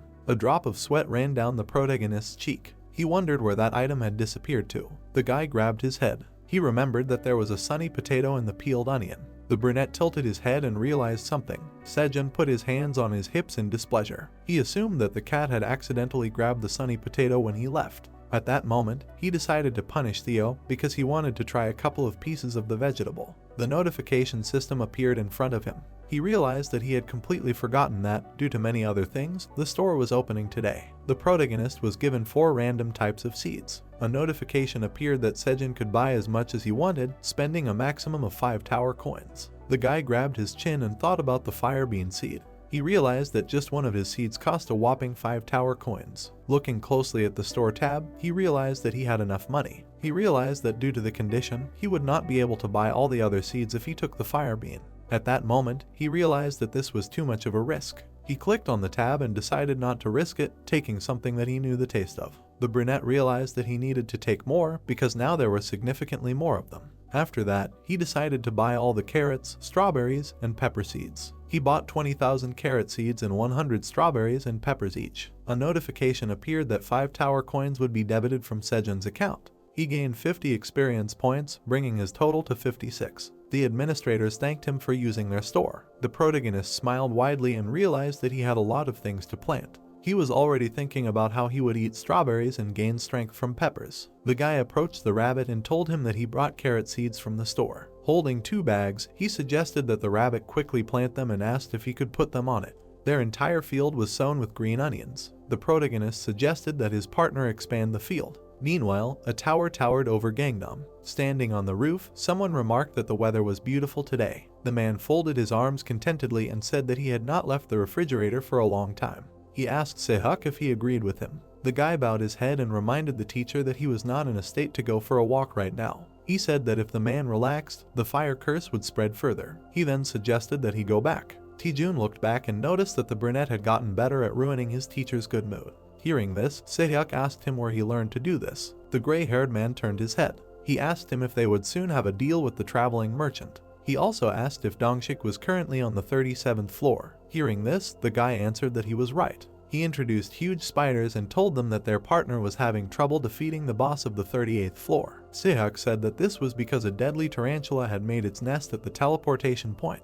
These spiders were emitting purple mist. He said that even with recovery magic, Dongshik had a hard time neutralizing the poisonous gas that the tarantulas emitted. The guy imagined the guys being surrounded from all sides. He told them that they couldn't fight the boss without an antidote made from the blood of a poisonous spider. An image of a rat in a green cloak appeared in his head. He understood that it was extremely difficult to find an alchemist who could make this antidote. Sejun, looking at the student, realized that the guys hadn't made any progress yet. He asked him if he was guarding Sejun's family instead of Dongshik, who had gone to the tower, after which he asked the guy to report the situation to him. The brunette raised his head and told them that the main character's family had moved to Gangnam. He said that they were constantly on the move because they didn't want to live the way they had before. A happy couple appeared in his head when he admitted that the guards had been following them unnoticed. He remembered how the girls had approached the guys. Sehuk told him that a foreign association had recently tried to get to Sejun through his younger brother. He imagined the boys refusing the girl's offer. The man laughed loudly when Sehuk told him that Sedal had resolved everything without any problems. Sejun suddenly started coughing. He picked up the pill and admitted that he was fine. The man bit into the medicine. A drop of sweat ran down Sejun's cheek when he realized that the teacher had eaten a cherry tomato. Sejun told him that thanks to this vegetable, the curse's effect was weakened. At that moment, he assumed that these tomatoes would help many people in the future. The man slapped himself on the shoulder. He admitted that he believed that Korea should keep Sejun. Sejun raised his hand and asked the elder Sejun to bring the protagonist to him. He said that he would go first. The brunette frowned deeply. He believed that there must be a way to help the teacher deal with the fire curse. Sejun raised his head and remembered Dongshik. Staring at the tower,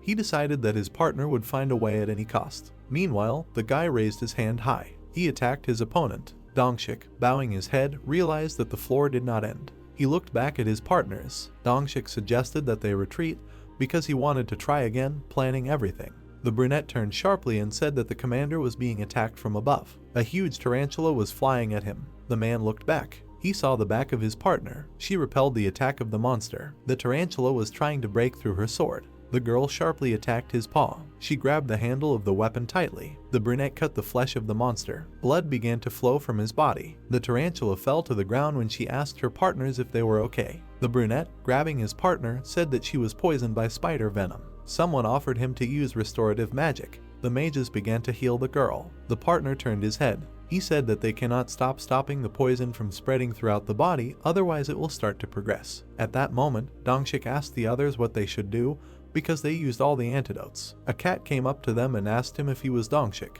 Theo, raising his paw, asked him if he should be at the fair. The guy rubbed the back of his head and realized that he had completely forgotten about the fair, having worked so hard. At that moment, the cat asked him about his subordinate. Theo climbed on the girl and demanded that she quickly get up, because he needed to get his photos. Suha realized that someone heavy and fluffy was sitting on her. The cat put his paws on the brunette. Dongshik told him that Suha was poisoned by a spider. Hearing this, Theo assumed that she was in pain and advised her not to get up. He looked back when the man asked him if he knew where antidotes were sold. The cat said that there were no alchemists near this place. He opened his mouth wide, remembering something. Theo stuck his paw in his bag and said that he had something. He took out a vegetable and said that it was a peeling onion. The man, looking at him intently, asked him about this plant. Dongshik took the onion in his hands and said that it could remove spider poison. He lifted Suha up and asked her to eat the onion. The partner stuck the plant in her mouth. She opened her eyes abruptly. The brunette jumped up and said that her body became incredibly light. Hearing this, the cat was happy. She hugged him and thanked him because she survived thanks to him. Theo put out his paw and asked her to give him 5 tower coins. He said that he would give her a discount as his subordinate. At that moment, Suha realized that he was a cruel merchant. A man approached them and asked him where he got the peeling onion from. The cat said that he was selling onions now. Dongshik's mouth widened when he realized that Theo was selling a new crop. He began to stare at the plant intently when he remembered that the tarantula's deadly poison reached E+ rank. He decided to buy the onion. Dongshik smiled widely and guessed that with this plant, they would be able to successfully raid the 38th floor. He realized that the cat was the best merchant. Theo put his hands on his hips in displeasure. He asked the guy why he was looking at him like that. Dongshik, looking at the cat, asked him how many peeling green onions he had. He said he had 100 bunches. The man bowed his head and said they wanted to buy all the onions. He looked back when someone told him to wait. A dark-haired man in chainmail approached them and admitted he was wondering why the traveling merchant hadn't come yet. He realized Theo had acted against business ethics. Upon seeing him, the man realized that the royal knights who were protecting the Sorcerers Guild were standing in front of him. A drop of sweat ran down his cheek. He assumed that they were watching them in order to interfere with their raid. The guy put his hands on his hips in displeasure. He believed that the merchant would lose customers. After all, many people would be outraged that he had favorites. All this time, Dongshik was watching the girl in the hat. He realized that only Sejun could sell cherry tomatoes and green onions, after which he realized that all people had to look for Theo. The cat grabbed his chin when the brunette realized that honesty and trust were directly related to the reputation of the merchant. He assumed that the guy was mocking Theo, not giving him a choice to do his own thing. The cat raised his paw and said that he would hold an auction. He asked everyone if they had any objections. Theo grabbed his bag. He said that he was going to sell magical cherry tomatoes and peeling green onions. Tomatoes started flying out of the bag. He said that he was selling C-rank magical tomatoes in baskets of 500. The boys became worried when they learned the rank of the vegetables. They huddled together when they realized that the cat was offering C-rank cherry tomatoes, not D-rank ones. The boys remembered that it had not even been a month since the D-rank tomatoes appeared. Clenching his hand into a fist, the brunette offered to pay 350 tower coins for them. The others raised their hands and raised the bid to 400 tower coins. Dongshik started to turn his head from side to side when he heard that they wanted to take the tomatoes for 600 tower coins. He said that everyone should be smart about their choices. The dungeon was covered with people's exclamations. The seller announced that the tomatoes were sold. The boys happily carried the baskets of tomatoes. Theo announced that he had sold everything. He put his hand in his bag and announced that the next item was peeling green onions. The cat said that he would sell them for 10 pieces. The man blushed when he decided to take them for 130 tower coins. He raised his hand when the guy offered 135 coins for this item. Dongshik raised his bid to 155 coins. Theo raised his paw and started counting down. He announced that the onion was sold. Then he announced the next item. A bead of sweat ran down the man's cheek. He decided that he could not lose. At that moment, he realized that he needed to take a little more. The guy put out his palm and said that he would give 160 tower coins for the onion. The cat picked up the onion and announced that it was sold. The man started shaking his head when the knight bought the next item for 170 coins. Theo, frowning, announced that the onion was sold. Dongshik's forehead turned red when he raised the bid to 175 tower coins. The guy frowned and said he would give up 180 coins. The cat beamed with happiness when he realized the next batch was sold. The commander even fell to his knees because his guild only received 10 bunches of peeling green onions. The guy looked back and asked Dongshik what he was going to do. Peeking out from the bow, he assumed that his guild was poorly communicating with others. The partner in the hat realized that they would climb up faster. The brunette bowed his head when they apologized to him for blinding them with cherry tomatoes. He believes that the world will not end if their guild lags behind a little. Sua approached them and called out to the leader. In the depths of the forest, a man was sitting with a seller. The cat raised his head and asked him if the gentleman's family lived in Hanyadong. Hearing this, the man told him that it was called Gangnam. Theo wrote the name down on a piece of paper. The brunette smiled slightly and said that the protagonist should not worry because the Korea Association was diligently protecting his family. He knew that Sejun was one of the country's most sought-after talents. The man felt awkward when Theo told him that the protagonist wanted to reward him for protecting his family. Dongshik thought that they shouldn't have gone that far. The cat put the filled basket on the ground. He told him that Sejun gave him 200 cherry tomatoes and 50 peeled green onions. The man's mouth opened wide when he realized that they now had 50 bunches of green onions. The cat clenched his paws into fists. He said that in the future, the protagonist would sell them products at a discount as thanks for protecting his family. Hearing this, Dongshik said that it was a fair deal between them.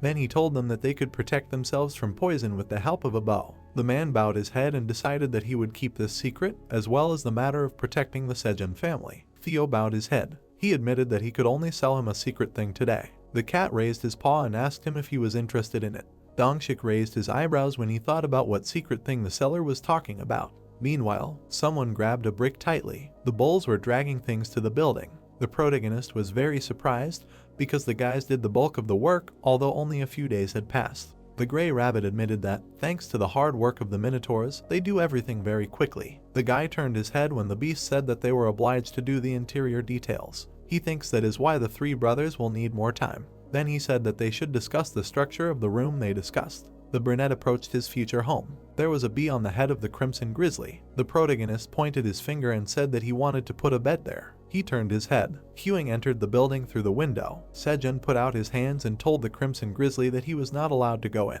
Hearing this, he asked why. The guy's face sweated when he said that the house could collapse because of the big beast. Queuing asked him if he was destroying his dad's house. The bear bowed his head and said that he was not bad. The protagonist hugged him and asked him to eat some honey. He said that he needed to take a closer look at the house. The brunette approached the bull and started talking about the material for the bed. Queuing took a jar of honey and realized that he also wanted to go into his dad's house. He burst into tears and admitted that he also dreamed of being little, after which he said that he wanted to sleep in the house with dad. Tears fell on his paws. His paw began to glow. Sejun tilted his head and asked if this material would be suitable. The gray rabbit thought that the bed would be too rough if they put green onions. The guy looked away when he was called dad. The bear jumped on him. The brunette fell on a pile of onions. The rabbits were very worried about the master. Sejun's face was covered in sweat. His cheek was licked by a crimson grizzly. In front of him stood a small bear who called him dad. The protagonist grimaced when he realized that he saw a crimson grizzly. Queuing raised his paws and said that he became smaller. The protagonist looked in shock at the bear who was standing on him and happily declared that he was able to become smaller. Sejun picked up the beast, wondering what had happened, as it had become the same size as it was when they first met.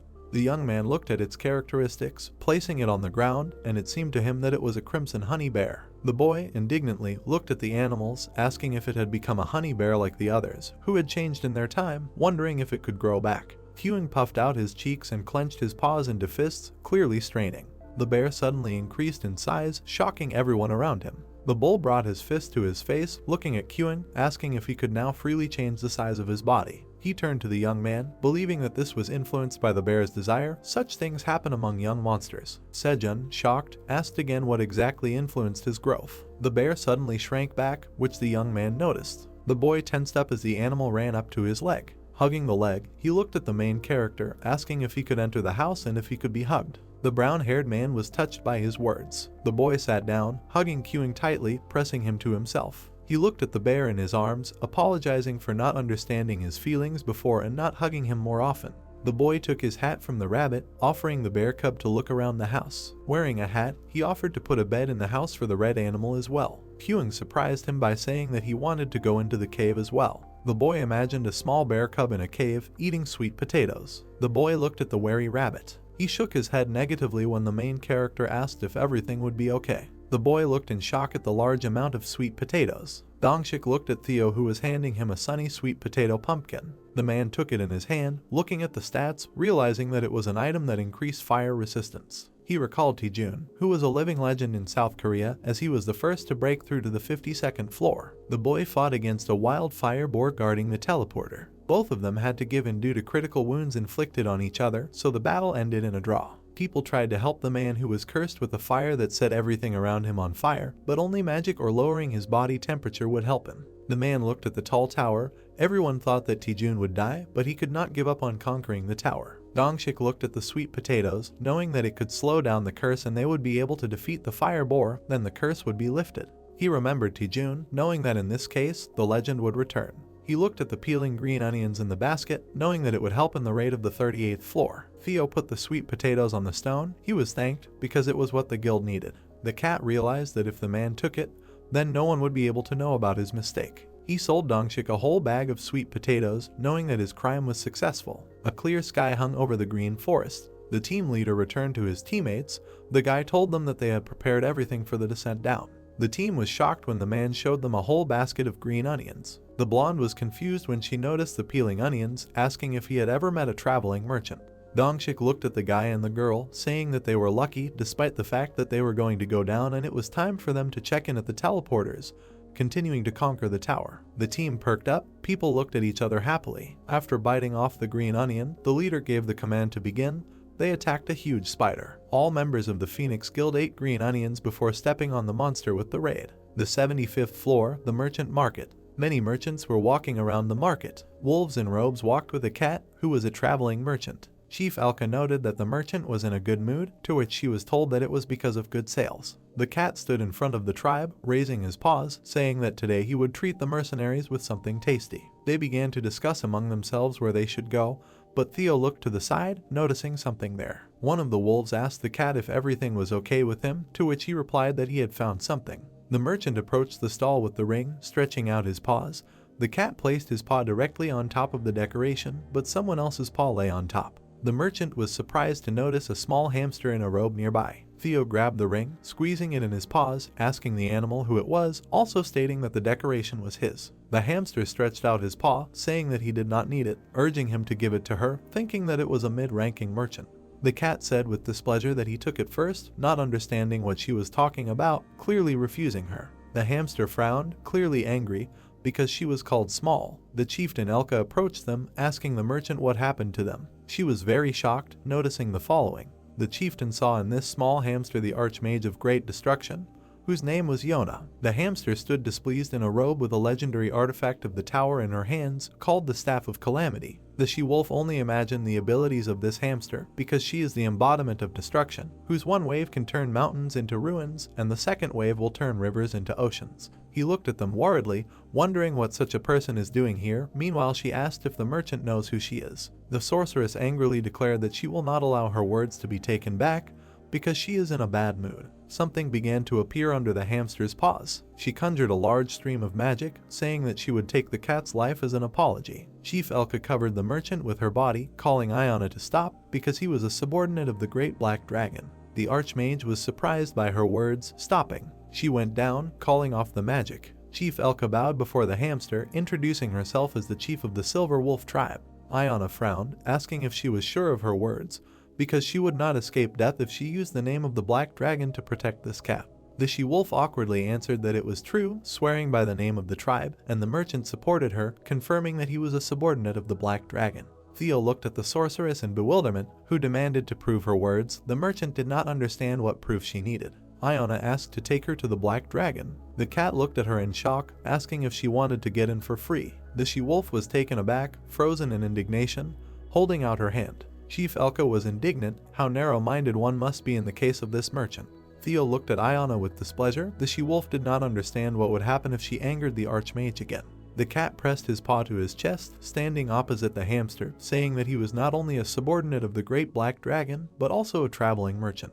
Then Theo pointed his paw at the magician, obliging her to pay for a meeting with the Black Dragon. The she-wolf was taken aback by such impudence, frozen in her pose. Iona grinned. Suddenly she laughed loudly, closing her eyes. The Archmage wiped tears from her eyes, noting the merchant's self-confidence, asking what he wanted. Theo asked her name, saying that he was buying something for the Black Dragon. Then the sorceress said that she would buy that ring for him. The cat looked at her in confusion, receiving in response that she would buy him everything he needed. Iona understood that if this was a chance to meet the Black Dragon, then she should not miss it. The cat grinned slyly, realizing that this was a great success for him. The animals calmly walked along the shopping rows. The black pig watched as the cat's paw pointed to the bottles of milk and asked for 100 of them. Then Theo ran up to the hats, telling him to take them too. He handed the wolf leader a hat, saying that it might suit his son, however. The leader Elka began to refuse. The sorceress watched as the merchant tried on the hat, asking if the Black Dragon really needed all this, receiving a positive answer. Iona clenched her paw into a fist in displeasure, saying that they would see if this cat was lying to her. The merchant approached the witch, putting a hat on her, saying that it would suit her very well. She adjusted the hat with one paw, which clearly suited her. Iona turned away, saying that not all magicians wear hats like that, but the cat said to pay for the hats quickly. The witch closed her eyes and frowned in displeasure. She approached the merchant, asking how much it would cost, to which she was told the sum of 20 tower coins. Theo noticed how she held out a whole bag of gold coins. He stopped them, demanding a discount.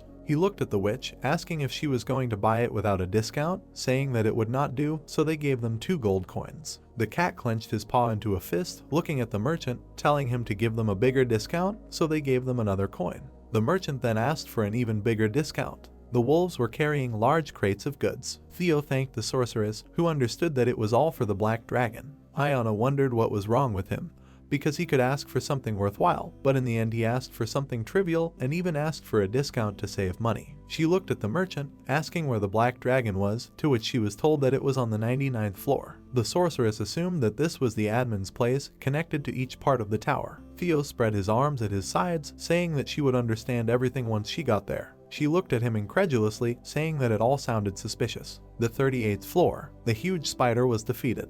The team leader stood in front of the defeated boss's corpse. Everyone had a green peeling onion in their mouth. Dongshik put away his sword, saying that they finally defeated him. The girls and boys were happy that their guild had successfully completed the raid of the 38th floor. The team leader looked at the portal behind him with a smile. He approached it, calling for them to enter. The guild was happily preparing to go up to the 39th floor. They were able to register the checkpoint of the 38th floor, the main building of the farming streets of the Gogla Tower. McLaren asked in shock how the Phoenix Guild was able to pass the 38th floor so quickly. The subordinate standing in front of the table confirmed the information, adding that a new green peeling onion appeared, which increased their raid speed. The blonde slammed his fist on the table in anger because they could not grow a single tomato despite investing a lot of money, and now something new appeared. He grabbed his head, saying that they could no longer hold back the discontent of the association members.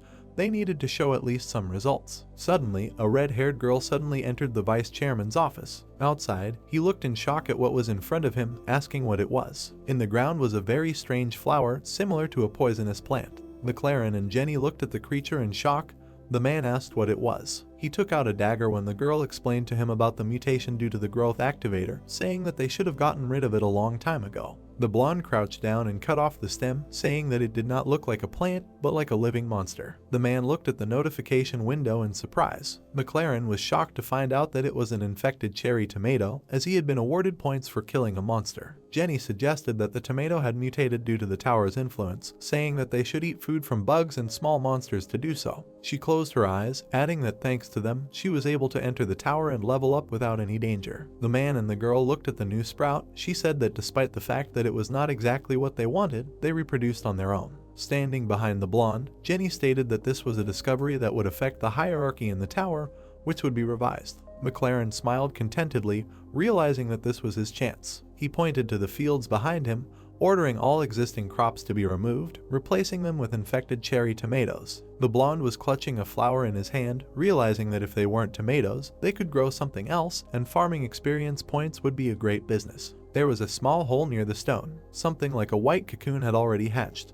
The protagonist was sitting next to the egg of a poisonous bee, which he had received during the blue moon. Soon it cracked, and gaps appeared from the cracks that glowed. Suddenly, the third poisonous queen bee woke up. The guy managed to catch her birth. He successfully received the poisonous bee and became her owner. The young man looked and greeted the third queen bee, who was a blonde. Being with other bees, he closed his eyes, smiling and saying that he was glad to meet her. The bee opened her mouth wide in surprise, noticing the fruits of the guy. The other bees began to help her fly. One of them took her by the paw. The brown-haired man lay quietly under the umbrella while the bees taught the queen to fly, holding both paws. Sejun was resting with his hands behind his head and his eyes closed, saying that it was quite calm around him. He quite assumed that such a calm life would continue. The next moment, something black splashed right into his face. He sat in shock with a black face while a small red bear cub ran up to him. His head was also half black. He said that something appeared in the pond that he had never seen before. Hewing looked at Sejun with satisfaction, clutching an octopus in his hands. Sejun looked at the white rabbits covered in black liquid, while the others wiped the victims. He laughed and asked if they were black rabbits now. One of the rabbits wiped a black one, who screamed that nothing got on him. The farmer, together with the bear cub, looked at the squids swimming inside the pond. Hewing held one of them in his paws, and the guy said that there were a lot of them. The farmer looked at the little bear, who said that according to the black rabbit, he caught it in the pond while hunting because it looked strange and spat out black liquid. The black rabbit saw them for the first time then, so the others also do not know what it is. It is slippery to the touch. The animals looked at the smiling Sejun, who said that they probably do not know what squid is. He looked at them happily, said that it was very delicious and asked if they wanted to try it. He sliced the squid with a knife. Oil with spices was boiling in the frying pan. He threw the sliced rings into it. Sejun put the plate of fried squid on the table, saying that the squid dish was ready. Several information messages appeared in front of him, saying that he had prepared a dish of fried spicy squid. Cooking skill level 2 increased slightly. The recipe for spicy fried squid was registered in cooking level 2. Next was a squid on a skewer. This was grilled, and next were pieces of tentacles and rings with sauce. This was squid sashimi. Little Bear and the black rabbit looked at the delicious dishes with delight. Sejun happily held a spoon with squid, asking when was the last time he ate this. The spicy taste made his mouth water. Nearby, the rabbits tried the fried squid and said it was delicious. And Kyung tried the sashimi, saying it was very delicious. The animals ate around the guy sitting with a plate. The black rabbit said that in order to eat delicious food, he would look better when hunting in the dimensional ocean. Little Bear said he wanted to go with him. Sejun looked at him and asked if he could swim, to which Little Bear replied no. In the cave, he heard the words that after they finished clearing the field, he would teach him to swim, and the joyful cry of the bear cub. The wolves with boxes on their backs and Theo were walking down the street. Elka stopped, noticing something. The beast merchant stopped in front of one of the passages. At the entrance, there were beasts who announced to the others that this high-speed passage was not available. Let them go another way. Theo, sitting on the wolf's head, asked what was going on, to which he replied that he did not know. The manager of the passage was controlling it. Elke approached the leader and said that he asked around. They said that red locusts invaded the 69th floor. Elka asked again in shock. Theo, sitting on his back, asked what it was, and Ayana, sitting next to him, answered that they were insects called the Shadow of Destruction. Frowning at him, she continued that it was like the beginning of a disaster. The cat looked at the hamster and asked if they were insects. Ayana confirmed that they were creatures created to eat and destroy everything in their path. Looking ahead, the beast in the black cloak said that right now, the Magic Tower and the Mercenary Alliance were most likely controlling the traffic in the passages to catch the red locusts. Ayana told the cat looking at her that she was originally supposed to join the alliance, but first she needed to meet the black dragon, so she needed to quickly go to another passage. Theo looked at her pitifully and said that since the slower passage was not a special passage, only high-ranking merchants could pass through, he was a middle-class merchant, so he could not go there. Ayana said that everything would be fine because they had her. She took out a golden badge with a red tassel from under her cloak. Theo raised his paw to his mouth in amazement, wondering if this wasn't a gold medal that only great traveling merchants possessed, a symbol of the power to use all shortcuts without control. He looked at the hamster happily and suggested that they get along, which she turned around in displeasure and said that she didn't want to. The boy cut off an onion stalk. He let out a tired sigh, standing in the middle of a huge onion field. He wiped the sweat from his forehead, saying that the green onions had grown very quickly. They continued to separate them and grow them, before he realized that the field had become 2,000 pyeong wide. It had turned into a forest. He turned around and looked to the side, asking where everyone was. He heard the sound of green onions being cut, but he didn't see anyone. A squeak was heard from deep in the onion thicket. The boy asked, "Is it a rabbit?" He came closer and asked the rabbit with the scarf what happened. Is something wrong? The rabbits pointed to the stalks, saying that the green onion here was strange and couldn't be cut. Sejun walked up to the stalk with a smile, saying that it was impossible. He grabbed the leaf, but cried out. The rabbits looked worriedly at the boy who grabbed his palm and asked if everything was okay. Sejun looked at the cut on his palm in surprise and asked if he cut it. He touched the green onion leaf with his finger and said that it was hard as steel.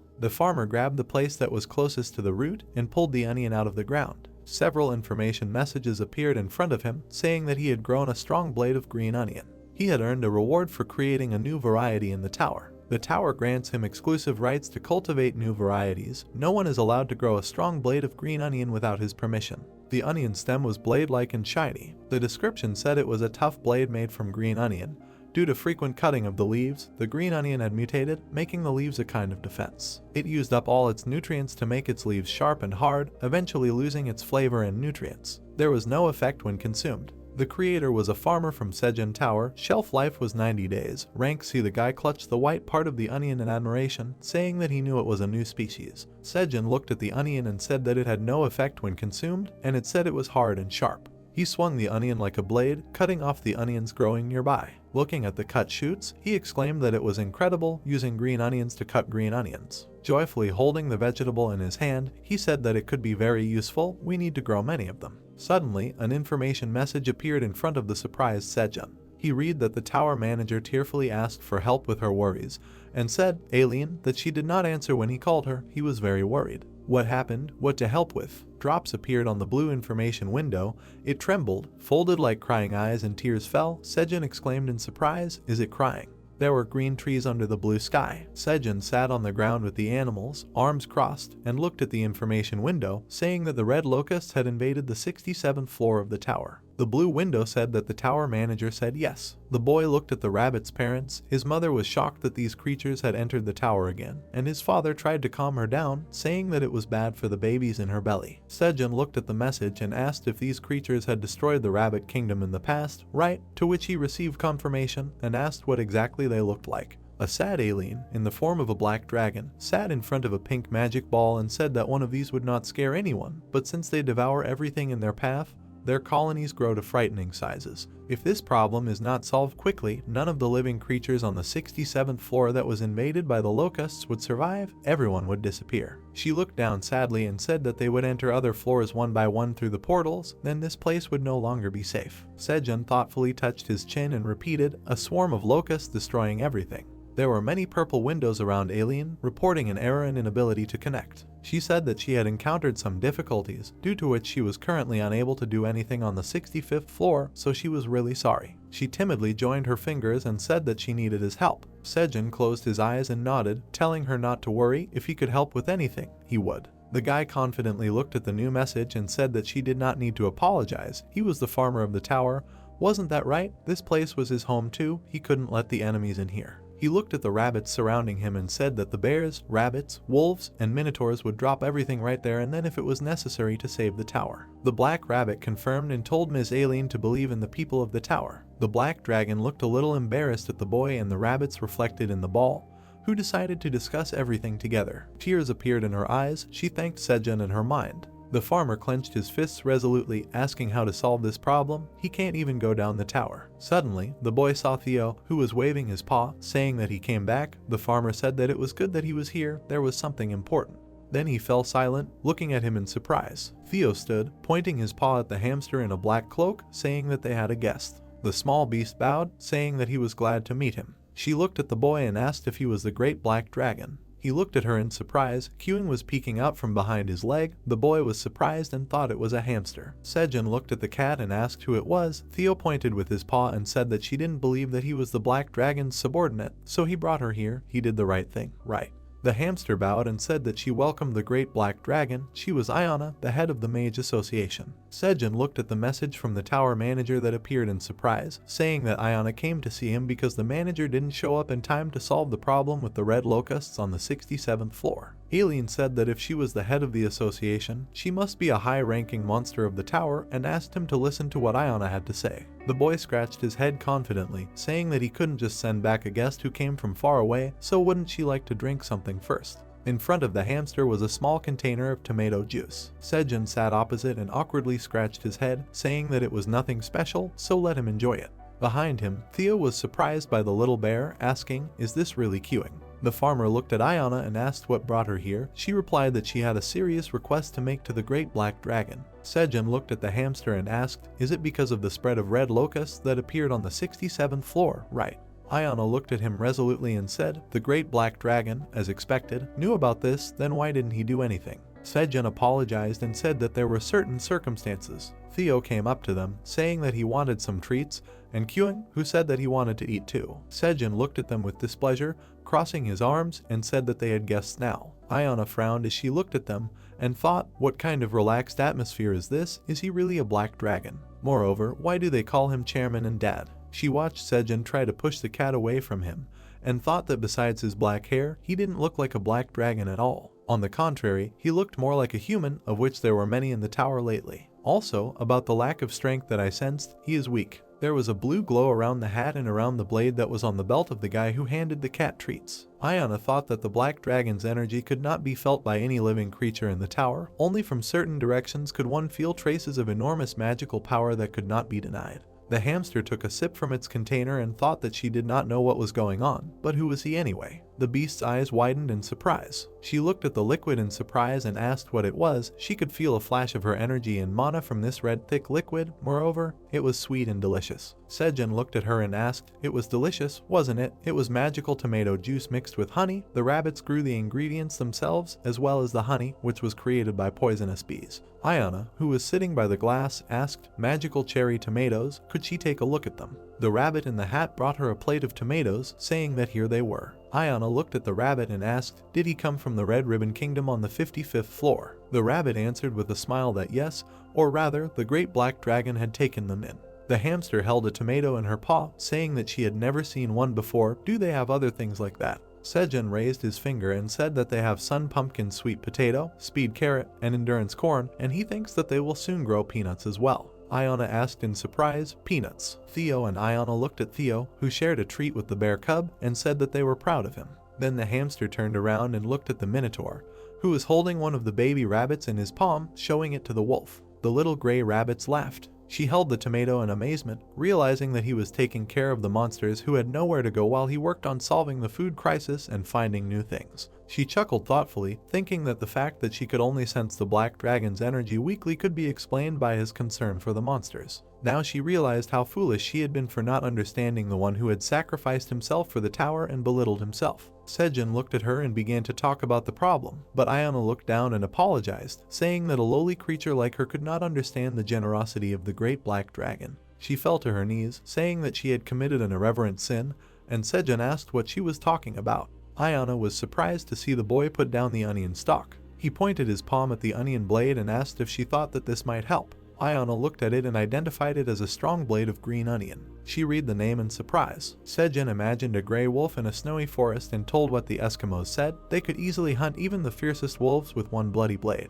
A semicircular blade and blood stuck out of the snow. It's simple, they leave blood on the blade and stick it in the snow. The wolf came up and began to lick the blood. Hungry wolves smell the blood and begin to lick the blade. Blood dripped from the wolf's tongue. Some time later, the blade cuts the wolf's tongue and he bleeds his own blood, but when his tongue goes numb from the cold, the wolf stops understanding that he is dying. The guy raised his finger and said that this is how wolves bleed and die. He once read about it in a book. The cat sitting on Elka's head said that he would give him a fish so he shouldn't lick the blades. Sejun looked at it and said that he wouldn't do such a thing. Ayana, who was sitting opposite him, said that it was a good story. They wouldn't be able to tell the difference between the blade and this strong blade made of green onion, so they would blindly attack it. The red locust, who had tasted the green onion, would look for the same one elsewhere and attack it, trying to eat it, but would end up cutting himself to death. The hamster clenched his fist in determination and said that the red locust had a habit of attacking those who were weakened by wounds. With this they would be able to protect the portal. She looked at the guy who was laughing awkwardly and said that it was expected of the great black dragon. He was breeding new types of weapons to fight the red locusts, while solving the problem of the lack of food in the tower. The boy looked slightly confused. He thought that there seemed to be a misunderstanding. He took the onion blade in his hand and said that he wanted to conduct a test anyway to see if his theory was correct. It had been a while since he had grown a strong blade from green onions, so he needed to see how many he could grow. Ayana looked at him and said that if that was the problem, he shouldn't worry, she had some red locusts. The farmer asked himself in surprise. A red circle of a portal appeared next to the hamster. She stuck her paw in, and it sank as if into dark water. She dipped her black staff into the portal, and then pulled it out. Several red locusts flew out behind them, surrounded by a black haze. They were like they were covered in black smoke. The boy and the rabbits looked at them in shock. Sejun looked at the black cloud of insects and asked, "Are these the red locusts?" Ayana replied that she had caught some for an experiment, very successfully. She looked at the boy and asked what he wanted to do with them, which he asked her to wait a little. He stuck the onion into the ground. In the bed, behind the regular onion, there was an onion blade. Sejun asked if she could let them go. The hamster waved his staff, and the black cloud around the insects disappeared. The red locusts looked forward and then flew towards the onion sticking out of the ground. The insects surrounded the stem and began to gnaw on the green leaves. Then they noticed a shiny green shoot and flew towards it. The locusts were approaching the onion blade. They flew towards it and were cut in half. The locust that followed him met the same fate. The next insect was also cut by the shoot. Sejun clenched his fists in joy as he looked at the bodies of the insects lying on the ground. He noticed a blue information window in surprise. He read the message in surprise that he had accomplished a great feat by killing the insects with his plants. The message stated that one field of work had been added as a reward. Experience points for the work could be obtained if he killed the red locust with the plants. Sejun scratched his head thoughtfully, thinking, if you kill the locust with a plant blade, you can get experience points. He happily exclaimed that it was simply wonderful. A glass building towered under the blue sky, and words were addressed to him, praising the student. Sejun was in a cold room, laughing, mentioning that he had raided the 38th floor earlier than he should have. The guild leader, who was standing in a jacket, thanked the master. The silver-haired man looked at him and asked if he had good news to come see him right after leaving the tower. Dongshik replied that as expected, the master knew everything. The boy looked at the outstretched sweet potato in surprise. The girls of the guild were standing behind him, and the leader offered the man a sweet potato, saying that everyone was waiting for the hero to return and invited him to enter the tower together. Sejun smiled decisively. At that moment, a message appeared in front of him that the fire curse would be neutralized for 5 hours. On the 67th floor, a huge swarm of locusts flew forward. The beasts with swords in their hands tried to fight back. The lizard warriors stood surrounded by locusts. One lizard looked at this and shouted that there were too many of them, and the second said that they should go even further. Beyond this boundary there was a teleport. Suddenly the lizards turned around in surprise when they heard the request to move away. They looked up and saw the hamster surrounded by magical circles, seals and a flash of fire, and exclaimed, recognizing Mistress Ayana. The mage's eyes glowed bright purple. She waved her staff, sending a huge fireball forward. The fire swept away the locusts, burning them. The animals saw a huge dent from the fireball, cutting them off from the locusts. Ayana opened a portal, from which onion swords fell, and said that she bought them some time, let them plant it in front of the camp. The animals looked at this in surprise, and the hovering Ayana told the lizards to hurry. They quickly planted the onions in the ground, and then they saw a huge red swarm approaching. The animals ran away screaming watch out as the insects flew towards them. A huge red swarm was approaching. The insects flew at the onion and were cut in half by the sharp blades. The beasts looked at the bloody bodies in shock. They looked at what was happening in shock, exclaiming that the red locust flew at the green onion and died. The gray lizard looked at Ayana hovering above and asked, what is this thing? The hamster turned around, holding a staff in her hands, and said that this is the grace of the black dragon. The beasts looked at her in surprise, asking again. The warriors and magicians looked at the hamster hovering above,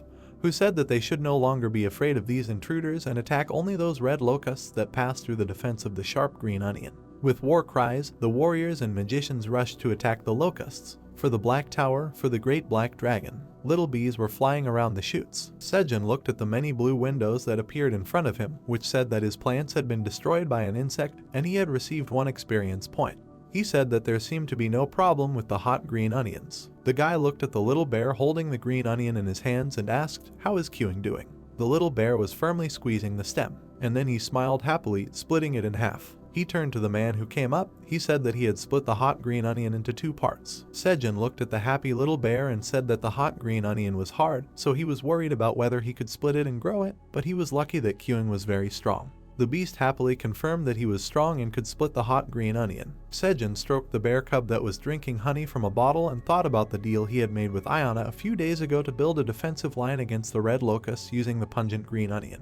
He remembered how he had handed the onion to the hamster along with the other beasts. She looked at it and the boy told her to take this blade of green onion to protect the tower. Ayana bowed and said that she was very grateful for the kindness of the Great Black Dragon, but if she did not watch out for it, there might be cases of cruelty when using this onion in the tower. She looked at the red cat and said that she was sure that selling this plant would also help Mr. Theo, a traveling merchant serving the Great Black Dragon. The cat confirmed and Sejun said that then he had no reason to refuse. Ayana waved her paw and said that they would only create a defensive line around the teleporter to prevent the onion from increasing too much. Since she would be directing the mages to destroy the red locusts, it would be difficult to return to the 99th floor. Moreover, she had requested access to the teleportation from the Traveling Merchant Association on behalf of Theo. The boy looked away in surprise. Hyun, who was standing next to the wolf, was eating the locusts while holding the rest of the onion in his hand. Sejun shouted that he couldn't eat it. He opened the bear's mouth with his fingers, asking if he was eating everything. Hyun said that it hurt. Helka pointed at himself with his paw and asked if he could eat the red locusts too. The boy looked at him in surprise. It seemed that the monsters had decided that the red locusts were delicious. Helka stood in front of the boy with a green onion lying next to him. He asked, so he needed to deliver it to the 67th floor. The farmer said that he was relying on him. He waved his hand at the wolf with the bags on his back and told him to be careful of the red locusts. The warrior lizards were eating the remains of the locusts. The lizards that fought the red locusts on the 67th floor were using them as food. They were throwing the parts of the locusts into a huge pile. Since there were many of them, the number of locusts that arrived was more than the number to eat. It seemed they could not handle it. The insect was eating the body of its own kind. If the corpses of the red locusts were left untouched, they would be eaten by other red locusts. The wolves and their cubs were pulling the carts loaded with locusts along the passage. They decided to have the Silver Wolf tribe transport the red locusts killed by the green onion blades to the 99th floor to use as food. Ahead of them was a dry field with brown rocks. In addition, they planned to sell some of the locust corpses to make money and use it to rebuild the 85th floor that had been hit by drought. Sejun sat by the tomato plant, thinking that of course he had also given some of the income to the wolves as a commission, creating another income on top of the income from the durable green onion blades, and the income was good. Sejun turned to the cat that was fanning him with a green fan and asked with displeasure that his subordinate was shirking his work. The wind from the fan was not refreshing. The cat sadly tucked his ears while holding the fan and said that his paw already hurt. Can't he become Theo's merchant again? He frowned at the cat and said that it hadn't been 5 minutes since he started fanning him. The sin of stealing the sweet sun potato and selling it was great. Thank God they could grow it, spread into the roots. By the way, they could say goodbye to the new plant forever. Please, ears, and said that he wouldn't make such a mistake again. Sejun looked at the cat in surprise, who said that it was still good that he sold it to Dongshik. He was a kind hunter who kept secrets. Proudly waving his paw, Theo said that it seemed like he really needed that potato. And thanks to this sale, the trust between him and the cat would increase even more, so he did a great job. Sejun looked at him and said that he would add another 30 minutes to his work as a fan. The cat asked, surprised, why? The cat was waving the green fan vigorously, saying that he was trying hard to blow on him, so he should be kinder to him. Sejun touched his shoulder, saying that it hurt. Theo threw the fan away worriedly, reached out to the boy, saying that he should let him take a look, he would give him a massage. Theo massaged the boy's shoulders with his paws, saying that he was having a hard time as it is, so he shouldn't get sick. The farmer thought maybe he should fool him a little more. Suddenly, several messages appeared in front of him, saying that his plants were killed by an insect and he received 1 experience point. He said that it seemed like the red locust was attacking again. The message said that he had leveled up. The next window was a job task to grow 1,000 plants.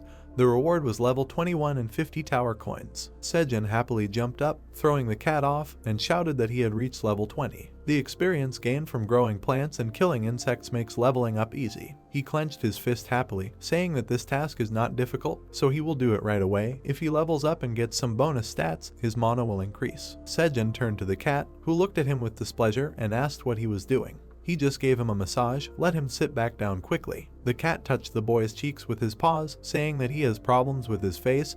He will give him a facial massage. Sejun winced, saying that it was somehow unpleasant. The blue sky was above the green hills. The tree stump monster with glowing red eyes was shaking and trying to get up. Suddenly, a powerful red paw stepped on it. The bear stood around the wreckage, holding wooden branches in her paws. Her eyes glowed red. She angrily broke off branches, asking why these bad monsters from the west were breaking into her territory lately. She needed to guard the territory better. The bear looked at the sun and said that it was time to go back. She took a tree stump with her paw and pulled it along, leaving footprints on the ground, asking what would be for dinner today. Hewing must eat well. Will Master Sejun cook something delicious again? Aileen was breathing heavily. In front of her was a bowl with the remains of food. The dragon quickly washed it down with water. She sat by the mountain of bowls, saying that she easily copes with stress when she eats something spicy. The manager smiled and said that she had been so worried all these days that she could not eat normally.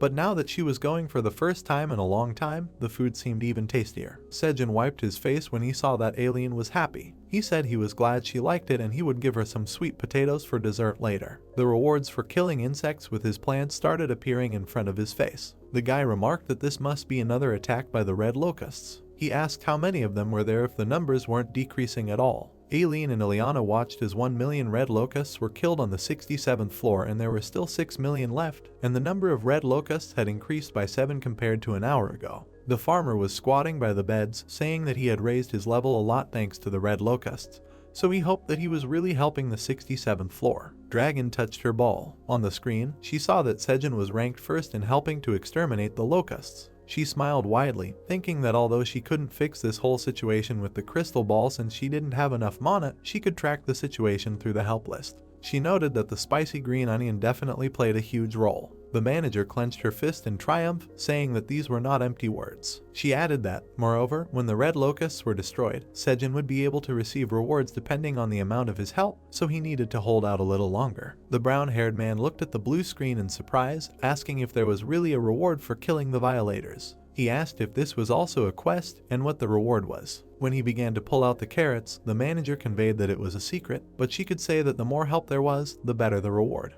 The guy replied that in that case, he would have to try harder. The root vegetable was crawling out of the ground. It was a C-class agility carrot, which, when consumed, burns 30 grams of body fat, increases agility by 0.5 for 10 minutes, and improves vision. The brown-haired man looked at the vegetable with a wide smile. He pulled out the root vegetables and gave them to the rabbits, asking each to take one. He noted that this would increase their agility and they would finish the job faster. Theo came up to him to tell him that he was going down. The farmer decided to ask why he was going down. He got him up and asked if he was going to meet Elka on the 88th floor. The merchant answered in the affirmative, noting that after he picked them up on the 67th floor. He said that he planned to go with the chieftain to the 38th floor to collect red locusts. Theo began to get angry when Sejun asked if he had collected everything he needed carefully this time. The cat indignantly asked who he thought he was, then exclaimed that he did not make the same mistake twice. A gray rabbit came up to them and called the brown-haired man. He spread his arms out to the sides and happily said that his house was ready. The farmer and the animals looked at the small house. The house was made of stone and covered with foliage. The farmer stood at the threshold, asking how they could do it all so well. Hewing explained that the house also had a heated floor. The boy lay down on the floor and said that it was called a heated floor,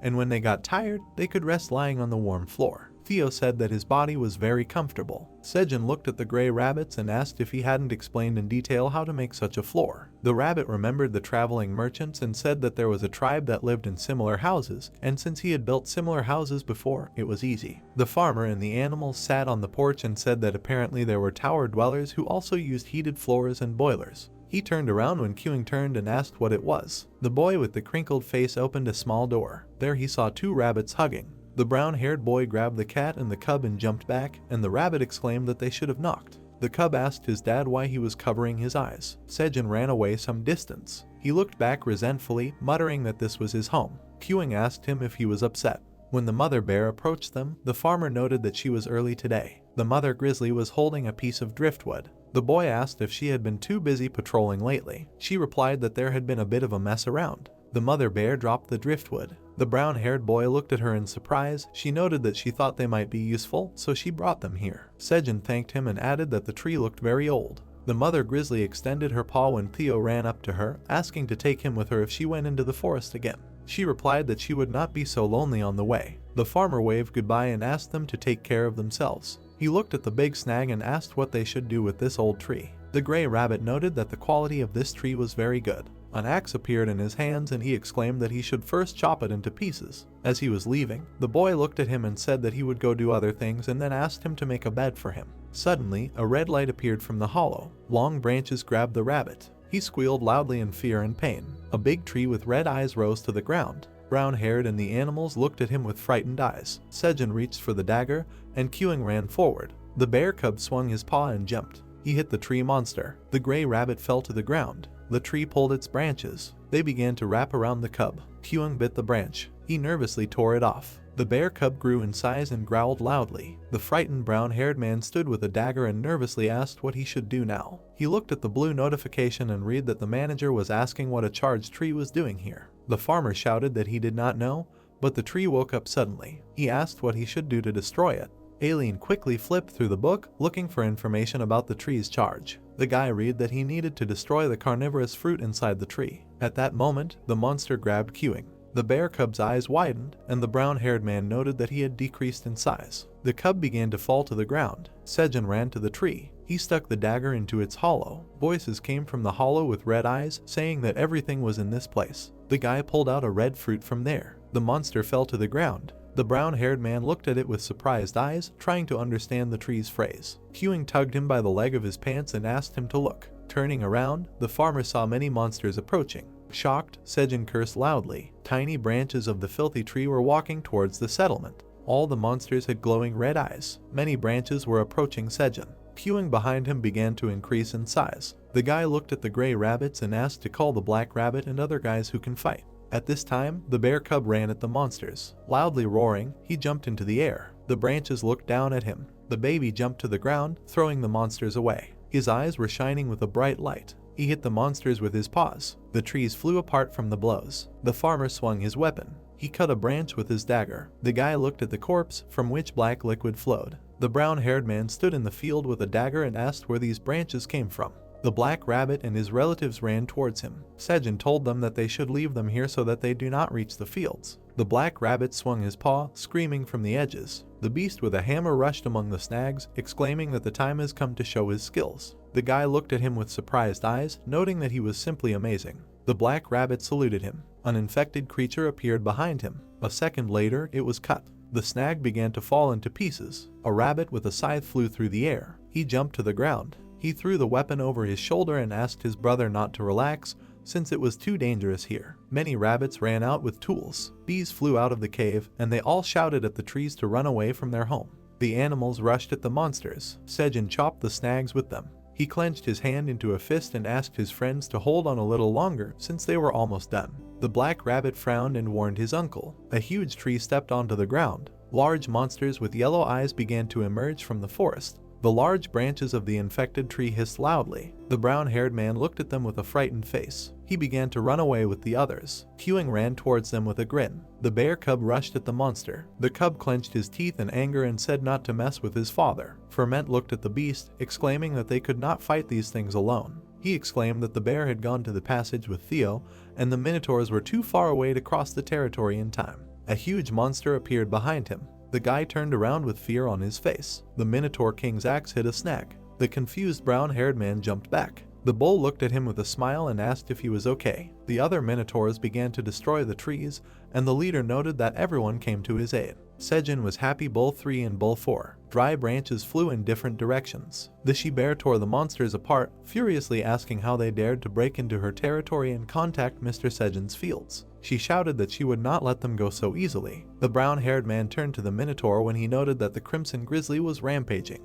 The guy asked him how he knew to come here. He was surprised when the information appeared on the blue screen that the manager herself called him here. The dragon looked at the ball with a smile, saying that she confirmed that the infected came to him from afar and contacted the king of the Minotaurs and the Crimson Grizzly to come. Alien pointed to herself, reminding that she could be trusted. The farmer smiled happily. Standing in a crowd of beasts, he ordered everyone to protect the fields, and when everything was over, he would prepare them an incredibly delicious meal. The bulls were inspired by the words about food. The she-bear began to lick her lips. Hewing and the black rabbit rejoiced. Sejun smiled and pointed his blade and told everyone to attack. The beast team and the farmer ran towards the monsters. Floor 67, Lizard Misty Forest. Alka stood with Theo. The wolf looked at the cat when he asked if he had said earlier that this was a misty forest. He replied that all the places where the red locusts had passed had become abandoned, and not a blade of grass remained. The merchant looked at the wolves cleaning up and noted that it was all scary. He asked what they were doing, and weren't they supposed to just take the red locusts? The chief looked at him with worried eyes and said that the lizards had asked them to clean up the ruined lands. He added that they were fighting other locusts,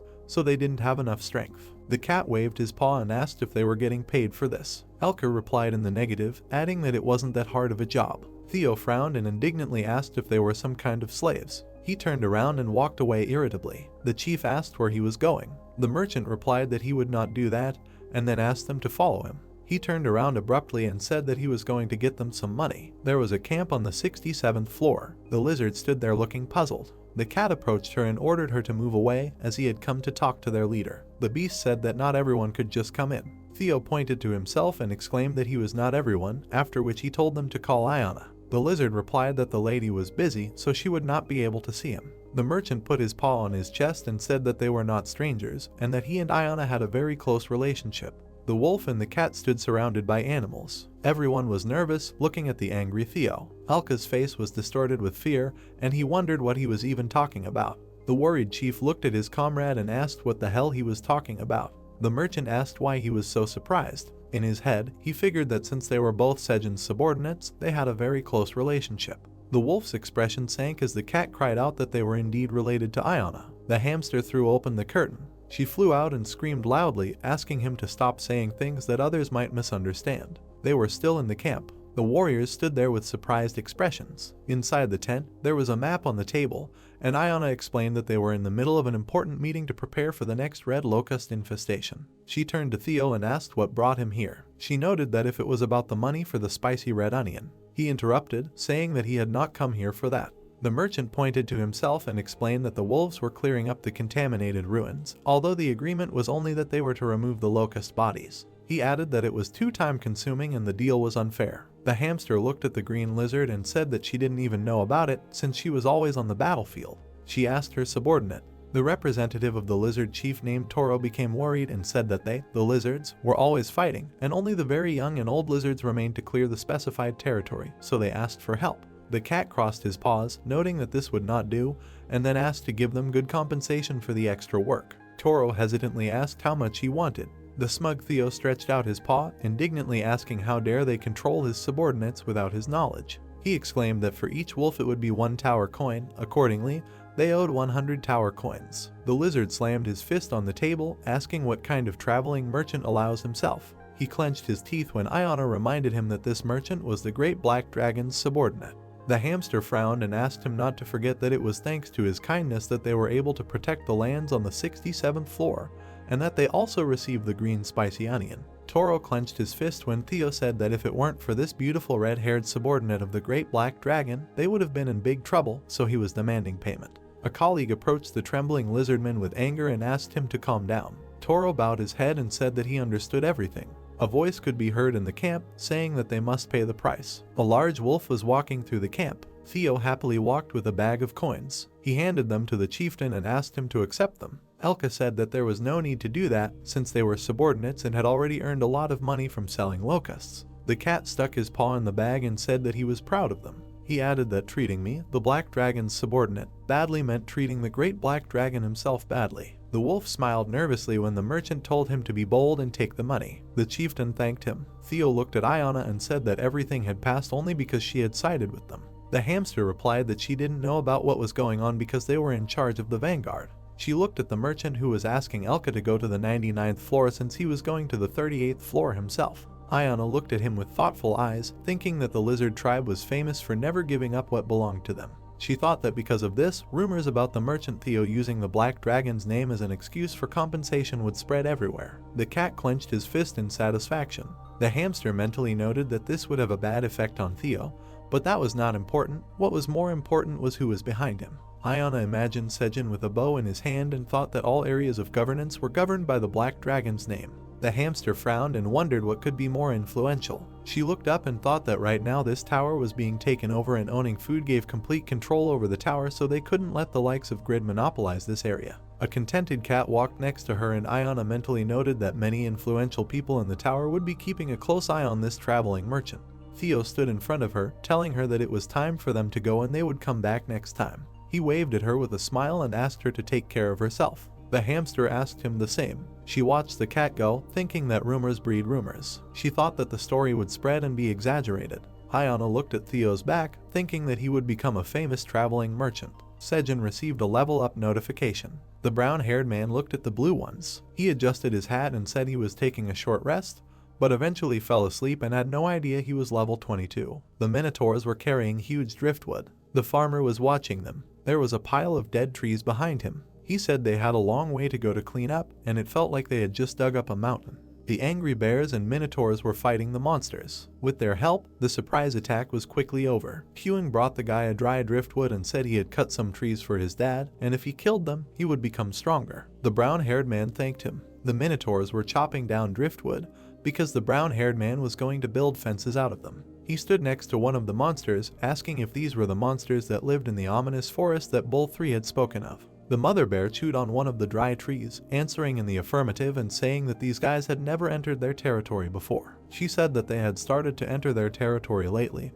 and she did not expect that the enemies would penetrate so deeply. Sejun asked if she liked it. He began waving his arms when the mother grizzly apologized for not taking good care of the territory. The guy asked her not to apologize since she was probably very tired of taking care of everything on her own. The mother bear smiled contentedly when the brown-haired man said that the poisonous bees were increasing in number, so he would ask the second and third poisonous bees to help her. She thanked him. The farmer thoughtfully touched his chin and asked for what reason the infected plants began to come here. He said that he was worried about the said infected plant before it died. He asked what that could mean. Sejun looked at the blue screen, reading Alien's words about the infected trees being like a virus. The dragon sat and leafed through the book, answering that no matter how much they were killed, they would still increase in number and appear again. She said that they were trying to infect any strong tree nearby in any way possible, so all the strong trees on the 99th floor were infected with these plants. The manager smiled widely and said that the book said that they were sleeping and did not move if there was no suitable target nearby,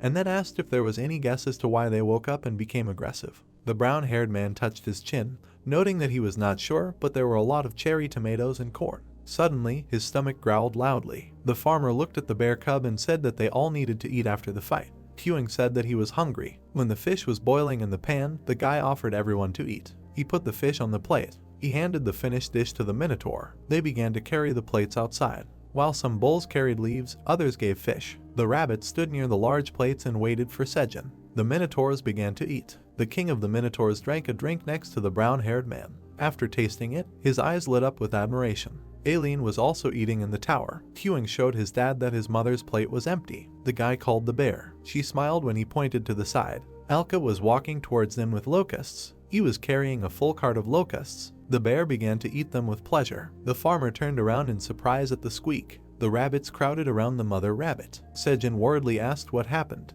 The rabbit held her stomach, saying that she was thinking. The farmer was shocked when she said that it seemed like babies were being born. Loud cries could be heard that he needed to take her to his house and bring her something soft. A cry could be heard from the hut that she was giving birth and that everyone needed to calm down. A squeak could be heard from behind the door. The brown-haired man came out of the room. All the animals froze in anticipation and surrounded by numerous uncles and aunts. The guy carried out small third-generation rabbits. There were 3 rabbits in the basket. 52nd floor, Scarlet Tribe Mountain. Opposite the man stood a fiery bull. He bowed his head and mockingly asked who had visited them, noting that he thought he had died long ago. Sejun looked at the monster and said that he had gone on a pleasant vacation for a few years. He asked him if he had enjoyed his life in the tower with one eye. The boar's face darkened when the old man asked if he had eaten much, and then said that he could smell barbecue from here. He began to sparkle with fire and angrily screamed that he would make the man regret ever showing up here again. The ground beneath the monster cracked. Sejun clenched his fist and said that those techniques no longer worked on him.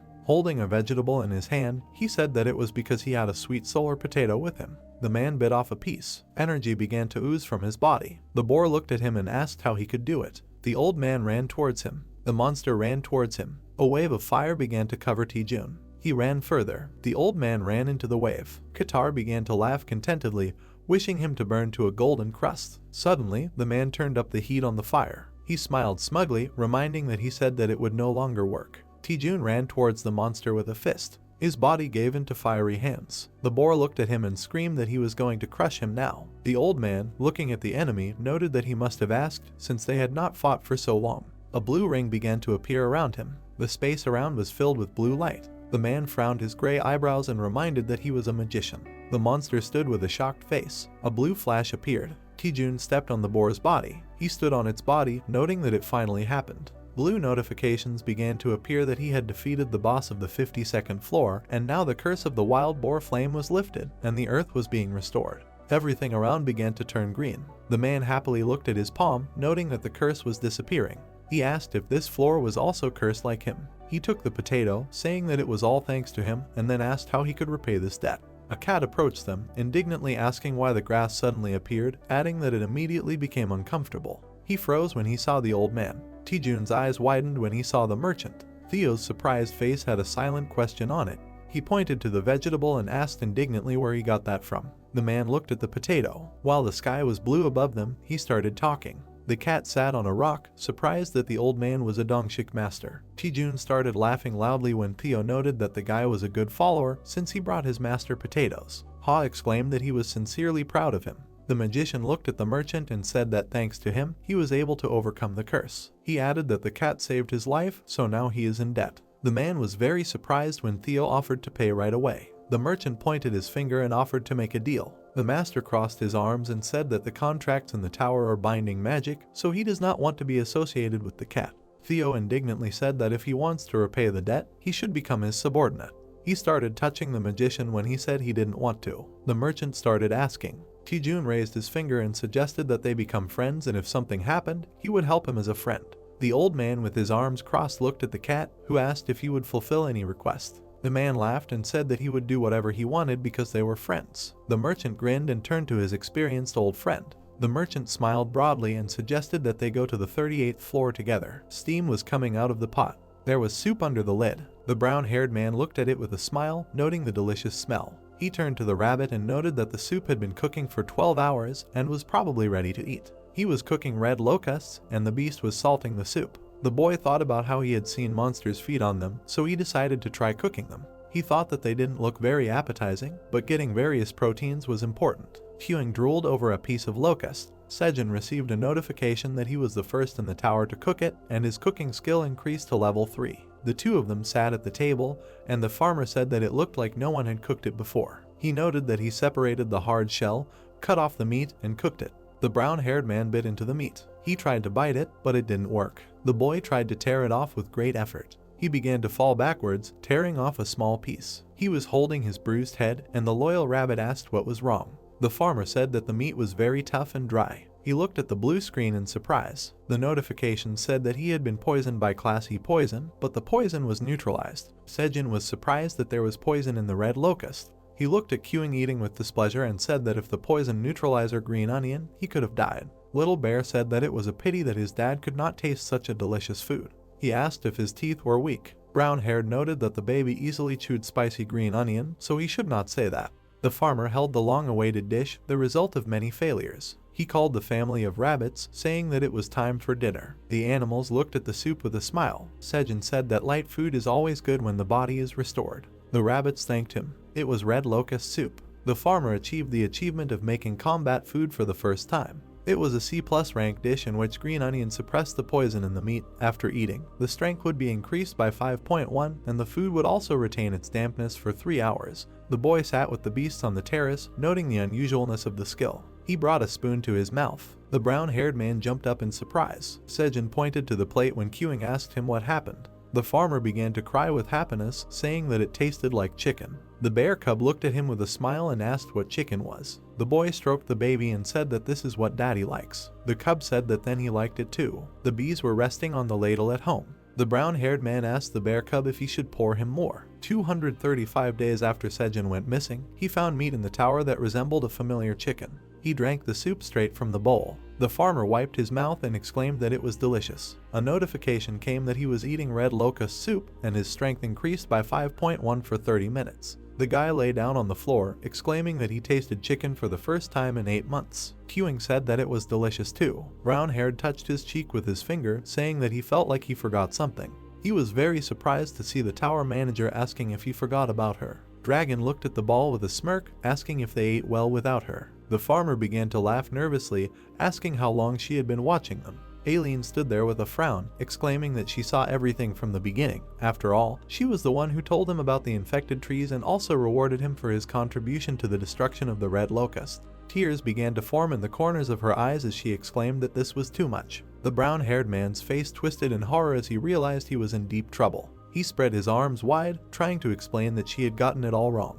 He exclaimed that he was going to make a special soup just for her. The manager looked at him with surprised eyes. She looked at the ball and asked again. The guy was sitting on the porch, explaining that it was a test version, and he found out that the red locust meat contains residual poison, so he tried all sorts of things to neutralize it and improve the taste. Sejun smiled nervously and said that he always thinks about her. Aileen froze in surprise. She smiled widely and asked if he always thinks about her. The farmer in the ball stood with a saucepan, asking her to wait while he made soup especially for her. The dragon touched the ball with her claw. She lay down on the floor and replied that she would wait. She propped her head up with her hand and added that she would watch for now. The brown-haired man received a notification that the manager would be waiting, watching him with wide eyes. The boy's face darkened. He thought that he would definitely get into trouble if he didn't try. There were vegetables in the bowl. The red soup was being stirred with a spoon. Sejun tried it. He licked his lips contentedly and said that he thought it was ready. He received an achievement for being the first to cook the red locust tomato soup.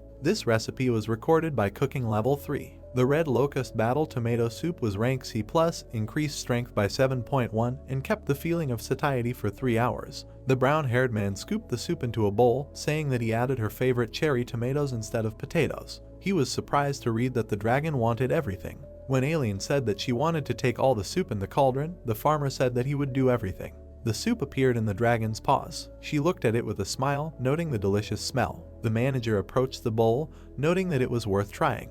Her eyes widened in surprise. Aileen poured the soup into her mouth. She began wagging her tail and laughing. The dragon, with happy eyes, exclaimed that this was the most delicious food she had ever eaten. Her Leela was increased by 7.1 for 30 minutes. The manager covered her face with her hands, noting that Sejun added cherry tomatoes, which she liked, and even trusted the meat so that it would be softer. She muttered that he was thinking about her the whole time while preparing it. Aileen looked down in embarrassment, noting that the dragon's heart was not calming down, and then began to suggest that it was all because of the increase in mana. The manager looked at the ball when the farmer called her. The worried brown-haired man waved his hand and called the dragon, asking how she liked the soup. He smiled when the notification said that she really liked it. The guy with a nervous smile on his face began to say that he really didn't ask about her. He just couldn't help himself because for the first time in a long time he felt the taste of food that wasn't in the tower. He picked up a plate of baked sweet potatoes and offered it to her. Sejun waved his hand when Aileen apologized for what happened and said that it happened because of a misunderstanding. The farmer replied that he would never forget about her. He smiled nervously and said that at first everything turned out differently, but the fact that he was having a great time in the tower was only possible thanks to Aileen, for which he was sincerely grateful. The dragon touched her chest. She clenched her hand into a fist. Sejun looked at the screen in surprise. A notification about a quest appeared in front of him, in which he must treat the manager with baked sweet potatoes in exchange for awakening his talent. The boy exclaimed that this was an incredible reward. He said that the vocal hunters would have to work hard to awaken the talent. He asked if she was allowed to reward him just like that. Aileen looked at the ball with a smile and said that she used part of his contribution to the extermination of locusts and also added some of her own resources. The potatoes in his hands began to disappear. The quest was completed. The system awakened the talent landowner. It was a talent that allowed the user to assign up to 30 workers to the farm, and the workers would use their skills, and the larger the farm, the more developed the talent would be. The brown-haired man sat on the porch in surprise, noting that this was a unique talent. He began to read the information out loud. The boy called queuing with his hand. The bear cub asked what happened. The farmer opened the empty worker slots, asking how to use it. He transferred the worker 1 icon to the bear cub. His name appeared on the screen as a farm worker. The baby noted that something appeared above his head. Sejun crossed his arms and asked him to bring some cherry tomatoes. Queuing, who was about to run, asked how many he needed, and the brown-haired man noted that about 100. The baby ran forward like a bullet. The guy began to receive a lot of notifications, and he was surprised by the speed. The farmer smiled and clenched his fist, noting that the point of the skill is that even if he does not use the skill himself, he still gets 1% through workers. He added that this means that he will receive experience from work and everyone else through partial rewards, especially since he himself can no longer cope because the floor has become too big. The brown-haired man climbed on him, exclaiming that since he can now get at least a little experience, then this is a really cool talent. He approached the rabbits and said that they need to expand the field. The farmer looked with displeasure when the black rabbit said that he had eaten too much and asked for a break. Sejun moved the worker's window to him. A sign appeared above the beast's head, Worker 2. The boy joyfully shook his fist and exclaimed that he needed to move, and that if he went to bed after eating, he would wake up as fat as a cow. He told everyone to get to work with pleasure. Vegetables were growing in a huge field. A dark foot stepped on a bed. The infected branches wandered among the vegetables. Their eyes glowed red. The boy brought a burning torch to a dry log. The bear swung it. The boy pointed his hand in front of him, ordering the beast to attack. He threw the log with great force. The piece of wood hit the crowd of enemies, exploded and scattered them around. The monsters were engulfed in flames. The boy chopped the stumps with his blade. Looking at the lifeless bodies of the tree monsters, he said that fire is effective in fighting small ones, because they catch fire instantly, so they can only catch those who run away. He grabbed his hat, looking at the huge approaching stumps. The monster swung its paw.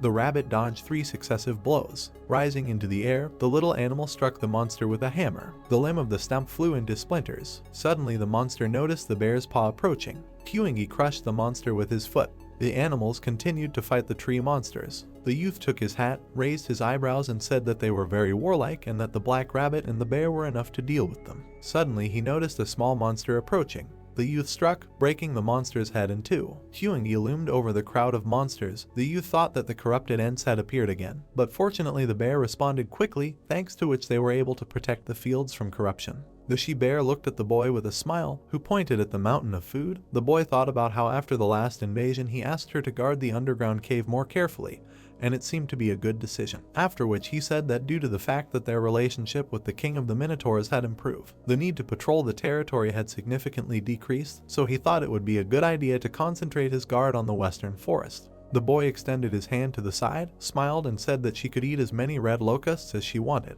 The she-bear looked back at him, waved her paw and said that they would go and sort it out. A huge snag hit the ground with a roar. The she-bear looked at the boy with a smile, holding onto the corpse of the monster, and said that she destroyed them all but did not find anything special. The boy thanked her. He looked around the fields where the corpses were lying, exhaled and called it a mess, asking when they would clean it up. The boy looked back at the minotaurs who had come. One of the bulls said that they had come to work, then asked, when did those monsters return? The boy said that they could help him clean it up. The rabbits and the boy worked on cleaning. The boy said that because of the monsters, all the new fields were ruined, so there was nowhere to work, and he did not have time to use the abilities of a landowner. Suddenly, the boy noticed that one of the snags was moving slightly. The monster poked a branch into the ground, saying that there was something there. The boy crushed it with his foot. He continued to stomp on the snag, frowning angrily. He gritted his teeth, asking about where the tree was that they wanted to ruin. The rocks on the 52nd floor were illuminated by the soft rays of the sun. Sejun between the rocks, a kitten was sitting on his head. Theo looked around the space ahead, asking where they were going, then said that this road leads to a dead end. The man put him down. The kitten asked if he really came to the tower from the outside world, then said that he heard from Dongshik that the trajectory beam on the 38th floor was recently registered, and then asked again how the old man got inside. The animal exclaimed in surprise when he heard the man say that he got inside with the help of Linjun.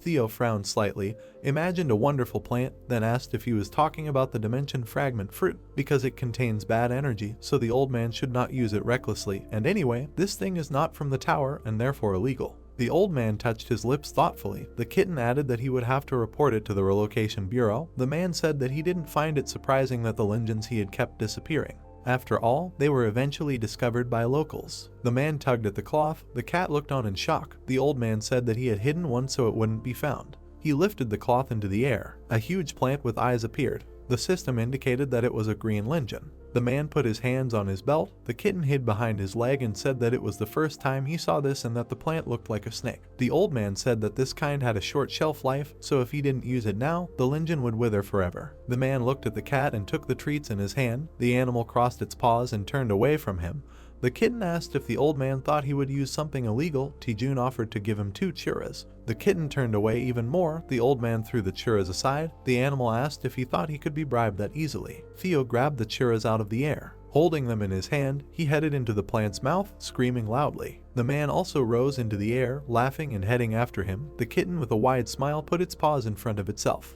A bright source of light shone in front of them. A human camp was set up in the middle of the forest. Dongshik suddenly noticed something. The old man was waving his hand at him, the kitten barely holding back his vomit. Seeing them, he exclaimed happily. He raised his hands, confusedly asking how they met, and what was with the curse. Did they defeat the burning boar? The man said that he had too many questions. The old man laughed loudly. The cat turned away from him in displeasure, crossing his paws. The man said that thanks to the sweet potato of the sun, he was able to easily defeat this boar, and met the cat on the 52nd floor, and they became friends, going on together. Theo displeasedly told the man never to throw him into Linjin again. Dongshik gaped in shock, asking if this was true, and how much of the plant he used in general, because it was a very rare item in their country. The old man asked him to calm down, then said that there was one more thing he should have seen. The men looked at the cat. The old man turned to him and said that he would like to ask him something. The animal asked incomprehensibly what he wanted to know. The man raised his hand, saying that he had thoroughly checked floors 40 through 52 using his plants. He recalled his conversation with the mole family, saying that he had asked the locals of the tower afterwards if they had seen any hunters before him. Then the old man recalled his conversation with the fairy, saying that all the residents had told him that no stranger had ever climbed their floors except him. The cat looked at the man with confusion.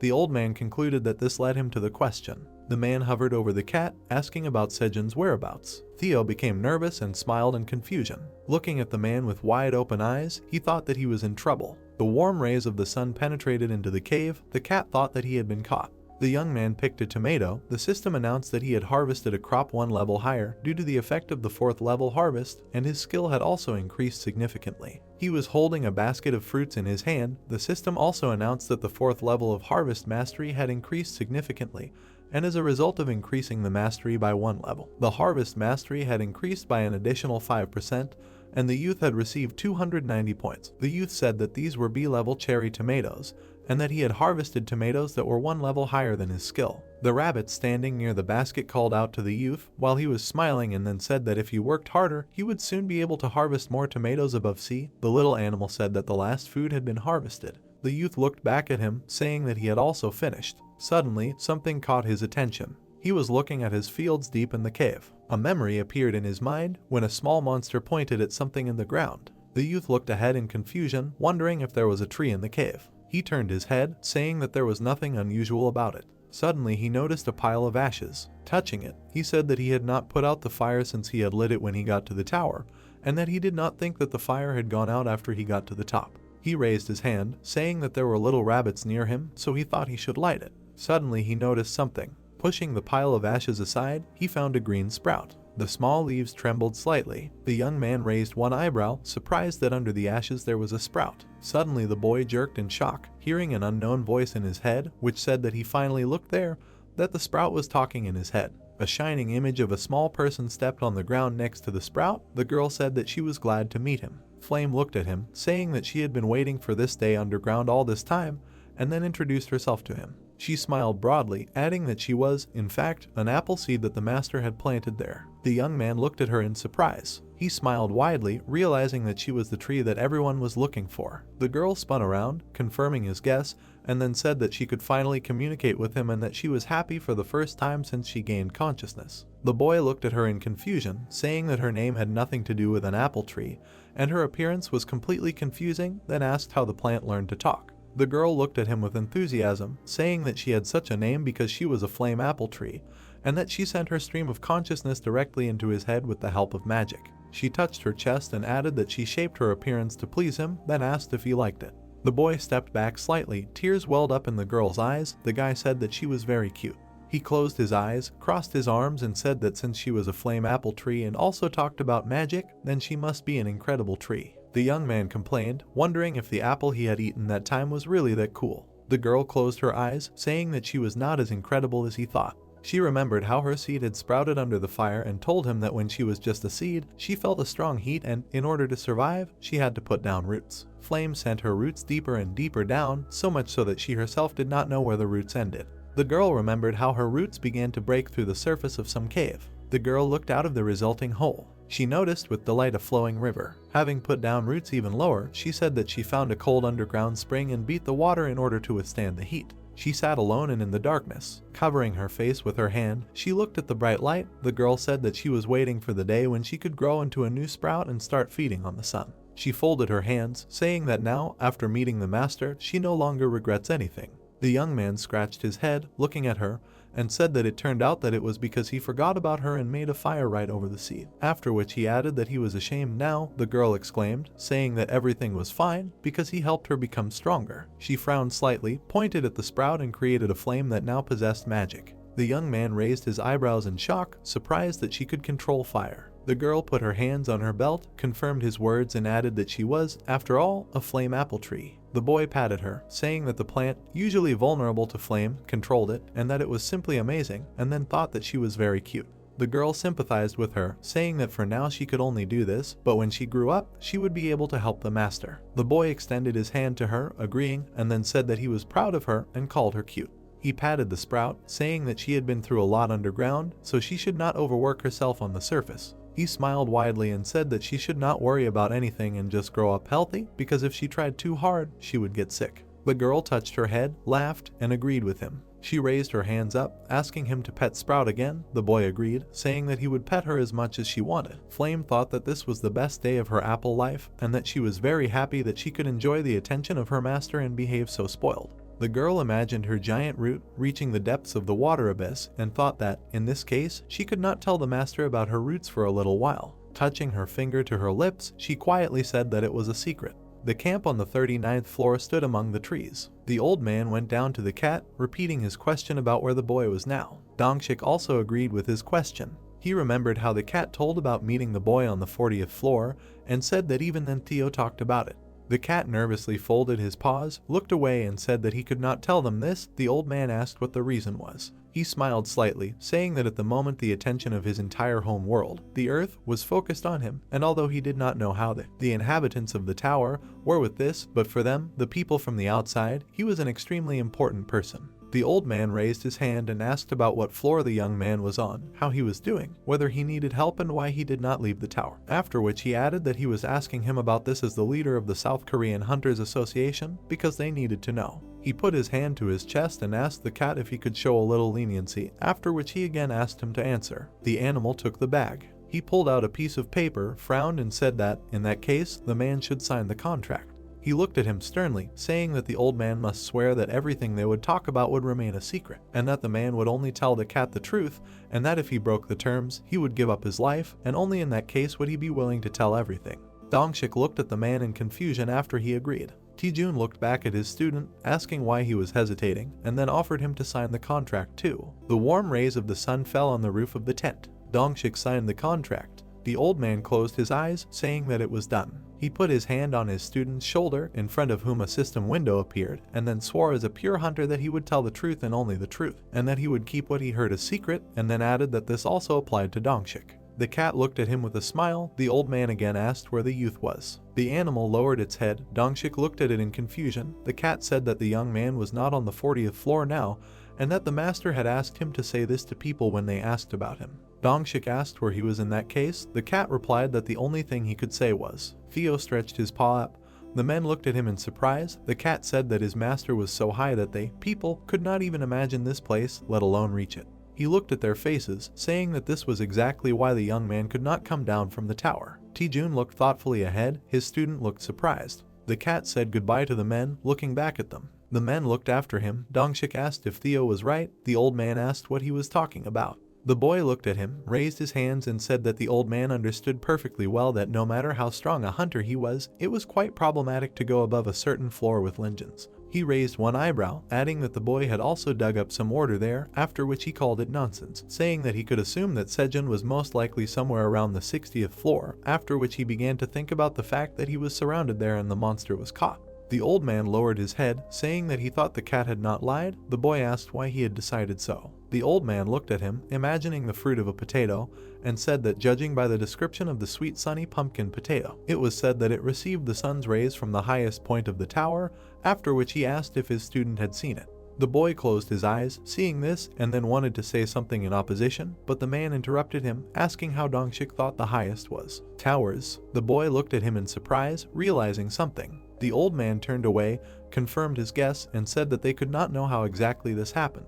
The man raised his head, finishing the sentence by saying that he thought Sejun was on the 99th floor. Sejun was picking his ear with his finger. Kneeling, he wondered if someone was gossiping about him. The warm rays of the sun fell on the roof of a beautiful building in Theo's homeland, the Graner settlement. Israel, who was sitting at the table, watched the couple making out, saying that according to his information, the war with the red locust was dragging on longer than they expected, and rumors were that a food shortage similar in scale to the Great Sea many decades ago should be expected. He folded his paws in front of himself, saying that this was why the food import prices in the Graner settlement had recently jumped almost twice as much, or even at 3, so this was becoming a real problem, because they had too little information, and they did not know what was happening in the tower, and because of what. He closed his eyes in displeasure, listening to the amorous laughter. He jumped up from his seat, turned to his son and asked if he was listening to him at all. Oren was sitting hugging a white cat, saying that he was very scared. He answered in the affirmative, asking what they cared about the war because they had a lot of money. The cat said that she was scared. He turned to her, talking to the girl with concern. Israel pointed at him and exclaimed, asking if he was going to continue fooling around at his age, because if Oren didn't go to the shopping district now and buy food, he would give up on him. The cats passing by the estate turned to look at the gate, hearing the man scream. Oren angrily waved his paws, wondering if his father thought he couldn't handle it, and what was so difficult about buying some food. Scarum stood around the corner while the cat cursed, walking down the street. The goblin smiled slyly, looking at him. The shopping arcade on the 75th floor was full of people. Oren offered the butcher a price of 1 gold, which the seller refused. When he tried to buy fish, the seller also refused him, saying that it cost 4 gold. The cat grabbed his head and screamed, asking what was going on and why the food was so expensive. The gray cat approached him, saying that because of the war, a bunch of traders from different floors began to buy food in large packs and store it, instead of releasing it to the market, and probably that is why food prices jumped. Oren cursed the wandering dealers. He put his paw to his muzzle and began to reason that instead of doing this crap, he should take matters into his own hands and go straight to the farms, because he will find food there, and even cheaper, and he should just forget about the market, after which he said that he should have thought about it earlier. He looked at his interlocutor with a smile, suggesting that they go to the Association of Traders, because he himself will become a traveling trader. The gray cat sadly closed his eyes. Oren said with a smile that they should also do this, because he will sponsor them, because in this way they will raise money and collect a mountain of food, and their father will not be able to say a word to them. He squeezed his paw, grinned, and said that he would increase 1,000 coins by 10 times, because with his trading sense everything in the world would become his property. The goblin approached him from behind, while the cat happily said that when the Great Plague comes, they will suddenly appear, becoming legendary heroes of the settlement. Scarum greeted the cats. Oren turned to him. The goblin said that he was a traveling merchant, and that he heard out of the corner of his ear that they also wanted to trade. The cat asked what business it was of his. Scarum raised his hand, saying that he had something worthwhile, after which he asked if they wanted to multiply their money with his help. Oren asked what he meant. The goblin smiled ominously, asking if they ever heard of things from outside the tower, because these are rare items that cannot be obtained anywhere else. The whole settlement was illuminated by a bright sun. Theo listed his purchases. He extended his hand to the merchant, asking for a few boxes of nails. He glanced at his list as he walked down the street. Suddenly, he looked up at a counter with weapons. He extended his paw towards a hammer, saying that he was clearly drawn to something. Oren came up behind him while Theo was asking the price of the goods. Oren was surprised by his arrival. Theo turned to the black cat, who called him a kid who escaped from the settlement under the cover of night.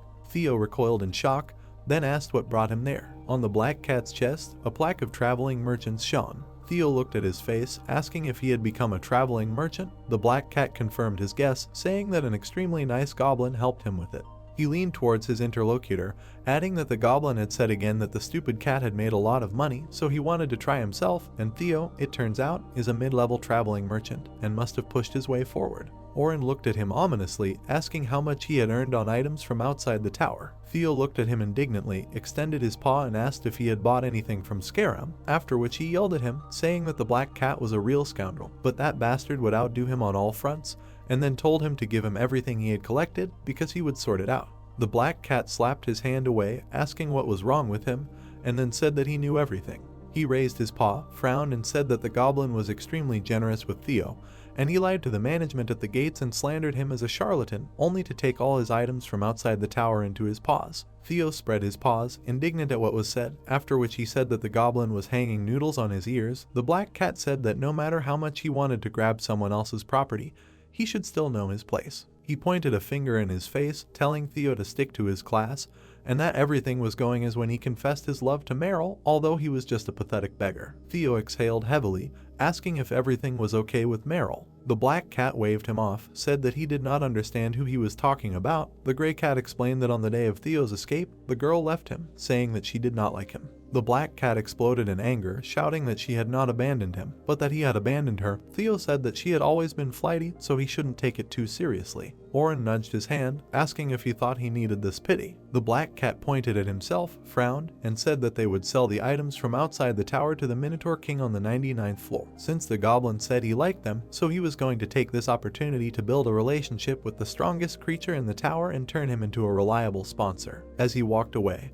he waved his hand and added that all he needed was a sponsor, and that a cat with great talent like him would have no problem becoming the best traveling merchant, while a vagabond like Theo would not even dare to dream of such a thing, and then called his allies to follow him. Theo waved them off, wishing them luck. The black cat giggled loudly. Theo lowered his paw and smirked arrogantly. A horde of tree monsters was heading forward. The kitten said that they would meet on the 99th floor. The bears stood in their way. The young man watched from a pile of wooden corpses. Watching the monsters, he said that it turns out that these bastards came for flame. He picked up a bowl of soup, saying that they had already turned everything upside down. The bears began to eat at the same time. The system announced that he ate the battle food, red locust tomato soup, so his strength increased by 7.1 for 30 minutes, and he would also stay full for 3 hours. Bee took the plate from his hands. The young man wiped his mouth and thanked her. The bears, the black rabbit, and the boy prepared for battle. The boy exclaimed that they would show the enemy who they were attacking. The boys rushed into battle, destroying the monsters one by one.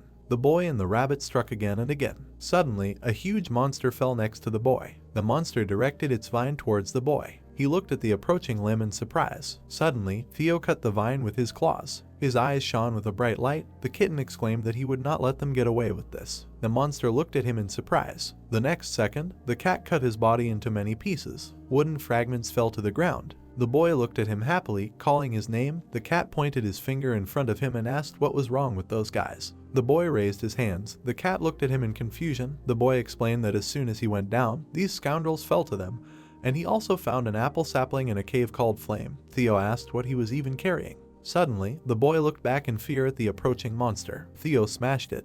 The boy and the cat stood back to back. The boy offered to deal with the opponents and talk later. Theo rummaged through his backpack while the boy fought with driftwood. The cat said that he brought something useful. The boy looked back at him in surprise, asking what he said. Theo handed him a wrapped axe. The cat frowned a little, saying that this thing was so tempting for his paws. Sejun smiled widely. He turned his head, turning to Alien. A system window appeared in front of him with a message from the dragon. Alien said that she was watching him.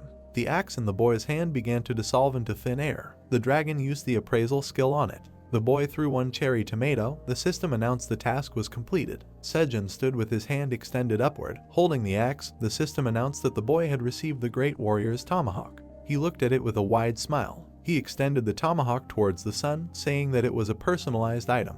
Golden sparks were boiling around the tomahawk. The system window with the description said that this tomahawk was made by the great barbarian warrior Wukka. Since this tomahawk is well balanced, it is easier to throw at a long distance, and when it hits, it deals more damage. The tomahawk blade is covered with mithril, due to which it retains its sharpness for a long time. The boy smiled widely, wondering how he should use skills. Suddenly, he looked up at a black rabbit that was grabbed by a tree. Sejun swung his new tomahawk. He threw his weapon with great force, the hatchet quickly spinning in the air. The tomahawk hit the monster's head, causing it to release the rabbit. A bright light was visible in the crack that appeared. The system informed the young man that he had hit an infected tree and the damage had been increased by 1.5 times, and the skill of chopping wood had been activated. Suddenly, the log flew into 2 parts. The rabbit turned around in surprise. The bears also looked back at her, surprised by what had happened. Huingy said in surprise that the gentleman had broken the tree with one blow. The little one exclaimed that Daddy was very cool. He folded his paw into a fist, swung it, and said that Daddy was no longer a weakling who always ran away. The little bear dealt many blows to the monster, saying that he had become a weakling who could take on one enemy, so the roar was very happy. The young man looked at the decomposed tree. He smiled broadly.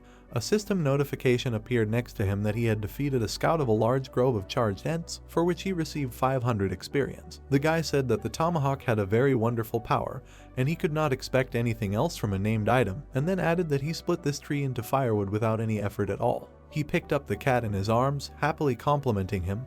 Theo irritably asked what he was doing, because now they were fighting. Suddenly, a giant monster hung over the guys. The young man put his hand to the side, using return. The tomahawk suddenly twitched. The hatchet flew into the guy's hand at high speed, hitting the monster's head. Both parts of the ant fell to the ground. The young man and the cat smiled happily. The boy rushed into battle, saying that they were all screwed, because from now on they would see the power of the tower farmer. The kitten exclaimed that he supported him. Sejun confidently made a dash forward. The cat put his paw with claws in front of him. The monsters froze in place. The minotaurs were cleaning the field from the remaining snacks. One of the bulls looked into the cave while the boy was washing himself. He said that they were almost done cleaning, so he would go plow the field. The boy raised his head, agreed, and told the bull not to overwork himself. He sat down on a stone, exhaled heavily, and said that his whole body ached after the night's fight. Raising his hand, he activated the status window. He looked at the characteristics with a smile, saying that at some point the 25th level was earned, and that he received 2 talents. The remainder increased quite a lot, so now he has 7 points. The boy crossed his arms and said that he would never have thought that an unemployed delinquent like him would have such an amazing status window, and that everything was going very well, after which he added that he was proud of himself and would like to kiss himself. Suddenly, a message from the manager appeared behind him. The boy quickly turned to him. The messages on it were encrypted. The guy asked Aileen what she said and if something happened. He was confused, but he looked at the message in which the manager said that she was silent and that there was an error in the transmission of information. The boy scratched his temple, repeating her words. The rabbits were working at the tomato bushes. Theo raised his paw up, looking at the little flame. He greeted her, saying that he heard about her from the master. The girl also greeted him. He patted her with his paw. The girl covered herself from the cat with her hand. Theo was surprised that his paws really go through her. Suddenly she activated a flame charge, pointing it at the cat, and told him not to touch her so easily. She crossed her arms in displeasure. The cat looked at her in confusion, calling it amazing, because the flame flared up from the leaves, after which he apologized, saying that he would stop fooling around. He pulled out a fish from his bag, asking the girl if she could fry him a fish if possible, because he really wanted to eat fried fish, and the gentleman was so busy that he could not cook it himself. The girl said that it was easier than easy. She pointed her finger at the fish and sprout shot out flame. The cat opened his mouth in shock. The fish was engulfed in scarlet flame. He began to eat the fried fish, calling it amazing. I came up to him from behind, telling him to stop bothering Flame. The cat replied that he did not bother her, and that she just fried the fish for him. He put on the hat, saying that he was very proud of it. The girl called it a trifle. Suddenly, a notification appeared next to him, saying that the growth activation was recharged, and she said that his straw hat skill had already rolled back. He knelt down, asking the girl if he would allow him to use his growth activation skill on her. Flame asked if he really wanted to spend such a precious skill on her. She bowed, agreeing to the proposal after he said that she was still small, so she needed to quickly grow up and become a healthy tree. The guy called it a polite gesture, but no less cute. He extended his hand to the sprout, using the growth activation skill, after which he said that he should try half the strength of what he spent on sowing. Suddenly, he looked at the notifications that appeared in surprise, saying that the growth potential of the apple tree is colossal, so the resources spent on using the growth activation were equal to 10 crops. The young man wondered if the system was going to spend everything.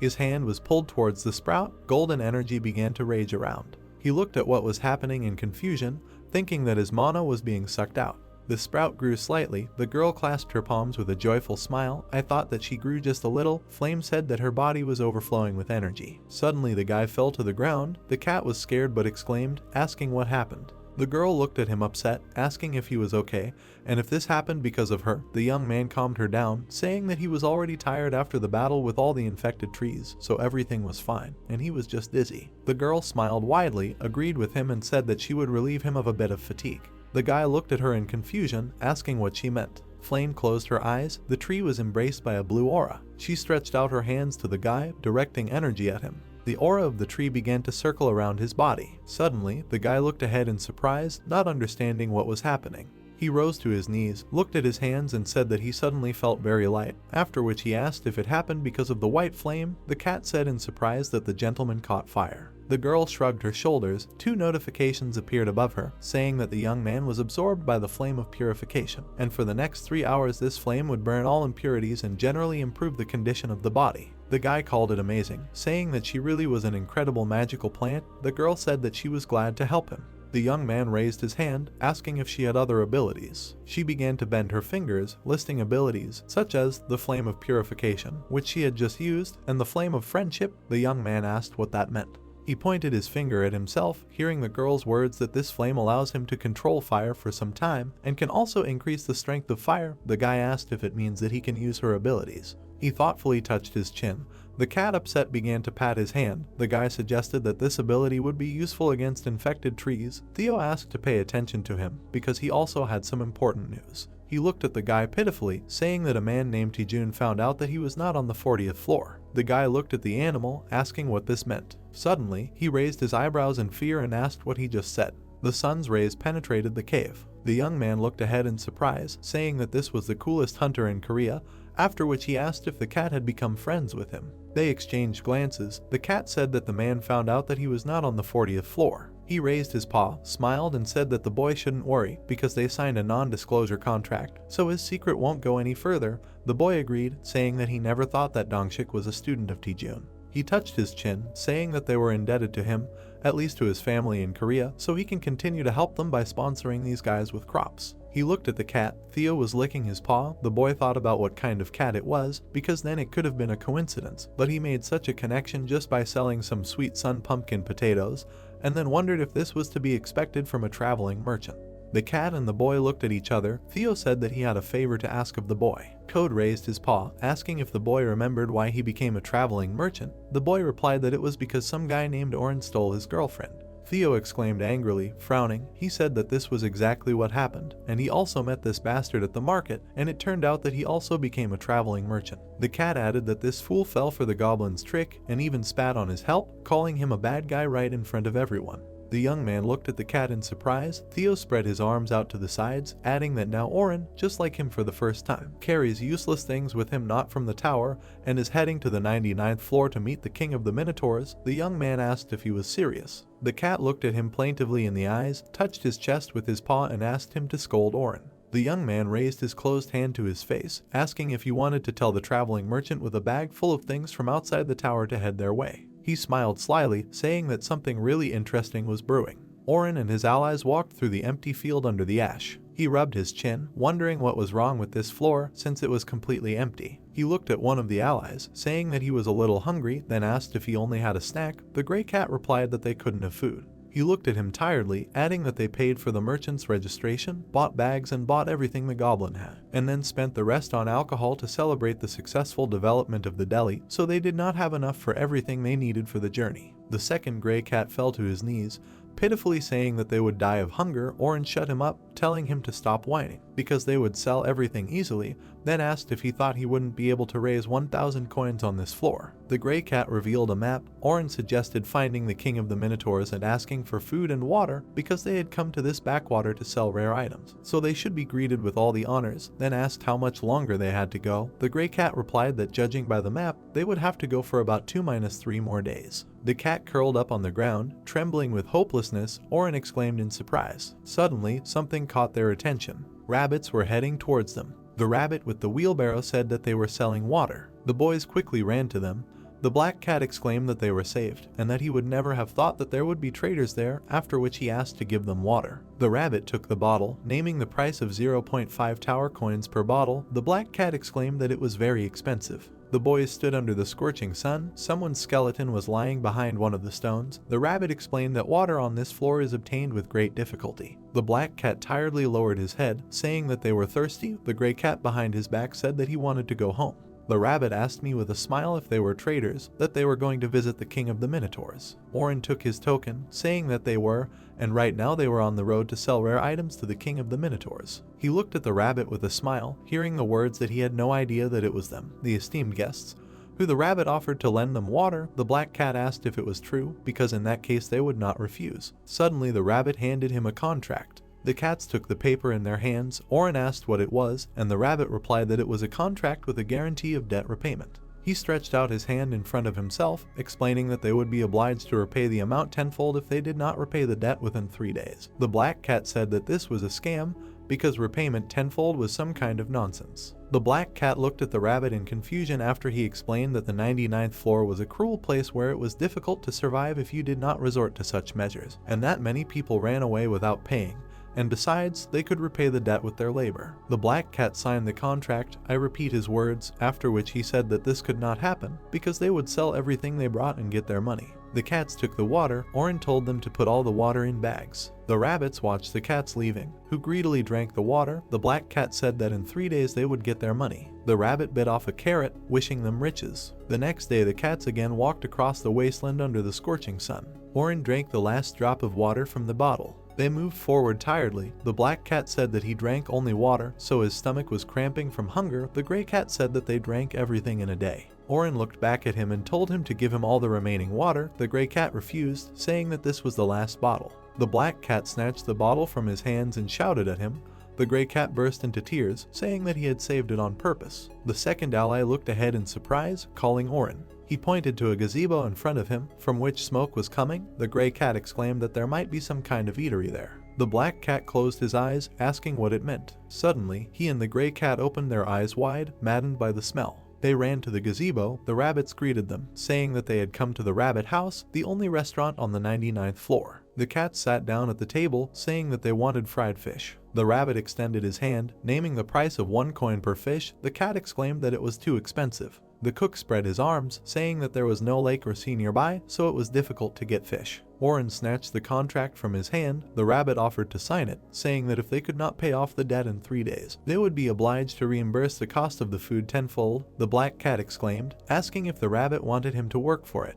He signed the contract, demanding 10 fish. The rabbit immediately began to cook, saying that everything would be ready soon. The fish sizzled appetizingly on the fire. The cats looked at the finished food with open mouths. They pounced on the fish, quickly eating it. The rabbit began to cook squid with a smile. Oren ate the squid, chewing it with a smile. The plates were stacked on top of each other. The black cat said that he could not fit any more. The cats fell onto the grass bedding while the rabbits cleaned everything up. The gray cat said that he thought that everything was going to go backwards now. The second gray cat agreed with him. Oren looked at the sky, saying that it was time for them to go sell the goods to the king of the Minotaurs. The gray cat suggested taking a short break because he wanted to sleep. The black cat closed his eyes, saying that in that case they would sleep a little. The rabbits gathered near their bed. The cat snored loudly. The cook waved his hand at them, living in sweet dreams. The sun rose over the desert. Warm rays woke Oren. The cats got up. Oren wondered why his eyes hurt. The gray cat trembled, saying that they had problems. Suddenly Oren noticed a minotaur looming over him.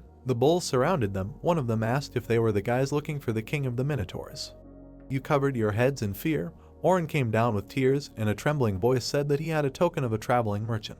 The Minotaur stood up, saying that they would take them to the king. The black cat looked at him in surprise, thinking about his offer. A giant tower stood in the middle of the desert. The cat wondered how lucky they were. The Minotaurs lined up in a corridor. The cats headed towards the king standing at the end. Bull held his axe and loudly asked if they were looking for him. The cats approached him in fear.